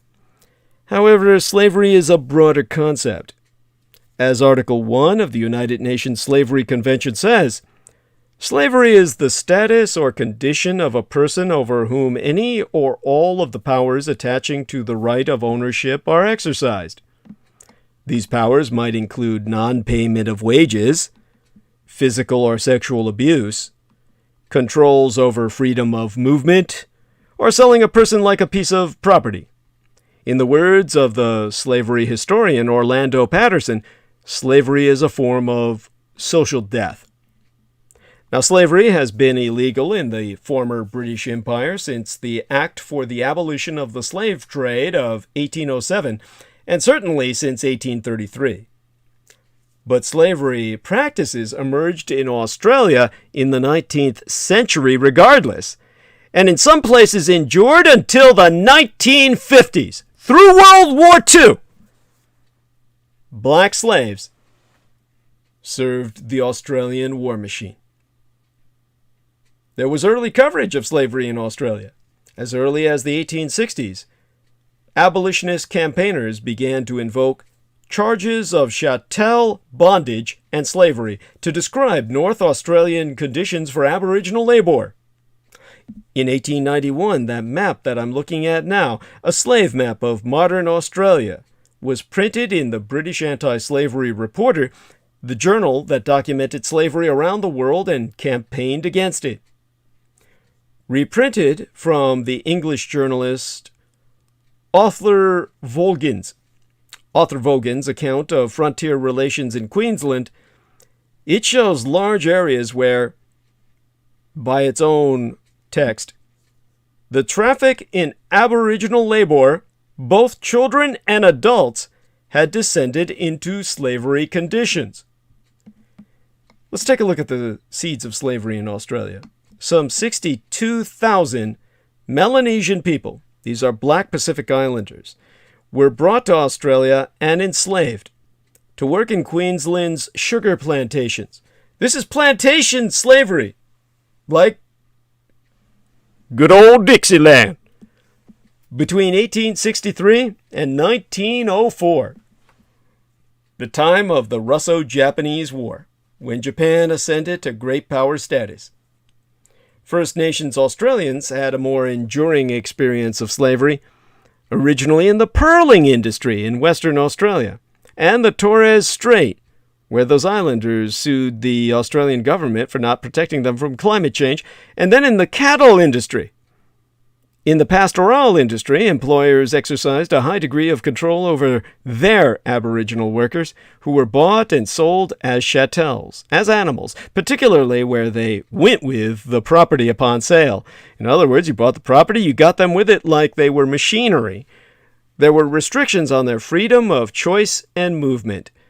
There was cruel treatment and abuse, control of sexuality, and forced labor. A stockworker at Maida Station in Kimberley named Jimmy Bird recalled, for the record, "White fellas would pull their gun out and kill any Aborigines who stood up to them. And there was none of this taking your time to pull up your boots either. No fear!" Meaning no repercussions. They could operate with impunity. An Aboriginal woman named Ruby Disatke, or Satche, who worked on a Queensland station, described the Queensland Protection Act as meaning, if you're sitting down minding your own business, a station manager can come up to you and say, "I want a couple of black fellas," just like picking up a cat or a dog. Through their roles under the legislation, police, Aboriginal protectors, and pastoral managers were all complicit in this force. Slavery was sanctioned by Australian law.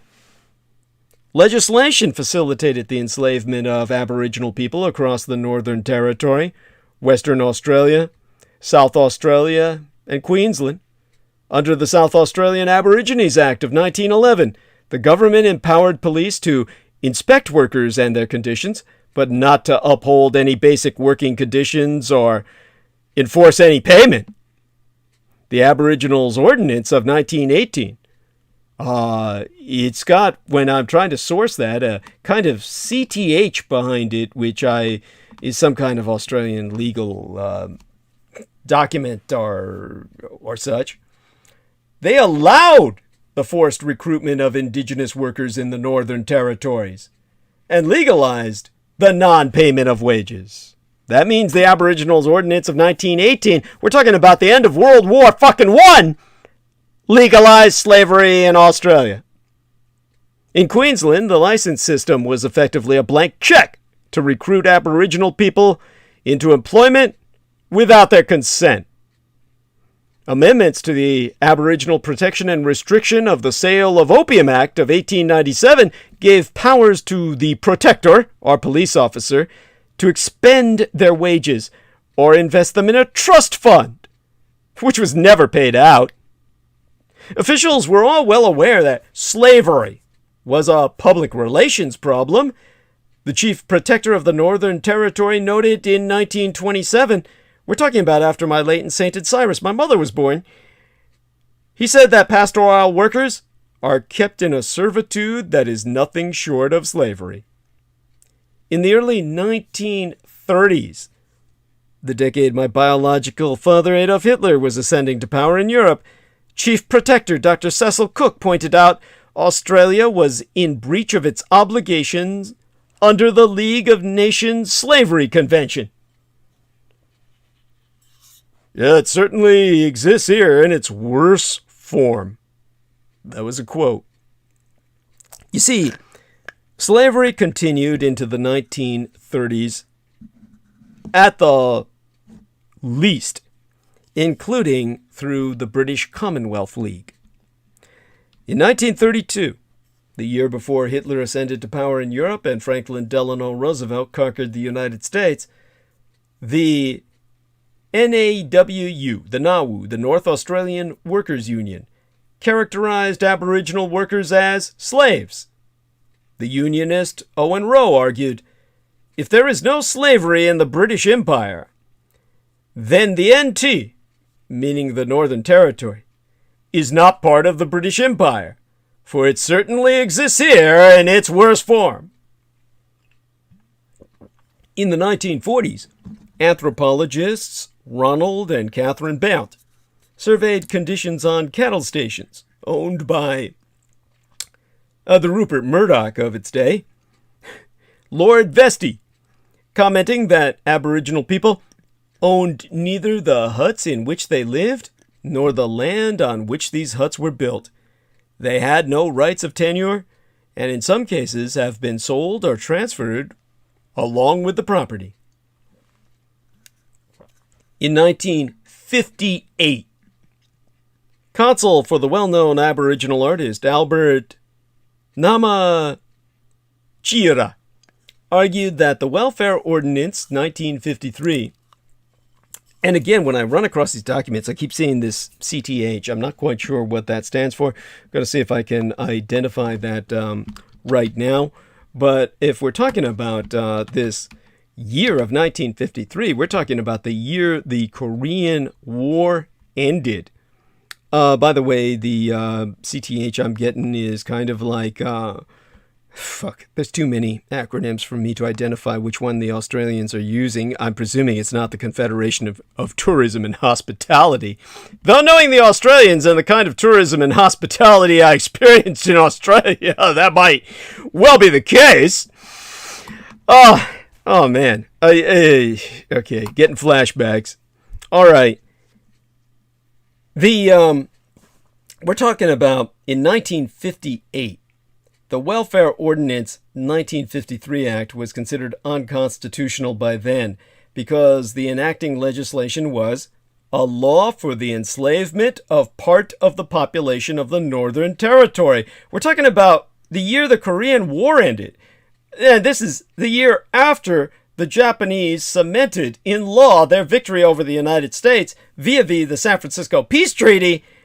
The Australians were still whipping black slaves under rule of law. And that wasn't considered illegal until half a decade later. And think of the profits from slaves. Australia has unfinished business in repaying wages to Aboriginal and South Sea Islander slaves. First Nations slave work allowed big businesses to reap substantial profits and helped maintain the Australian economy through the Great Depression. This is why Australia will inevitably return to race-based slavery with the white population on top, because the white population is simply a fly speck compared to what they need to keep a modern economy going. And understand this much. The inevitability of a slave-based economy is based on the fact that slavocracies do not suffer financial depression any more than fascism does, albeit for different reasons. Now, Aboriginal people are proud of their work on stations, even though the historical narrative is enshrined in silence and denial. As a Bunjalung woman named Valerie Linnau said of her experiences of slavery in the 1950s, she said, "What if your wages got stolen? Honestly, wouldn't you like to have your wages back? Honestly, I think it should be owed to the ones who were slave labor. We got up and worked from dawn to dusk. We lost everything. Family, everything. You cannot go stealing our lousy little sixpence. We have got to have money back. You have got to give something back after all this country did to the Aboriginal people. You cannot keep stealing off us." Well, of course they can't, honey. The white Australians took everything already. There's nothing more from you to steal. They've got the land. They've got it all. What they can do is, if they're going to treat the blacks as animals, establish a preserve. And that will be an autonomous territory in the heart of Australia, centered on what the Aboriginals consider their sacred territory, that mountain that they consider the center of the universe. And since it interferes with nothing on the coast where all the whites live, what care the whites that the core of Australia, the heartland, is given over to the blacks? That's the least that they can do.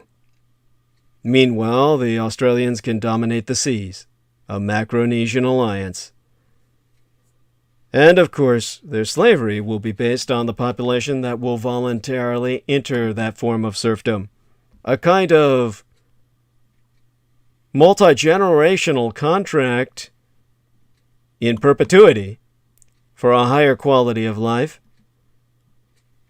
And slavery for many Filipinos would be a higher quality of life, simply in a modern age of chattel organization being nowhere near as primitive as it was at the time the Dixiecrats worked with it.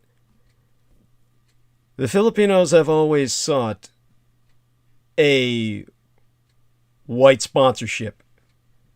They would voluntarily enter into a subservience to Australia.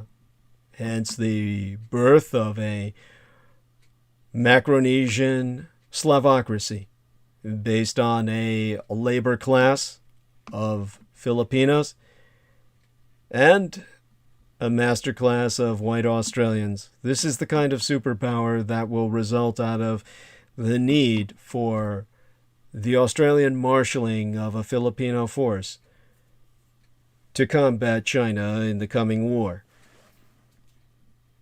So understand that the world will emerge with different power blocks and different ideologies.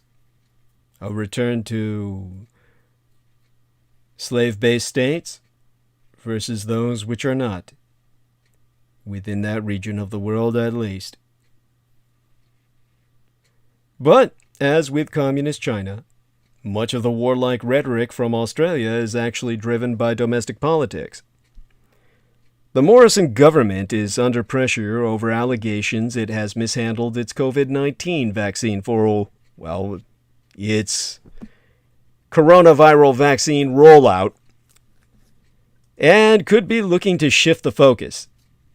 To quote as Yun Jiang, who is, of course, that communist Chinese dignitary that I cited earlier,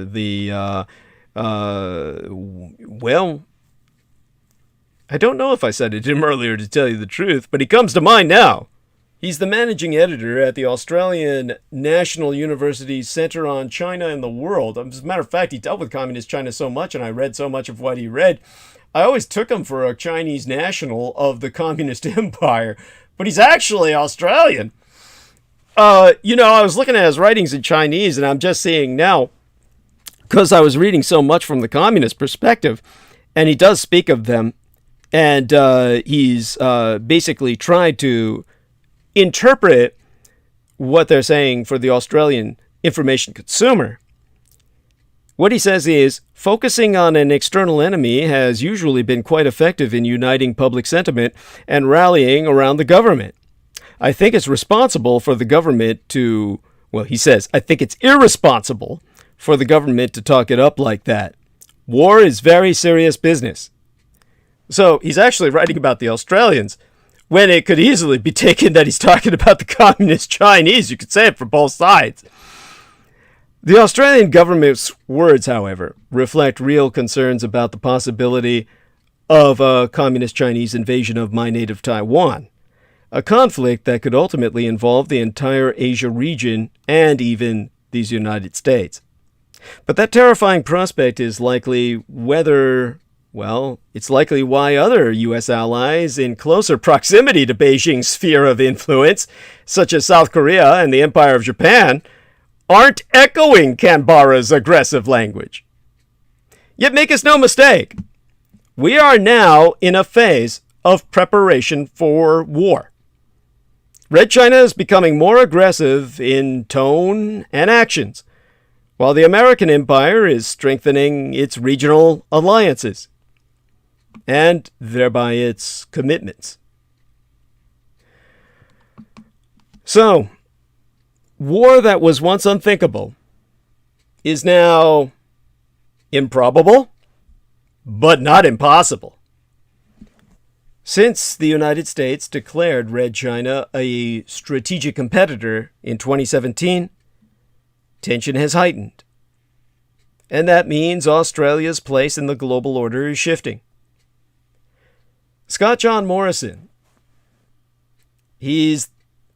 for those of you who aren't familiar with him outside of Australia, for my listeners outside of Oz, he's an Australian politician who happens to be the 30th and current Prime Minister of Australia. He took office in August of 2018 upon his election as leader of the Liberal Party and subsequently led the coalition to victory at the 2019 election. And Scott Morrison has sent a message to Red China that Australia will not be America's deputy sheriff. Now the American and communist Chinese empires are preparing for war, and Australia is caught in the crosshairs of a new great power rivalry. On one side, the American empire, their key strategic ally, and on the other, their biggest trading partner, the communist Chinese empire. Now, America and the communist Chinese have already fought a trade war.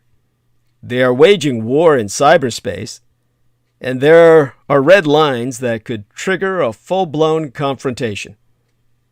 China's Communist Party mouthpiece, the Global Times, but yesteryear warned America not to play with fire. That editorial cautioned America to stay out of China's core interests.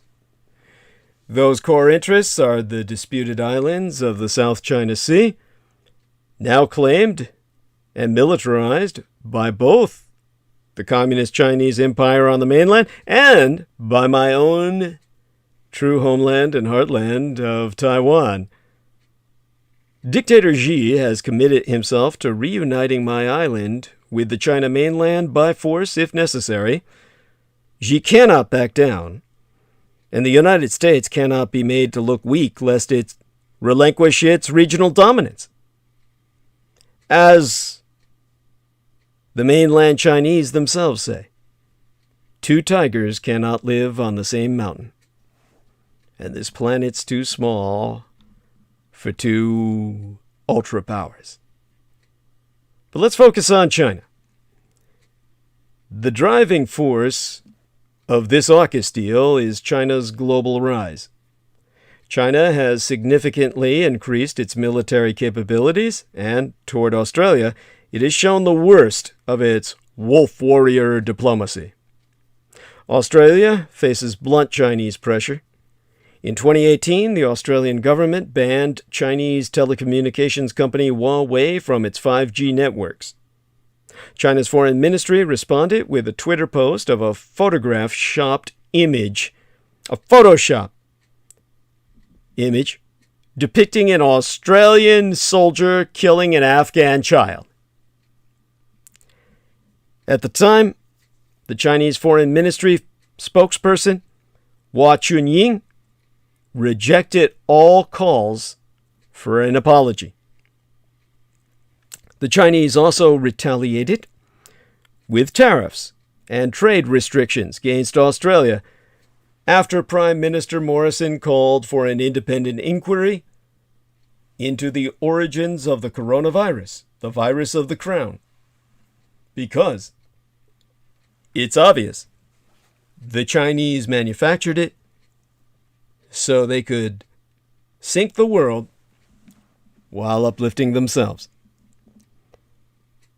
To defend his country against such communist Chinese provocations, it is not surprising that Prime Minister Morrison, as ignorant or in denial of history as he may be, sought support from these United States and the Quadrilateral Security Dialogue with the United States, the Quad. The Quad, or the quadrilateral of the American and Japanese empires and Asian India, with Australia entering their ranks, because Australia is in the crosshairs of this new great power rivalry, with on one side the Americans, their key strategic ally, and on the other their biggest trading partner, Communist China. I mean, gone is the idea that Australians don't have to choose. Australia has chosen the American empire. They are paying a price with a deteriorating relationship with Communist China, and their exporters are suffering. Ergo, Australia has updated its defense strategic outlook, boosting military spending by $270 billion over the next decade. It's a reflection of this increasingly hostile outlook. Prime Minister Scott Morrison has characterized this moment as one that is poorer, that is more dangerous, and that is more disorderly. The so-called Quad grouping, Australia, India, the American Empire, and the Empire of Japan, is stepping up its cooperation to try to contain or thwart the Communist Chinese Empire's ambitions and increasing aggressiveness. The Quad has been widely praised as an example of resurgent democratic alliance in Asia, yet questions remain, particularly about Asian India and the Empire of Japan. Questions about the Quad. Tokyo has so far successfully, well, more successfully than Australia, managed its relationship with China, its biggest trading partner as well, despite historic enmity and ongoing territorial disputes. The Empire of Japan has avoided the types of trade bans Red China has applied to Australia.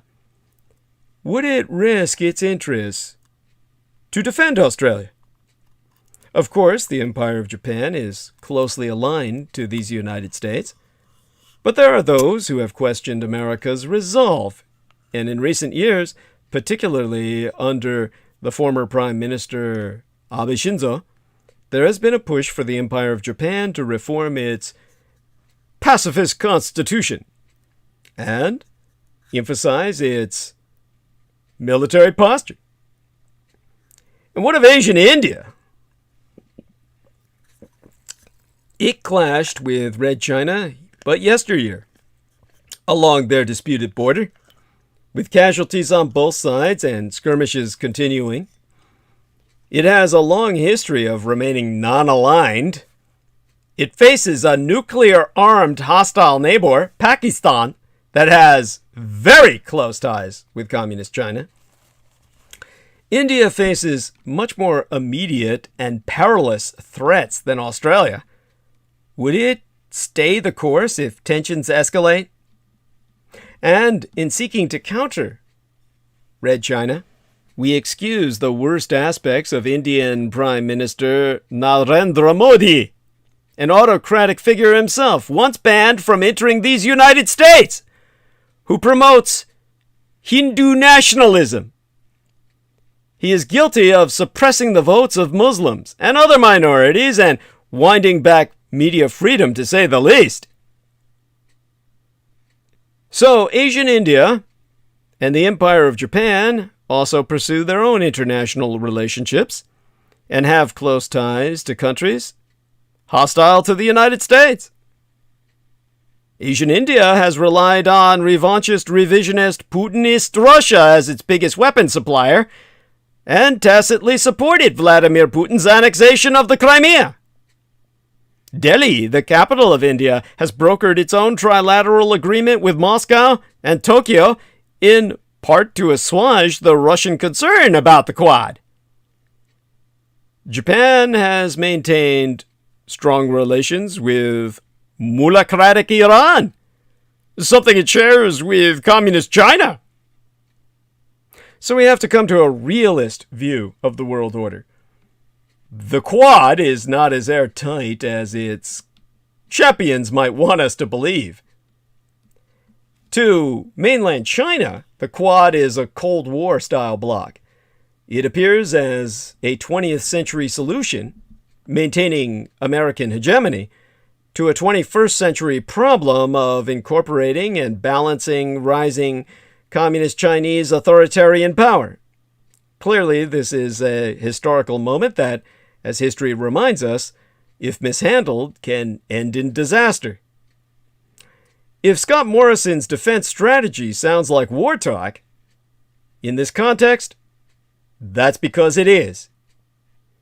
If there's a benefit to any anxiety caused by Scott Morrison's bleak outlook of security in the Asia-Pacific region, all the way through to the Indo-Asia-Pacific, it's that it will save time. The emergence of big powers unsettles the world.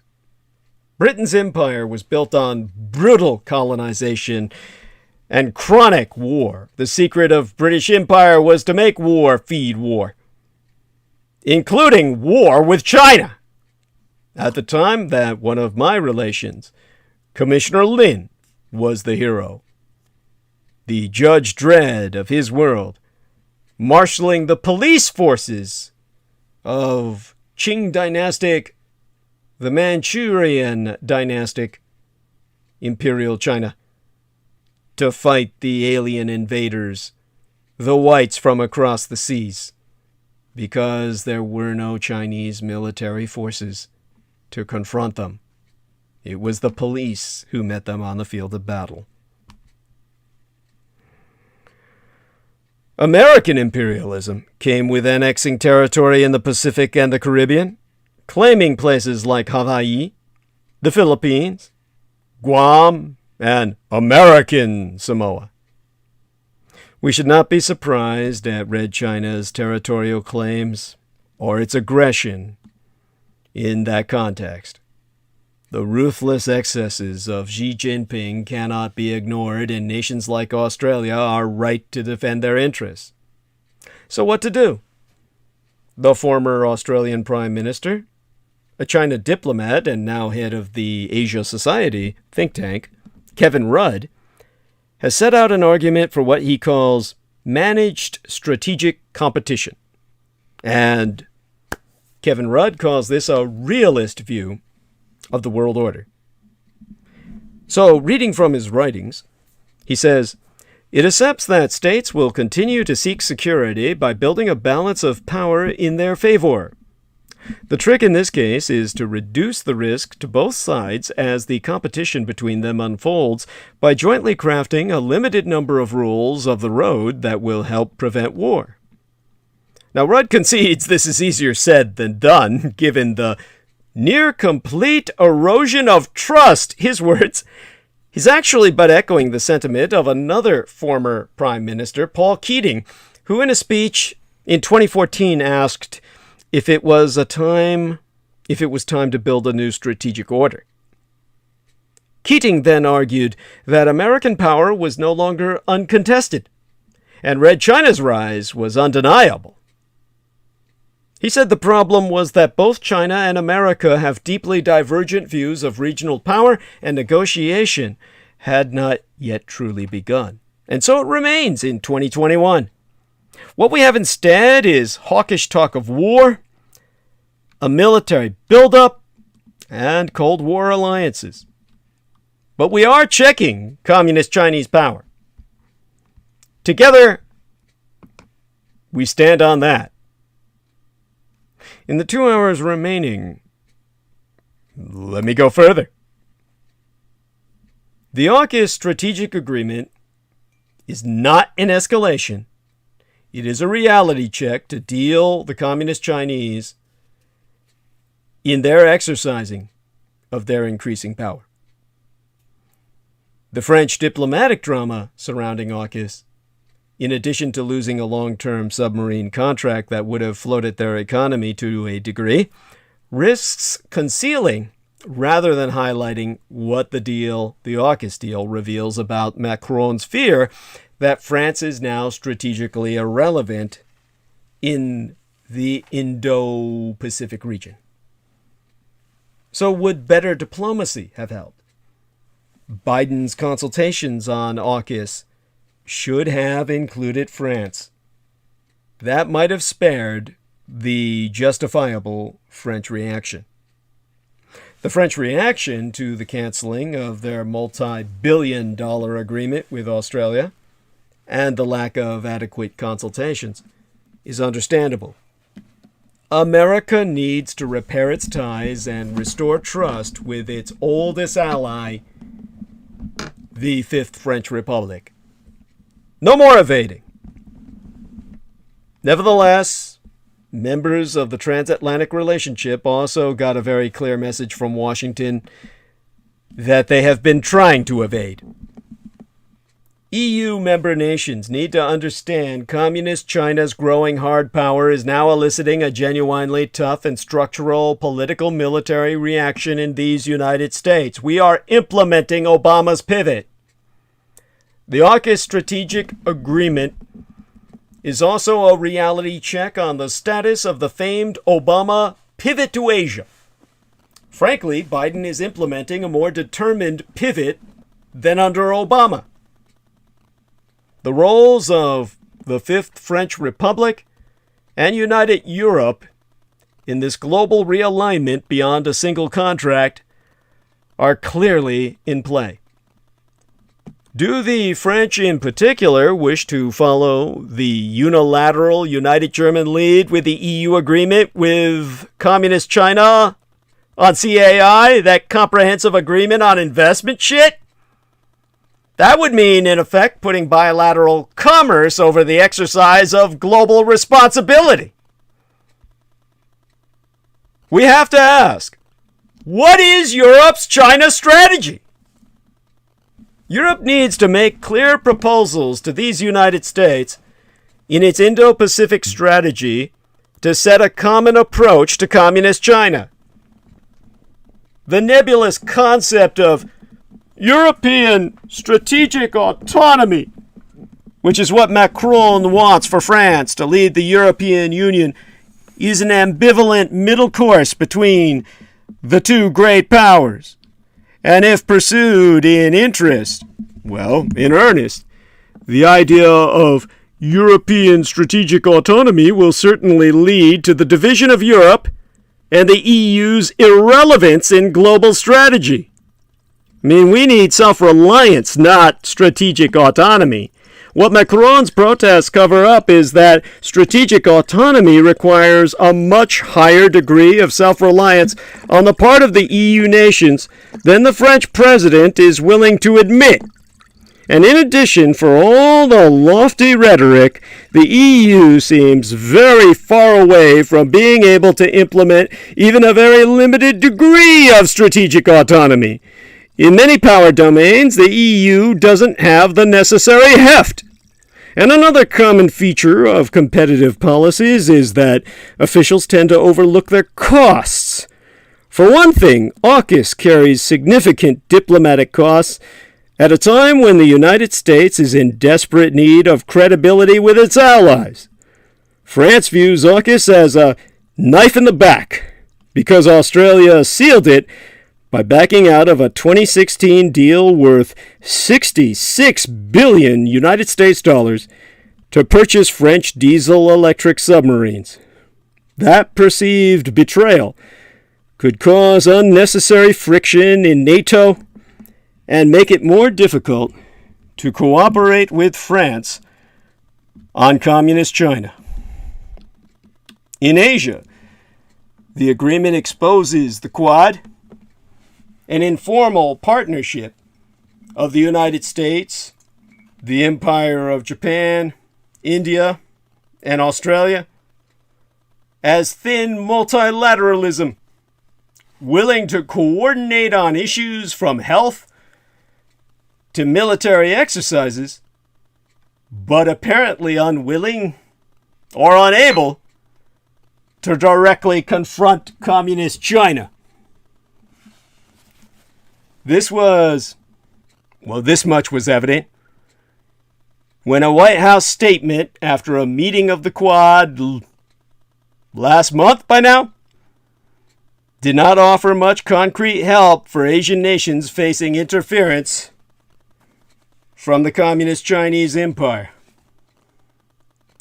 There is also the risk that the deal spooks Southeast Asian nations that, despite facing threats from Red China, worry about getting caught in the middle of this great power competition and could become less likely to cooperate with American initiatives that might anger Beijing, their biggest and most powerful neighbor. These nations are caught in between, just like the EU. The AUKUS agreement is to counter the Communist Chinese Empire's adversarial approach to its neighbors, not to create a Cold War-like confrontation. But, say that through my sweater as I take it off. But the nations most immediately affected by Red China's aspirations are Indonesia, the Philippines, Malaysia, and Vietnam. And not unlike Europe, they too are faced with the dilemma of being caught between an increasingly dominating Communist Chinese Empire and their own wishes for a countervailing force.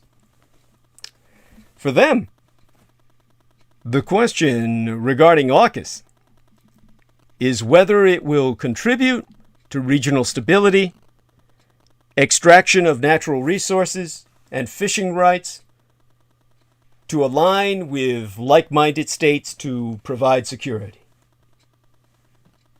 A transatlantic negotiation on those subjects with China's neighbors would be a good start to European cooperation with regional neighbors in Asia. Because Red China and North Korea decided to renew a 60-year-old treaty. And I'll need to provide you the context and the collateral repercussions of that. Now let me check the live stream. See that we're retaining the number of listeners. We maintain an excellent connection. We've got 2 hours left worth of time, by which I can emphasize a number of points. I mean, it's actually kind of hard for me to believe that much time is left. And so let me put aside this sweatshirt and grab myself something else here. Bear with me for a moment. Okay, throw that on top of that. And of course, got water, so I can keep talking. And I can make myself a little more comfortable by rearranging some of the cushions here. And of course, I'd like some feedback in the chat room. I appreciate the fact that everybody's listening intently, but could always use just a little bit of people writing something in the chat room, because that's always appreciated. And of course, hopefully people will continue to, shall I say, listen to this in replay and give themselves an education in aspects of the world that, of course, no one on American news ever talks about. And as a matter of fact, moving the cushion here, most Americans would be completely incapable or incompetent to speak on such subjects. All right. America's only road to success is to follow my advisements. Clarice Claudette says, good morning. Is this still live? Yes, honey. That's so cute. Clarice Claudette. Mwah. Yes, honey, it is. It's live. And, yeah, I'm alive. And that's hard to believe, too. So thanks, honey, for your response there. Get ourselves a couple more, reset this. See what we got watching now. Okay, good. Maintaining listeners. That's cool. And with that, I'll get back into it. Now, since the China-North Korea Treaty of Friendship, Cooperation and Mutual Assistance was signed on the 11th of July, 7/11, in 1961, before even my sister was born. 60 years have passed. This year, on the anniversary of that month, on July 11th of 2021, Communist China's dictator, Xi Jinping, and the North Korean chairman, Kim Jong-un, pledged to renew the treaty for another 20 years, as Red China and North Korea had before in 1981 and 2001. But that renewal had not been guaranteed. Chinese scholars had deemed Pyongyang to be in breach of treaty when it declared itself a nuclear power without consulting with Red China. China-North Korea relations also deteriorated in 2017 when Beijing implemented United Nations sanctions on Pyongyang as a punishment for its nuclear and missile tests. North Korea, for its part, stirred anti-Semitic or anti-China sentiment within its population and criticized China publicly. The Allies began to mend fences with Kim's first visit to China in March of 2018, and the treaty renewal is the outcome of that process of reconciliation. Now, while it's commonly assumed that mutual geopolitical interests bind Red China and North Korea together, the shared ideological values of single-party states of a communist/workers' party should not be ignored in explaining the enduring alliance. The importance of ideology can be seen in the different fate that befell the Soviet Union-North Korea alliance at the end of the Cold War. North Korea signed alliances with China and the Soviet Union circa 1961, mere days apart, as its former president Kim Il-sung wanted to exploit the Sino-Soviet split and their ensuing war to his benefit. The Soviet Union and China shared ideological values and security interests with North Korea as single-party communist states opposed to the American imperialism. But Beijing and Moscow were at the time vying for influence in smaller communist states and willing to outbid each other. For that reason, both the Sino and Soviet alliance treaties with North Korea were similar in content, especially the commitment to aid North Korea if it were attacked. The spirit of socialist internationalism was also embedded in the two treaties next to geopolitical concerns. And this underpinned Soviet and Chinese commitment to help build North Korean socialism. However, the collapse of the Soviet Union took the common ideology out of the Soviet-North Korea alliance. The new revanchist, revisionist Russian government subsequently downgraded its ties with North Korea and did not renew the alliance treaty circa 1995. Russia and North Korea instead inked the Treaty of Friendship, Good Neighborliness, and Cooperation, circa 2000 Anno Domini, to replace the 1961 treaty, but the clause on automatic military assistance in case of attack was removed. In its place, the two countries only agree to consult each other in the event of danger. The new clause was intentionally designed to be vague, to free Russia of any concrete obligations, while still allowing it to influence Korean affairs. Remarkably, the new Russia-North Korean relationship was no longer based on socialist internationalism, but resembled normal interstate relations.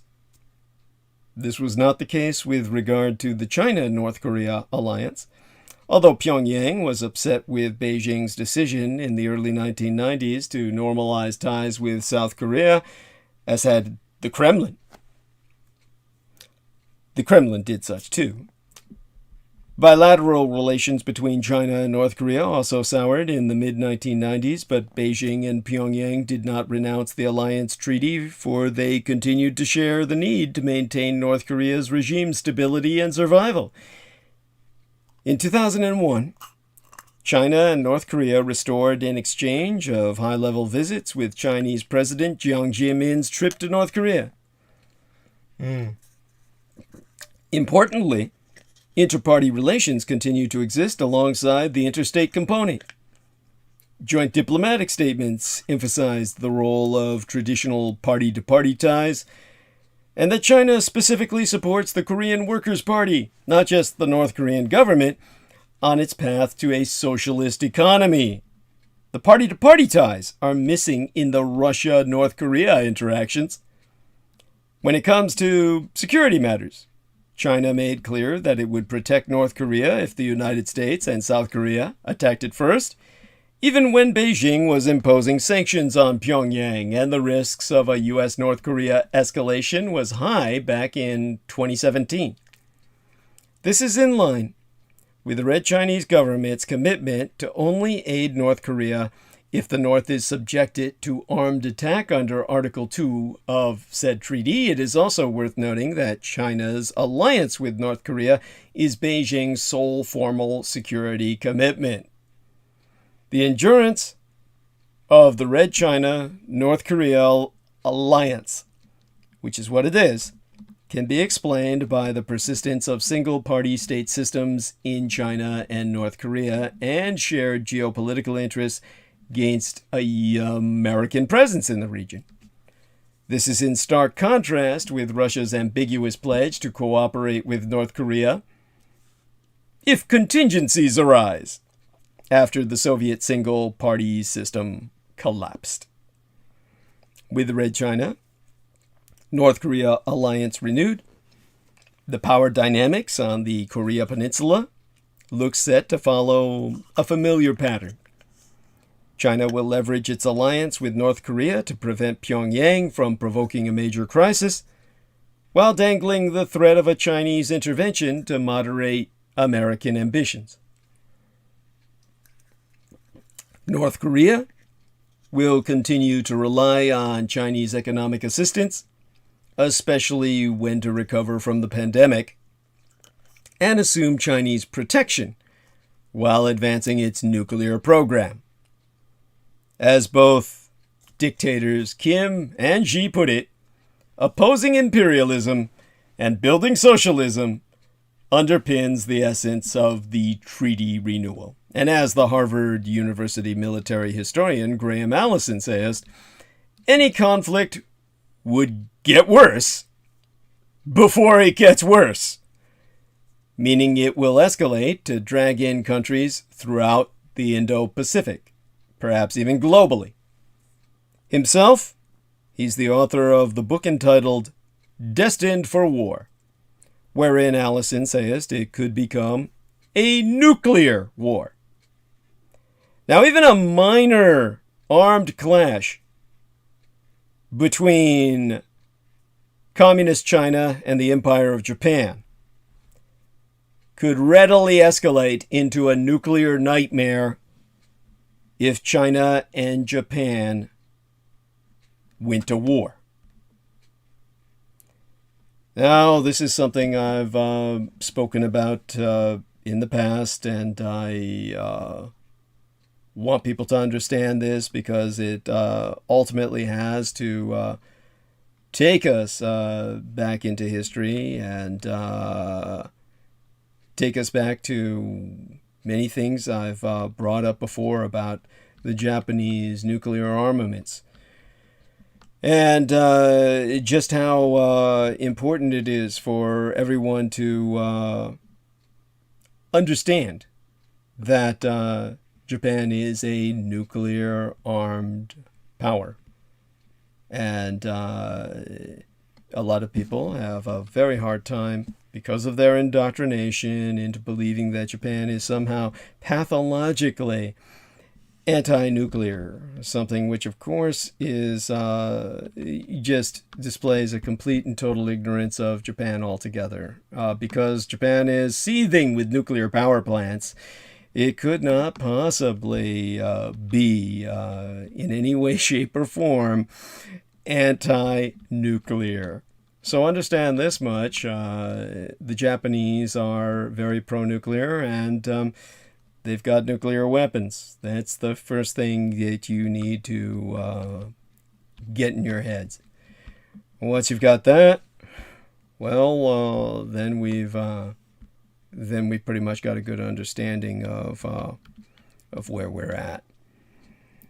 Of course, I will try to put this into a greater Pacific perspective, and I'm trying to breathe, center myself, get enough cover in these last few hours to put everything into context. And in the interim, now that our lovely Clarice Claudette has joined us and said that, is this still live? That's very cute. Honestly, if she wants to come on, she can. We practice with the Skype. And that would at least give me a little break from geopolitics for a while. But aside from all that, the break's not all that necessary. Certainly, one of the things that we can do, let's see here. Try and, here we are. Get my head together on this. Let's put it this way. We were talking about AUKUS. We were talking about Australia. We were talking about what's going to happen potentially if China and Japan go to war, how bad it could get. Within the context of this vortex, nothing so clearly signals Australia's involvement in a more strategically competitive Asia as the writings of Australia's leading strategic academics, which I oft-times source. In quieter times, their academics focused on the meaning of self-reliance or the durability of American power in the Asia-Pacific. Gradually, Red China's rise made its way onto the agenda. And by late last year, Australian academics were busily writing papers about whether intra-Asian conflict scenarios in North Asia, it is the Korean Peninsula, might see Australia drawn in. And so, in a paper published by the Strategic and Defense Studies Center at ANU, the individual named Rob Eisen and another named Des Ball both together outlined their concerns about possible escalation scenarios in North Asia. And ANU, of course, is the Australian National University. It's a public university in Canberra, Australia. So, their scenarios, they turn essentially upon a set of judgments that a minor armed clash between China and Japan could readily escalate, that the Americans would be drawn in quite quickly, and that Red China might be attracted towards early options for nuclear weapons use. Because of that all too possible progression, Rob and Des set out some guidance for Australian policymakers that emphasizes the need to encourage both Japanese and Chinese counterparts to believe that they share common interests, and not merely competitive ones. Moreover, they caution that any ideas of supporting Japan and/or the United States in a small North Asian conflict could involve Canberra in a catastrophically escalating war. Canberra being the capital of Australia, for those of you who do not know. Now, these Aussie authors portray the Japano-American Security Alliance, or Amero-Japanese Security Alliance, as reassuring in one context, but worrying in another. During peacetime, the alliance is a barrier to war in Asia, but during wartime, it's fuel for a Sino-Japanese conflict's further intensification. In particular, they worry that American entry into the conflict would increase the possibility of that escalation having a nuclear dimension, even if the United States itself remains committed to a conventional exchange. Now, I myself, as a military expert historian, buy a limited version of this argument. Yes, a minor armed clash between the two regional powers is possible. Well, not likely, I should think, but possible. And yes, that clash might escalate, albeit not in an open-ended way. Yes, the Americans probably would be drawn in because President Obama once said that the Senkaku Islands, are covered by the U.S.-Japan alliance. And that's the most likely trigger point. So far, so good. But that final judgment is especially alarming. It's hard to see how a Red Chinese strategic planner might convince dictator Xi Jinping that it'd be a good idea to cross the nuclear threshold in such a case. Crossing that threshold early in any conflict is not typical P5 behavior. Let's just put it that way. And, for those of you who, of course, don't understand the reference, oh my God, how do I go into that? It's like something that might even require a little divergent tangent all its own. And oh God, why did I have to go there? Let's just talk. It's flocking behavior. Basically, it was originally conceptualized by someone named Craig Reynolds. So you've got these steering behaviors that is all about, it's a behavior that a group of birds exhibits, flocking, of course. And the flocking algorithm is just an attempt at recreating said behavior. But it's one of those things that somebody who's studying international relations would become familiar as I have with such terminology. So every once in a while when you hear that slip from me, that's the frustrated presenter in me that would have been sharing such things with think tanks had I ultimately become a part of one as I had so strove to become. By the way, Clarice Claudette says, "Keep trying. You are amazing." So cute. And Wu Wei Translation says, "Great information once again. Highly appreciated. Cheers from Berlin." Oh, yes, there we go. Yes. Okay. Hey there. Hugs to him. Clarice Claudette says, "What do you think the real purpose of all this tension is about? To keep the war machine going? Minerals? Population control? Socialism? Etc.?" Yes, so cute. Leave it to Clarice to try to get to the bottom of it all. Honey, that's, this is the, how do I say it, the male chauvinist pig in myself coming out. Yeah, that's a very feminine thing to do. And that's good. That's good. It's, females are saying, what's this all about? Why are you guys doing this? This is like that, And she sees the two rams button horns. And then she says, or is it actually even a spiritual entity? Now, that's very nuanced. That's very nuanced.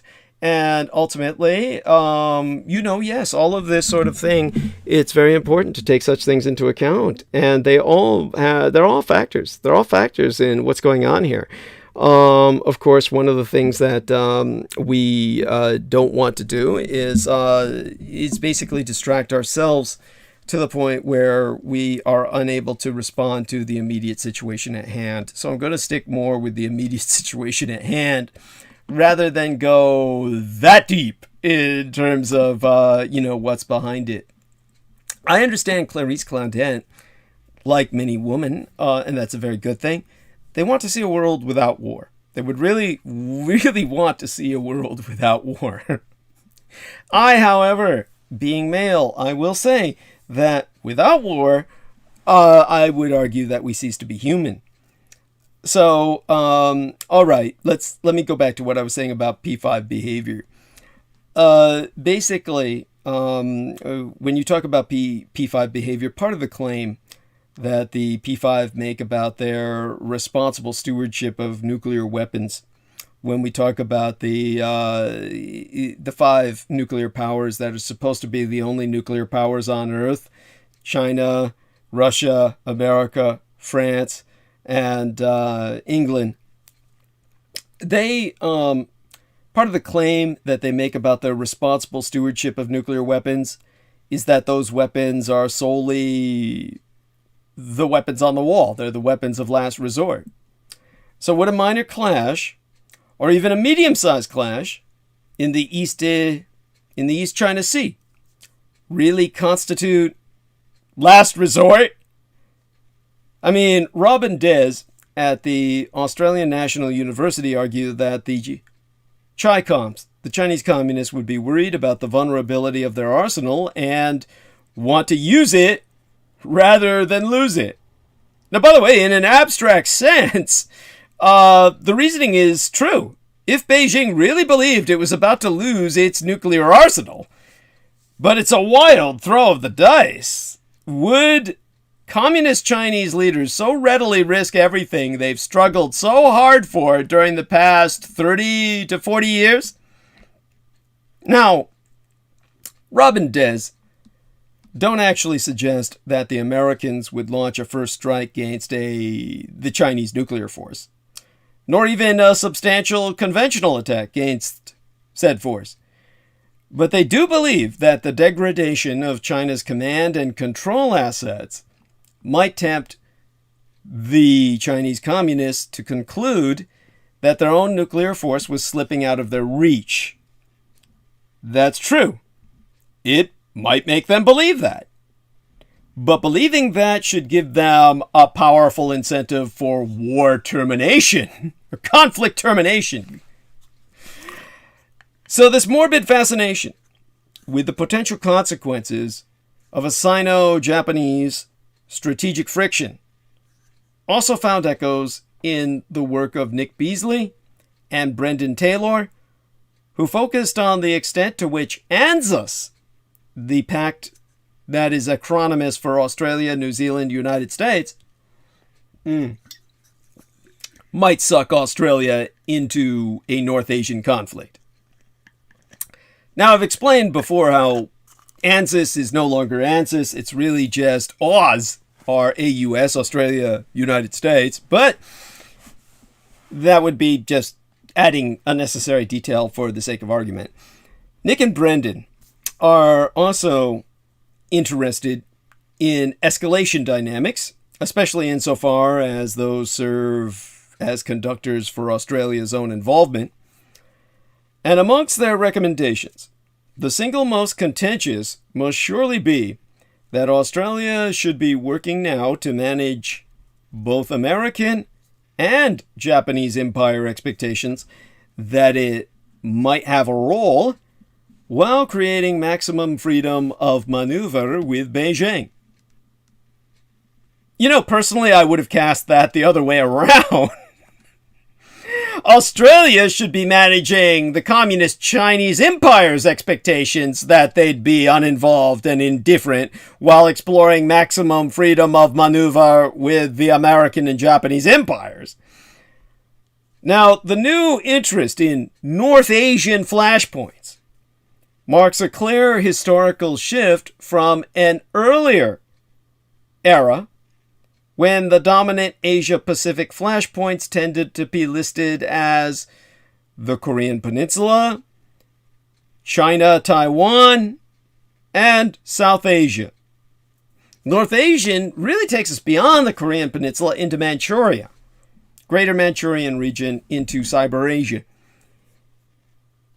Now, when it came to the list that it used to be, Korea, Sino-Taiwanese, South Asian, as in Asian Indian, versus Pakistan and Burma on the other side, etc.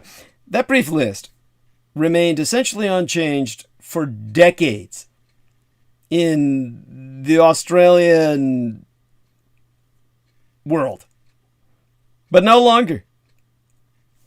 Regardless of whether Australian listeners agree with the arguments of their own academics or not, what's striking is the new interest of Australia's academics in the emerging strategic balances in region, not just the balance between the American and Chinese empires, but those between the Asian great powers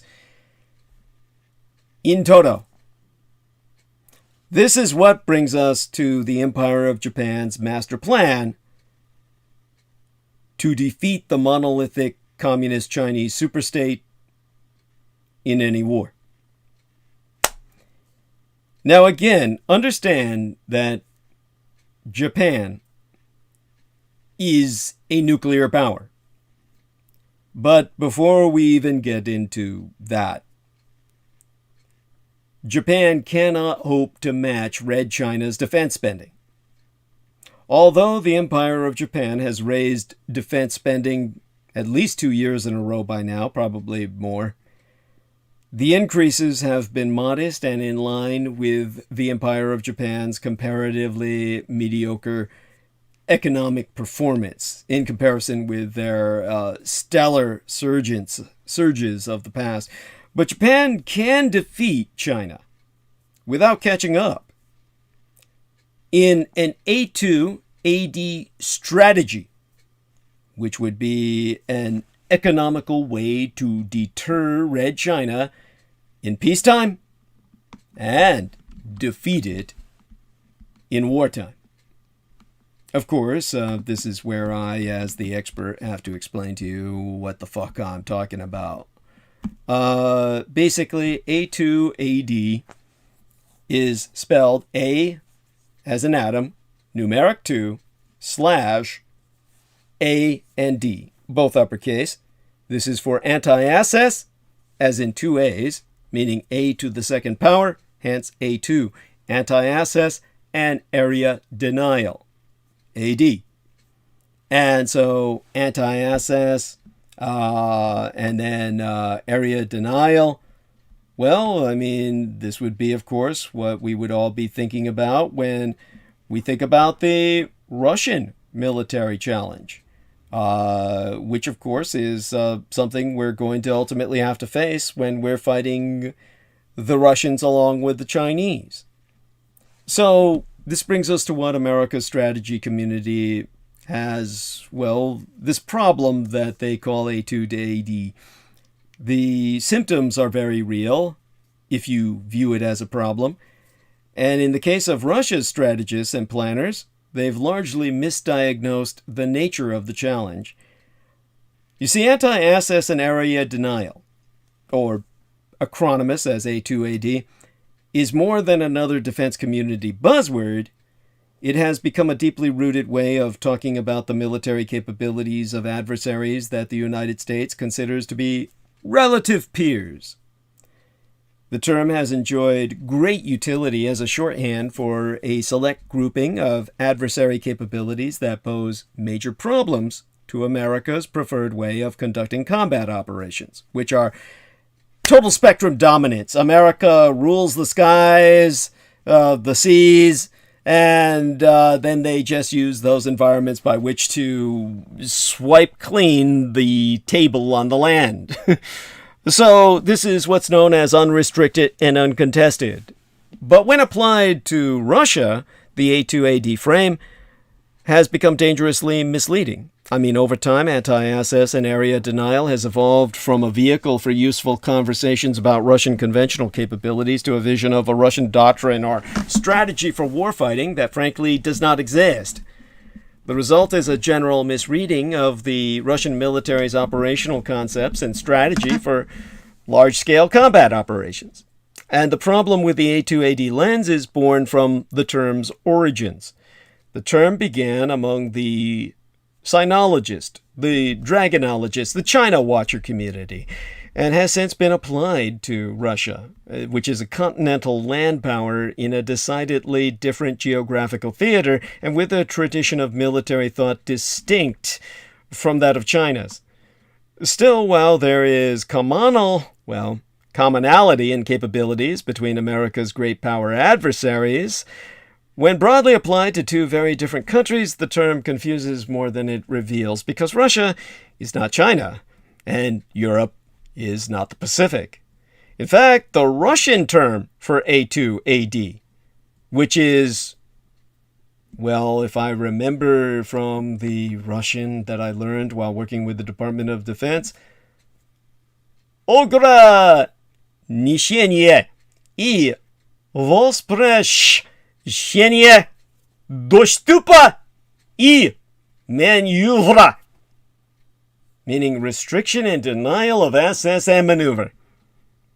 That's just a ham-fisted transliteration on the part of the Russians of the Western term A2AD, because there is no Russian term for A2AD. It's just not a concept in Russian military thought, and there is no Russian strategy bearing that name. So, some irony there for you. We'll get back to Japan, but we're doing it via what we're faced with in Russia and Europe. Believe me, there's a method to my madness here. So, in the little over hour's time we have remaining, let me gather my thoughts on that. So, okay. Let me see now. I was looking around on the internet, and I ran across this individual, academic, out of the Finnish Defense University, named Jairi Raitasalo. Understand, the Finns defeated the Russians when the Russians all out attacked Finland. And with that kind of national experience in defeating the Russians, this individual wrote that Western discourse misidentifies the problem, and in so doing, it facilitates overlooking potential Russian responses to Western actions left of bang. Oh, that's a very strange statement. By the way, this is translated into the English not by myself. Maybe it's a translation problem. The man continues, or alternatively, in situations when military hostilities have already begun.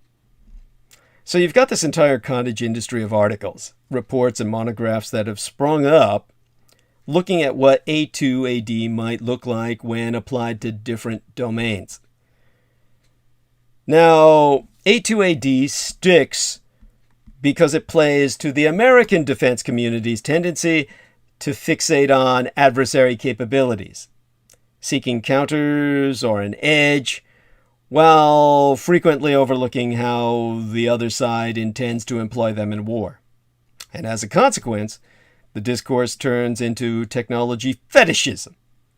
Planners and strategists focusing on procurement solutions to adversary capabilities rather than developing strategies to counter their operational concepts.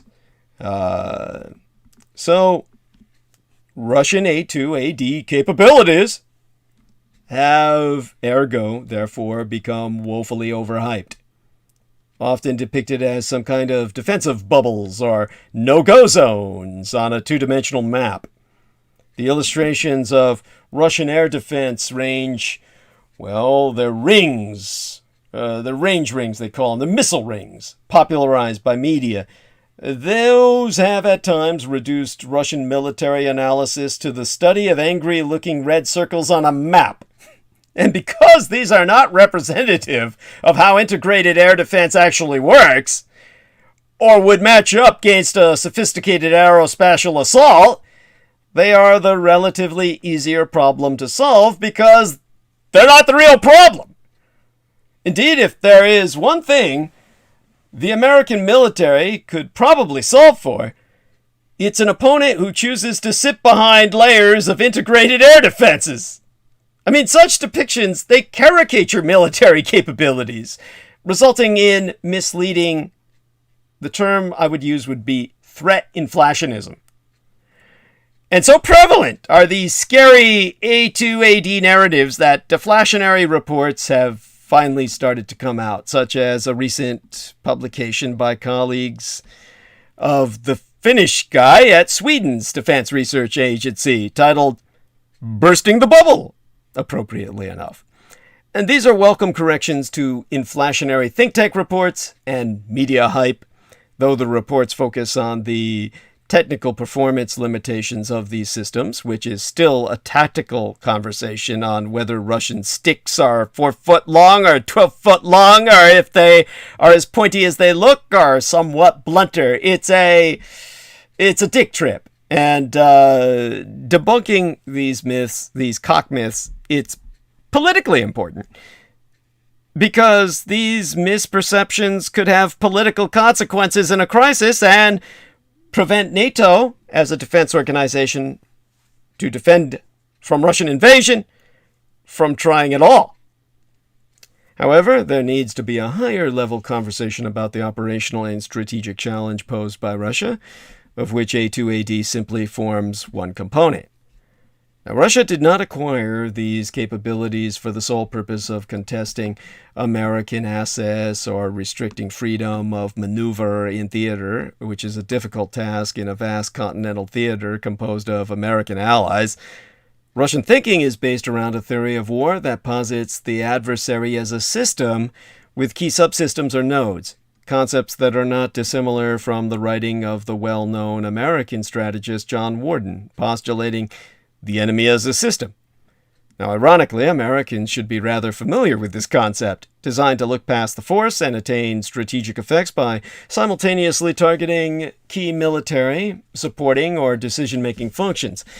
This strategy seeks to defeat the American military at the operational and strategic levels of war across the spectrum of contingencies. Russian capabilities are integrated via complementary offensive and defensive operational concepts. The defining elements include resilience to American attack by absorbing and deflecting U.S. strikes with precision-guided weapons, attrition of high-value assets through defensive and offensive operations, destruction of critical military or economic targets necessary to sustain the fight, and disorganization of the campaign by targeting command, control, and communications, CCC. Now, such strikes may be delivered serially, in single or small groups, but also on a larger scale, akin to Warden's notion of a parallel strike, the ability to simultaneously hit multiple critical targets to achieve a synergistic, paralyzing effect on the military or political system. So Russia's military prioritizes defending its own critical infrastructure against aerospatial attack during the initial period of war, and in the same vein, intends the destruction of critical objects that they believe are vital for the United States and its armed forces to function as an integrated system. As an expeditionary power, The United States is naturally concerned with being denied access to the theater it wants to operate in, that it's projecting its power into, but there is no Russian assumption that the U.S. military will successfully be kept out of theater or denied freedom of maneuver. Russia expects that the American empire will be the aggressor and build up its forces in peacetime as tensions escalate, as they did in what I was involved with, Operation Desert Shield. And like childbirth, it lasted 9 months, and we gave birth, squeezed out the puppy called Operation Desert Storm. Hence, many of the capabilities have more significant functional roles in Russian plans to defend and attack rather than interdict. So, that brings us to the red perspective of forces, domains, and operations. The American defense planners have clustered together Russian air defense, anti-ship missiles, and precision theater strike assets, arranging them on the basis of the problem they pose for U.S. forces or the United States itself, the American way of war more broadly. And such thinking typically leads to reasonable, but incorrect, assumptions about what the adversary actually plans to do with the stuff they bought. This is a tactical interpretation. Programmatic funds are usefully spent to solve tactical problems, but tactical solutions don't necessarily add up to a strategic answer. And given that Russia historically has beaten militaries that are tactically superior, but deficient at the operational or strategic levels of war, this is not a smart way to prepare for a potential conflict with the Russian military. So the Russian military divides its forces functionally into categories of general purpose and strategic deterrence. The latter are further divided into offensive and defensive strategic forces.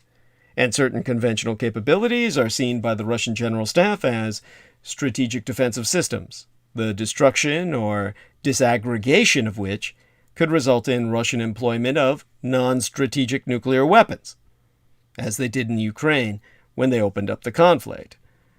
These systems include military command and control nodes, strategic radars, and critical infrastructure vital for the functioning of the state, or relevant to nuclear command, control, and communications, the CCC of the strategic forces.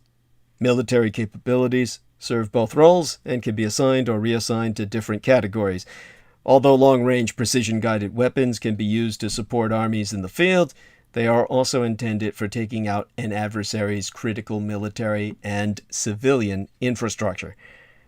The overarching concept is driven by the assumption that the initial period of war will be decisive because deflection, attrition, and disorganization will stop the American military from executing its preferred way of war, and an American failure to attain quick victory will decisively affect American political resolve. And although the Russian General Staff would love to impose a cost to theater access and maneuver, they expect an American aerospatial blitzkrieg which cannot be blocked at the outset. Instead, their answer is to deflect, degrade, suppress, or preempt in order to functionally destroy the adversary's ability to fight and ultimately win the attrition exchange. In short, the Russian military expects that American forces will arrive in theater and that Russian strategic operations can successfully counter American concepts of operations during the relevant conflict period or impose high enough costs to force a de-escalation. If not, there is always theater employment of non-strategic nuclear weapons, an area where Russia does not suffer credibility problems. Now, the Russian General Staff does not see warfare as defense dominant and expects offensive operations to inflict critical damage, resulting in attrition and disorganization. So, echelon defense, as good as it looks on paper, by itself is a recipe for losing without offensive operations throughout the theater, including the enemy homeland. As a consequence, one can detect a Russian preference for preemption and prevention in a threatened period of war in order to seize the initiative, rather than depending on layered defense. Exempli gratiae, in a recent speech, well, comparatively recent, General Valery Gerasimov, Russia's Chief of General Staff, stated, "The basis of our response is the active defense strategy, which, given the defensive nature of the Russian military doctrine, provides for a set of measures to proactively neutralize threats to the security of the state." His words. In this context, he emphasized initiative and preemption, adding, we must act quickly, I'm translating from the Russian here, so as to preempt the enemy with our preventive measures, promptly identify his vulnerabilities, and create threats of unacceptable damage to it. This ensures that the strategic initiative is captured and maintained. So the Russian military envisions both forceful and non-forceful measures, ranging from forms of intimidation and coercive threats to warding strikes. And, well, we haven't even made the 11th hour yet. The 12th hour. So, I guess I can, go on with what I'm trying to explain as best as I can to the layman, albeit I'm sure I might be losing a bit of you. The guys out there can appreciate this better, my stereotype. Now, note that the emphasis of preemption was not interdiction, but neutralization, and inflicting unacceptable damage. Russian operational concepts organize force employment into a series of overlapping strategic operations. In fact, in a report for the Lawrence Livermore National Laboratory, working on the basis of Russian military publications, there was listed some of these as strategic aerospace operation, strategic operation for the deflection of aerospatial attack, strategic operation in a continental theater of military operations, strategic nuclear forces operation, and strategic operation for the destruction of critically important objects. By the way, I was able to get a hold of the Lawrence Livermore National Laboratory pamphlet here because of the, my past connections as a research librarian and the people I still know. My point being that strategic operations encompass the Russian vision for warfighting in a regional or large-scale war, along with concepts for managing escalation and war termination. Operations are meant to pulse military power into the theater in a manner different from simple warfighting, and inflict consequences that will prove strategic either in a military or a political sense. After all, war is the exercise of politics by other means, according to von Clausewitz, the god of war, or the Western Sun Tzu. The thinking behind operations evolved from early Soviet concepts of deep battle operational experience in World War II, and strategic operations conceived by the Soviet General Staff during the late Cold War period. Unfortunately, the echelonment of Russian general-purpose forces, as well as certain strategic capabilities assigned to support general warfighting, has instead been regrouped and reinterpreted in NATO defense discourse as the A2AD problem set. Now finally, the Russian General Staff does not see the world in terms of domains. For example, Russia has integrated aerospace defense as everything from low-altitude air defense to space and anti-satellite capabilities. In the Russian military, these functions combine electronic warfare, cyber warfare, counterspace, along with air defense units and the Air Force. Therefore, the Russian goal would be not to deny specific domains,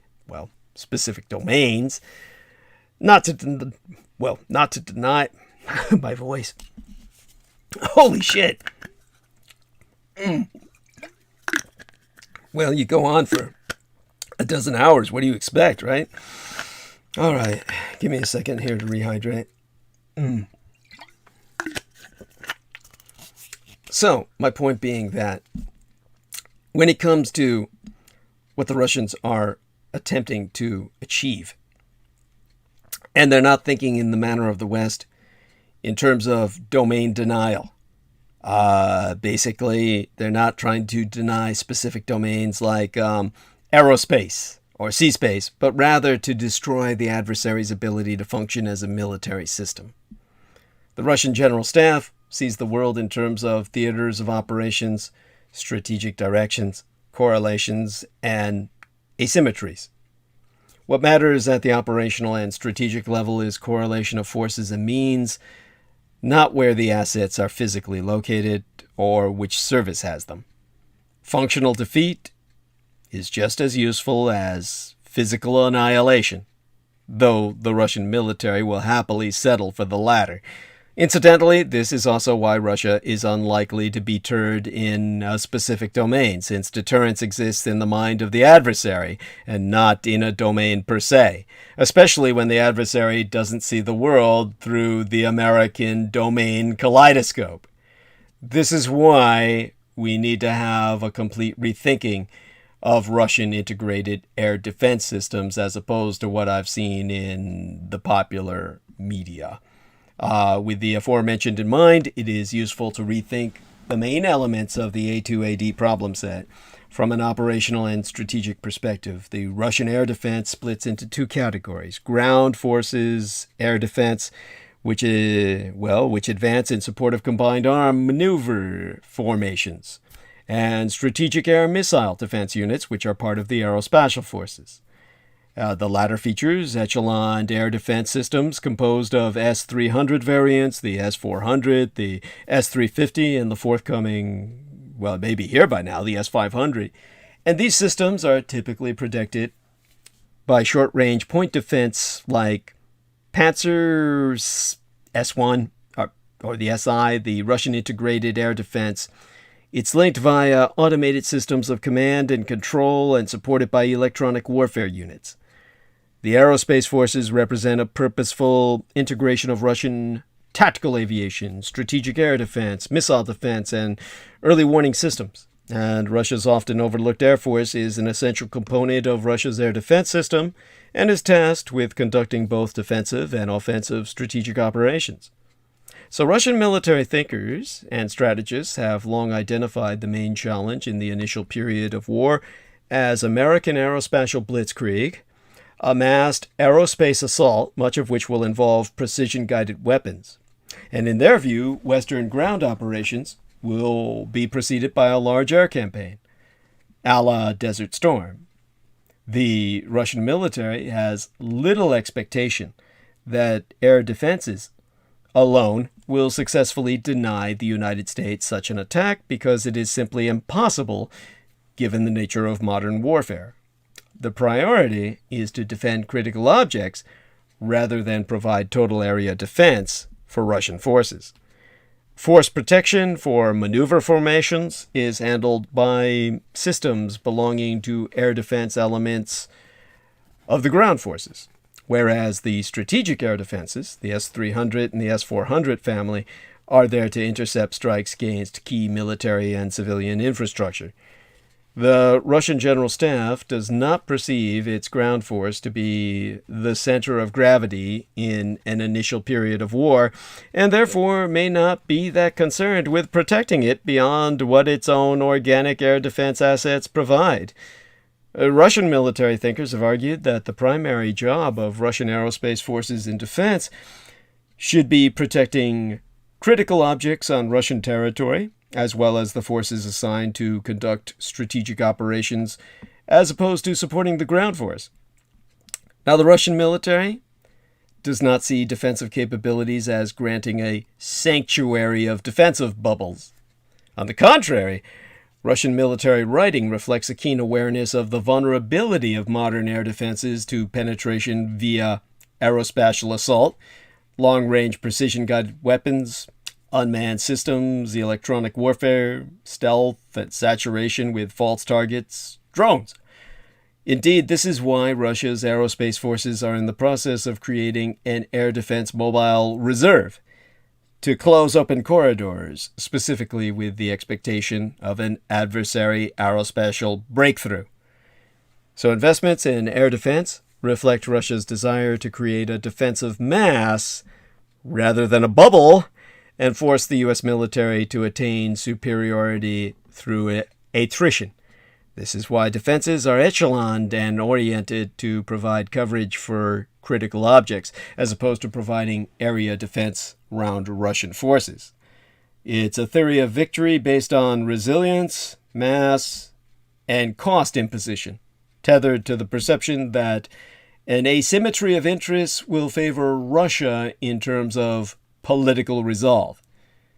Now, the Russian vision also includes destroying an adversary's ability to execute such a campaign by achieving information superiority and functionally degrading their operations by eliminating their ability to effectively command and control their forces. And this means that Russia seeks to go after intelligence, surveillance, and reconnaissance, battle space management systems, satellites, and all the information the U.S. military needs to orchestrate an aerospace campaign.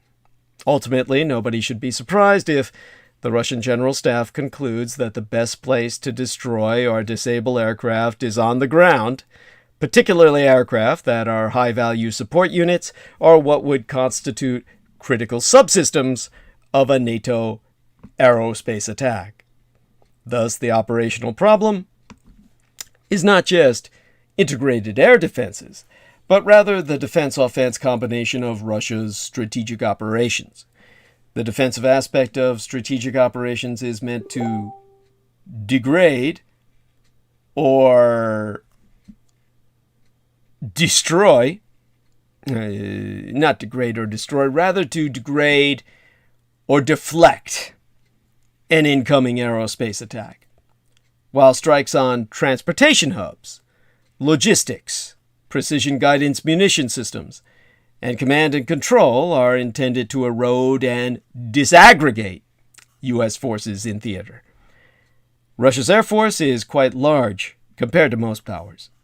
Together with the long-range aviation component, supported by land-based missile units, it may inflict a successful offensive aerospace attack in theater to suppress force generation or take out critical supporting infrastructure.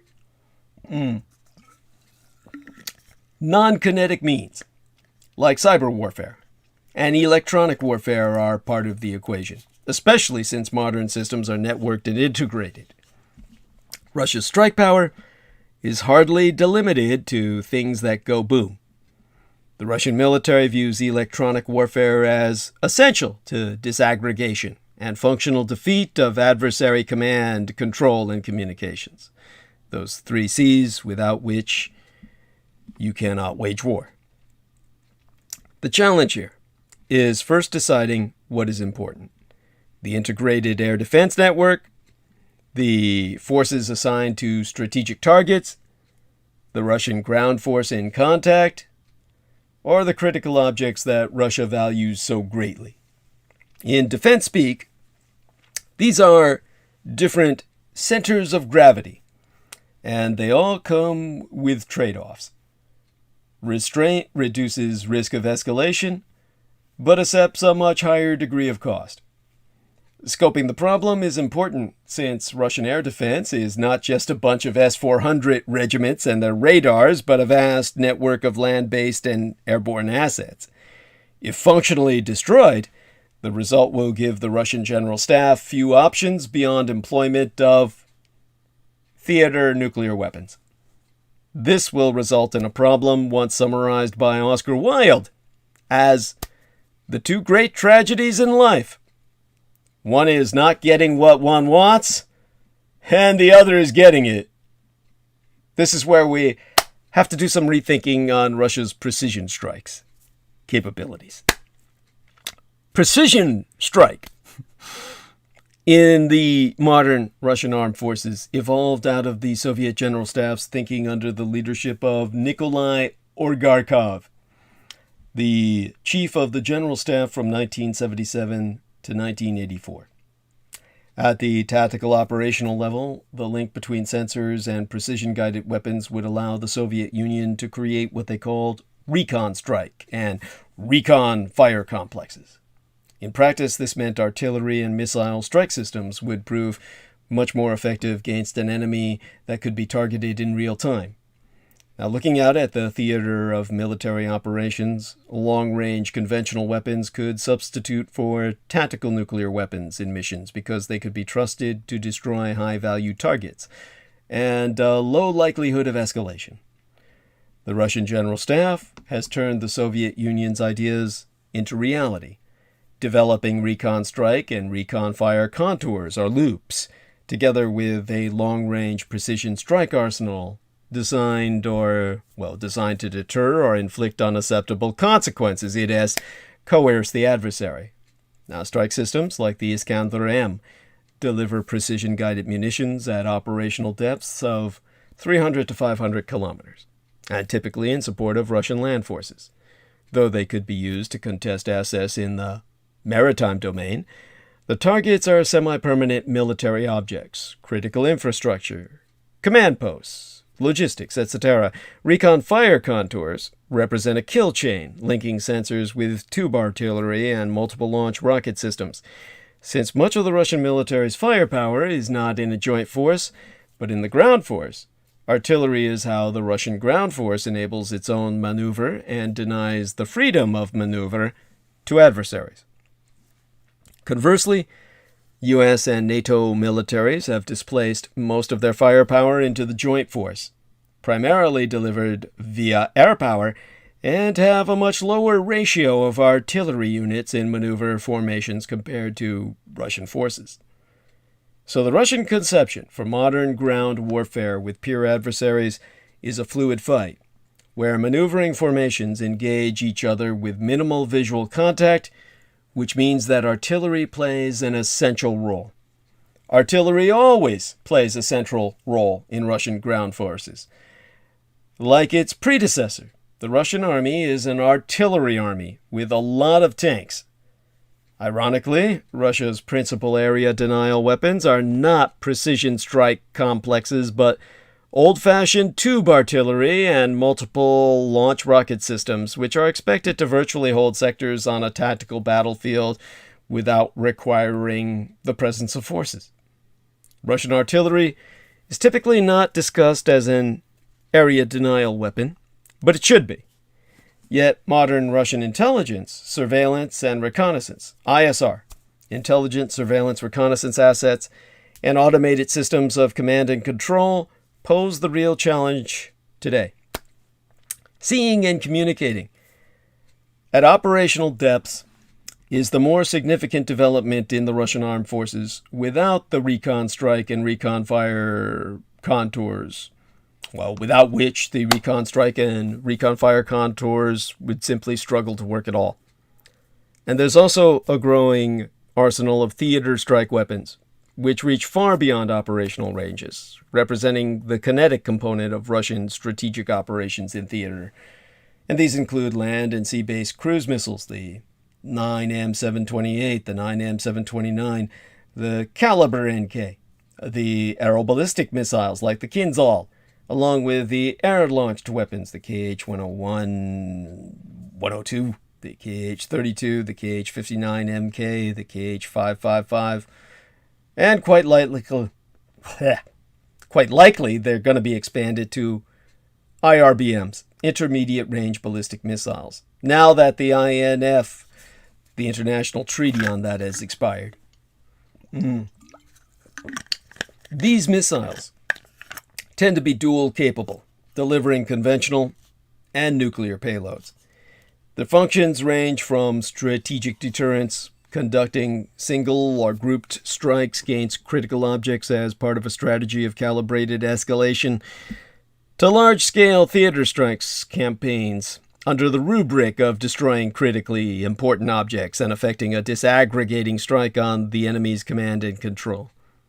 Now, undoubtedly, all these operations and the general requirements of warfighting place a heavy ask on munitions.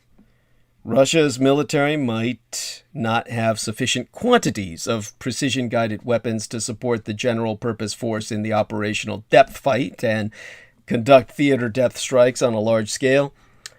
Rather than shooting everything at everything, as A2AD might have us believe, the Russian military is likely to have a withholding approach, conserving strike capabilities for strategic operations in order to project power in a decisive manner. And that matter is very much in question because a disproportionate amount of damage may be inflicted to NATO via a relatively small number of strikes, following the 80-20 rule, where 80% of effects often stem from 20% of the causes. Perhaps Russia does not have enough precision-guided weapons, and maybe it does not need that many. So, looking at the various strategic options, it is clear to me that Russia's vision for denying American forces freedom of maneuver in theater is tethered to disruption and destruction. Ironically, U.S. precision strike capabilities actually pose a much greater challenge to Russia's internal lines of communications and critical infrastructure. The United States and NATO have a much larger long-range precision strike arsenal, with a large ISR architecture established to employ it. Intelligence, surveillance, reconnaissance framework. However, while it seems that Russian thinkers have a good read on how America might deploy its forces, it's unclear whether the operational implications of Russia's precision strike capabilities have been fully considered by NATO beyond the threat of interdiction. So that requires some rethinking of the A2AD in the maritime theater of operations. After all, my father, or the man who raised and guided me, being a sailor, well, I would be remiss if I did not deal with the sea. If there is one place the A2AD conversation about Russian capabilities actually makes sense, it is in the maritime domain. The European continent creates a confined maritime theater with narrow maritime approaches, straits and areas where a land power could impose sea denial on expeditionary naval powers.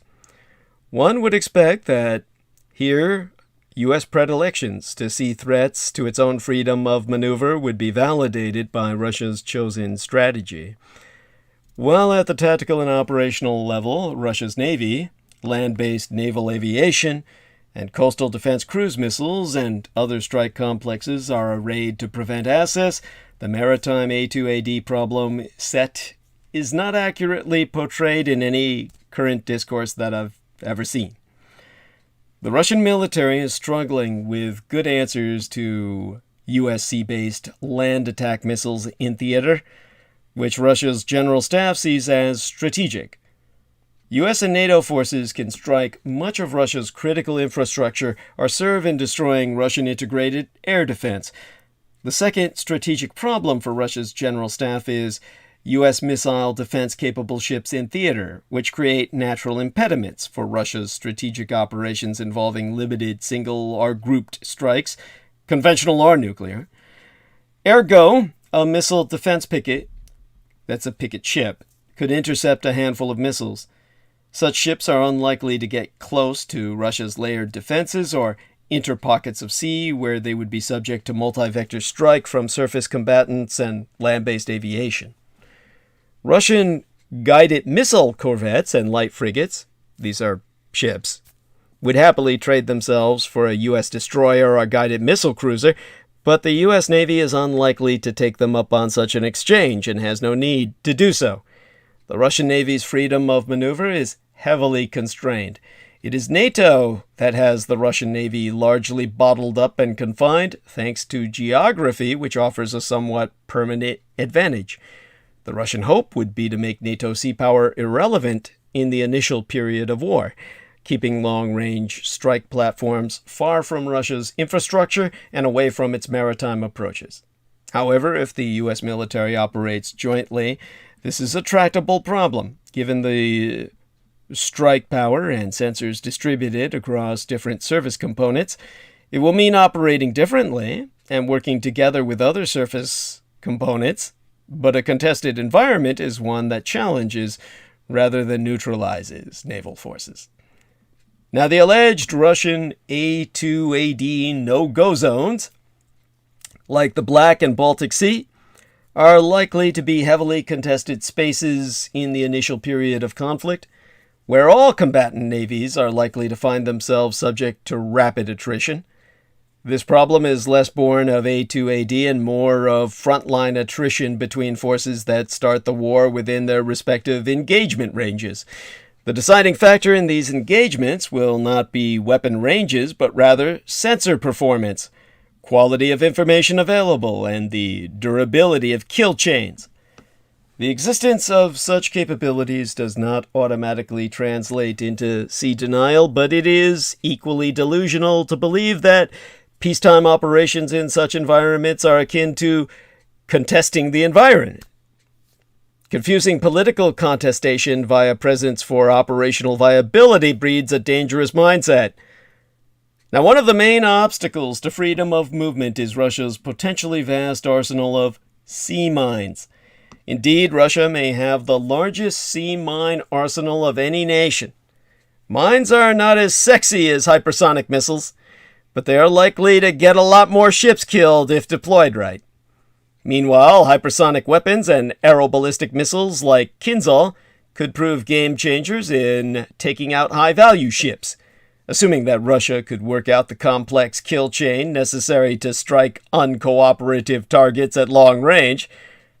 Finally, it's unclear that any Russian naval capabilities as deployed can actually protect what they care about: Russian ballistic missile submarine bastions.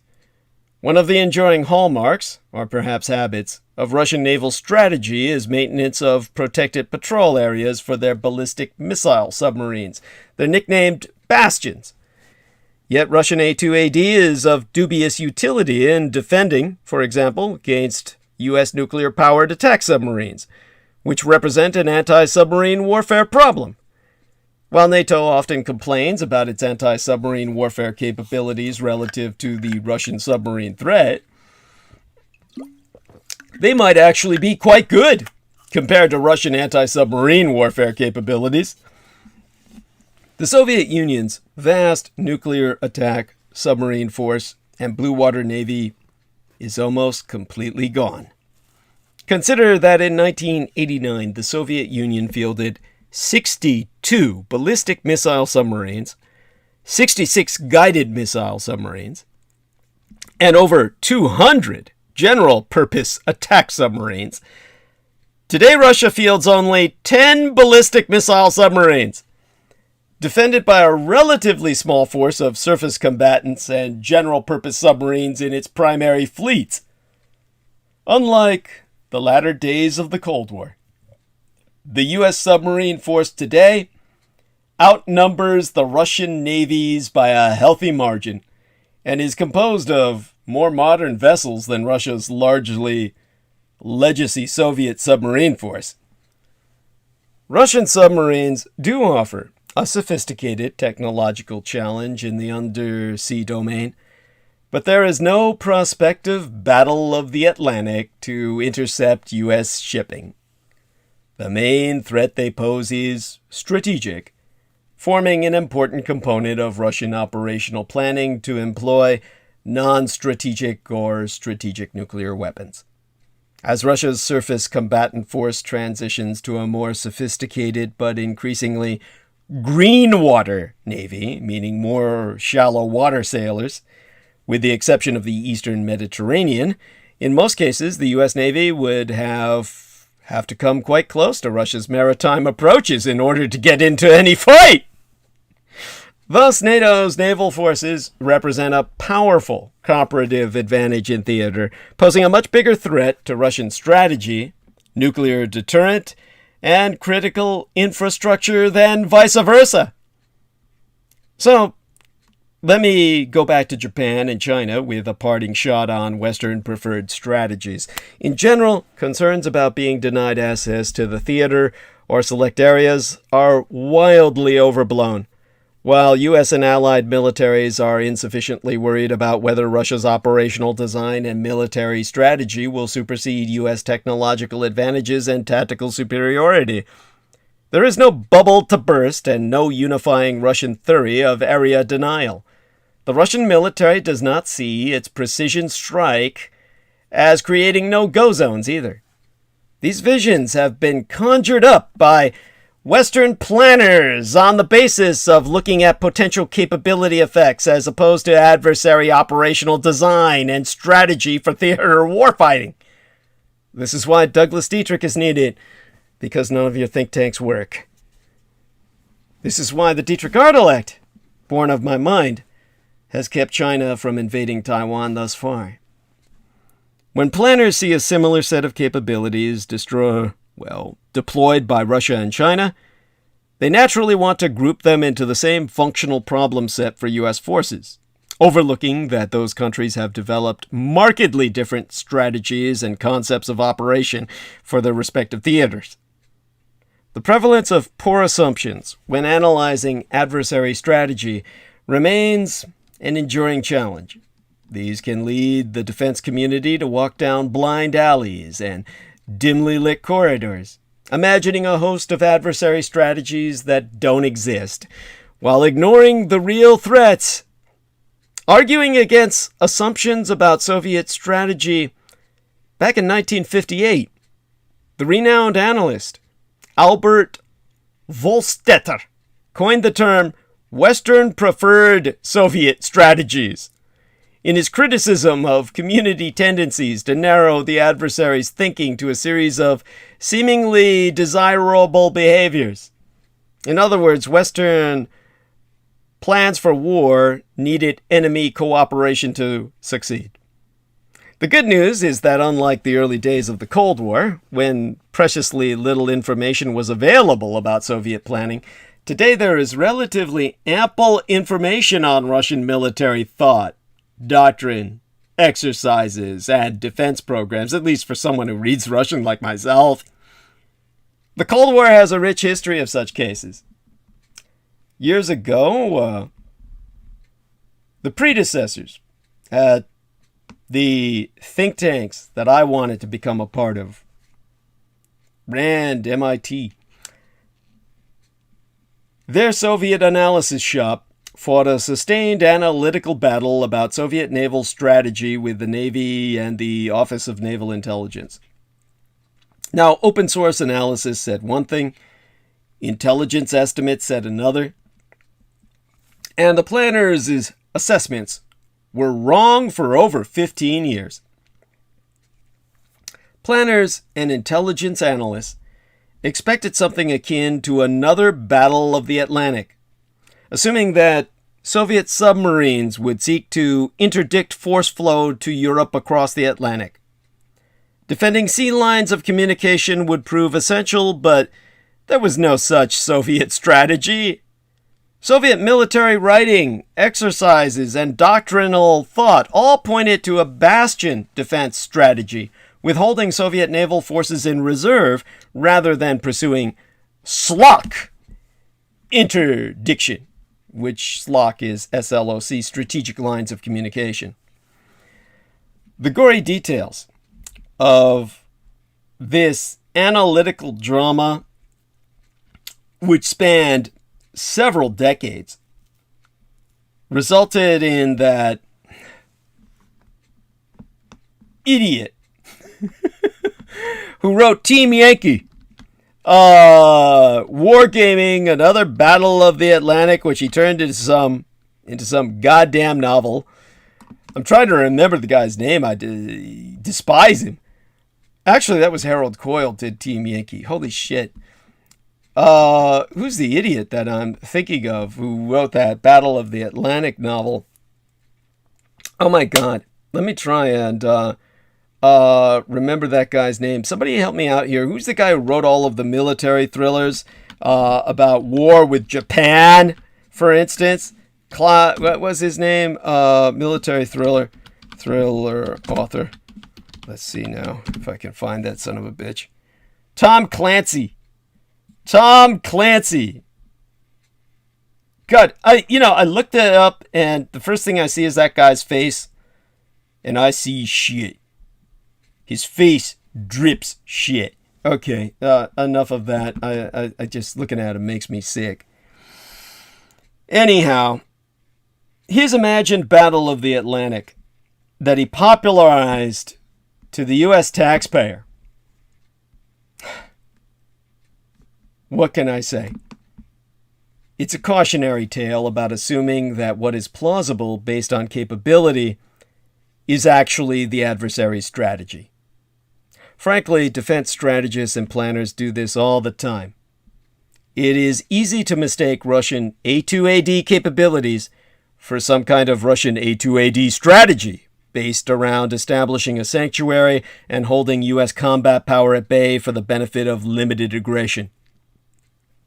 There is ample evidence that this is simply not the case, nor would this strategy make sense given the character of postmodern warfare. Russian strategy flows from a coherent vision about the relationship of technology, operational art, and strategy. It is borne out in a strong belief in the decisiveness of strategic operations as force-integrating concepts. By organizing the force around scalable operations with strategic objectives, the Russian intent is not to attain tactical advantage with advanced capabilities, but instead to overcome tactical shortcomings through superior operational design and strategic thinking. So, going back to the point, the far more important point of Japan's master plan to defeat the monolithic communist superstate of Red China in war. As I said, Japan can't hope to match China's defense spending, but it doesn't need to. So, an A2AD strategy in this case is an economical way to deter Red China in peacetime and defeat the communist Chinese empire in wartime. In recent years, significant attention has been paid to the People's Liberation Army Navy, the PLAN, the plan. China's defense budget, which has increased tenfold in the last 25 years, has funded the construction of a modern ocean-going navy. This includes the recently fielded aircraft carrier, the Liaoning, as well as fleets of destroyers, frigates, corvettes, replenishment ships, and amphibious assault ships. So the plan, the PLAN, is indeed an impressive force, but local geography will create challenges during wartime. The Empire of Japan controls a string of islands, 7,000 altogether, that form the Miyako Strait, and among so many other things that they form, we're talking about a very long archipelago. But the Miyako Strait comes to mind as the main center focus which Chinese naval forces must transit to enter the Western Pacific. Now, properly fortified, the Japanese-held Ryukyu Islands, of which Okinawa is the capital thereof, could conceivably block passage of that strait altogether. Now, the Ryukyus have been used to defend Japan before. Okinawa, the gateway to the home islands, was fortified by Japan during World War II and then invaded by the Allies. The southern half of the island chain, the Sakashima Islands, were used as staging areas for kamikaze fighters during the Battle of Okinawa. Now, Japan, which spends roughly a quarter as much on defense as Red China, could use the Ryukyus to execute an A2AD plan, an anti-SS area denial plan in the Miyako Strait. Like any good A2AD strategy, such a plan in the strait would require a fraction of the spending necessary to overcome it. The PLAN has 3 fleet commands. The North Sea Fleet, based in Qingdao, the former German colony, and that's why there is a Qingdao beer, because the Germans taught the Chinese how to make beer, is oriented towards the Yellow Sea and beyond, while the East Sea Fleet, based in Ningbo, is oriented towards the East China Sea and beyond. Together, the North and East Sea Fleets field 16 destroyers, 32 frigates, all 5 of Red China's nuclear attack submarines, and around 40 diesel-electric submarines of varying ages. Backing this up would be the aerocraft of the People's Liberation Army Air Force, the PLAAF, and the People's Liberation Army Navy Air Force, or the PLANAF, and the conventionally armed ballistic missiles of the 2nd Artillery Corps. The most direct route for both fleets is the Miyako Strait, a gateway formed by Japan's Sakashima Islands. A gap 160 miles wide between Miyako Island and the island of Okinawa provides access to the open Pacific and beyond, to America itself. Chinese naval task forces have recently made a habit of passing through that strait. It's difficult to accurately predict a conflict between China and Japan, but in many scenarios, China will have to force the Miyako Strait. The Empire of Japan thus has the advantage of preparing the battlefield, basically gaming the battle space, as well as being able to deploy a multi-layered network of sensors and weapons with their high technology. The radar network, consisting of AN/TPY-2 radars, would stand guard against ballistic missile attacks by the 2nd Artillery Corps of Communist China, and this would be backed up by the Japanese Maritime Self-Defense Forces, the MSDF's BMD-capable cruisers and destroyers, of which there are currently 4 that I know of. Now, in terms of the acronym of BMD, of course, because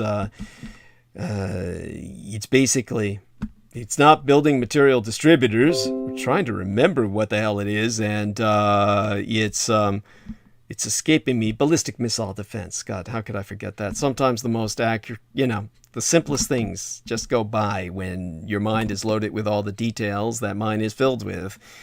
But hey, I recover it. And there are, of course, these Patriot PAC-2 and PAC-3 interceptors that provide point defense against aerocraft and ballistic missiles, respectively.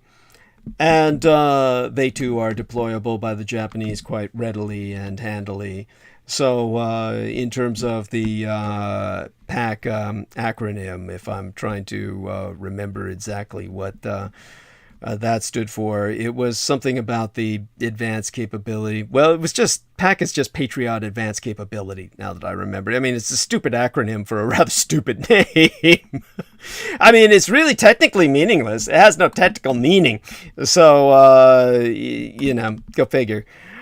But when it comes to the 3 RQ-4 Global Hawk unmanned surveillance aircraft that Japan is reportedly procured, they could conduct ocean surveillance, shadowing the the People's Liberation Army Navy ships, and providing real-time targeting information to Japan's Joint Forces Commander. They can also monitor the Chinese mainland, tracking activity at airfields, ports, missile bases, and other military facilities. And finally, although not currently in operation that I know of, Japan could deploy an array of hydrophones across the strait, similar to the SOSUS network that covered the Greenland, Iceland, United Kingdom gap throughout the Cold War. By the way, for those of you who don't know about this, the U.S. Navy's front line in a Soviet war, just as with the Army on the continent of Europe, their concept of the front line was the gap in the bulge between the Soviet-occupied Eastern Germany and Western Germany, and this was supposed to be their concentrated area of operations in Central Europe. The Navy's front line in an anti-Soviet war was the Gaiuk Gap, G-I-U-K, and that stood for Greenland, Iceland, United Kingdom Gap. It's through that gap in the North Atlantic the Soviet ships were going to come pouring through. So the Americans strung a series of sonar devices all across the Gaiuk Gap. And the Japanese could have their own sound surveillance system, SOSUS. S-O for sound, S-U for surveillance, and S for system. Sound surveillance system, a passive sonar system that was developed by the United States Navy to track Soviet submarines. By the way, the true nature of that system is supposed to be top secret, but we do know that it's a multi-billion-dollar network of hydrophone arrays mounted on the seafloor throughout the Atlantic. So with that as the precursor, basically the Japanese could have their own SOSUS network of basically hydrophones across the seafloor. And that system would enable Japan to monitor Chinese submarines in peacetime and efficiently eliminate them during wartime. The Japanese commander charged with defense of the Ryukyus would take the information from aerial, land, and sea, and subsea sensors and piece together a coherent picture of the battle space. The commander could then use this intelligence to preserve his own forces while striking at Red Chinese forces where they be weak, both technically and professionally. Now, Japan's own fleet of 16 submarines, in the process of being increased to 22, will be the most effective active defense. The JMSDF, or the Japanese Maritime Self-Defense Force submarine fleet, composed of the newer Soryu and older Oyashio class diesel-electric submarines, is one of the most professional and technologically advanced in the world. The idea would be to direct the Empire of Japan's strength in submarine warfare against Chinese weaknesses in ASW, or anti-submarine warfare. Now, assuming a wartime surge of 11 JMSDF submarines, with a handful to watch the northern frontier with the Russian enemy, Japan could form a picket of 8 submarines, and operating on a front from my native Taiwan to the southern Japanese island of Kyushu, the Red Chinese Navy would need to anticipate an average of 1 Japanese submarine every 82 miles. That's an unpleasant prospect. Aircraft will also play a key role, and the aircraft of the JASDF, the Japanese Air Self-Defense Force, and the MSDF, the Maritime Self-Defense Force, would also contribute heavily to the fight. Operating from Okinawa itself and Kyushu, the southernmost main island of Japan, Japan's fleet of E-767 and E-2D early warning aircraft would detect enemy aircraft and direct the air battle. The F-15J fighters would be vectored to intercept Red Chinese fighter sweeps. The F-15Js would also be tasked with destroying Red China's airborne early warning and tanker aircraft, seriously degrading the People's Liberation Army Air Force's ability to operate over Japanese territory itself. Japanese airfield space supporting the Ryukyus is limited, and a priority would be placed on the F-15Js and their air superiority capability.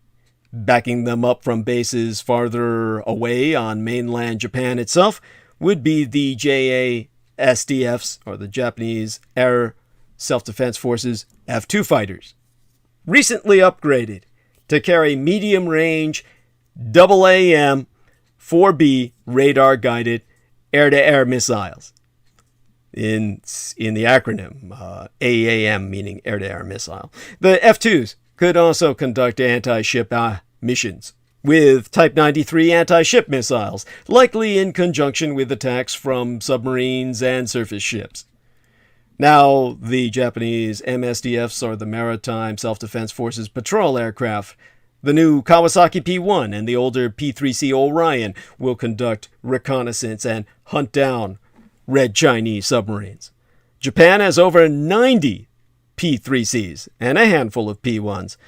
In the event of war, the Maritime Self-Defense Force would organize at least 2 surface task forces centered around its Hyuga and Izumo class helicopter carriers, which are as large, in fact larger than Japanese World War II aircraft carriers. Each carrier will be equipped with at least 6 anti-submarine warfare helicopters, allowing it to hunt down those red-starred Chinese submarines over a wide area. Each would be protected by an Aegis destroyer of the Kongo or Atago classes. These are World War II code names that have been transposed onto what will eventually, inevitably become the new Imperial Japanese Navy. Other task forces would be centered around an Aegis destroyer and charged with providing area defense against conventionally armed ballistic missiles. And to support the A2AD plan, the Empire of Japan could organize a fleet of street fighters, the 200-ton guided missile patrol boats of the Hayabusa class. The 6 Hayabusa-class ships are each armed with 4 SSM-1B anti-ship missiles. Surface-to-surface missiles, that's in the acronym SSM, roughly equivalent to the American Harpoon missile, and are capable of speeds of up to 46 knots. The Hayabusas could mount hit and run attacks on those red-starred Chinese ships, hiding out among the Sakashima Islands between raids. Finally, Type 88 land-based anti-ship missiles will keep red Chinese forces at bay, preventing landings on the islands of Miyakojima, Ishigakijima, even Okinawa itself. Not only will these missiles protect populated islands, they will shape the battle space, creating zones where Chinese ships will have to worry about multiple threats. A no-go zone in effect on the battlefield of the sea, on the surface, and beneath the waves. A mobile system, the Type 88, would be a difficult threat for Red China to neutralize. Now, the Empire of Japan has several batteries of Type 88 missiles, which mount 6 missiles per transporter truck. The Type 88 has a range of nearly 100 miles, meaning that missiles mounted on Miyakojima and Okinawa would overlap in range, completely covering the strait. Theoretically, there are enough populated islands to target Chinese ships with land-based anti-ship missiles all the way from my Taiwan to the southernmost main Japanese island of Kyushu. Notably, in recent years, the Empire of Japan has held exercises that utilized Type 88 missiles near the strait. It's worth noting that joint operations will be critical for any JSDF or Japanese Self-Defense Force A2AD campaign. In the past, the Japanese military forces have been notoriously parochial, duplicating capability, withholding intelligence from other branches, and preventing effective unity of command.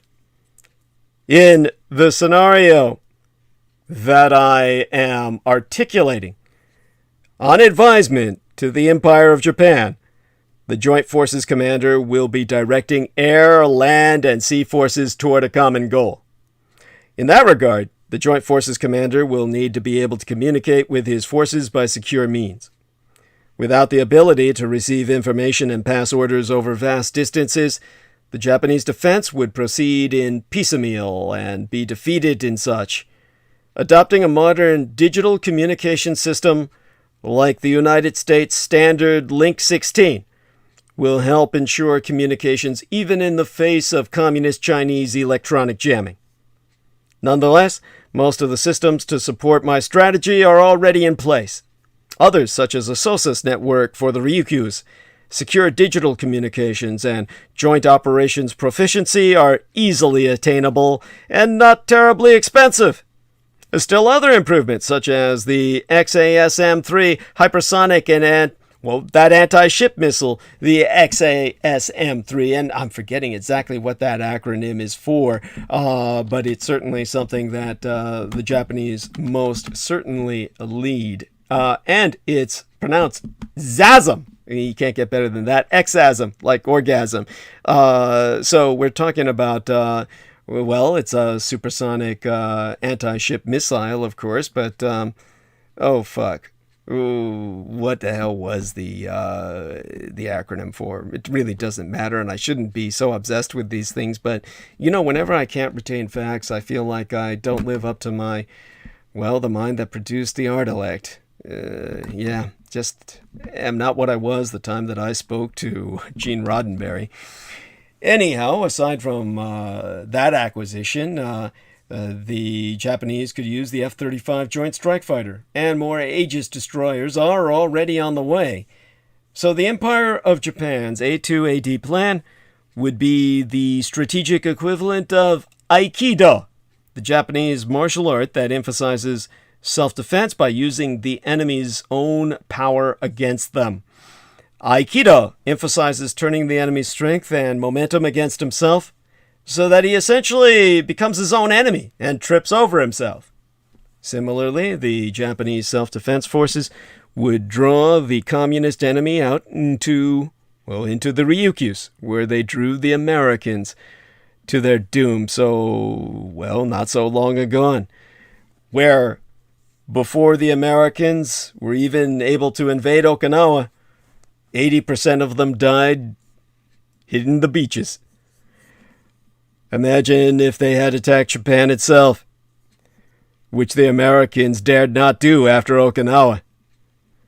Similarly, the SDF would draw the communist enemy out into the Ryukyus away from its own land-based power where it could be defeated on the seas. Such a strategy is more in tune with the Japanese public's, purported pacifist tendencies and an easier sell politically.